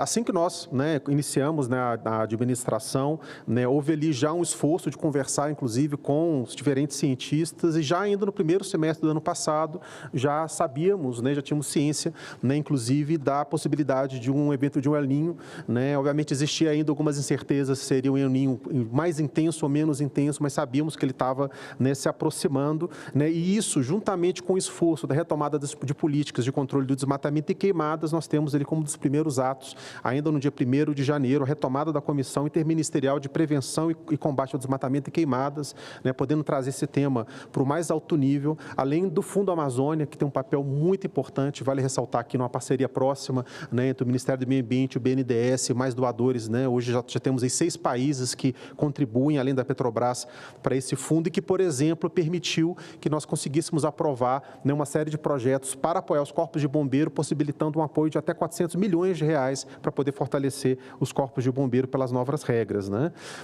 Temos também, né, o lançamento do PPCDAM, né, do Plano de Controle do Desmatamento e Queimada, ainda, né, no ano passado, né, além de uma cooperação com o INPE para poder passar a monitorar, né, em tempo real o desmatamento no Pantanal, né. Já havia ali um monitoramento anual, né, mas, obviamente, quando você tem ali um dado, né, mais próximo do tempo real, e que no caso do INPE é fornecido pelo DETER, isso permite, né, ações mais tempestivas, né, e nós tivemos ali uma resposta muito positiva.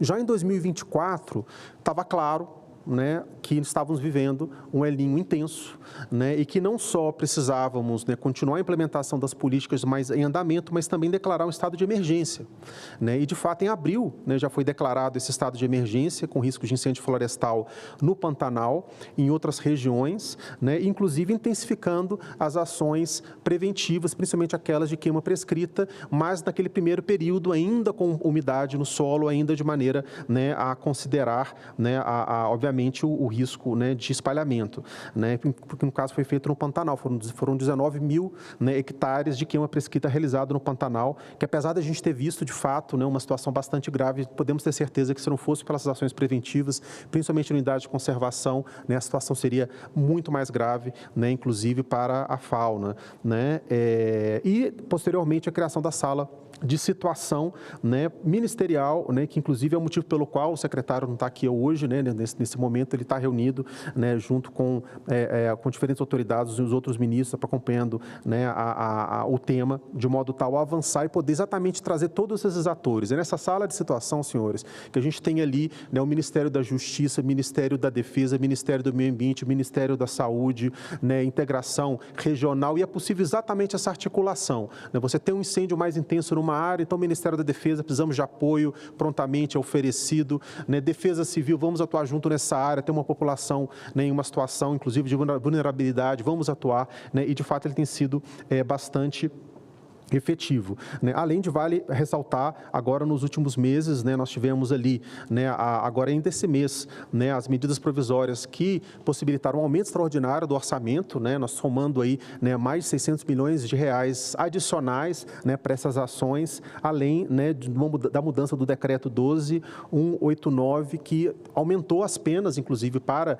casos, né, de sanções, né, no caso de queima e também de desmatamento, também criando novos procedimentos, né? Mas tudo isso, assim, é um esforço muito grande numa situação que realmente é excepcional, né? A cada semana que passa, o que nós vemos acompanhando as frentes de incêndio, né? Por exemplo, começando pela Amazônia, né? No começo de agosto, né? Ou seja, há pouco tempo atrás, nós estamos falando aí de menos de 2 meses atrás, nós tínhamos somente 23 frentes, né, de incêndios na Amazônia. Hoje já são 554, né? Destas, 151 nós já conseguimos extinguir.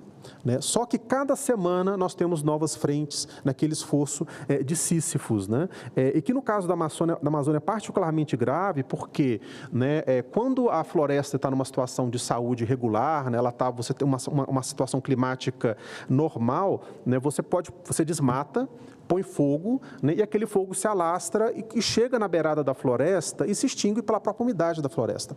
Né? Tanto é que, normalmente, as áreas, né, de floresta que pegam fogo, que são principalmente aquelas de contato com áreas agrícolas ou áreas recém-desmatadas, não passam de 20%, né, do total de focos de calor.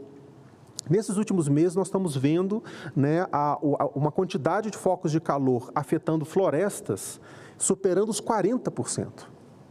Os 40%, ou seja, né, o que nós tínhamos antes, a própria umidade da floresta contra uma barreira contra os incêndios, né, a situação de seca é tão extrema, né, que ela, de certa forma, está fragilizada e possibilitando até um processo que é um desmatamento mais barato, é o desmatamento através do fogo, né, inclusive porque parte dessas áreas, né, vão estar tão degradadas que não vai ter mais apoio, né, não vai ter mais suporte da própria vida nessa região. Né. Por isso que nós temos trabalhado, inclusive, em parceria com a AGU, em parceria com o Ministério da Justiça, para poder, né, conseguir, inclusive, responsabilizar essas pessoas e a lei, né, do manejo integrado do fogo nos possibilita, nos cria novas possibilidades nesse sentido.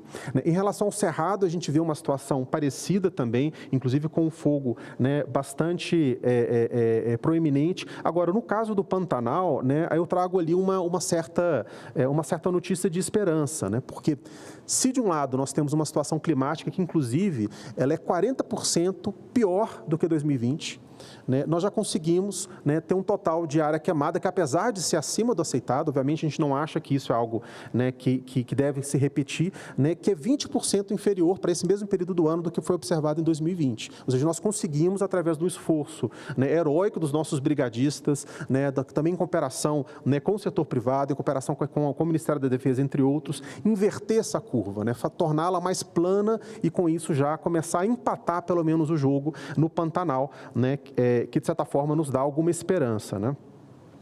Então, o que fica claro é que, assim, de fato, né, tomamos atitudes, né, desde o começo, foi uma preocupação desde os primeiros dias de governo, inclusive naquilo que está mais diretamente sobre a nossa governança, que é o desmatamento ilegal, porque vale ressaltar que, no caso do desmatamento, se o satélite detecta o desmatamento numa área, aquilo já é considerado pela nossa legislação atual prova suficiente para poder, inclusive, né, mover uma ação civil pública, para poder fazer uma multa, um embargo e punir efetivamente aquela pessoa, né, responsável por aquela área. Por quê? Porque desmatamento necessita de uma ação concreta, necessita de um investimento concreto. No caso dos incêndios é mais complexo, porque o incêndio você precisa comprovar um nexo causal. Né? Então, aquilo que se refere, né, a combate ao desmatamento, nós conseguimos ser tão efetivos que nós reduzimos em 50% praticamente o desmatamento com relação ao ano anterior. Né? E isso, certamente, vocês podem ter certeza que amenizou, né, dentro do possível, a questão dos incêndios, porque a prática é você desmata e depois você coloca fogo. Né? Agora, tem questões que são, obviamente, fora do nosso controle. Né? É por isso que, apesar dessas ações serem tomadas, elas são insuficientes. É impossível, com uma área queimada que nós vemos no país, né, a gente considerar essas ações suficientes. Elas são insuficientes. Né? Por isso que a gente precisa considerar como nos preparar melhor para eventos climáticos extremos. Porque o que nós temos vendo esse ano, né, provavelmente a gente não vai ver ano que vem, mas daqui a 5 anos provavelmente vai se repetir e com uma frequência cada vez maior, porque isso é o grande desafio das mudanças climáticas. Né? Ela torna eventos extremos, como essa seca que nós estamos observando aqui, né, cada vez mais frequentes. Né? E eu gostaria de concluir, na verdade, trazendo uma referência até mesmo histórica para a gente termos, né, noção, né, de como que a proteção das nossas florestas e o combate aos incêndios, na verdade, é uma missão até mesmo civilizatória, né? Está ligada à própria formação do nosso país, o Brasil, que inclusive tem nome de árvore, né? Onde, né, nós temos, né, um personagem, talvez uma das pessoas mais ilustres, mais importantes da nossa história, né, que é José Bonifácio de Andrade e Silva, né, que inclusive era um cientista, né, reconhecido em várias partes do mundo. Ele estudou muitos anos em Coimbra, professor, né, como eu, com muito orgulho, né, inclusive descobriu vários elementos, inclusive aquele que nós usamos nas baterias, né, lítio. Ele foi um dos pesquisadores que descobriu esse elemento, e ele foi, né, escolhido pela coroa portuguesa para ser ministro, né, das Minas e Matas, né, não só de Portugal, mas também das províncias. E, obviamente, para produzir minério, para poder produzir ferro, você precisa também de madeira, você precisa também de algo, de combustível, né? E ele já percebia naquele momento, vocês imaginam, senhores, no início, né, do século XIX, já a falta de madeira. Já falta de madeira não só em Portugal, mas também no Brasil, né? E o excesso de desmatamento e de queima, né? Tanto é que ele tem duas obras que citam, né, essas questões. A primeira, inclusive, onde olha o pensamento, como esses certos temas são, né, constantes, né?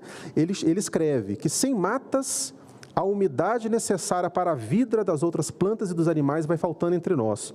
O suão abrasador apoderou-se das províncias. No caso, inclusive, a província, né, do Brasil. E o novo clima e a nova ordem de estações estragarão campos outrora férteis e temperados. Por isso que ele conclui: destruir matas virgens e sem causa, como se tem feito e praticado no Brasil, é extravagância insofrível, crime horrendo, grande insulto feito à natureza. Obrigado, senhores.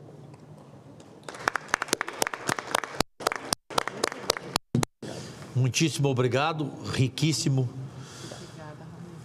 com os argumentos e com toda a sua contribuição, e que o senhor tenha uma boa reunião lá no Ministério do Meio Ambiente. Dando sequência agora, na tribuna, por gentileza, a senhora Yara Vasco Ferreira, mas pelo jeito me disseram que ela torce para o Flamengo. Ela é diretora de Criação e Manejo de Unidades de Conservação do Instituto Chico Mendes de Conservação e Biodiversidade, ICMBio. É uma honra contar com a sua presença, com a sua paciência. Fique à vontade, por gentileza. Muito obrigada. Ao saudar o senador Cajuru, que preside essa sessão, saúdo também a senadora Leila, que é presidente da Comissão de Meio Ambiente aqui da Casa, as senhoras senadoras ou senadores que estejam aqui também, e a todas as senhoras e senhores que permaneceram aqui e estão podendo desfrutar desse debate, dessa sessão tão importante e histórica como já foi destacada. Eu falo em nome do presidente do Instituto Chico Mendes, o sociólogo Mauro Pires, que também está numa agenda com a ministra Marina Silva e pediu que eu representasse. É muito importante destacar, o ICMBio é um órgão relativamente novo, é adolescente, né, criado em 2007, então hoje ele tem 17 anos, e ele foi criado com um foco muito específico de conservação da biodiversidade, mas de gestão das unidades de conservação, que são um tipo de área protegida e que é o instrumento reconhecido internacionalmente, inclusive no âmbito da Convenção da Diversidade Biológica, como um mecanismo mais efetivo de conservação da biodiversidade, justamente porque em determinada área, em determinado território, a gente adota as medidas administrativas e de manejo adequadas à conservação e ao uso sustentável da biodiversidade. Só que hoje, né, nesse contexto de mudança climática e de todas as emergências que a gente já está vivendo, as unidades de conservação, elas se revertem, na verdade, num objetivo que é também de mitigar esses fenômenos dessas mudanças climáticas. E isso é muito importante, porque quando a gente ainda trabalha e a gente fala na representação por bioma, o Brasil é signatário da Convenção da Diversidade Biológica e ele também se comprometeu com metas, né, para 2030 de alcançar uma cobertura de proteção de 30% dos biomas. E a gente está muito longe disso. E aí eu vou trazer alguns dados aqui de realidade, assim, para reforçar qual é a nossa estratégia, como a gente tem atuado no combate aos incêndios nas unidades de conservação, mas também a importância da gente ampliar esse sistema, porque hoje, só para vocês terem uma ideia, nos 3 principais biomas onde a gente está tendo as maiores calamidades provocadas pelos incêndios e agravadas pela seca, no caso da Amazônia, a gente tem 15% de unidades de conservação federais, mas no Cerrado a gente só tem 3%. No Pantanal a gente só tem 2%. Então, assim, esse é um dado de realidade importante, assim, até para a gente entender, quando a gente propõe a criação de uma nova unidade de conservação, o papel e a importância que ela tem para a conservação da biodiversidade e isso associado aos serviços ecossistêmicos que todos precisamos, que se completam para que a gente tenha a vida saudável, para que a gente realmente articule a política pública de conservação da natureza e de saúde da população, a própria sustentabilidade socioeconômica, quando a gente fala, e as unidades de conservação são ativas também para isso. Então, eu só queria destacar esse papel, na verdade, que esse instrumento, né, unidade de conservação, tem para o Brasil e para o mundo também, não só mais no foco da biodiversidade, mas também no seu papel como efeito mitigador a partir desses fenômenos. E isso também para dizer que o ICMBio, ele tem uma jurisdição muito específica, né? Porque a gente tem uma jurisdição territorial, não é como o IBAMA, que trabalha o Brasil todo, apesar de que a gente também, de forma cooperativa e colaborativa, nas regiões dos incêndios, a gente também não trabalha só para as unidades de conservação, mas o nosso foco são as unidades de conservação e o seu entorno imediato. E aí é muito importante dizer, hoje nós temos 340 unidades de conservação já criadas, de diferentes tipos, diferentes categorias de manejo, dos parques nacionais, a reservas extrativistas, áreas de proteção ambiental, aqui como o DF, com diferentes objetivos de criação, e isso abrange 10% da parte terrestre do território nacional e 26% da parte marinha também do nosso território nacional. Então, isso é muito importante porque a gente está presente em todos os biomas e na zona marinho-costeira também. E aí o foco aqui da nossa sessão, né? Nós tivemos praticamente uma continuidade da ação de combate aos incêndios no ano de 2003, no ano de 2004, porque em 2024, porque em fevereiro de 2024 foram detectados os primeiros focos de incêndio que pegou o entorno da estação ecológica de Itaiamã, no Pantanal, e também partes do entorno do parque. Então, assim, a grande diferença, gente, o incêndio criminoso, porque a gente tem o manejo integrado do fogo, e, senadora Damares, vai ser com muita gratidão que a gente gostaria, sim, de conversar com a senhora e com todos os senadores dispostos realmente a fortalecer a pauta do meio ambiente, porque o Brasil precisa e o mundo precisa. Então, de fato, todo empenho nesse sentido, ele é bem-vindo, mas a gente tem toda a regulação com relação ao manejo integrado do fogo. A queima prescrita, ela é uma das ações e ela tem um período do ano para ocorrer, assim, com bastante rigor técnico. Isso não quer dizer que a gente é infalível, que não ocorram erros, mas a gente vem procurando sempre aprimorar, sempre aprender, e por isso a gente nunca trabalha sozinho, não só com os órgãos federais, mas também com os órgãos estaduais, com a própria academia, o quanto é importante esse diálogo e essa troca de informações e conhecimentos nesse sentido.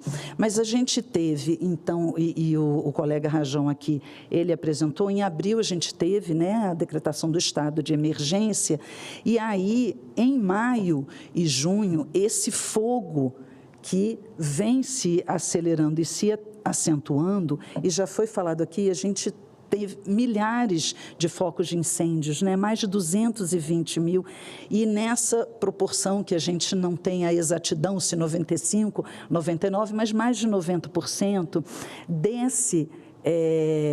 desse fogo que a gente chama do incêndio criminoso, porque ele não teve autorização, ele não foi feito com nenhum tipo de cuidado, e está evidente para a gente que trabalha com isso a intencionalidade, na verdade. E é isso que nos preocupa, porque há repercussão, né? Se particularmente mulheres e crianças sentem, mas toda a sociedade sentem, e o mundo todo, porque as toneladas de emissão que nos últimos meses o Brasil tem feito um papel que realmente assim nos preocupa e nos envergonha nesse sentido, de todos os esforços que a gente vem fazendo e mesmo assim não sendo suficientes, mas é muito importante destacar a ação do governo federal. A gente não estava preparado para essa proporção e dessa forma, mas em junho, a gente teve a instalação na Casa Civil da Sala de Situação, e a gente vem buscando exatamente essa integração, não só dos órgãos federais, mas também nessa articulação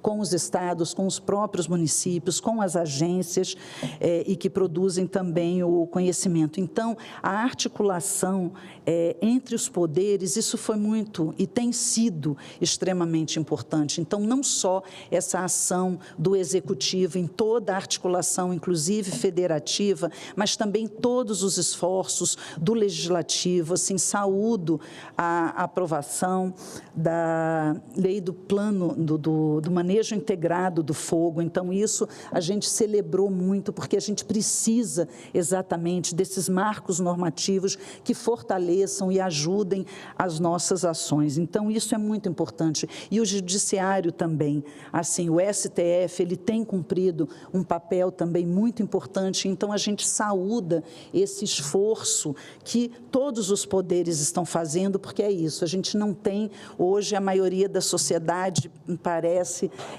tão consciente da gravidade da situação que vivemos, mas a gente está muito alerta e a gente tem procurado as estratégias justamente para divulgar, para sensibilizar, para mobilizar e engajar a sociedade nos seus diferentes segmentos para que colaborem nesse sentido, né? Então, ao destacar esse papel que os três poderes exercem, cada um na sua missão e competência, a gente teve, aí eu estou falando a parte do ICMBio, a gente teve créditos extraordinários liberados. Então, a gente teve 34 milhões para o Pantanal e 46 milhões para a Amazônia, e isso permitiu com que a gente reforçasse o número de brigadistas para esse combate, fortalecêssemos e ampliássemos o contrato de aeronaves para que a gente possa não só o combate, mas toda a parte de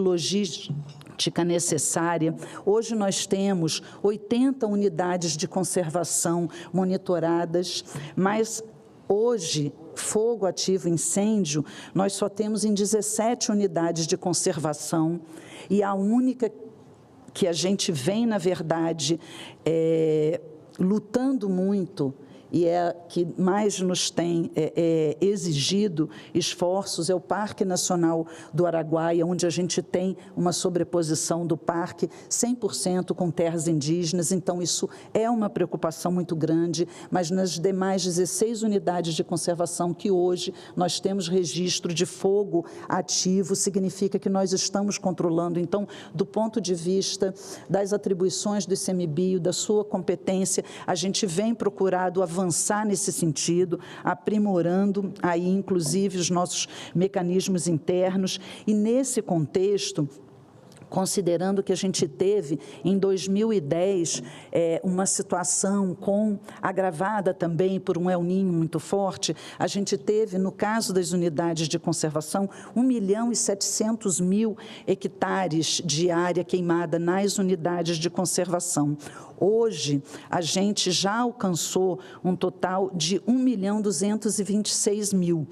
Só que, justamente com as ações não só de combate, mas tudo que tem sido feito, nosso prognóstico é de não chegar a esse total que foi alcançado, infelizmente, em 2010. Então, a gente tem trabalhado muito para isso, e, nesse caso, eu queria só destacar também, senadora Damares e senadores, a importância da queima prescrita, feita no prazo adequadamente e tudo mais, não só, e porque a senadora Leila citou o caso do Parque Nacional de Brasília, e foi muito importante porque a gente teve uma queima esse ano menor do que a do ano passado, justamente porque a gente teve queima prescrita, então a gente pôde criar, na verdade, aqueles corredores que impediam que o fogo avançasse, mas também esses corredores, eles são fundamentais para a fuga da fauna. E a gente já viu imagens horrorosas e desesperadoras da fauna lutando para escapar do fogo. Então, assim, é um conjunto de ações que são fundamentais para que a gente possa preservar, porque no caso das unidades de conservação, elas são patrimônio nacional, elas são patrimônios de todos nós. Então, existe esse empenho muito grande e essa responsabilidade do Instituto Chico Mendes de Conservação da Biodiversidade de cada vez mais aprimorar o seu modo de fazer gestão e o manejo dessas áreas e, sobretudo, no combate aos incêndios, né? Então, só dizer para vocês que, nesse caso, a gente teve, né, com foco nas unidades de conservação federais, do total de área que foi queimada no bioma Amazônia, nas unidades de conservação federais, a gente teve apenas 2% desse total do bioma queimado, tá? No caso do Cerrado, foi mais grave, a gente teve 7,5%, e no Pantanal a gente teve 0,7%. Mas deixando claro isso, Cerrado e Pantanal são biomas onde a gente tem, com exceção do Pampa, que não chega nem a 2%, né? São os biomas menos representados, menos protegidos do ponto de vista desse instrumento de área protegida, e que é fundamental e que cada vez mais a sociedade vai entender a importância para que a gente possa avançar na proteção de áreas que serão fundamentais para a saúde da gente, né, dos brasileiros e de todo o planeta. E aí eu queria finalizar só respondendo o senador Cajuru, quando ele falou, né, ou o Brasil acaba com fogo, ou o fogo acaba com o Brasil, vou de trás para frente, dizer o seguinte: a gente não vai deixar o fogo acabar com o Brasil, porque estamos unidos, e eu acho que cada vez mais a gente vem aumentando as frentes de proteção e de apoio. Eu acho que esse exemplo que os três poderes têm dado de uma atuação e de uma preocupação muito importante, eu acho que essas iniciativas legislativas que hoje tanto a senadora Leila como o próprio senador Cajuru apresentaram, e a disposição da senadora Damares, eu acho que isso revela essa disposição do Congresso de realmente fortalecer essa luta. Mas com relação àquelas medidas, se me permite, além de 3, 4, tá? Importante e fundamental, e a gente falou aqui na questão do fortalecimento dos órgãos, e quando a gente fala isso, a gente está falando naquela estrutura básica mínima. O ICMBio já teve mais de 2.000 analistas ambientais, hoje a gente tem 1.100, então a gente teve uma evasão muito grande, a gente precisa repor esse contingente, o próprio orçamento não é suficiente para que a gente enfrente ao longo dos anos, de fato, porque aquilo também, a gente precisa de dinheiro e precisa também das pessoas que operem a política. Então, essa valorização também da carreira dos funcionários, eu acho que tudo isso é muito importante a gente destacar, porque é isso, são as pessoas que enfrentam toda sorte de adversidade para realmente defender esse patrimônio que é nosso, que é de todos nós. É fundamental aí a questão da responsabilização pelos incêndios criminosos. Isso é fundamental, porque a gente está falando que hoje a maioria das consequências desses incêndios, que está indo para além do comprometimento da biodiversidade, dos serviços ecossistêmicos, está tá comprometendo a vida das pessoas, a saúde, uma sobrecarga para o SUS tremenda. Olha, assim, a quantidade de recurso que, no total, a gente tem gasto para combater esses incêndios criminosos, sabe, que poderiam estar sendo destinadas mais para a saúde, mais para a educação, mais para o meio ambiente, para que a gente possa fazer um manejo adequado. Então, isso é fundamental, essas medidas legislativas, porque isso dificultou a criminalização, quando o Raoni Rajão agora falou aqui da questão do nexo causal, isso foi uma alteração com o Código Florestal em 2012. Então, é muito importante a gente ter atenção para esses mecanismos legais, porque a gente não pode incentivar o crime, a gente não pode facilitar para que ele aconteça de forma impune e que esse seja o exemplo, porque o poder dissuasório, ele é muito importante. Então, eu queria reforçar isso como uma segunda medida. Muito importante também, queria destacar, consequente à lei do manejo integrado do fogo, que é a instalação do próprio COMIF, da própria Comissão Nacional, que vai reunir todos os órgãos e entes, na verdade, que precisam estar em diálogo permanente, porque a gente passa a ter essas temporadas uma emendada na outra e com esses fenômenos que vêm se agravando por conta da seca, por conta dos efeitos, né, da mudança climática. Então, esse locus institucional para implementação da política, né, e dessa ação coordenada no território, que é fundamental. Então, eu destacaria também como uma medida importante, e aí, principalmente, a colaboração. E aí eu destaco agências, a própria academia, a necessidade da gente trabalhar com informação atualizada, e aí essa questão da informação, da educação, do conhecimento, onde a gente tem as universidades já como parceiras, mas também a sociedade civil. Eu acho que o MAP Biomas é um exemplo para a gente de iniciativa da sociedade civil que tem aportado contribuições muito importantes para o governo, para as políticas públicas. Então, ressaltar a importância dessa integração e da colaboração multissetorial no âmbito da sociedade, para que a gente faça esse enfrentamento e que a gente consiga realmente não só conter os incêndios, mas, e além, na verdade, promover, e a partir das unidades de conservação, a gente tem um potencial muito grande. Então, eu apelo aqui para as senadoras e senadores, um olhar mais especial aí, um tanto para o meio ambiente, para que a gente possa fortalecer essa pasta, porque a gente cada vez mais vai precisar de um meio ambiente equilibrado e sadio, para que a gente enfrente realmente todas as adversidades que a gente já vem sofrendo, tá? Muito obrigada. Senhora Yara Vasco, eu, nesse momento, quero aqui confessar que depois de ter presidido várias sessões, comissões, debates aqui nesta casa, a de hoje, indiscutivelmente, ficará na minha história como homem público. Nesses 6 anos de mandato como senador, nenhuma se compara a essa. Impressionante o conteúdo de cada debatedor. Se eu estivesse na Marquês de Sapucaí, neste momento, no dia da apuração, no item enredo, cada um e cada uma de vocês iria ouvir a seguinte nota, nota 10. Posso falar? Parabéns mesmo. E a senadora Leila do Vôlei, presidente da Comissão de Meio Ambiente, e em dueto comigo aqui na presidência, deseja falar, e fique à vontade, presidente. Não, é muito rápido, assim, aproveitar a fala da senhora Yara, né, Ferreira, que é representante do CMBio, mandar meu abraço ao presidente Mauro Pires.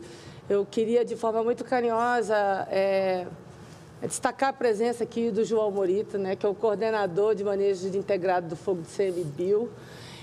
Quando começou um incêndio na floresta, no Parque Nacional, horas depois eu estava lá, vendo toda a operação que estava sendo executada pelo Corpo de Bombeiros aqui do Distrito Federal, em parceria com o ICMBio, e o Morita ali, com maior atenção, mostrou todas as ações que estavam sendo executadas naquela força-tarefa ali. E em nome, né, na presença aqui do João Morita, eu quero agradecer a todos os servidores do ICMBio, uma salva de palmas para eles, por favor, do ICMBio, do IBAMA, dos corpos de bombeiros de todos os estados, que também, brigadistas, né, os voluntários também, aqueles que estão nesse fronte.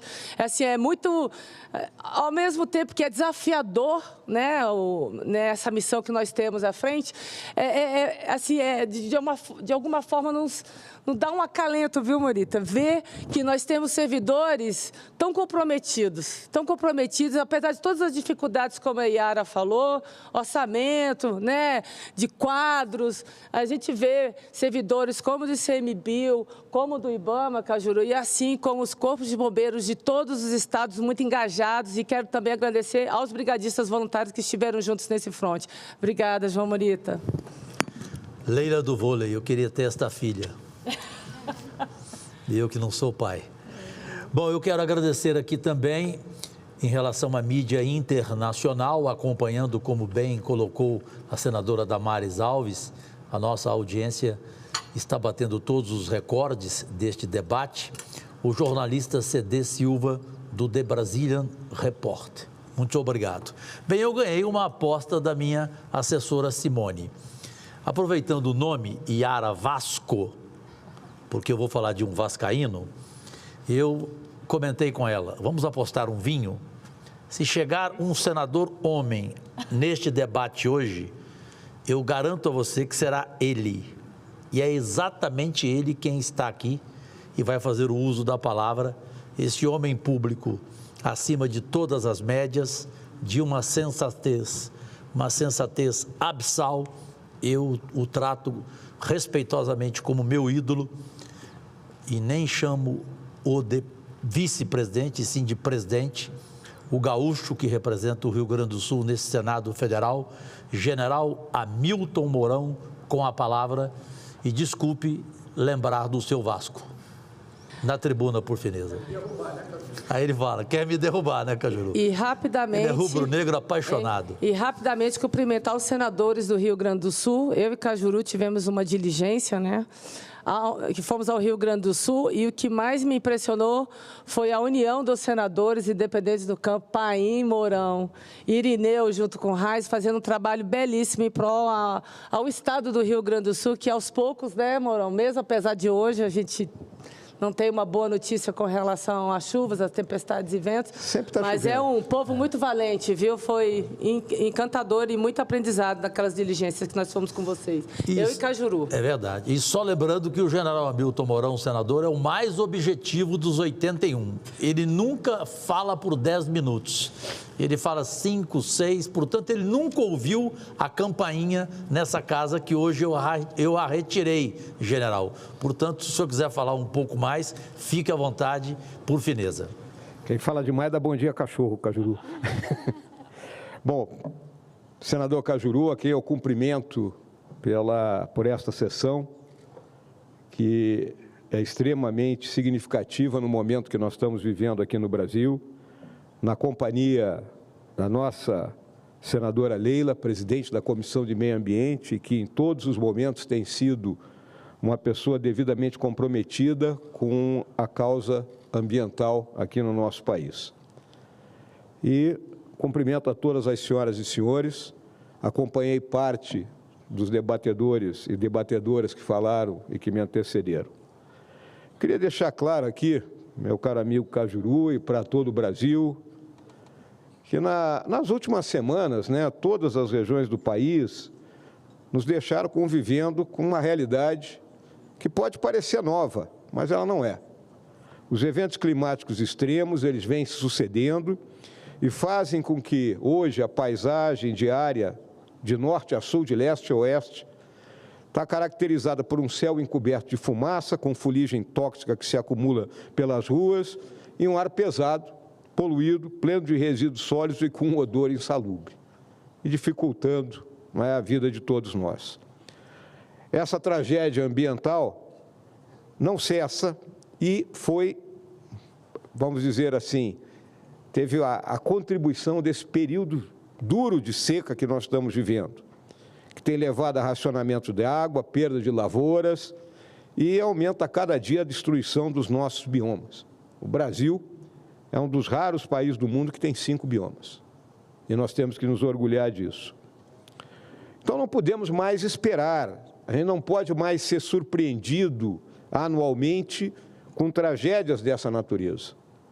É inquestionável que o planeta vive uma fase em que os efeitos das mudanças climáticas, né, são sentidos de forma cada vez mais aguda. E vemos e sentimos e assistimos enchente, seca, tudo que tem direito, como a Lela se referiu agora há pouco, do que aconteceu lá no Rio Grande do Sul, e hoje estamos tendo novamente chuvas fortes na região. Eu queria lembrar aqui que o governo que eu servi, tão constantemente bombardeado por celebridades do ambientalismo, que agora eu não vi falar, eu não vi onde é que estava o Macron, onde é que estava o DiCaprio, onde é que estava a Greta, né? Então a gente tem que olhar, muitas vezes, coisas que acontecem e que nós somos torpedeados por gente que não conhece a realidade do nosso país.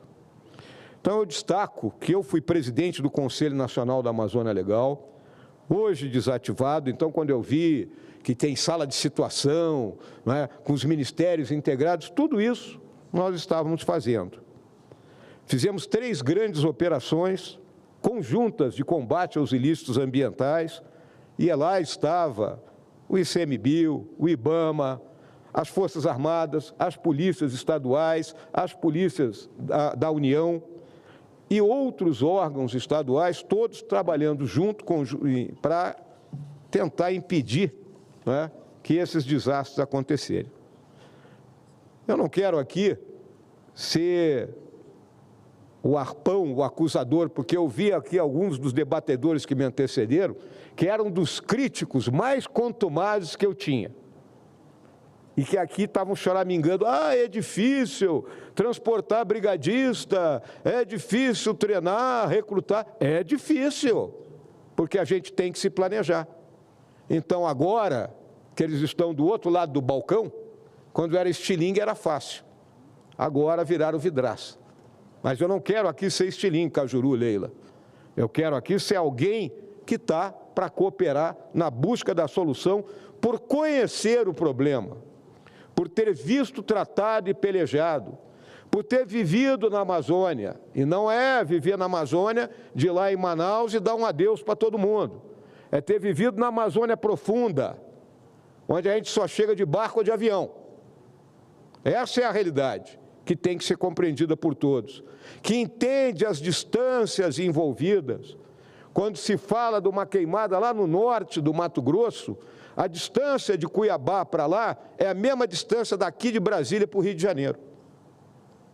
Então, as pessoas desconhecem isso. A realidade, a amplitude do nosso país. E também me surpreendeu, né, a ação do ministro do STF, que era ministro da Justiça, e que disse que tinha um plano que ia instalar 34 bases na Amazônia. Cajuru ganha uma passagem para Pyongyang. Quem descobrir onde é que está esse plano, né, e como é que ele vai instalar essas 34 bases lá. E agora ele está dando ordem para todo mundo. Então, o que eu alerto aqui, minha gente? Não adianta procurar culpado. Quem é que tacou fogo, quem é que não tacou fogo? Nós temos que ter planejamento integrado, centralizado, união de esforços de governo central, governos estaduais, municípios, educação da população para compreender, né, como tem que lidar com o terreno. A maioria, a imensa maioria dos nossos proprietários rurais sabe que a terra é seu maior patrimônio. Família da minha falecida esposa lá do Rio Grande do Sul é de proprietários rurais. Cuidam da terra melhor do que cuidam deles mesmos, porque sabe que ali está o seu maior patrimônio. Patrimônio que nós recebemos aqui no nosso país de todos aqueles que nos antecederam. Por isso que eu alerto, não pode ter anomia nem acefalia nesta hora. E não adianta a caça-bruxa.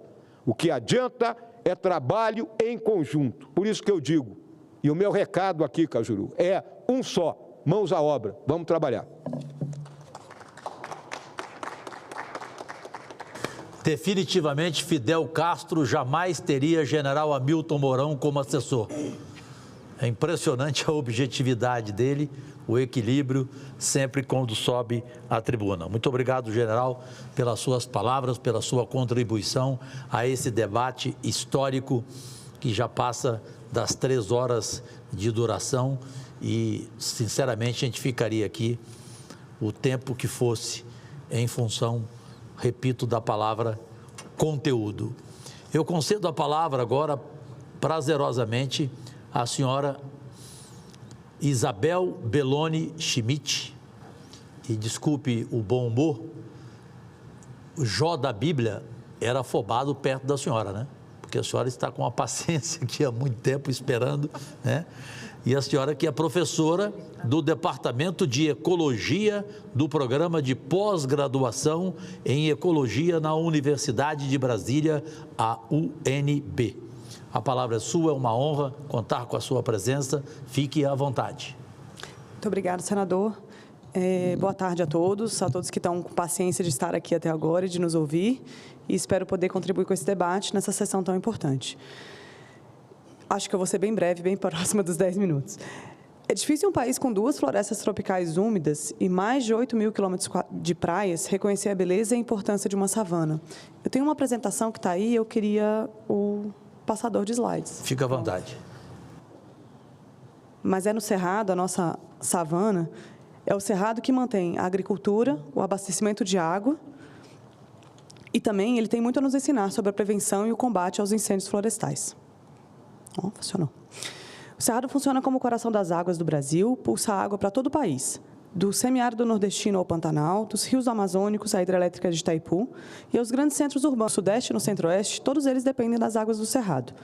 8 das nossas 12 bacias hidrográficas dependem do Cerrado e a existência da vegetação de raízes profundas que permite que a água infiltre no solo e abasteça os lençóis freáticos e os aquíferos. As mudanças climáticas já causaram 30 dias de atraso no início da estação chuvosa, redução de 8% dos volumes de chuva e 15% das vazões dos rios no Cerrado.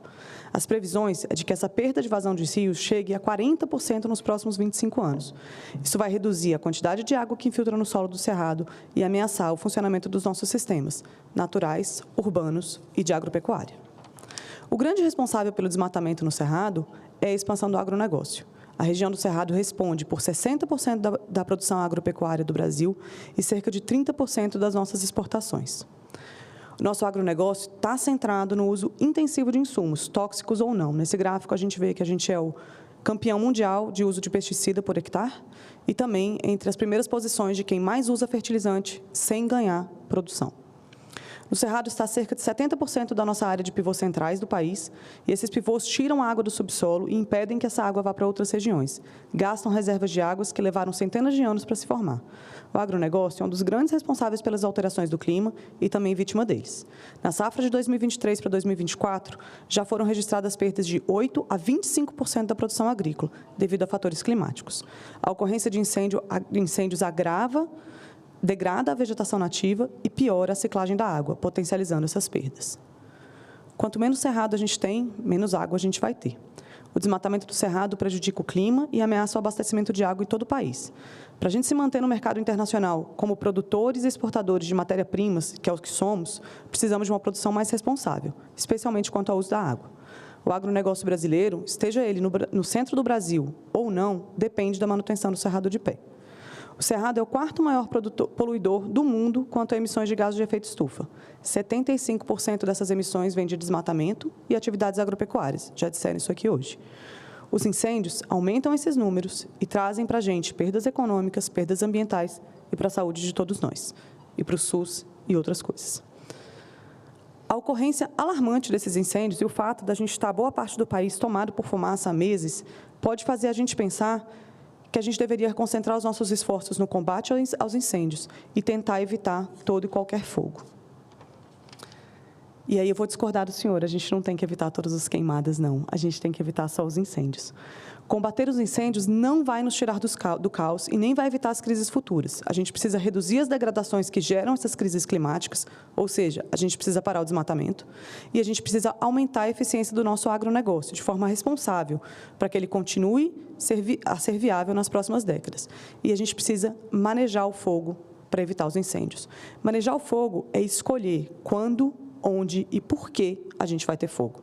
Em vez de correr atrás do incêndio, a gente decide aonde o fogo, e não o incêndio, vai acontecer. Importante chamar a atenção de que incêndios são queimas ou fogos fora do controle. Nem todo fogo é ruim, o fogo fora do controle é.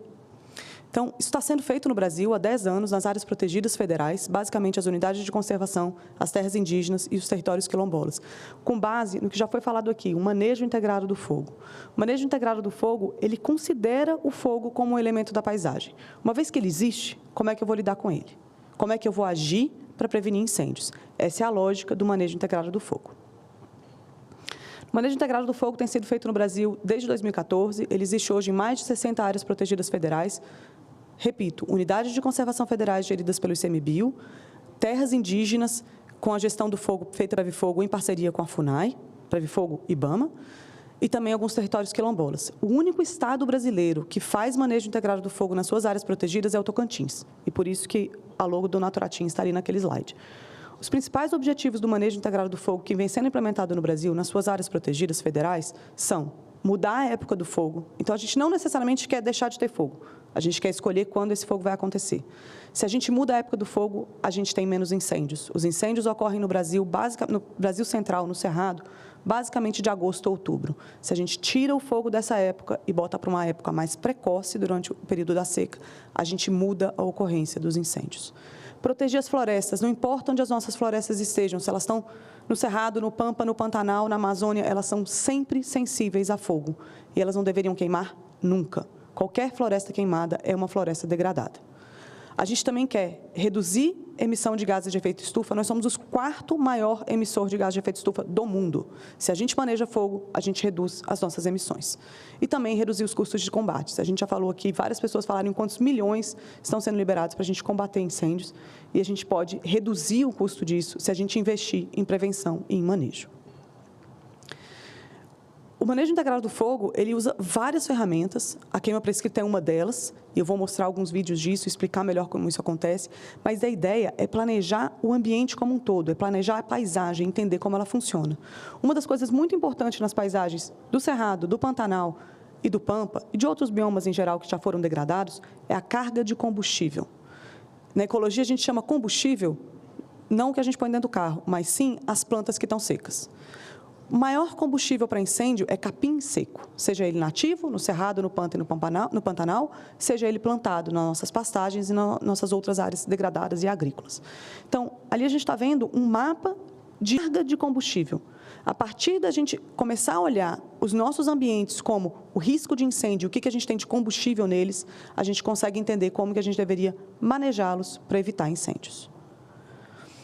No Cerrado, no Pampa e no Pantanal, isso também acontece. No Cerrado, as nossas áreas que a gente chama de vegetações mais resistentes, os campos e as savanas, ocorrem junto com as áreas sensíveis, as florestas.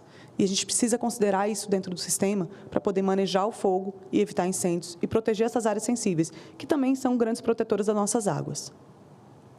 Aqui tem uma foto de um incêndio na Chapada dos Veadeiros, em 2017, e a gente vê o campo limpo em frente à foto, todo florido. São plantas que a gente pode até pensar que se beneficiaram com o incêndio. No meio da foto, a gente tem uma mata de galeria, onde, basicamente, 80% das árvores adultas foram mortas. Isso é uma foto aérea da mesma mata de galeria, e ela, basicamente, não vai se recuperar, a não ser que a gente faça um trabalho muito sério de controle de espécies exóticas invasoras e de restauração. Importante dizer que os campos e as savanas, que são ditos resistentes ao fogo, também sofrem com os incêndios. Incêndios de final de estação seca causam grande mortalidade de árvores, grande mortalidade de animais também.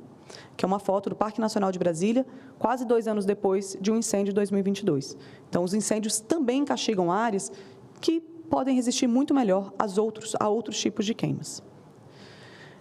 uma foto de uma área manejada com queimas prescritas para causar essa quebra do combustível na paisagem. Então, dentro dessa foto que a gente está vendo, tirada pelo IBAMA, Preve Fogo, a gente vê áreas recém-queimadas que estão em preto, que vão funcionar como uma barreira, porque elas não vão ter combustível disponível para um incêndio que possa vir a acontecer daqui a alguns meses ou mesmo daqui a poucos anos.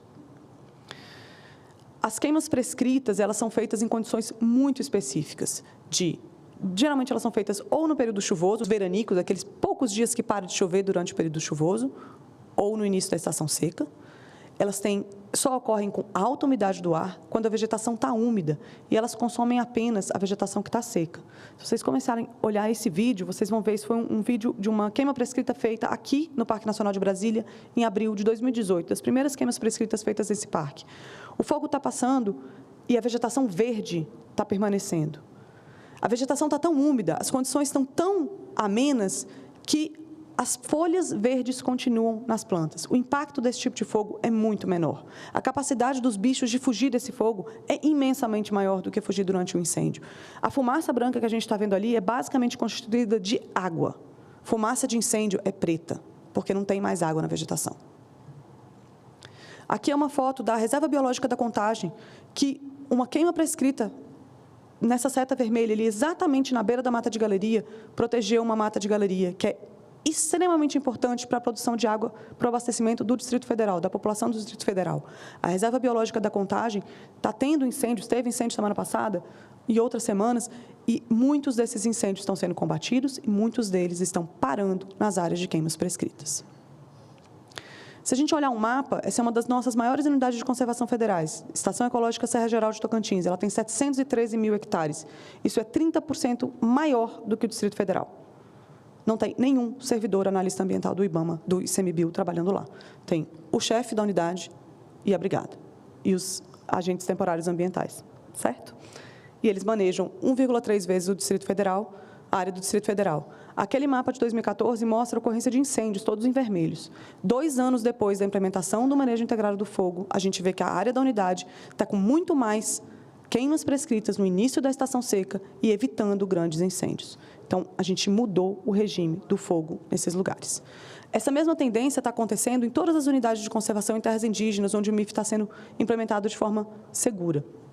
Então, ali é o Parque Nacional da Chapada das Mesas, no sul do Maranhão, com a tendência de ocorrência de queimas prescritas no gráfico de cima e dos incêndios no gráfico de baixo. Desde a sua criação, em 2005, passando pela implementação do MIF em 2014, a gente vê uma tendência de redução dos incêndios. Nesse parque, foram reduzidos 60% dos incêndios, existe uma redução de cerca de 40% das emissões de gases de efeito estufa, só pela implementação dessas atividades de manejo integrado do fogo. As atividades de manejo integrado do fogo são infinitamente mais baratas, têm pouquíssimo impacto ambiental, muito menos impacto ambiental do que qualquer tipo de incêndio.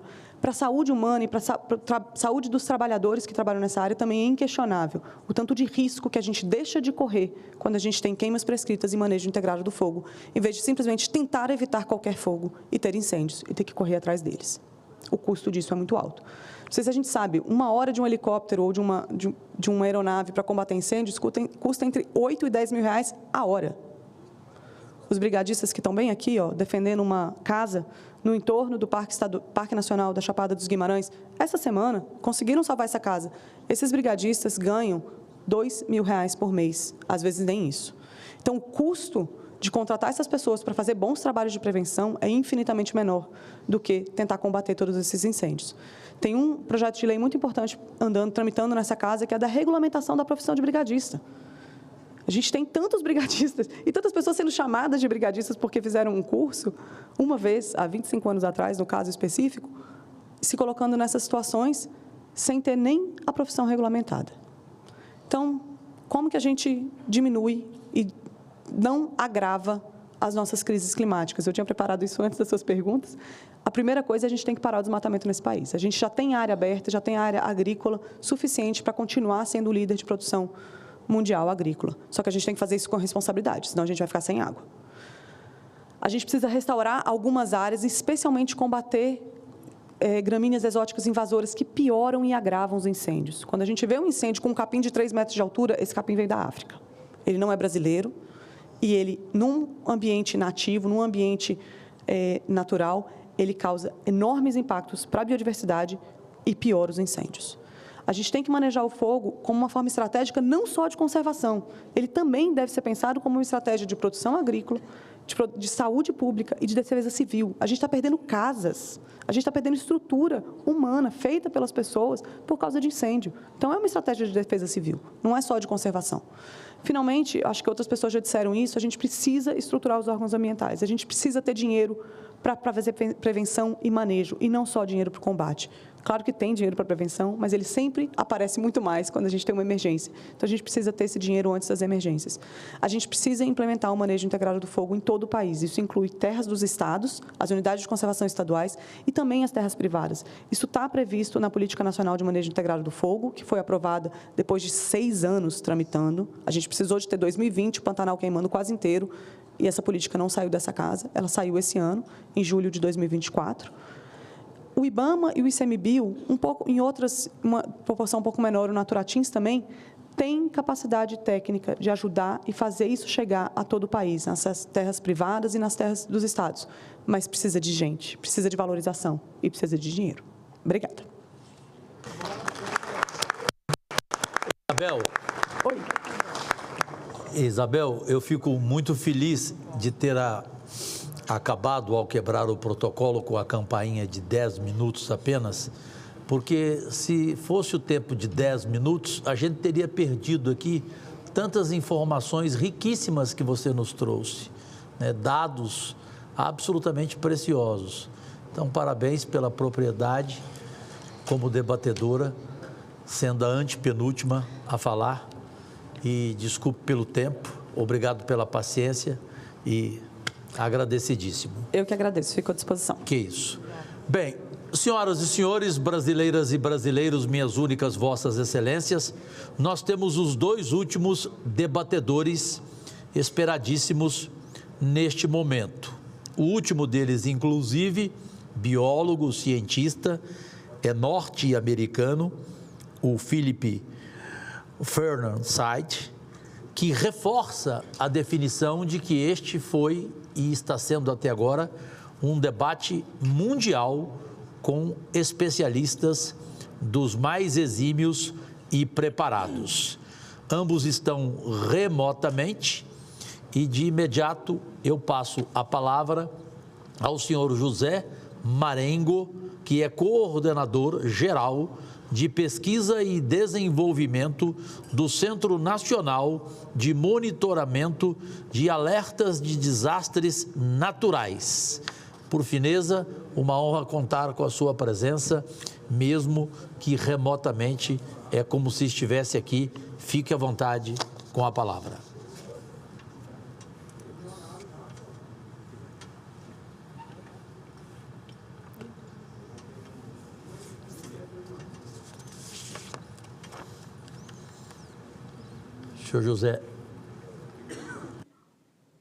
Senhor José Marengo, remotamente.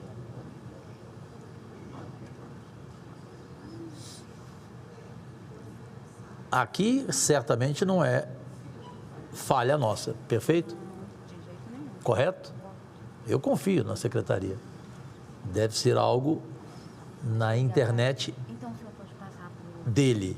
Então, a gente entra em contato com o senhor José Marengo e vamos para, remotamente também, a palavra do norte-americano Philip Fernandes, biólogo e cientista, que evidentemente vai contribuir muito com esse nosso debate rigorosamente mundial, com especialistas em função desse tema que o mundo respira hoje, que se chama questão climática, queimadas, meio ambiente.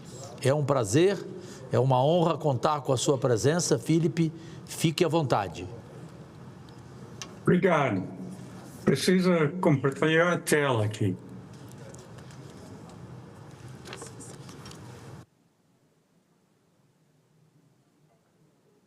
Precisa o anfitrião para fazer ou para liberar? Fique à vontade. E ele que fala o português muito bem, melhor do que muita gente. Inclusive do que... Sempre consultar aqui. Inclusive do que muito político. Seu português é escorreito. Bom, tá vendo a tela? Eu não, mas não? Todos aqui estão, em função da minha visão, perdão.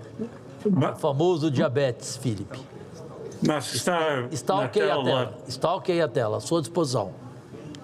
Tá, e está vendo o cursor também? Não. Sim, senhor. Tá, tudo bem. Então vamos lá. Eu sou o Felipe Fernstein, do INPA, no Instituto Nacional de Pesquisa da Amazônia, em Manaus.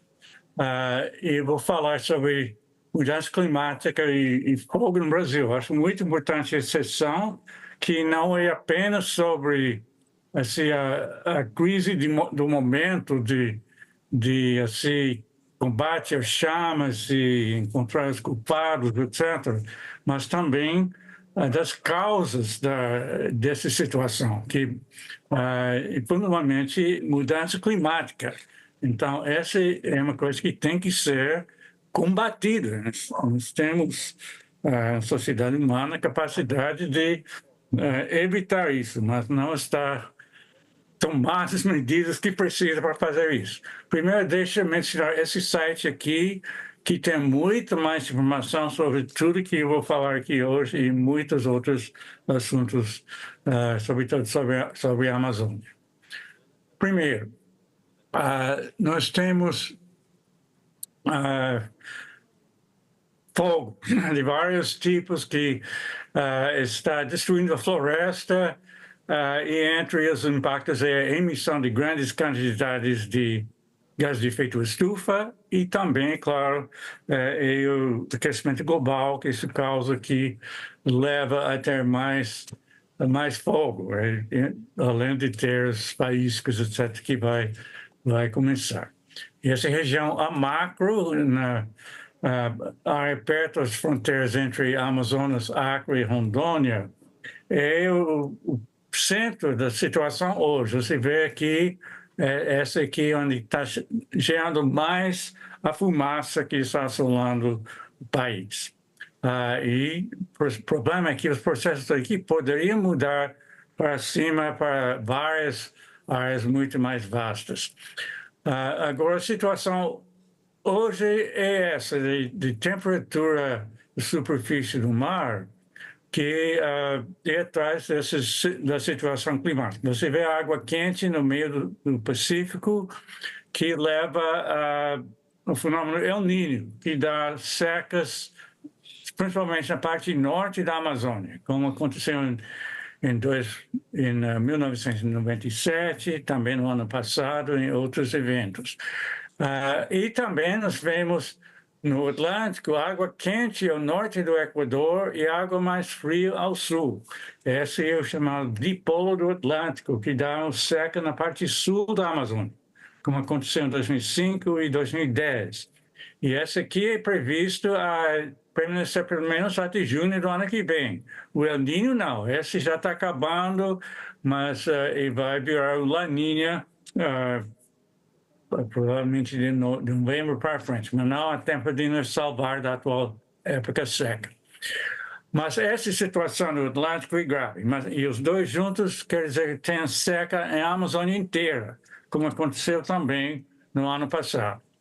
E a previsão é grave, não? Esse do IPCC, não? Painel Intergovernamental de Mudança de Clima, realmente a Amazônia deixando o aquecimento global seguir, vai ser muito mais quente. E, ao mesmo tempo, muito mais seco. Então, esse que mata as árvores. Quando a temperatura aumenta, qualquer planta precisa de mais água só para sobreviver. E tem previsão para condições secas sem precedentes nessa parte norte do Brasil, aqui no mapa. Coisa que nunca foi visto antes. E a probabilidade de ter grandes secas no Brasil, aqui todo o Brasil, não apenas a Amazônia, aumenta assustadoramente. Você vê o histórico da probabilidade de grandes secas aqui.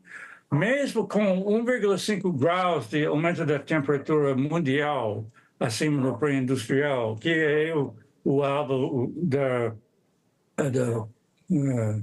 dos acordos de Paris, mesmo assim está triplicando a probabilidade de ter grandes secas no Brasil. E se deixa seguir o aquecimento global, chega a 10 vezes mais. Então, realmente, esse é enorme. E, evidentemente, a floresta amazônica não ia resistir a isso. Ia perder isso, além de ter o Nordeste virar um deserto e outros impactos. Agora, tem vários tipos de pontos de não retorno que estão aproximando. Deve ter ouvido desse texto do Thomas Lovejoy e Carlos Nobre, que é baseado na percentagem da floresta desmatada, o limite sendo entre 20% e 25%. E já estamos mais ou menos em 20%. Então, esse é um tipo de ponto não retorno, onde o restante não se sustenta. Outro é em termos do comprimento da época seca. Se a época seca passa de mais de 5 meses, não mais sustenta uma floresta tropical úmida. Então, esse trabalho do grupo do INPE mostra como muda os biomas do Brasil hoje, e com 2 grandes acordos entre países para limitar emissões, ainda assim a Amazônia vira uma savana, tipo cerrado, só que não biodiverso como o cerrado. E se deixa seguir, a Amazônia vira caatinga, e até pior. Então, esse é assustador. E a época seca já alongou há mais ou menos 1 mês na periferia do cerrado. E aquela parte da floresta já está dando sinais que está em colapso. Então, essa tendência deve continuar se deixa rolar o aquecimento global. E outro tipo de ponto de não retorno em termos de temperatura. Passando 1,5 graus da média mundial, esse é o limite não só para o clima global, mas também para a floresta amazônica.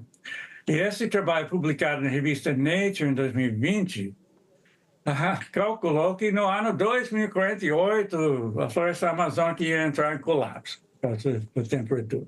Eu diria que é um exagero na precisão da coisa, mas que é perto, é verdade. E realmente esse marco de 1,5 graus é previsto para os anos 2040, mas já estamos com quase 2 anos com temperatura acima desse marco. Então, tem que ver o que acontece nos próximos anos, se continua assim, mas coisas que era para acontecer só nos anos 2040, acontecendo agora, realmente é muito assustador.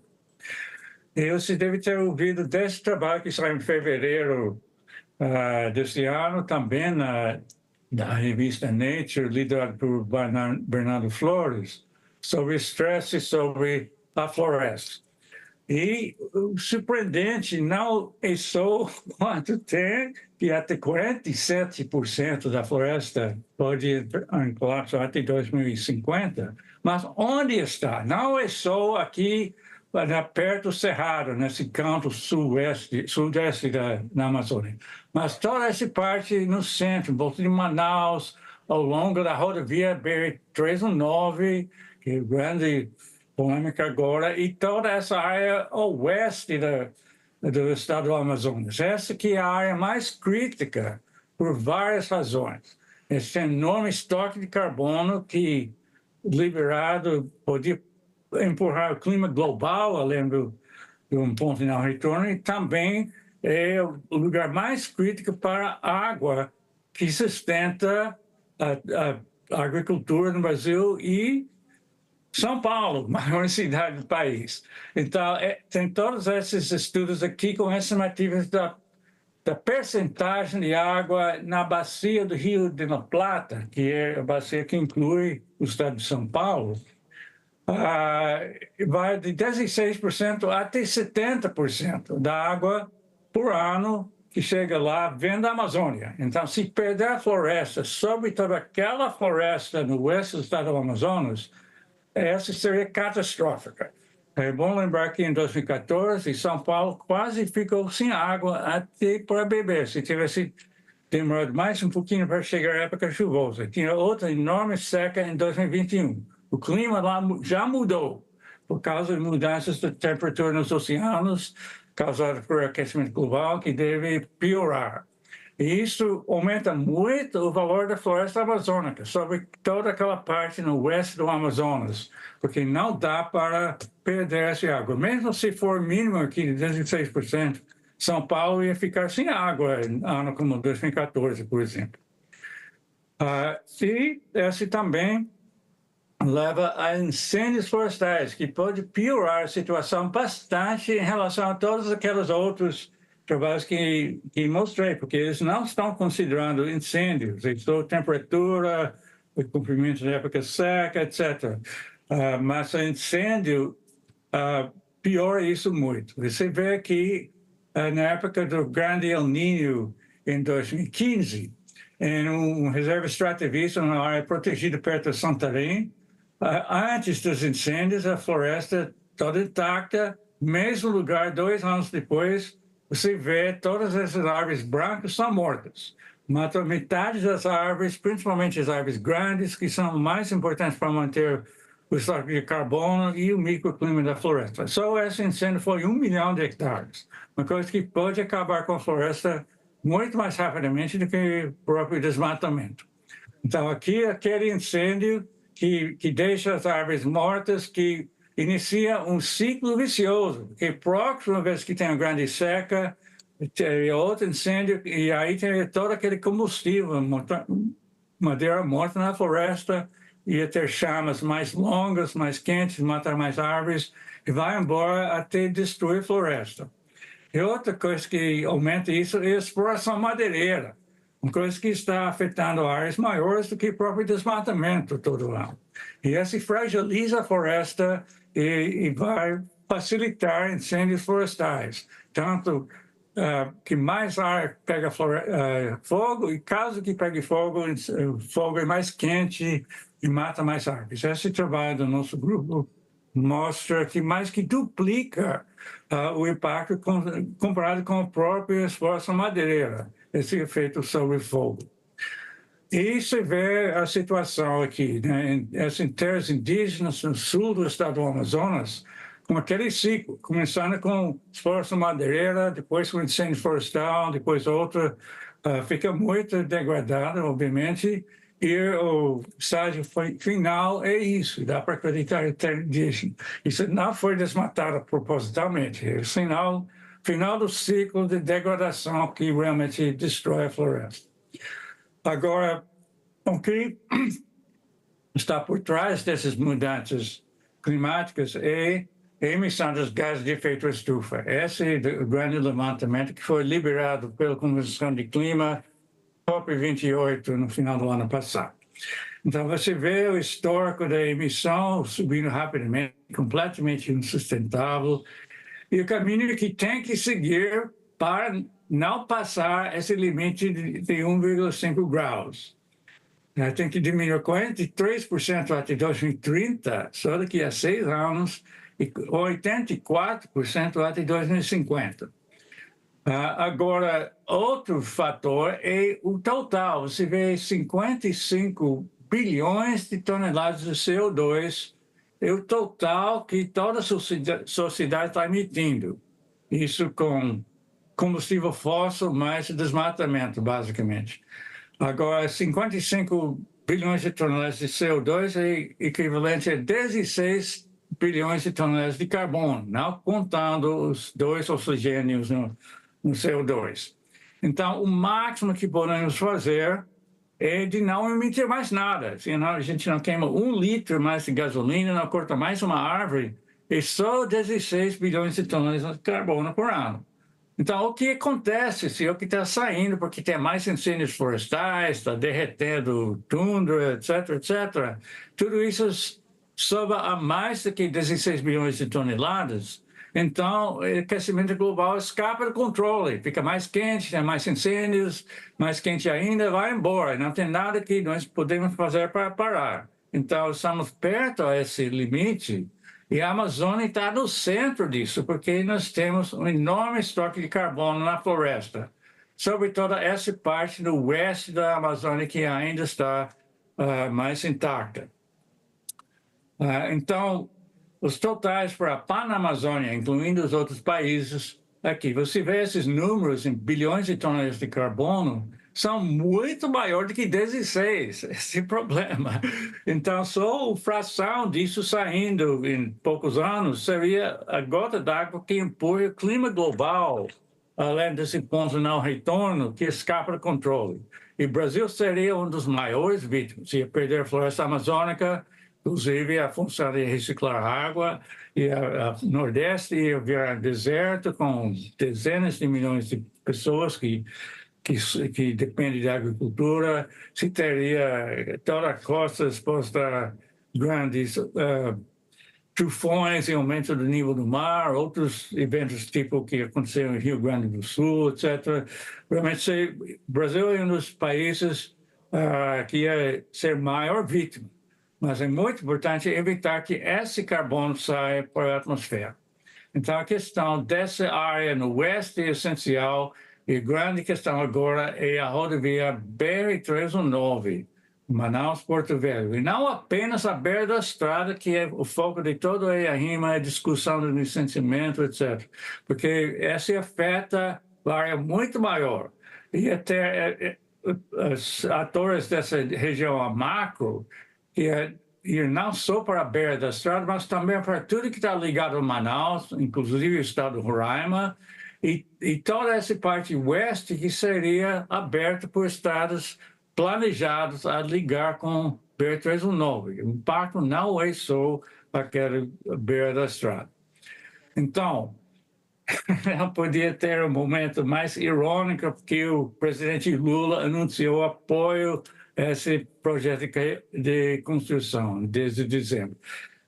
Evidentemente, ele não sabe dos impactos. Esse é um resumo bom dos impactos desse tudo. Tem dezenas de outros trabalhos naquele site, quem quer entrar. Agora, a Agência Internacional de Energia, com sede em Paris, lançou um relatório 2 anos atrás que mostra que não deve começar nenhum novo campo de exploração de petróleo ou de gás no mundo. Deve apenas usar os que já existem, vai paulatinamente diminuindo até zerar em 2050. E esses são 123 países, não é um grupo ambientalista, realmente mostra que a coisa é muito séria. Mas o Brasil está no caminho errado. Aqui o ministro da Energia dizendo que o Brasil tem que explorar até ficar um país rico. Então, é para sempre. Vai acabar explorando. E o presidente falou basicamente a mesma coisa, que enquanto precisa crescer, aí precisa explorar, inclusive lá na foz do Rio Amazonas. Então, também é uma coisa que é um licença para fazer para sempre. Realmente é grave, esse tem que reverter. Inclui também os grandes planos para explorar dentro da floresta amazônica, inclusive naquela parte do oeste do Amazonas, que é aumentar o desmatamento também. Então, são graves coisas. Então, essa é uma coisa que tem que mudar, essa posição em relação à exploração de petróleo. Mas também outras partes do governo. Se tem o ministro do Ministério de Transportes querendo fazer a rodovia BR-319, outras estradas que levam mais desmatamento. Se tem o INCRA querendo legalizar as reivindicações do CAR, né, das ocupações ilegais, etc., um dos grandes motores para desmatamento. Se tem o Ministério da Agricultura financiando pastagem e soja, etc., na Amazônia, e também a transformação de pastagem para soja fora da Amazônia, que é outro grande motor de desmatamento na Amazônia, quando os pecuaristas vendem a terra e se deslocam para lá. Tudo isso tem que mudar. Realmente são grandes coisas e não temos outra escolha. Deixa eu terminar relembrando que são esses serviços ambientais da floresta, que a floresta a partir de um dos torres do INPE, ao norte de Manaus, mas essa floresta está mantendo o estoque de carbono fora da atmosfera, está mantendo biodiversidade, povos tradicionais e tudo mais, e também reciclando a água que é essencial para o país, inclusive para a sua agropecuária e as maiores cidades. Realmente não tem escolha de mudar a situação. Aquela área no oeste do estado do Amazonas é crítica por todas essas razões e também é o lugar mais fácil de evitar desmatamento, porque é só não fazer essas estradas. Para evitar desmatamento no resto da Amazônia, você tem que mudar o comportamento de até centenas de milhares de pessoas independentes. Então, é uma coisa muito mais difícil. Então, estamos num momento crítico para tudo isso e assim tem que ser entendido por todo o governo. Obrigado.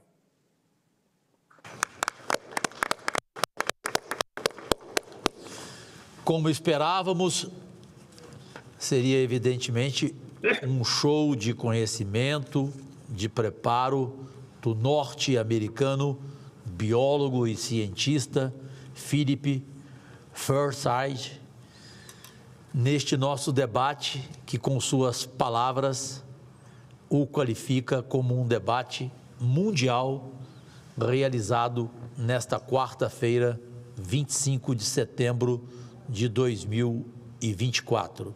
Compreendemos a situação de José Marengo, o coordenador geral de pesquisa e desenvolvimento do Centro Nacional de Monitoramento de Alertas de Desastres Naturais. Ele tem um voo e esperou até o momento em função da internet, portanto, vamos fechar com chave de ouro este debate e deixando-o com o tempo que ele considerar suficiente. É uma honra contar com a sua presença. Fique à vontade, Marengo.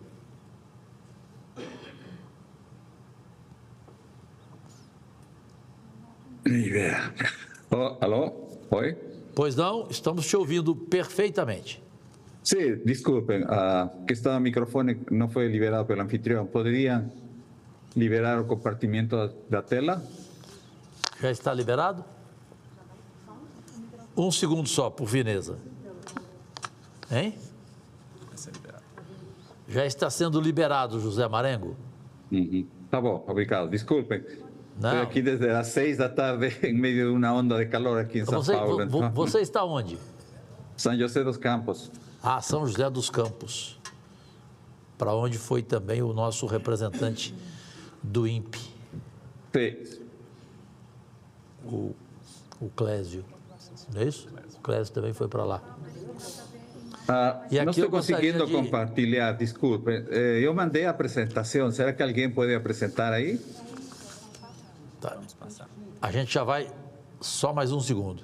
Sim, eu queria agradecer aqui a Yara, que representa a ICMBio, também a Isabel, a Universidade de Brasília, a Eliana, que representa o Ministério da Saúde, e se vocês forem demitidas desses locais, o meu gabinete 10 está à disposição, ok? Porque elas estão aqui até agora, do começo ao fim, né? Alguns saíram porque tinham que sair, outros saíram, na verdade, só para um drible. Por isso que eu falo, os homens são importantes, as mulheres são essenciais. Bom, ok a tela, José Marengo, por fineza. Sim, boa tarde, excelentíssimos senhores senadoras e senadores, público em geral. Desculpen, problemas técnicos, mas eu vou tentar de ir rapidamente. Daqui a pouco eu tenho que pegar um voo para Brasília, justamente, para evitar um pouco a fumaça das queimadas. Então vou tentar ser um pouco mais pragmático, não? Porque, em certa forma, como é a última apresentação, mistura e reflete e sumariza um pouco as apresentações anteriores. Próximo, por favor.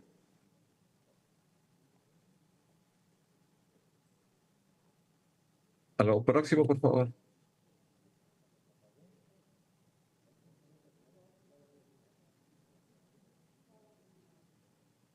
Próximo slide, por fineza.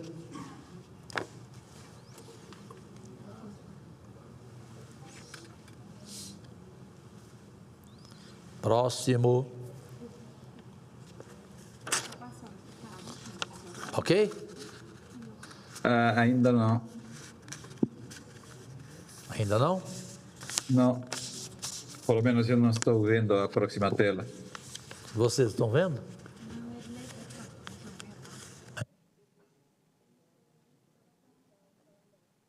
Bom, então... Ok, Marengo.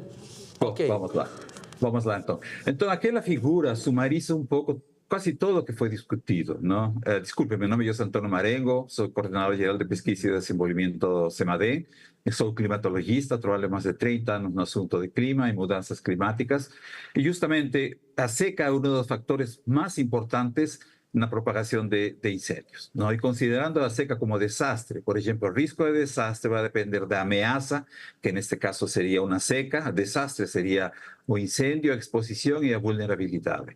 E no caso de riscos de incêndios, a possibilidade e a presença de uma seca extrema com ondas de calor, secura do ar, ventos fortes, isso é o que em certa forma favorece a ignição, que pode ser por ação humana ou ação natural, e obviamente a componente que tem que ver com fatores que não dependem do clima, como manejo da terra e desmatamento. Então aí vemos as causas naturais, que são as anomalias climáticas, justamente falta de chuva, ondas de calor, secura do ar, ventos fortes.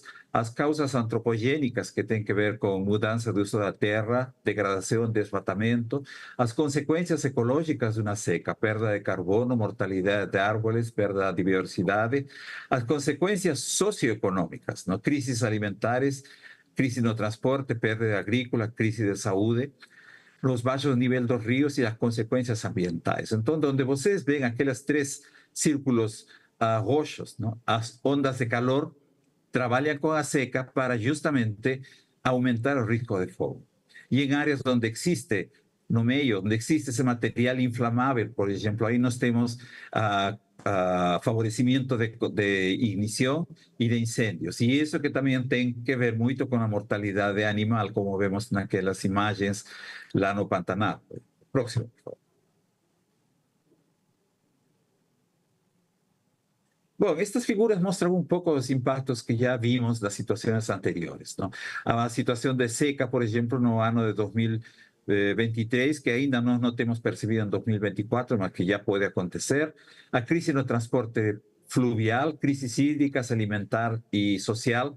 O fogo cubre áreas 2 às vezes 4 maiores durante as secas, e aí nós temos as crises de saúde, particularmente aquelas que têm que ver com a fumaça das queimadas chegando às grandes cidades. Aí nós temos Manaus, mas a fumaça tem chegado a Montevideo, tem chegado a São Paulo, cidades do sul do Brasil, e também os impactos que tem a seca e as ondas de calor juntas na mortalidade animal.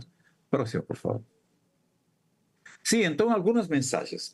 As secas aumentam a mortalidade das árvores, as secas aumentam a mortalidade animal, e quando as florestas são perturbadas pelo fogo e degradação. Então, as secas também aumentam o risco de incêndios.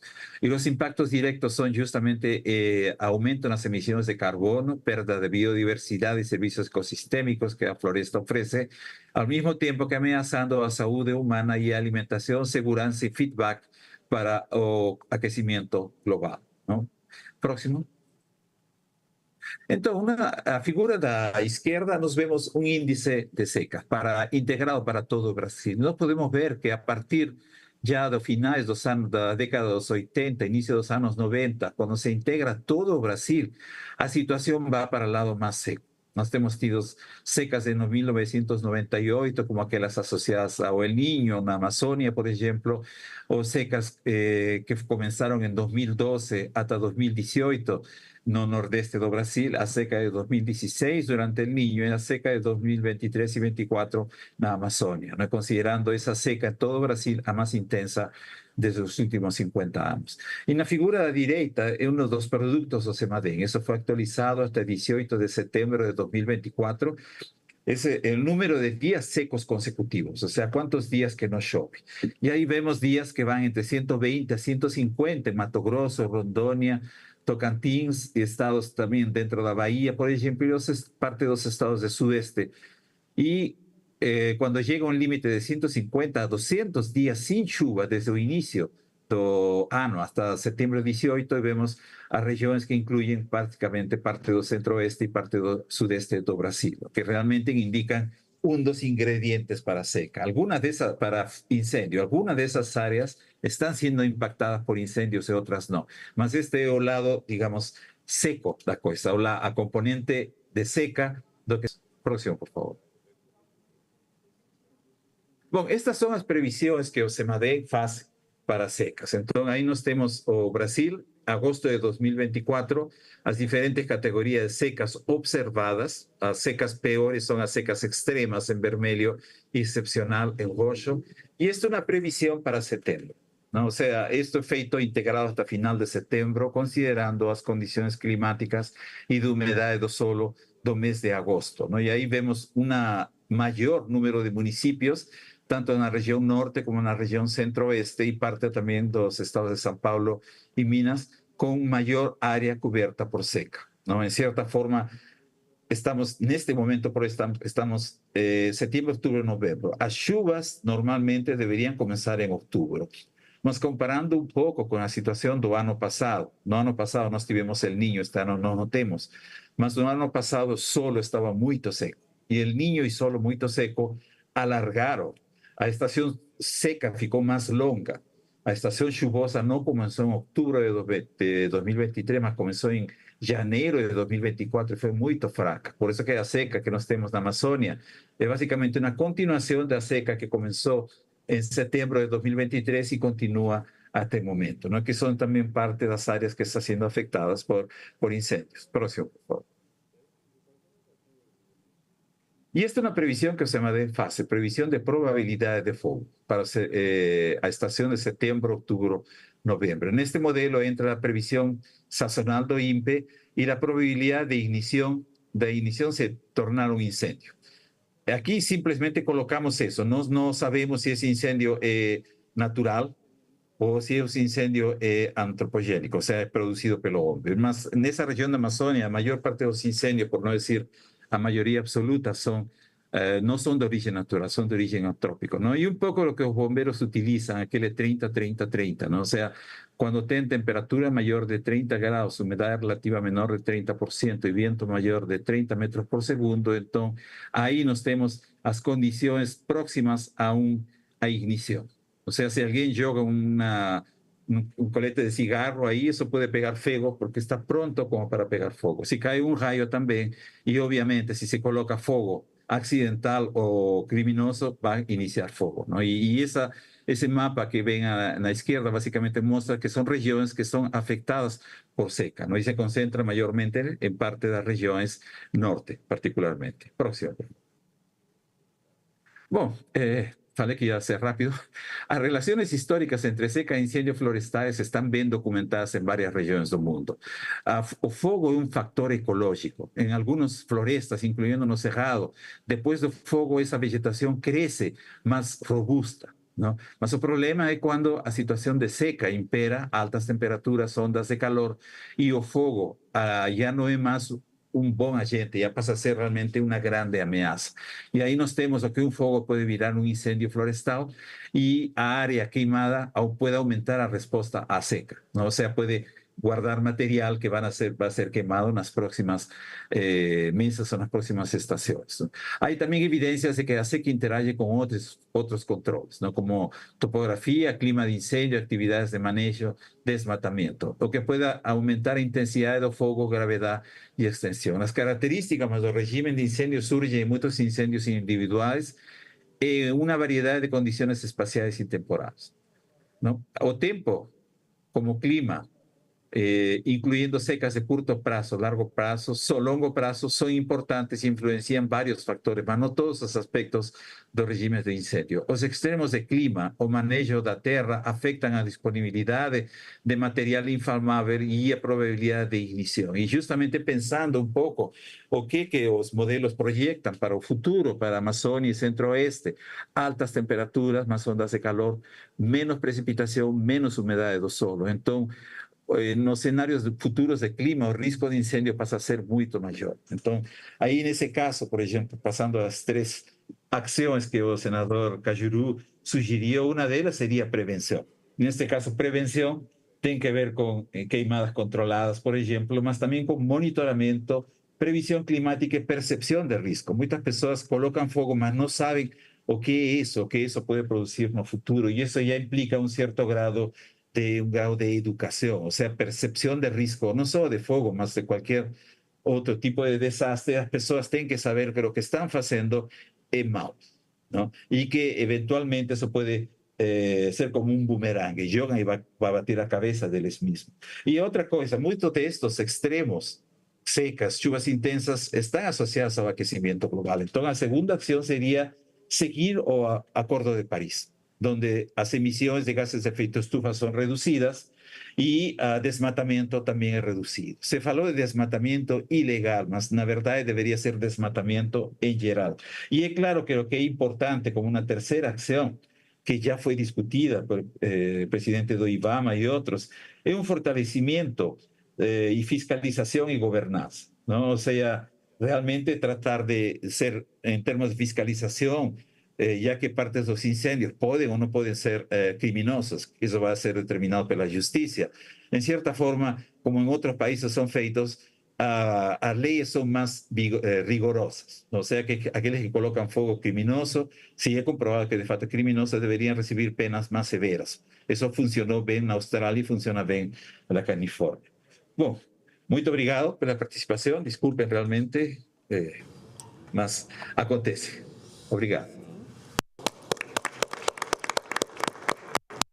Nós é que agradecemos ao cientista peruano José Marengo, compreendemos o seu tempo, mas sua fala foi importantíssima, especialmente ao finalizar com aquilo que eu mais pedi e solicitei gentilmente, que é o que importa para a sociedade brasileira de um modo geral e para o mundo, as soluções que existem, né?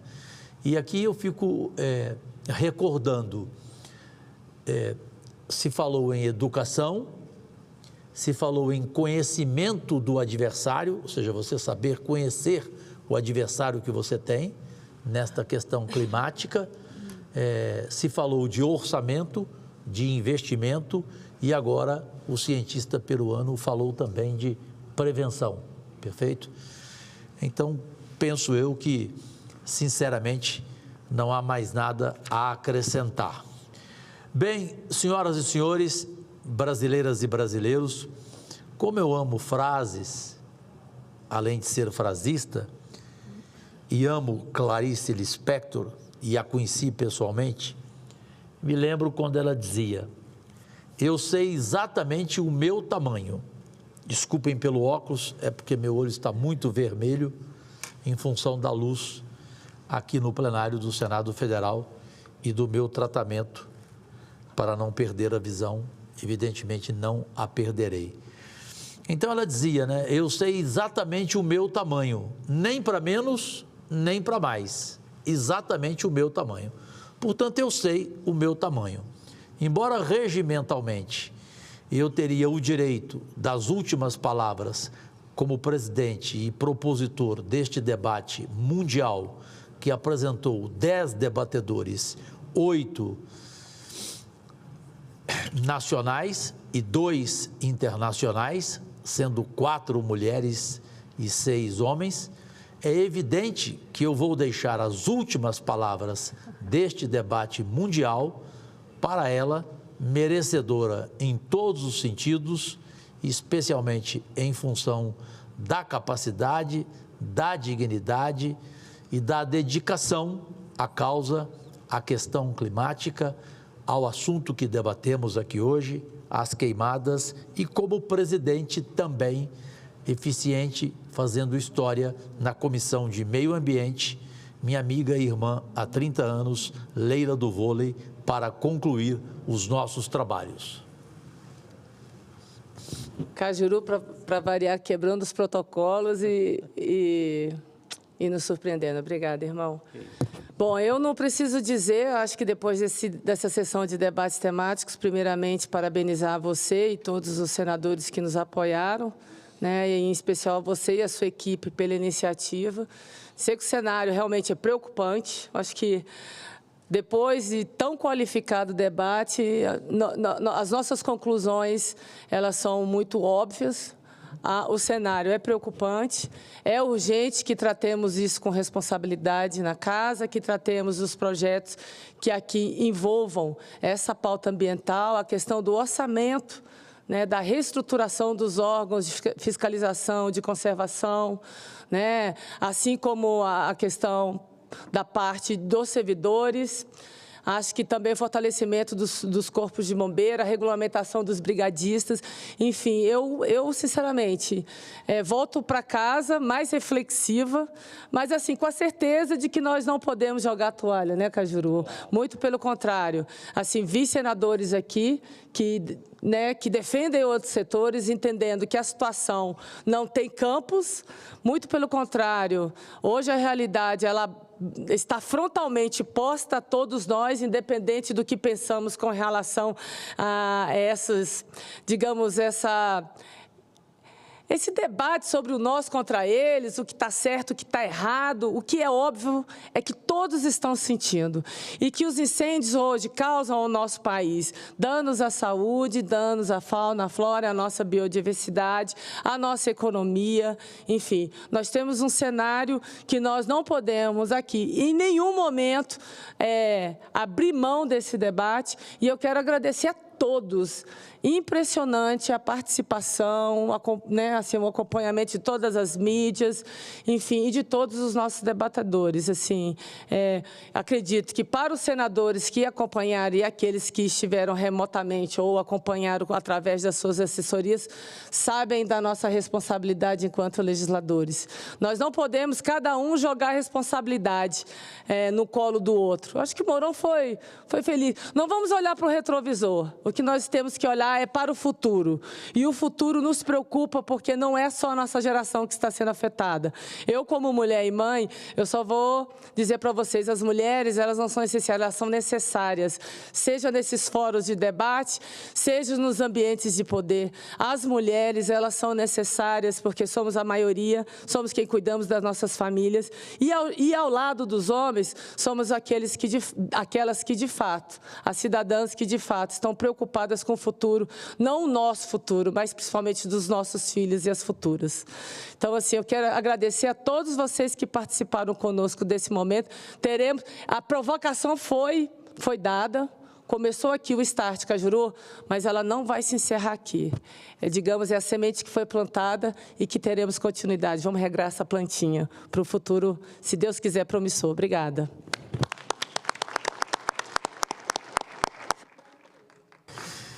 Eu apenas finalizo esta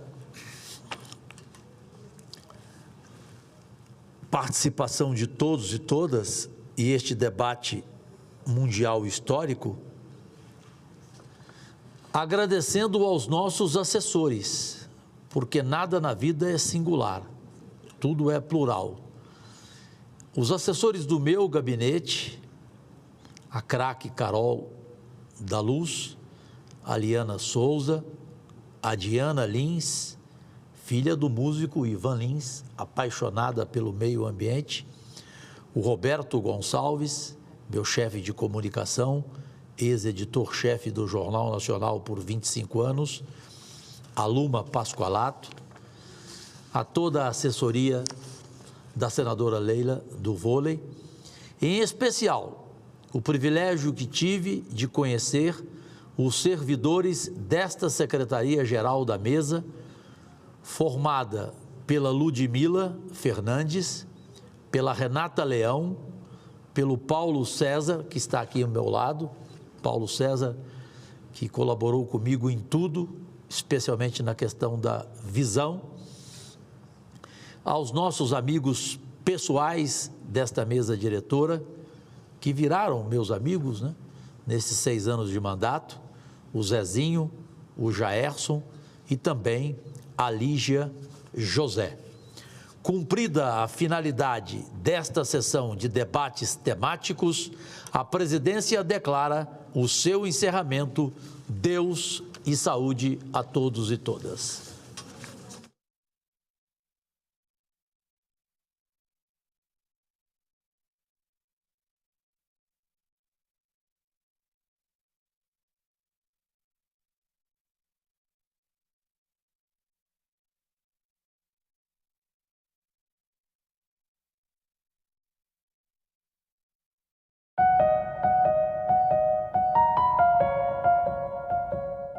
Você não reduz a criminalidade apenas com pena, elevando a pena. Senador, o seu projeto prevê o aumento do tempo de internação para 5 anos para os adolescentes em conflito com a lei. Um rapaz de 17 anos entra numa escola, efetuou vários disparos, matando várias pessoas. O máximo hoje que ele vai ficar internado são 3 anos. Salão Nobre, hoje, 8 horas da noite, aqui na TV Senado. 456 mil candidaturas foram registradas para as eleições municipais deste ano. Desse total, 301 mil candidatos são homens e 155 mil mulheres. Entre as candidaturas femininas, 80 mil são mulheres negras. Já entre os homens, são 159 mil os que se declaram negros.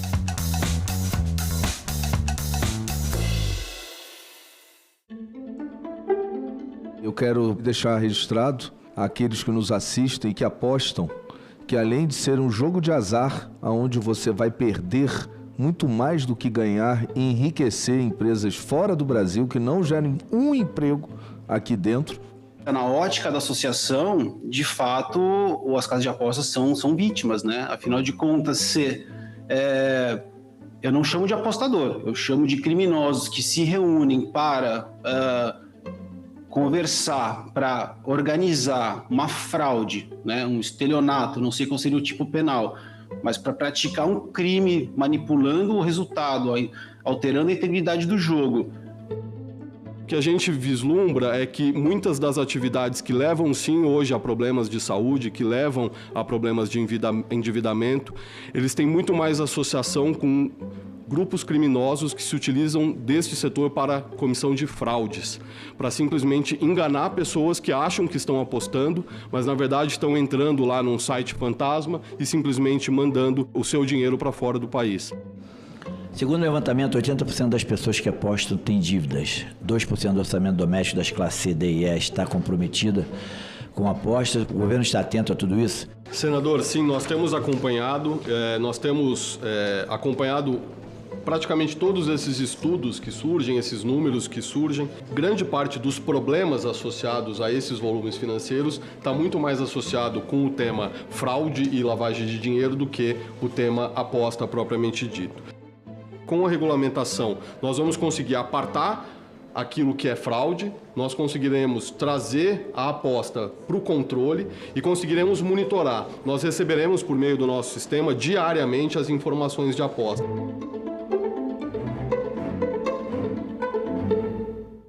A TV Senado abriu uma nova seleção de documentários e séries documentais para a sua programação. Estamos em busca de novos produtos para tornar ainda mais diverso nosso espaço reservado à produção nacional.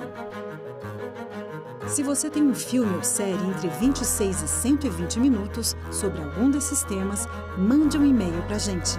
As inscrições vão até o dia 30 de setembro. TV Senado, democracia, todo dia.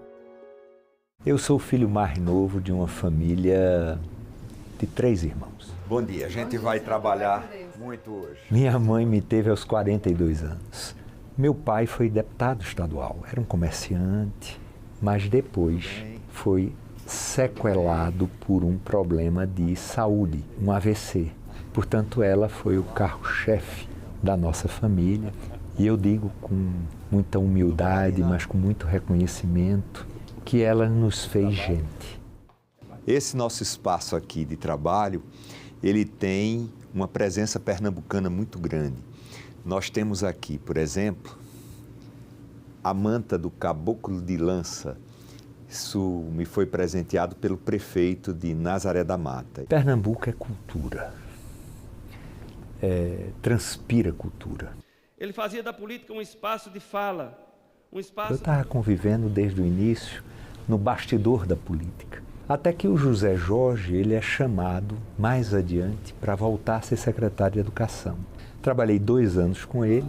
O tempo passou. O governador eleito, com quem eu não tinha muita aproximação, me convidou para eu ser o secretário dele da área de infraestrutura.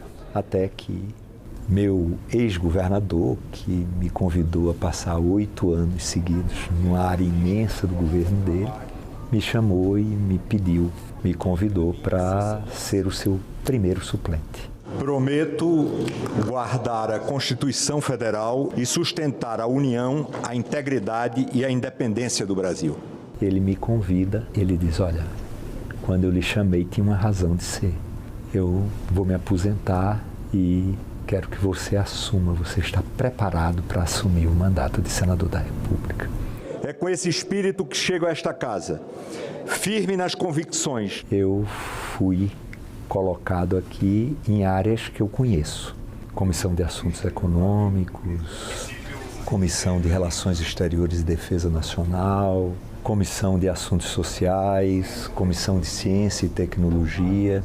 E eu tenho muita gratidão aos meus colegas de Senado e de bancada do MDB. Essa é a minha história, que está pela metade, se Deus quiser, porque eu ainda vou viver muito. Agora é lei. Os medicamentos que contenham substâncias proibidas pelo Código Mundial Antidopagem deverão trazer obrigatoriamente um alerta com essa informação nos rótulos, nas bulas e nos materiais de propaganda e publicidade. O objetivo da lei é preservar os atletas brasileiros de casos não intencionais de doping. O Senado votou, agora é lei. O mundo é quem gira, somos nós quem ficamos tontos. Amanhã já vem. Durante o período eleitoral, nossa programação terá uma mudança, em virtude do horário eleitoral gratuito. O marinheiro, marinheiro. Estúdio A, sábado às 7h30 da noite. Foi o tombo do navio? Ou foi o balanço do mar? O Senado brasileiro foi criado pela Constituição de 1824, mas havia um problema. Em que lugar os senadores iriam se reunir? Pensando nisso, Dom Pedro I decide comprar o Palácio Conde dos Arcos e reformá-lo para abrigar o poder legislativo.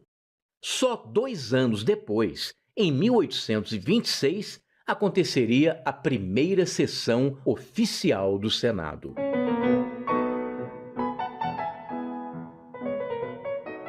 Depois de quase 100 anos, os senadores ganhariam uma nova casa, o Palácio Monroe. Construído originalmente para a Exposição Universal de 1904 nos Estados Unidos, o prédio, todo feito em estrutura metálica desmontável, foi transferido num navio para o Rio de Janeiro e remontado no local mais nobre da cidade. O Monroe acabou se tornando um cartão postal do Rio e uma referência histórica de um período político bastante conturbado. Em 1960, com a inauguração de Brasília, o Senado passou a ter um novo endereço. A cúpula côncava de Oscar Niemeyer trouxe ousadia e modernidade à tradição democrática, sugerindo ponderação e equilíbrio em suas formas. Mas nem tudo são flores. Se o Palácio Conde dos Arcos hoje é a Faculdade Nacional de Direito, o Palácio Monroe foi quase apagado da nossa memória quando o ex-presidente Ernesto Geisel mandou demolir o prédio para construir um chafariz e um estacionamento subterrâneo. Objetos históricos foram perdidos ou vendidos pela empresa demolidora, mas a memória ainda permanece nos resquícios preservados pelo Senado.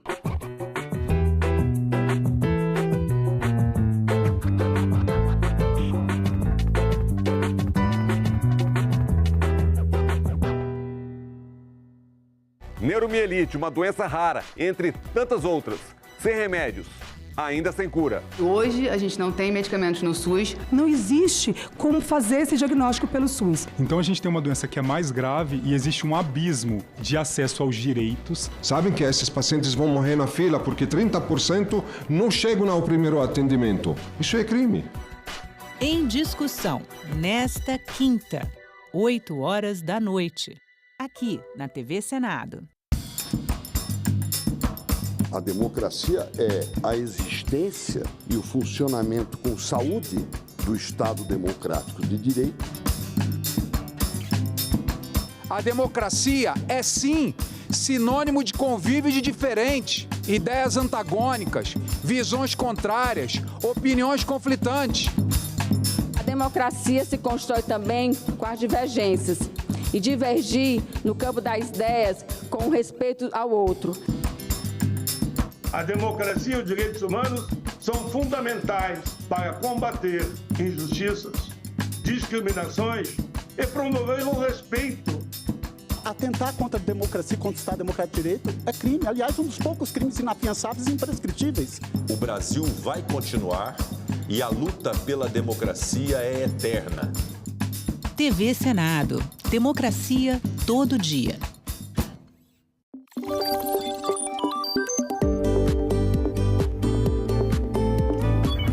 A partir de 30 de junho, quem pretende concorrer a algum cargo nas eleições deste ano não pode mais apresentar ou ser comentarista de programas de rádio ou televisão.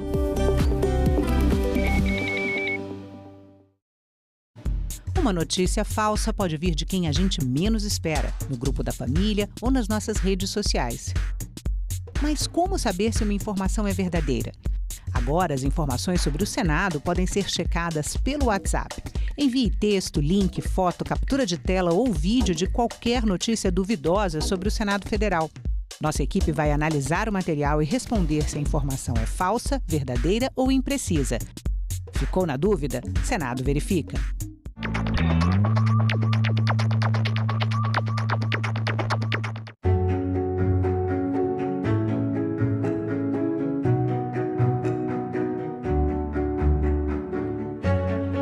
Poucas mulheres se aventuravam na carreira política, não era considerado de bom tom. A luta da mulher não é apenas um princípio, é uma questão social. Temos os mesmos direitos, devemos também ocupar os mesmos espaços. Nós estamos chegando à conclusão que não basta reivindicar os nossos direitos, que é preciso gritar. Nós somos 52% da população e temos uma representatividade no Senado de 13%. Nós estamos falando abertamente que nós queremos sim espaços de poder. Liderança no Senado Federal, não há dúvida nenhuma, é uma grande conquista, nós conseguimos avançar. A gente não quer privilégio, a gente quer justiça, né? TV Senado. Democracia todo dia.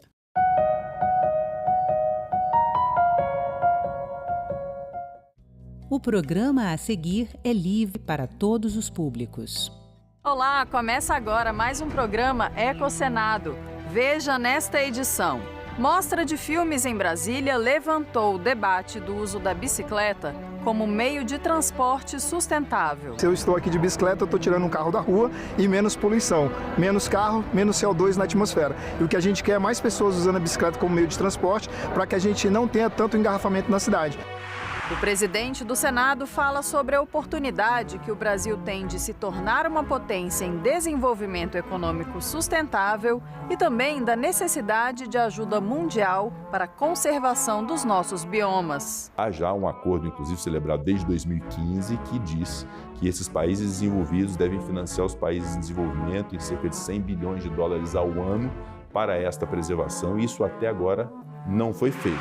Crise ambiental no país. Chefes dos 3 poderes anunciam medidas para o combate às queimadas florestais. 90% da cidade, estão despreparadas para cuidar disso. Os estados são poucos que têm preparação, que têm defesa civil, que têm bombeiro, que têm brigadista, quase ninguém tem. E a contribuição dos jovens senadores deste ano para a proteção do meio ambiente.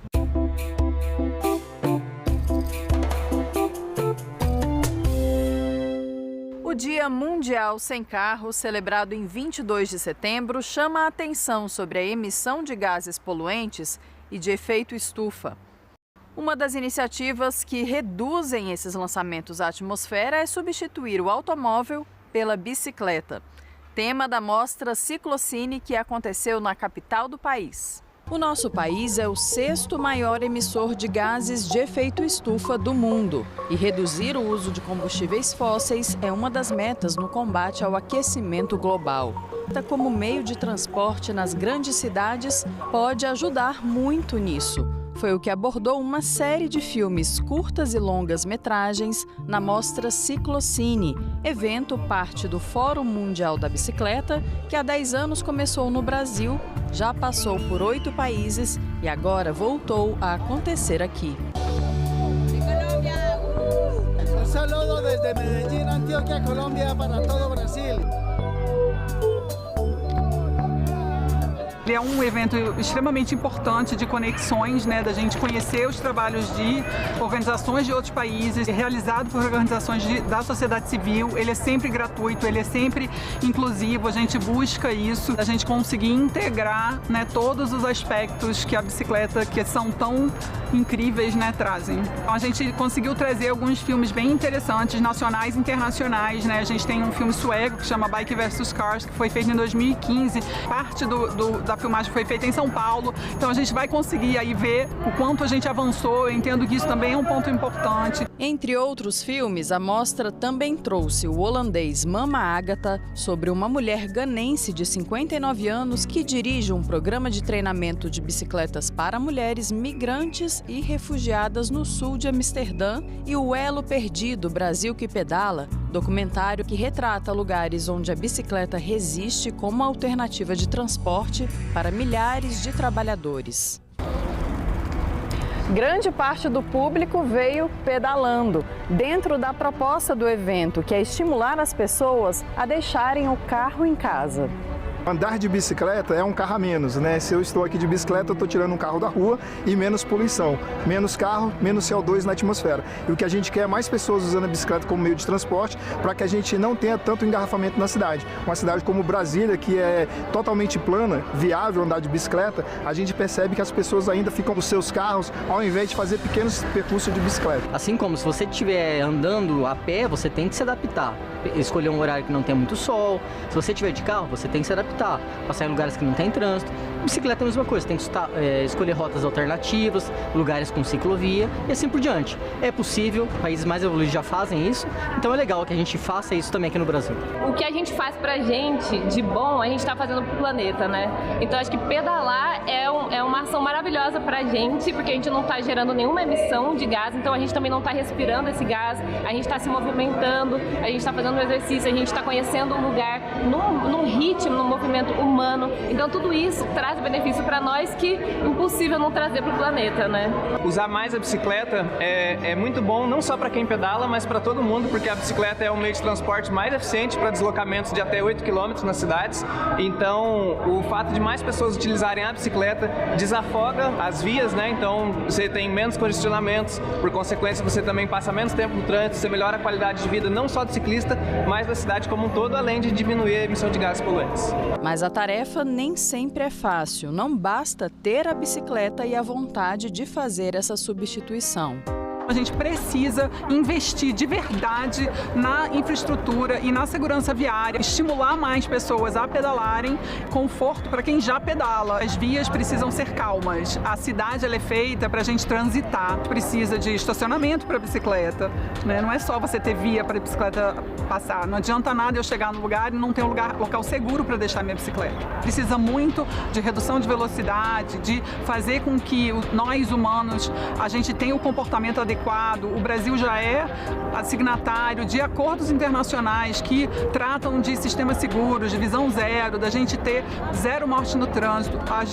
As ocorrências de trânsito, sinistros de trânsito são evitáveis. O que me traz aqui é saber da importância do cicloativismo, a importância da gente ser visto, da gente ser lembrado e da gente ser existente no planejamento das cidades, que infelizmente tira a vida de muitos ciclistas por não ter o nosso espaço respeitado.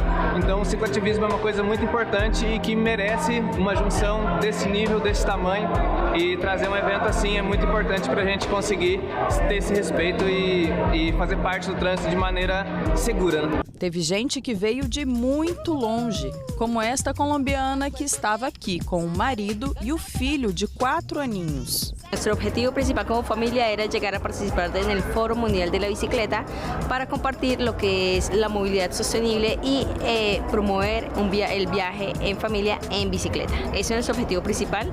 Salimos de Colombia hace 3 meses, hicimos Colombia, Venezuela y todo el norte de Brasil hasta acá. A cicloviajante fez críticas à infraestrutura dos locais por onde passou. Tenemos vías en buen estado, pero tenemos lugares donde no tenemos la berma, el espacio para el ciclista.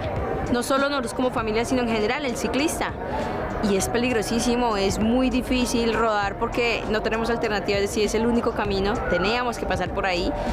Y es difícil, es poner en riesgo nuestra vida, es poner en riesgo la vida de los integrantes de nuestra familia porque no tenemos una vía, un acostamento que nos permita rodar seguros y que los conductores identifiquen como el espacio para el ciclista.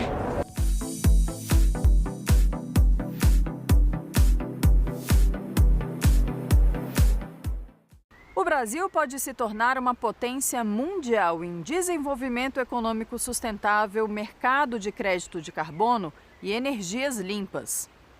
Foi o que afirmou o presidente do Senado, Rodrigo Pacheco, e ele ponderou: precisamos de auxílio financeiro dos países desenvolvidos para que a conservação das nossas florestas aconteça. A perplexidade já se identifica num país que é líder na produção de café, de soja, de açúcar, de gado bovino, de frango, de celulose, de suco de laranja, ou seja, uma potência do agronegócio, e há milhares de pessoas passando fome com dificuldade de alimentação, né, básico de alimentação. Isso já é uma perplexidade, isso é inusitado. Então, no meio ambiente é a mesma coisa, temos grandes e importantes biomas, o principal deles é o bioma amazônico, ou seja, um grande ativo nas nossas mãos que impõe uma grande responsabilidade e que podem se transformar em ativos que gerem o desenvolvimento do Brasil. O Brasil tem que compreender que nesse momento, nessa quadra histórica, nós temos uma oportunidade singular pelo tamanho que temos, pelas riquezas que temos, pelos biomas que temos e pela compreensão mundial de preservação do planeta, e até que, enfim, me parece que há isso como prioridade em todos os eventos, todos os momentos, se discute sempre isso, ou seja, isso foi estabelecido como uma prioridade.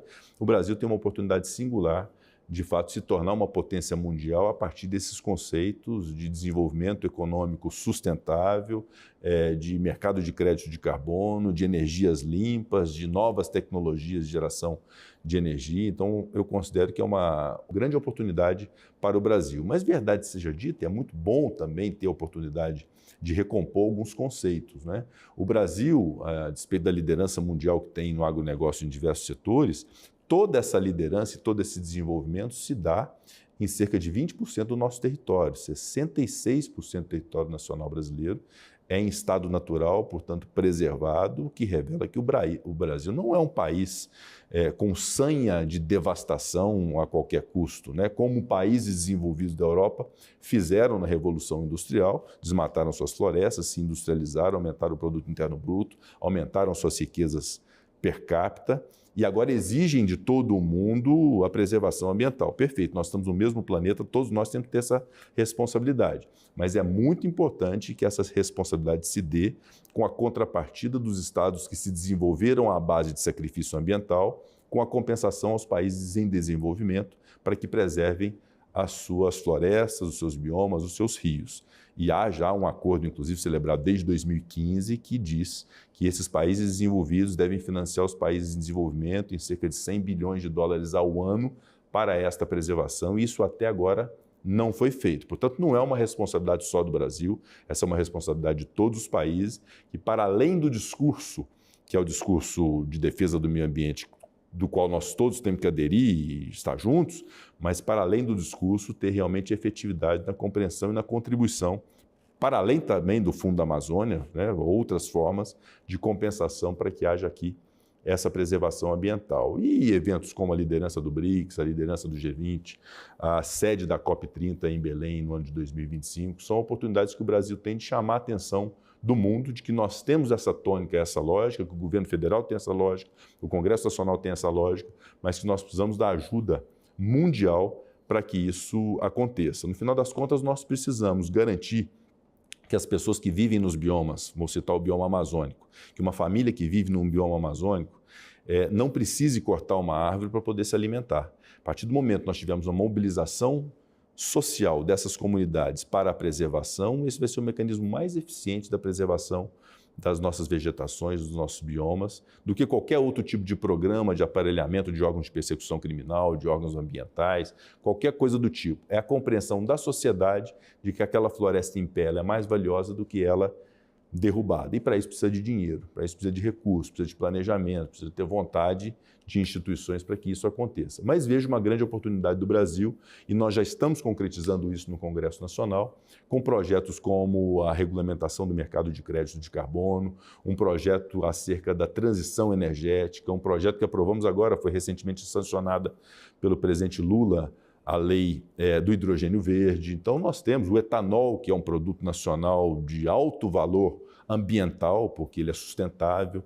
Então, biocombustíveis de todas as ordens. Então, nós temos realmente uma oportunidade muito boa para o Brasil se apresentar ao mundo como um país que tem grandes riquezas naturais, grandes riquezas minerais e que todo esse desenvolvimento econômico está aderente a essa preservação ambiental e, com isso, atrair os recursos que nós precisamos para desenvolver no nosso país. Antigamente, uma pessoa não tinha nenhum pudor em abrir a janela do carro e jogar uma latinha de Coca-Cola na rodovia, né? Ou um negócio de cigarro. Então, a torneira ficava aberta a todo instante, ninguém se preocupava muito com isso. A gente se acostumou a ver cenas de indústrias. Eu me lembro de Cubatão, né? Aquelas chaminés escuras saindo das fábricas. A gente se acostumou com esse tipo de realidade. Hoje isso é intolerável. Quando a gente vê uma cena dessa, especialmente o público mais jovem, tem já uma ojeriza a esse tipo de atitude, e isso é digno de nota, isso é maravilhoso, isso é formidável, que houve uma evolução de consciência ambiental que ainda está longe do ideal, mas que é bem melhor do que tínhamos 20, 30 anos atrás, e é o caminho que nós temos para ter um planeta melhor, com contenção do aquecimento global, cujo prognóstico era muito ruim, de aquecimento de 1,5 graus em 100 anos, e nós temos que conter isso.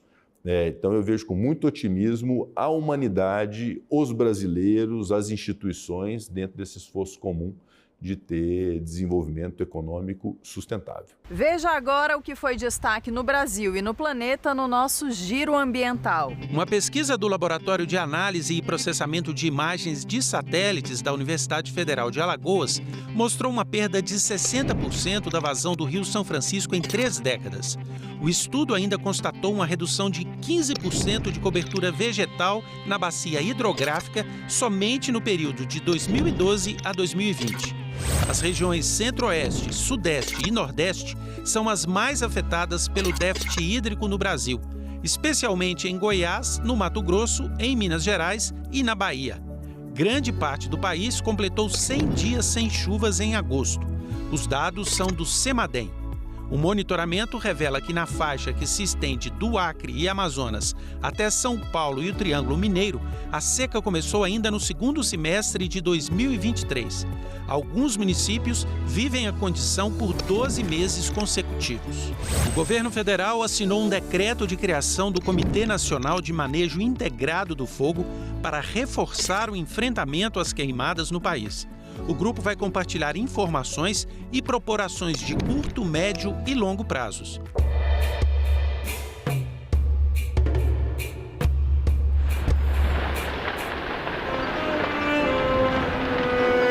De acordo com dados do Monitor do Fogo MAP Biomas, os incêndios florestais já atingiram cerca de 11 milhões de hectares do território brasileiro só nos primeiros 8 meses do ano. Além dos milhares de focos de incêndios diários pelo país, muitos locais que não estão queimando acabam recebendo muita fumaça e fuligem transportadas pelos ventos, principalmente do norte para o centro-sul. Há denúncias de que parte das queimadas sejam criminosas. IBAMA e Polícia Federal investigam os casos.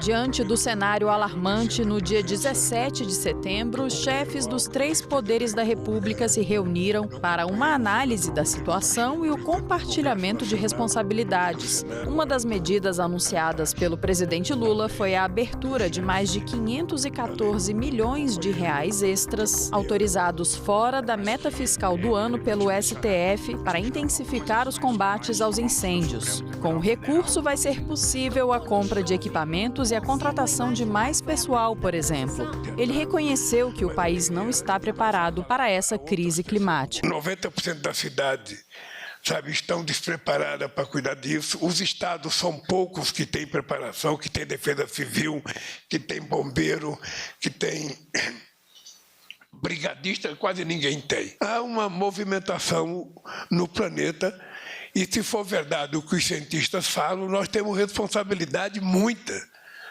Daí a necessidade da gente discutir com um pouco mais de profundidade propostas novas para cuidar do meio ambiente, comportamento novo nosso e, ao mesmo tempo, a gente começar a pensar mais seriamente na diminuição de gás de efeito estufa. O presidente do Senado acredita que há uma orquestração para incendiar o Brasil e afirmou que já há legislação para punir quem comete crimes ambientais.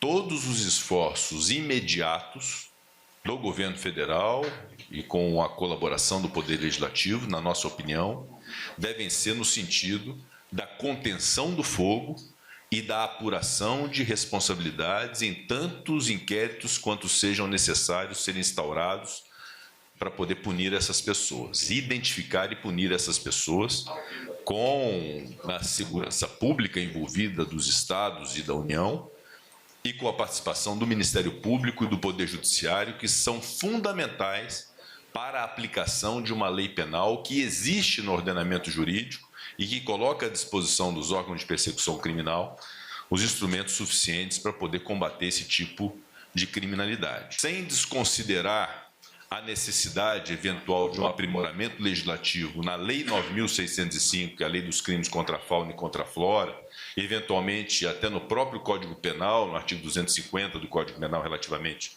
a incêndio, nós reputamos que o problema nesse instante não é legislativo. No dia 16, a presidente da Comissão de Meio Ambiente do Senado, senadora Leila Barros, acompanhou de perto o trabalho de combate ao incêndio de grandes proporções que tomou conta do Parque Nacional de Brasília desde o dia anterior. Uma fumaça densa cobriu o céu nas localidades próximas, causando transtornos, como o cancelamento de aulas em escolas e universidades. Está muito quente, a umidade está muito baixa, então, assim, são fatores que deixam, todos aqui muito apreensivos, em alerta, porque até o momento eles não estão conseguindo, de fato, conter. O presidente do ICMBio disse que a suspeita é de que o incêndio tenha sido provocado. A Polícia Federal, inclusive, esteve em contato conosco hoje cedo, abriu o inquérito, porque a nossa impressão de que aqui tem as características de um incêndio que houve intenção, Em sendo uma área protegida, sendo um parque nacional, evidentemente que isso é crime, A senadora Leila protocolou um projeto de lei para endurecer penas aos crimes ambientais. Essas ações criminosas, se forem dolosas, nós vamos aumentar a pena, que hoje é de 2 a 4 anos para 3 a 6 anos, e dobrar as multas. Nós precisamos, de alguma forma, ter, nesse sentido, quando é doloso, intencional e se está comprovado, nós temos que, de fato, ter uma ação contundente dentro da casa. Você sabe o que é biopirataria? Dá uma olhada nessa animação que preparamos para explicar para vocês. Biopirataria é a exploração ilegal de recursos naturais e biológicos e de conhecimentos tradicionais dos povos da floresta para a obtenção de lucro financeiro, fazendo com que a biodiversidade deixe de ser um bem comum local e se torne propriedade privada. Alguns exemplos são o tráfico de animais, a comercialização de princípios ativos de plantas e o aprimoramento de informações da população indígena sem autorização do Estado. Além de gerar prejuízos econômicos a um país, esses tipos de crime também causam impactos ambientais, já que a extração dos recursos naturais em desacordo com as regras pode colocar em risco a biodiversidade de uma área. A Convenção da Diversidade Biológica é um documento com normas sobre o uso e a proteção da biodiversidade em cada país signatário. Até maio de 2023, 168 países haviam assinado e ratificado a convenção. O programa Jovem Senador traz todos os anos 27 alunos do ensino médio para terem a experiência de trabalhar como um senador da República de verdade aqui em Brasília. Veja agora no Ecoar o que a galerinha da edição 2024 anda pensando sobre o meio ambiente. Uma juventude preocupada com o futuro e engajada pela preservação do planeta. Essa foi uma das mensagens passadas pelos jovens senadores da edição deste ano. Das 3 propostas apresentadas e aprovadas por eles, uma delas proíbe a aplicação aérea de agrotóxicos em povoações, áreas urbanas, vilas, escolas, serviços de saúde, mananciais de captação de água e unidades de conservação. A contaminação por agrotóxicos é aplicada por meio aéreo, é problema grave e preocupante no Brasil. Reportam-se eventos recentes de contaminação e afirma-se que a nuvem de veneno, segundo estudos e perícias internacionais, pode alcançar entre 10 quilômetros e 30 quilômetros da faixa de voo onde os produtos foram aplicados. A minha intenção legislativa foi sobre o meio ambiente. Essa pauta de cuidarmos do meio ambiente é uma questão muito importante porque nós não estamos mais em aquecimento global, né? Estamos em ebulição global. Além dessa proposta que passou por votação e foi encaminhada para análise na Comissão de Direitos Humanos e Legislação Participativa, alguns dos estudantes falaram sobre os problemas ambientais sofridos pelos seus estados e regiões. Está sendo marcado principalmente por uma seca muito grande. No ano de 2023, teve o episódio da seca, o estado que mais ficou marcado com isso foi o estado do Amazonas, com aquela seca histórica do Rio Negro, que não acontecia há mais de 100 anos. E este ano nós temos um alerta de preocupação muito grande, porque seria uma época de inverno para a gente, e os rios não atingiram os níveis esperados, tivemos praia basicamente o ano todo, ou seja, a seca desse ano tende a ser muito pior. Além da seca, em alguns estados, como no Acre, muitos alagamentos, então é uma região de extremos, enquanto em alguns lugares a seca extrema, em outros lugares o alagamento que destrói casas, moradias, terras, as queimadas e a poluição causada pelos seres humanos nos nossos rios, nos nossos lençóis freáticos e nas nossas florestas. Todos nós somos agentes da justiça climática no nosso país, principalmente a região norte, dando destaque para o povo amazônico. Mas cabe muito ao poder público, aos grandes chefes de Estado, principalmente tomar medidas sobre o agronegócio, os garimpos ilegais e legais, que às vezes atuam de forma irregular, muitas vezes os portos de escoamento. Então é uma honra muito grande, mas também uma tristeza enorme pela nossa cidade de Belém. Tem muitos lixos pela cidade de Belém. Agora estamos em uma constante transformação da cidade para receber.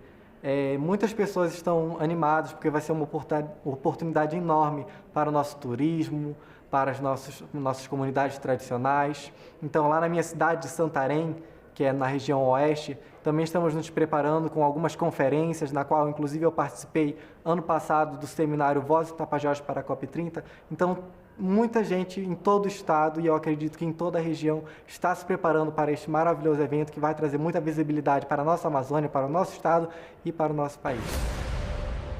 Eu acredito que isso vem de vários fatores, inclusive do nosso comportamento. Eu acredito que o ser humano ele deve respeitar o meio ambiente, até porque as consequências deles vão nos atingir, assim como atingiu o nosso estado. A região sudeste enfrenta demasiados problemas em relação à questão ambiental. Alguns dos problemas é o desmatamento para geração de energia termoelétrica, a poluição dos rios através do esgoto não tratado. Algumas soluções são criar novos métodos de energia, como apostar em energia eólica ou energia hidrelétrica também. Outra solução para o tratamento rios que são poluentes pelo esgoto seria investir realmente no saneamento básico, colocar isso em todas as cidades, realmente investir nisso e aplicar para todos. A juventude está trazendo uma nova visão, tanto na política quanto em questões sociais e também na questão ambiental. Como nós estamos vendo constantemente e diariamente essas questões, poderemos trazer novas visões e trazer nossa bagagem e trazer novas políticas públicas que realmente são concretizadas e aplicadas no nosso cotidiano. Os jovens têm que se inserir na política, os jovens têm que levantar, se inserir em locais de debate, questionamentos e etc. Então é muito importante que os jovens virem cada vez mais ativistas climáticos em um bom sentido, que defendam a terra, que defendam as florestas, os rios, os povos tradicionais, e que isso é uma forma de preservar o nosso futuro, o futuro das próximas gerações, o futuro dos nossos filhos e dos nossos irmãos.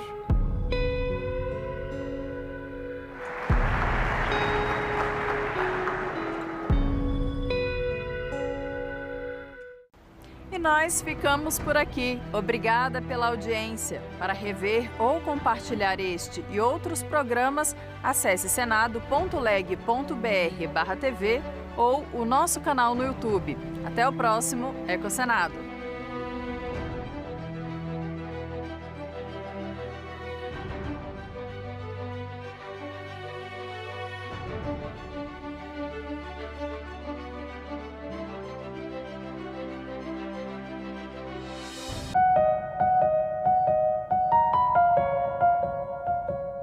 Você não reduz a criminalidade apenas com pena, elevando a pena. Senador, o seu projeto prevê o aumento do tempo de internação para 5 anos para os adolescentes em conflito com a lei. Um rapaz de 17 anos entra numa escola, efetuou vários disparos, matando várias pessoas. O máximo hoje que ele vai ficar internado são 3 anos. Salão Nobre, hoje, 8 horas da noite, aqui na TV Senado. A Mata Atlântica tem 7.000 anos, o Cerrado tem de 65 a 45 mil anos. É um bioma que teve uma evolução longa, né, de milhões de anos, desde que houve a mudança de clima aqui na América do Sul, que antes era um clima úmido o ano inteiro. E aí passamos a ter um clima sazonal, uma estação seca e uma estação de chuvas. Então isso propiciou a entrada das gramíneas. Isso é que caracteriza o Cerrado, é uma vegetação mais aberta, com uma mistura de árvores e plantas herbáceas e dominância de gramíneas. É um tipo de savana que ocorre também na África, na Austrália e outras regiões do mundo, mas é a savana mais rica do mundo, o Cerrado, né? Nós temos já mais de 12.000 espécies de plantas conhecidas no Cerrado. Que essa diversidade de plantas significa 1/3 de todas as plantas que ocorrem no Brasil.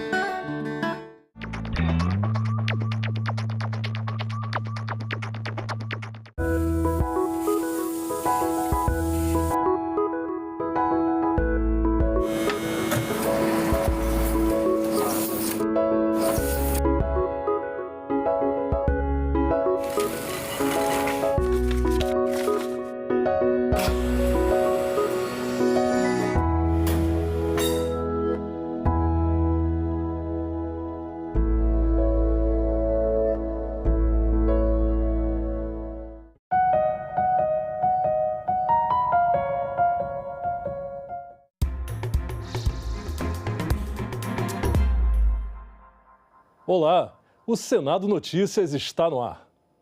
Senadores e especialistas discutiram em plenário o crescente número de queimadas no país. Eles defenderam mais fiscalização, comprometimento com acordos internacionais e recursos para órgãos ligados ao meio ambiente. Mais de 203 mil focos de incêndio foram registrados até agora no Brasil, mais que o dobro do ano passado. Segundo dados do INPE, o estado mais atingido é o de Mato Grosso, com quase 45 mil focos, seguido pelo Pará, com 35.570, e pelo Amazonas, onde foram registrados 21.612 incêndios este ano. Os impactos desses números alarmantes foram discutidos por senadores, autoridades e especialistas durante a sessão de debates no plenário do Senado. Parlamentares defenderam que o Brasil não pode esquecer os compromissos ambientais assumidos internacionalmente. A destruição da Amazônia, do Cerrado e do Pantanal compromete nossa ambição climática e coloca em risco nossa credibilidade como líder na preservação ambiental. O Acordo de Paris, do qual somos signatários, exige de nós ações robustas de combate ao desmatamento, incentivando a economia de baixo carbono e políticas públicas eficazes para enfrentar queimadas e os incêndios florestais. O presidente do IBAMA afirmou que a legislação atual é insuficiente e que as causas dos incêndios variam de acordo com as regiões do país. O que a gente tem percebido no Centro-Sul, muito ato criminoso de vandalismo, de tentativa de destruir patrimônio público ou privado. E em algumas regiões, notadamente no sul da Amazônia, no Arco do Desmatamento, na região do Mato Piba, a utilização do fogo ainda como prática para a abertura de novas fronteiras. O tratamento da legislação para essa temática precisa avançar, não apenas para a questão dos incêndios florestais, mas para o crime de grilagem, para o crime de desmatamento, enfim, situações que estão, obviamente, conexas. É uma força-tarefa que abrange punição, prevenção, planejamento e educação, principalmente de todos nós brasileiros, que se começa desde a infância. Tem política pública que a gente vai ter mesmo que amarrar em forma de legislação. Porque vem um governo, faz, aí vem o outro, não dá continuidade, aí vem o outro que quer inventar a roda daquilo que já estava dando certo. A maior estiagem dos últimos 75 anos e as altas temperaturas favorecem o aumento das queimadas. Para os meses de outubro, novembro e dezembro, segundo o INPE, a previsão é de que as temperaturas fiquem de 1 a 2 graus acima da média histórica no país. A estimativa de chuva é de 10 a 50 milímetros abaixo da média. Essas previsões nada positivas exigem mais recursos para os órgãos ambientais. Nós não temos pessoal e nem orçamento suficiente. O INPE já trabalhou em 2010 com 400 milhões de reais por ano. Hoje o meu orçamento é 130 milhões de reais por ano, para fazer mais com menos e com menos gente. Agora, nos últimos meses, nós tivemos ali, agora ainda esse mês, as medidas provisórias que possibilitaram um aumento extraordinário do orçamento, nós somando aí mais de 600 milhões de reais adicionais para essas ações. As queimadas também afetam a qualidade de vida da população. O Ministério da Saúde apresentou recomendações para enfrentar esse período de seca. Entre as principais, reforçar a hidratação sempre que possível, permanecer em ambientes fechados e não fazer exercícios físicos ao ar livre. Todas essas recomendações para reduzir os riscos à saúde dessa população que vem sendo expostas há semanas, há meses, a níveis inadequados de qualidade do ar. A Comissão de Assuntos Econômicos fez nesta quarta-feira a última audiência pública do ciclo de reuniões que debate os impactos da reforma tributária.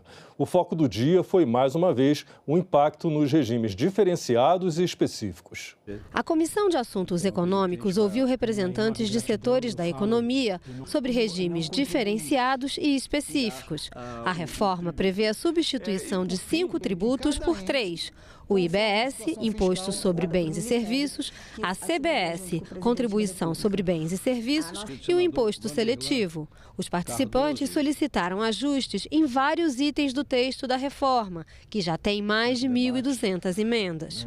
Eu trago aqui alguns pontos em relação ao PLP 68, que nós entendemos que merecem ajustes nessa casa. Tá?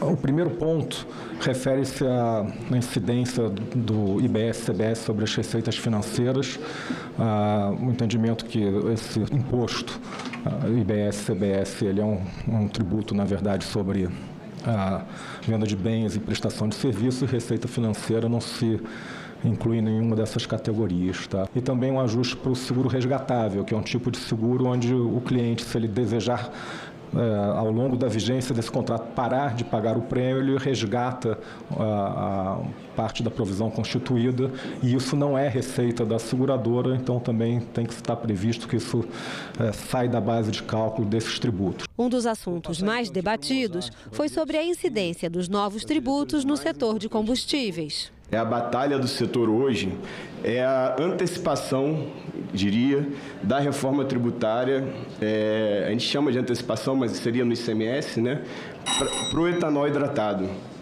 Porque hoje a gasolina, ela tem uma incidência monofásica, o diesel tem uma incidência monofásica, o GLP tem uma incidência monofásica, o etanol anidro, que é misturado na gasolina A para sair a gasolina C que todo mundo coloca no posto aqui, ele é monofásico, mas o etanol hidratado não é monofásico. Ele incide no produtor, o ICMS incide no produtor e incide no distribuidor. E o distribuidor, ele hoje é o contribuinte responsável substituto tributário do etanol hidratado. O excesso de regimes específicos e o sistema de devolução de crédito para contribuintes são questões preocupantes da reforma, segundo o especialista no assunto. A primeira questão que preocupa é o excesso de regimes específicos e de exceções. A alíquota geral estimada nas nossas contas lá na Warren, ela chega a 33%. Mas o projeto de lei complementar prevê uma trava. Essa trava não vai funcionar, porque a Constituição vale mais do que a lei complementar, percebe? E o princípio que está garantido na Constituição é que a arrecadação dos entes nunca poderá ser menor do que aquela calculada num cenário de referência. Sabe-se Deus o que é o cenário de referência. Portanto, a alíquota calculada para garantir as exceções, para garantir os regimes específicos e diferenciados principalmente, e para garantir a manutenção da carga tributária, que é disso que se trata, vai precisar ser muito maior do que aqueles 26,5%. O representante do Ministério da Fazenda falou sobre os pontos mais polêmicos. Regime diferencial, regime específico, eles foram considerados assim porque eles têm características próprias operacionais, né? Então, combustíveis como não fazia, devido ao ramo. Então, são peculiaridades que tiveram que ser inseridas na reforma, dado as especificidades do setor. Claro que o ideal é sempre não com uma atividade ampla, né? Mas todo resíduo ele é inerente ao sistema tributário e a gente tem que ter isso presente, né? A exposição virtual Senado 200 anos, conectando passado e futuro, vai ficar disponível na plataforma digital do Google a partir de outubro. A exposição é uma parceria entre o Senado Federal e o Google Arts and Culture. Por meio dos recursos visuais do Street View, os usuários poderão acessar de forma virtual as obras e coleções em 360 graus e interagir digitalmente. O usuário vai encontrar na plataforma a história de 200 anos da Casa Legislativa e ainda objetos históricos de 1824 até os dias atuais. Trazer essa história que não é tão pesquisada nesse meio jovem, sabe? Misturar isso com tecnologia, com a inteligência artificial, acho que foi o grande chamariz da exposição. A exposição poderá ser acessada a partir de outubro, com o uso de smartphones, computadores e óculos de inteligência virtual na página do Senado no Google Arts and Culture. Hoje, as pessoas já podem acessar, por meio de Street View, o museu e o plenário do Senado, além de fotos, obras de artes e outros itens relacionados ao Legislativo. A exposição em si, ela retrata apenas um pedaço da história, mas existem também os QR Codes, você pode acessar com seu celular e encontra muito mais coisas, né? Vídeos, fotos, informações. Eu acho que vale muito a pena todo mundo vir a essa exposição. Acredite, de 2020, ano da última eleição municipal, para este ano, diminuiu o número de candidatos, seja a prefeito, seja a vereador. Já o número de eleitores cresceu um pouquinho, dado o aumento da população em 4 anos. Confira nesta reportagem um pouco do perfil geral dos candidatos na eleição de outubro.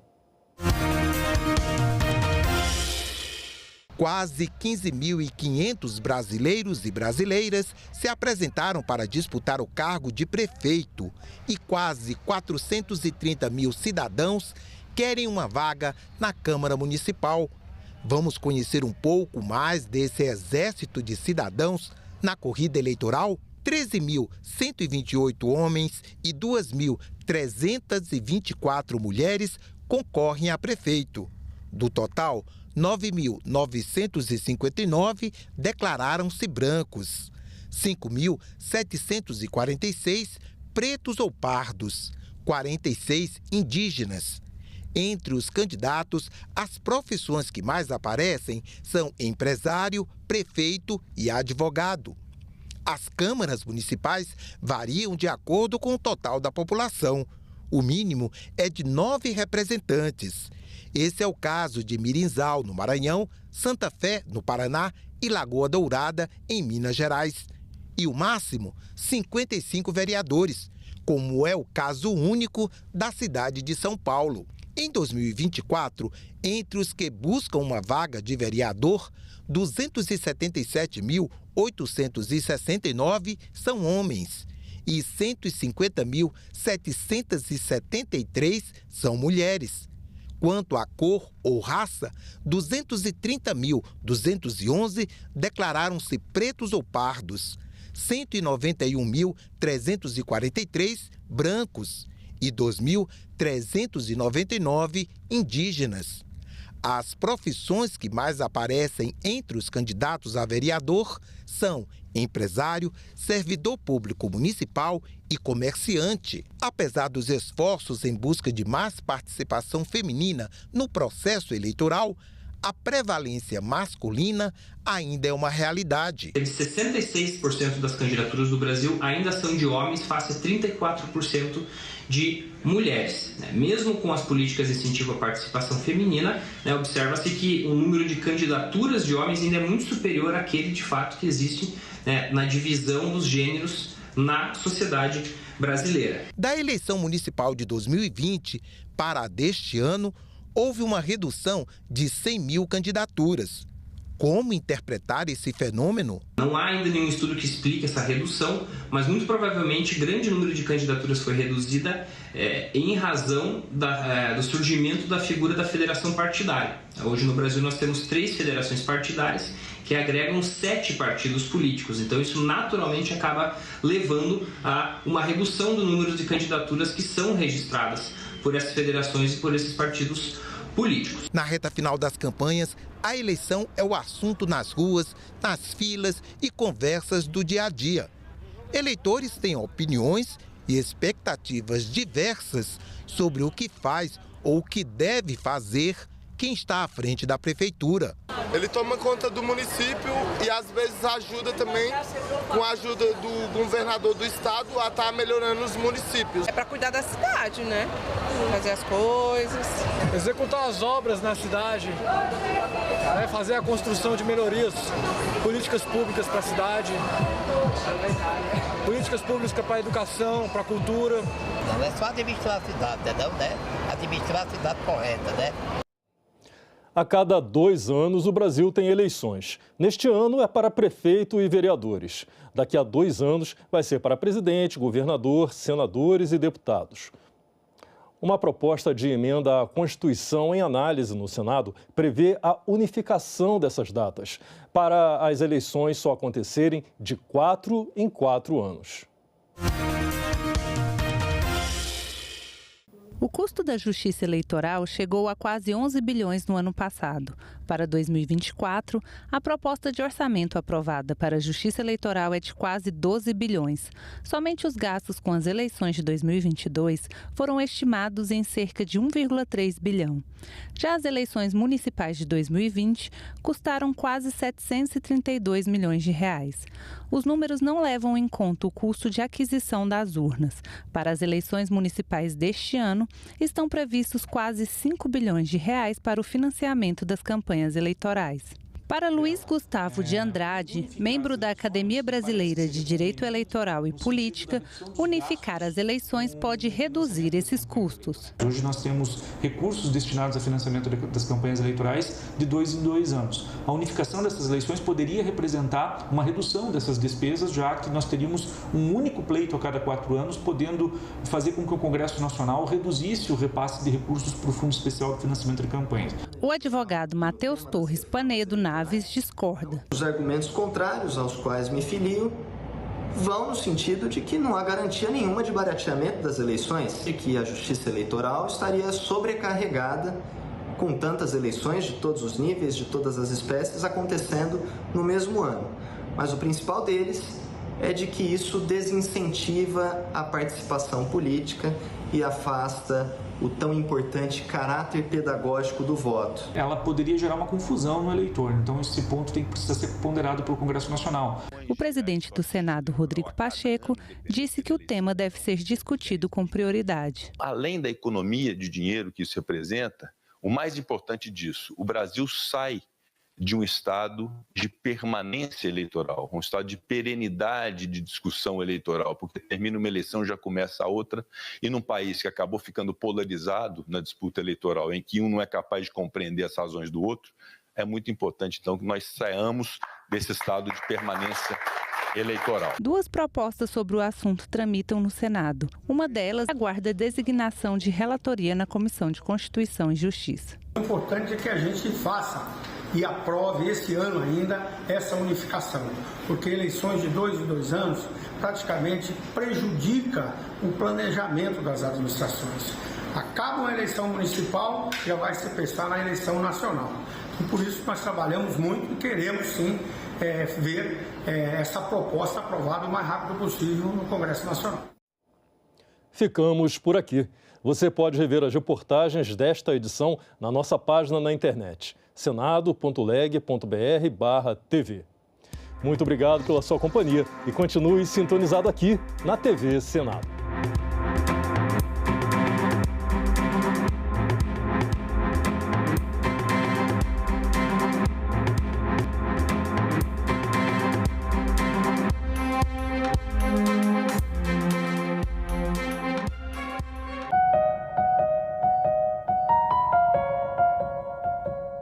Você não reduz a criminalidade apenas com pena, elevando a pena. Senador, o seu projeto prevê o aumento do tempo de internação para 5 anos para os adolescentes em conflito com a lei. Um rapaz de 17 anos entra numa escola, efetuou vários disparos, matando várias pessoas. O máximo hoje que ele vai ficar internado são 3 anos. Salão Nobre, hoje, 8 horas da noite, aqui na TV Senado. Será que a adolescência é ela mesma um período de ruptura com a outra geração anterior? Será que ela é descontinuidade? Você tinha o peso forte da tradição. Por isso que você não tinha adolescência, inclusive. Você é filho do rei, você é obrigado a pegar o reino e a ser rei. Você não fala, pai, desculpa, estou em crise, eu vou ser cineasta. Você tem a tradição, a escolha dos casamentos, você tem a repetição. Você crescer, você se identificar com o passado e entrar num circuito infinito. A modernidade diz, a cada geração, uma invenção. Então, ela é ruptura por definição. Ela tem que dizer, eu nego tudo aquilo que é você, eu vou inventar o meu, eu vou para a estrada. Entende? Aí tem todo o cinema hollywoodiano com o carro, né? On the road. Você tá na vida, você vai.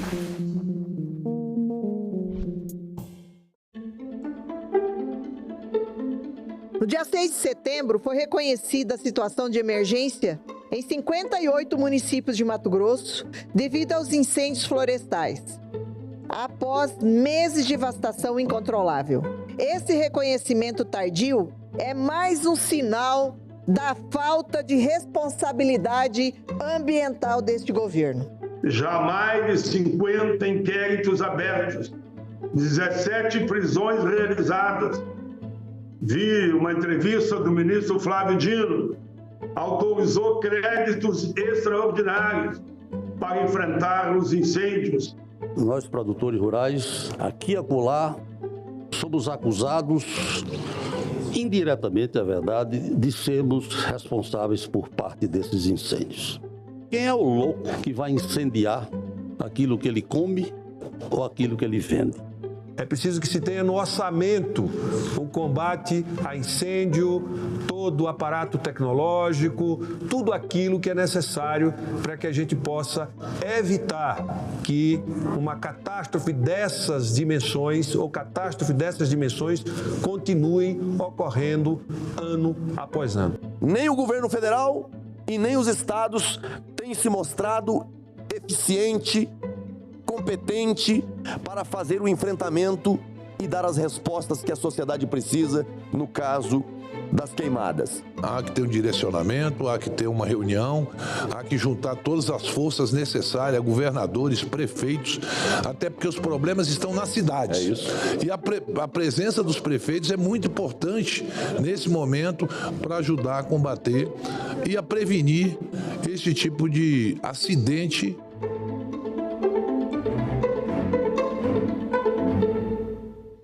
Neuromielite, uma doença rara, entre tantas outras, sem remédios, ainda sem cura. Hoje a gente não tem medicamentos no SUS. Não existe como fazer esse diagnóstico pelo SUS. Então a gente tem uma doença que é mais grave e existe um abismo de acesso aos direitos. Sabem que esses pacientes vão morrer na fila porque 30% não chegam ao primeiro atendimento. Isso é crime.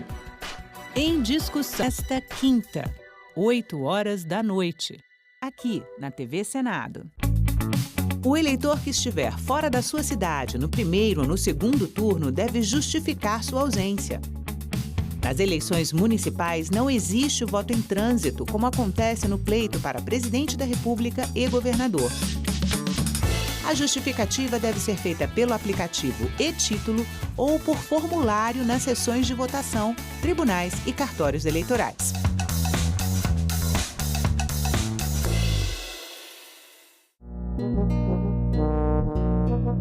Agora é lei.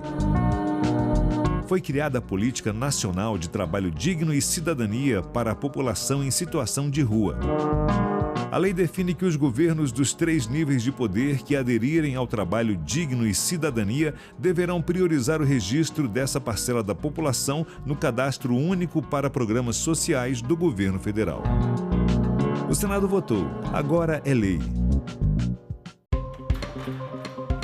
Saúde mental, porque precisamos falar sobre isso. Como ajudar as pessoas que sofrem de transtornos mentais? Voluntária do Centro de Valorização da Vida, Adriana Riso, e o presidente da Associação Brasileira de Psiquiatria, Antônio Geraldo da Silva, respondem a essas e outras perguntas ao vivo.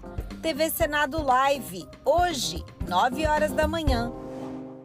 Eu sou o filho mais novo de uma família de 3 irmãos. Bom dia, a gente vai trabalhar muito hoje. Minha mãe me teve aos 42 anos. Meu pai foi deputado estadual, era um comerciante, mas depois foi sequelado por um problema de saúde, um AVC. Portanto, ela foi o carro-chefe da nossa. Eu digo com muita humildade, mas com muito reconhecimento, que ela nos fez gente. Esse nosso espaço aqui de trabalho, ele tem uma presença pernambucana muito grande. Nós temos aqui, por exemplo, a manta do Caboclo de Lança.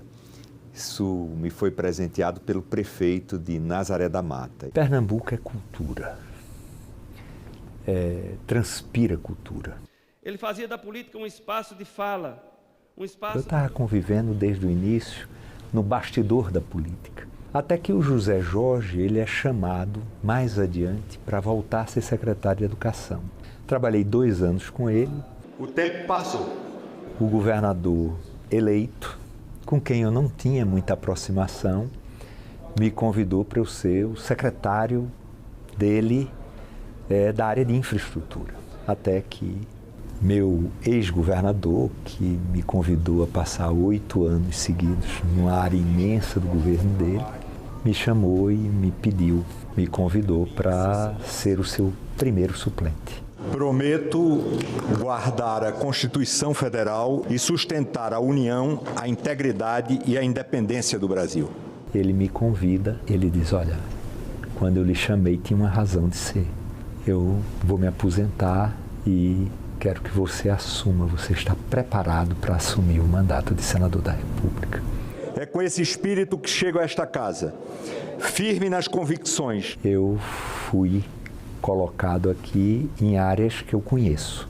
Comissão de Assuntos Econômicos, Comissão de Relações Exteriores e Defesa Nacional, Comissão de Assuntos Sociais, Comissão de Ciência e Tecnologia. E eu tenho muita gratidão aos meus colegas de Senado e de bancada do MDB. Essa é a minha história, que está pela metade, se Deus quiser, porque eu ainda vou viver muito. O Congresso Nacional é o órgão que representa o povo brasileiro, que elabora leis, que fiscaliza as ações do Poder Executivo. O nosso sistema é o bicameral, ou seja, ele é composto por 2 câmaras ou 2 casas legislativas, a Câmara dos Deputados e o Senado Federal. Um projeto de lei que começa aprovado pela Câmara é sempre revisado pelo Senado. Da mesma forma, uma proposta apresentada pelo Senado também precisa passar pela votação dos deputados antes de ser sancionada ou não pelo presidente da República. A Câmara dos Deputados é composta por 513 deputados, que são eleitos a cada 4 anos pelo sistema proporcional. Cada estado brasileiro e o Distrito Federal elegem seus deputados de acordo com o tamanho de suas populações. Já o Senado Federal é composto pelos representantes dos estados e do Distrito Federal. Mas os senadores são eleitos pelo sistema majoritário. Vence o que tiver o maior número de votos. Cada unidade elege 3 senadores, independentemente do tamanho de sua população. Isso garante uma representação mais equilibrada entre os diferentes estados e as diferentes regiões do Brasil. As 2 casas também possuem uma série de atribuições que são exclusivas. Por exemplo, os deputados podem autorizar, com a aprovação de 2/3 de seus membros, o início de um processo de impeachment contra o presidente da República. Mas são os senadores que julgam se o presidente sofrerá ou não o impeachment. Além disso, são apenas os senadores que analisam e aprovam as indicações do presidente da República para diversos cargos muito importantes, como os ministros do STF e o Procurador-Geral da República. O Congresso é o nível mais alto do nosso poder legislativo. Escolha bem os seus representantes.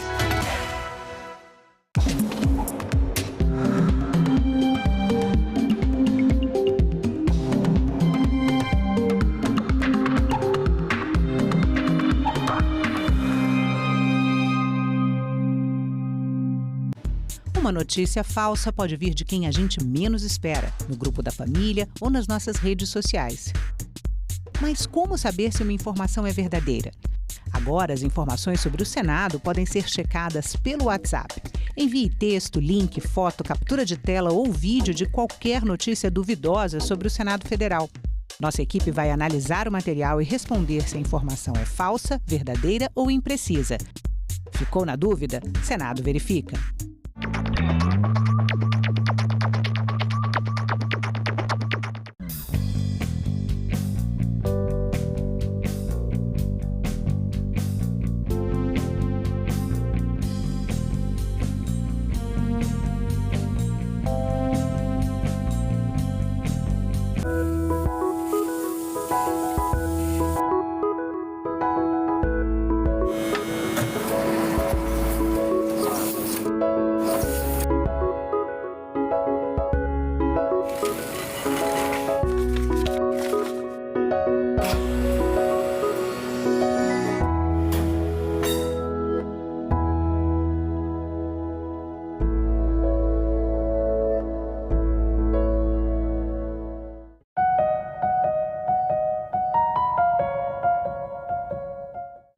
O programa a seguir é livre para todos os públicos. Você não reduz a criminalidade apenas com pena, elevando a pena. Senador, o seu projeto prevê o aumento do tempo de internação para 5 anos para os adolescentes em conflito com a lei. Um rapaz de 17 anos entra numa escola, efetuou vários disparos, matando várias pessoas. O máximo hoje que ele vai ficar internado são 3 anos. Isso foge à razoabilidade. Isso não é crível, isso não é razoável.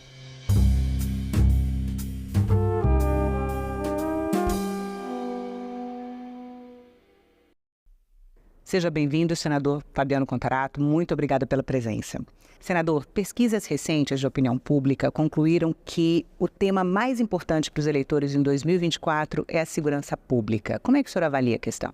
Eu acho que essa é uma constatação que condiz com a realidade brasileira. A Constituição Federal de 88, no artigo 144, determina que a segurança pública é direito de todos, mas é dever do Estado. E, infelizmente, a população está subjugada na violação do seu direito de ir e vir, na violação do seu patrimônio, na violação da sua dignidade. Você tem um aumento de feminicídio, você tem aumento de crimes contra a dignidade sexual, de crimes contra o patrimônio, você tem a evolução tecnológica que também faz com que a criminalidade e o crime ele se expanda de outras formas que antes não tínhamos. Então, esse é um sintoma e um recado muito claro que a população está dando para nós parlamentares, porque não basta estar na Constituição se esse bem jurídico tutelado, que tem que ser tutelado pelo Estado, está sendo, de alguma forma, violado com a aquiescência do próprio Estado. Em uma entrevista recente ao jornal Estado de São Paulo, o senhor disse que se o seu partido, o PT, não pautar temas como segurança pública, a direita vai pautar e da pior forma que puder. Como é que o senhor acredita que a direita trata o tema da segurança pública? Olha, trata de uma forma que eu não acho muito positiva, porque ela lida com um espírito de multidão, mas no sentido de causar pânico. Então isso não é positivo. Nós temos exemplos de que leis que emergiram num sistema de conflito na sociedade, ela não correspondia efetivamente ao que a sociedade queria. Então, eu vou dar um exemplo. Por exemplo, a lei dos crimes hediondos. A lei 8.072/90, ela foi até intitulada no meio jurídico de lei hedionda. Por quê? Porque ela não definia o que era hediondo. O que era crime hediondo? Isso é elementar.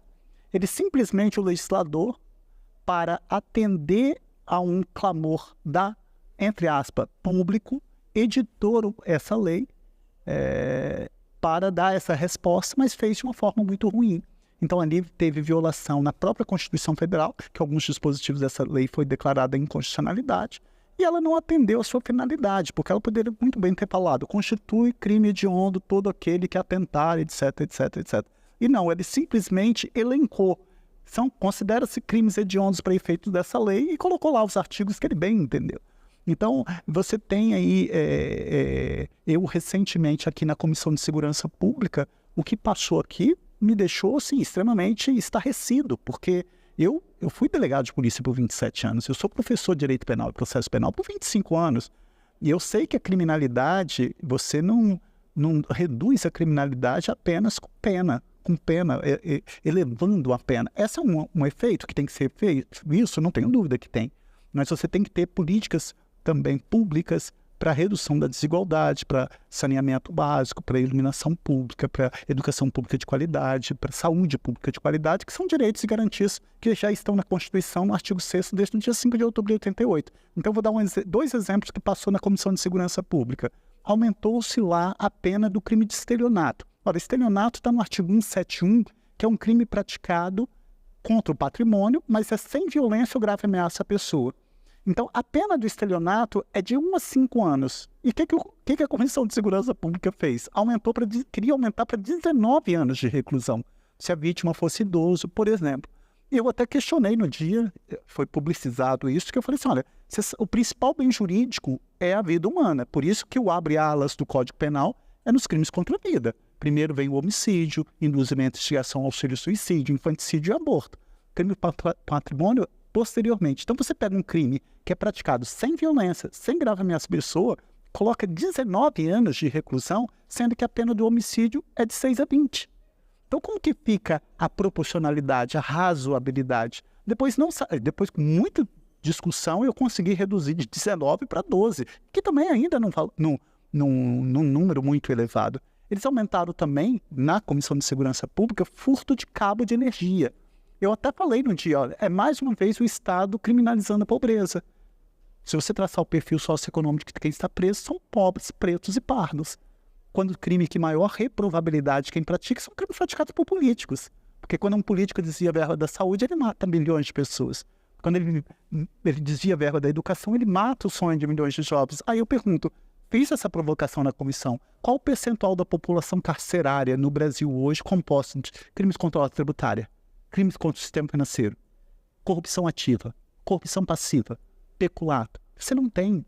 Por quê? Porque o Estado criminaliza a pobreza, o Estado criminaliza a cor da pele, e é cômodo para nós, políticos, aumentarmos a pena naquele segmento que é muito mais fácil de você dar uma reprovabilidade penal.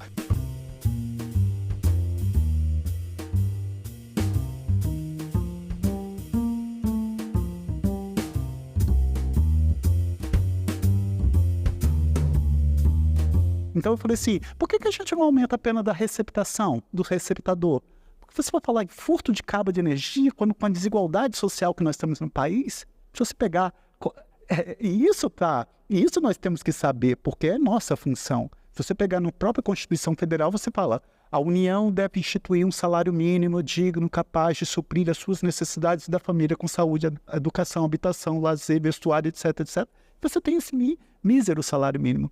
E eu não estou justificando o crime nem a criminalidade, longe de mim. Eu acho que qualquer pessoa que viola qualquer bem jurídico tem que ser penalizado e penalizado com rigor da lei. Mas eu não posso admitir que esse Congresso, que esse Senado legisle de forma contundente apenas contra um segmento social. Senador, em vários momentos o Senado respondeu à sociedade com o aumento de pena para vários crimes. Perfeito. Agora está em estudo o aumento de pena, por exemplo, para o feminicídio. Pelo que o senhor diz, o aumento de pena, ele talvez não seja a melhor resposta para a criminalidade. Para alguns crimes, por exemplo, de feminicídio, estupro de vulnerável, eu sou autor de um projeto que passou na Comissão de Direitos Humanos, por exemplo, para tipificar o estupro de vulnerável virtual, porque existia dentro do direito que a necessidade de contato físico entre o autor e a vítima nos crimes contra a dignidade sexual. Até que o STJ veio numa decisão inovadora falando que não há necessidade, é dispensável o contato físico. Então eu coloquei isso no projeto de lei e foi aprovado, colocando o seguinte, se uma pessoa faz uma videochamada, por exemplo, com uma criança, e ali determina que ela tire a roupa ou que ele pratique um ato libidinoso diverso da condição carnal, vai ser caracterizado o crime de estupro de uma forma virtual. É o legislador acompanhando a evolução e o sistema tecnológico. O que eu quero falar é que, efetivamente, nós temos que dar uma reprovabilidade muito maior para determinados crimes, não tenho dúvida. Agora, eu não posso aquecer com essa reprovabilidade atendendo apenas a um segmento, como é o caso ali de furto de cabo de energia ou de um estelionato, quase equiparando a pena do homicídio, que é o principal bem jurídico, que é a vida, com um crime contra o patrimônio praticado sem violência ou grave ameaça à pessoa. Senador, voltando para a entrevista que a gente falou no começo aqui, que era a entrevista que o senhor deu ao Estadão, por que o senhor acredita que o seu partido não pauta a segurança pública como um tema de interesse da sociedade? Eu acho que o partido ele peca nesse aspecto. Eu acho que a gente tem que dar uma resposta à população e aí com muito mais seriedade, sobriedade. Vou dar um exemplo aqui. Eu sou autor de um projeto de lei que aumenta o período de internação para adolescente em conflito com a lei, se ele praticar determinado ato infracional, por exemplo, equiparado como crime hediondo. Não é razoável. Eu fui delegado de polícia e presenciei um rapaz de 17 anos praticando um homicídio qualificado. A pena era se fosse maior, era de 12 a 30. Ele pega, no máximo, 3 anos de internação. Não tem como. Nós devemos tratar igualmente os iguais na medida que eles se desigualem. Então, eu proponho que você não precisa reduzir a maioridade penal porque é uma cláusula pétrea. Nós não temos o poder de fazer isso. Mas você tem como falar que em determinadas circunstâncias, ato infracional praticado com violência, grave ameaça à pessoa, nos equiparados a hediondo, o período de internação tem que ser um pouco maior. Senador, o seu projeto prevê o aumento do tempo de internação para 5 anos para os adolescentes em conflito com a lei. Perfeito, é isso? Perfeito. Eu acho que nós temos que tratar igualmente os iguais na medida que eles se desigualam. Hoje, o Estatuto da Criança e do Adolescente, ele prevê que o período máximo de internação para um adolescente em conflito com a lei e considera-se ato infracional todo crime ou contravenção praticado por adolescente, de no máximo 3 anos. Eu vou dar um exemplo que aconteceu no Espírito Santo. Um rapaz de 17 anos entra numa escola e efetuou vários disparos, matando várias pessoas. O máximo hoje que ele vai ficar internado são 3 anos. Isso foge à razoabilidade. Isso não é crível, isso não é razoável. Então eu proponho que jamais redução da maioridade penal, porque isso não pode. Essa é uma cláusula pétrea prevista na própria Constituição Federal. Mas você pode aumentar o período de internação. Então, por exemplo, esse projeto que eu apresentei é ato infracional praticado com violência ou grave ameaça à pessoa nos equiparados hediondos, o período de internação vai-se até 5 anos e esse prazo a gente pode debater, aumentando-se inclusive ou não. Mas o que nós não podemos é deixar apenas como está hoje na legislação, que é o Estatuto da Criança e do Adolescente, que é até 3 anos. Eu tive um exemplo prático na minha vida profissional como delegado de um homicídio qualificado praticado por um adolescente de 17 anos, que se fosse um maior, pegaria uma pena de 12 a 30 anos, como era um adolescente de conflito com a lei, ele poderia pegar no máximo 3. E nesse caso, a juíza, no processo, no procedimento contra ele, deu 1 ano.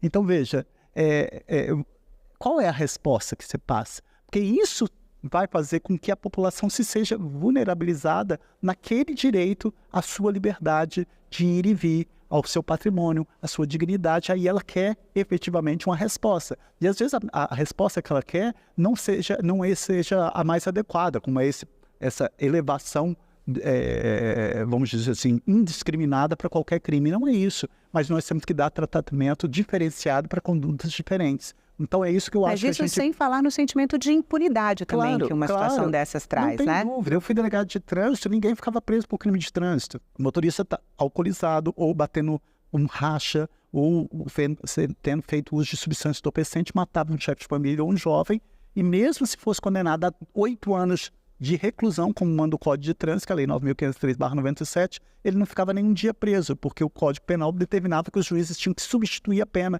nos casos de crime culposo. Até que eu fiz uma emenda aqui, e hoje é lei, eu tenho orgulho de falar isso, que hoje, se o motorista estiver alcoolizado, quer seja pelo em estado de embriaguez, quer seja pelo álcool ou qualquer substância efeito psicoativo, e que ele ocasiona a morte de alguém, essa pena de 8 anos não poderá ser substituída por prestação de serviço à comunidade. Ele vai cumprir pena efetivamente lá. Porque eu acompanhei a dor dessas mães que perdiam seus filhos. E ela me fazia pergunta que eu não tinha como responder. Como o motorista foi devolvido o carro, a habilitação, e no final ele não ficava nem um dia preso. Hoje, graças a Deus, graças a esse projeto que já virou lei, hoje ele determina a cadeia para motoristas que matar ou lesionar no trânsito estando em estado de embriaguez. Senador, e esse prazo de 5 anos, em que medida o senhor acha que ele pode viabilizar a recuperação dos adolescentes?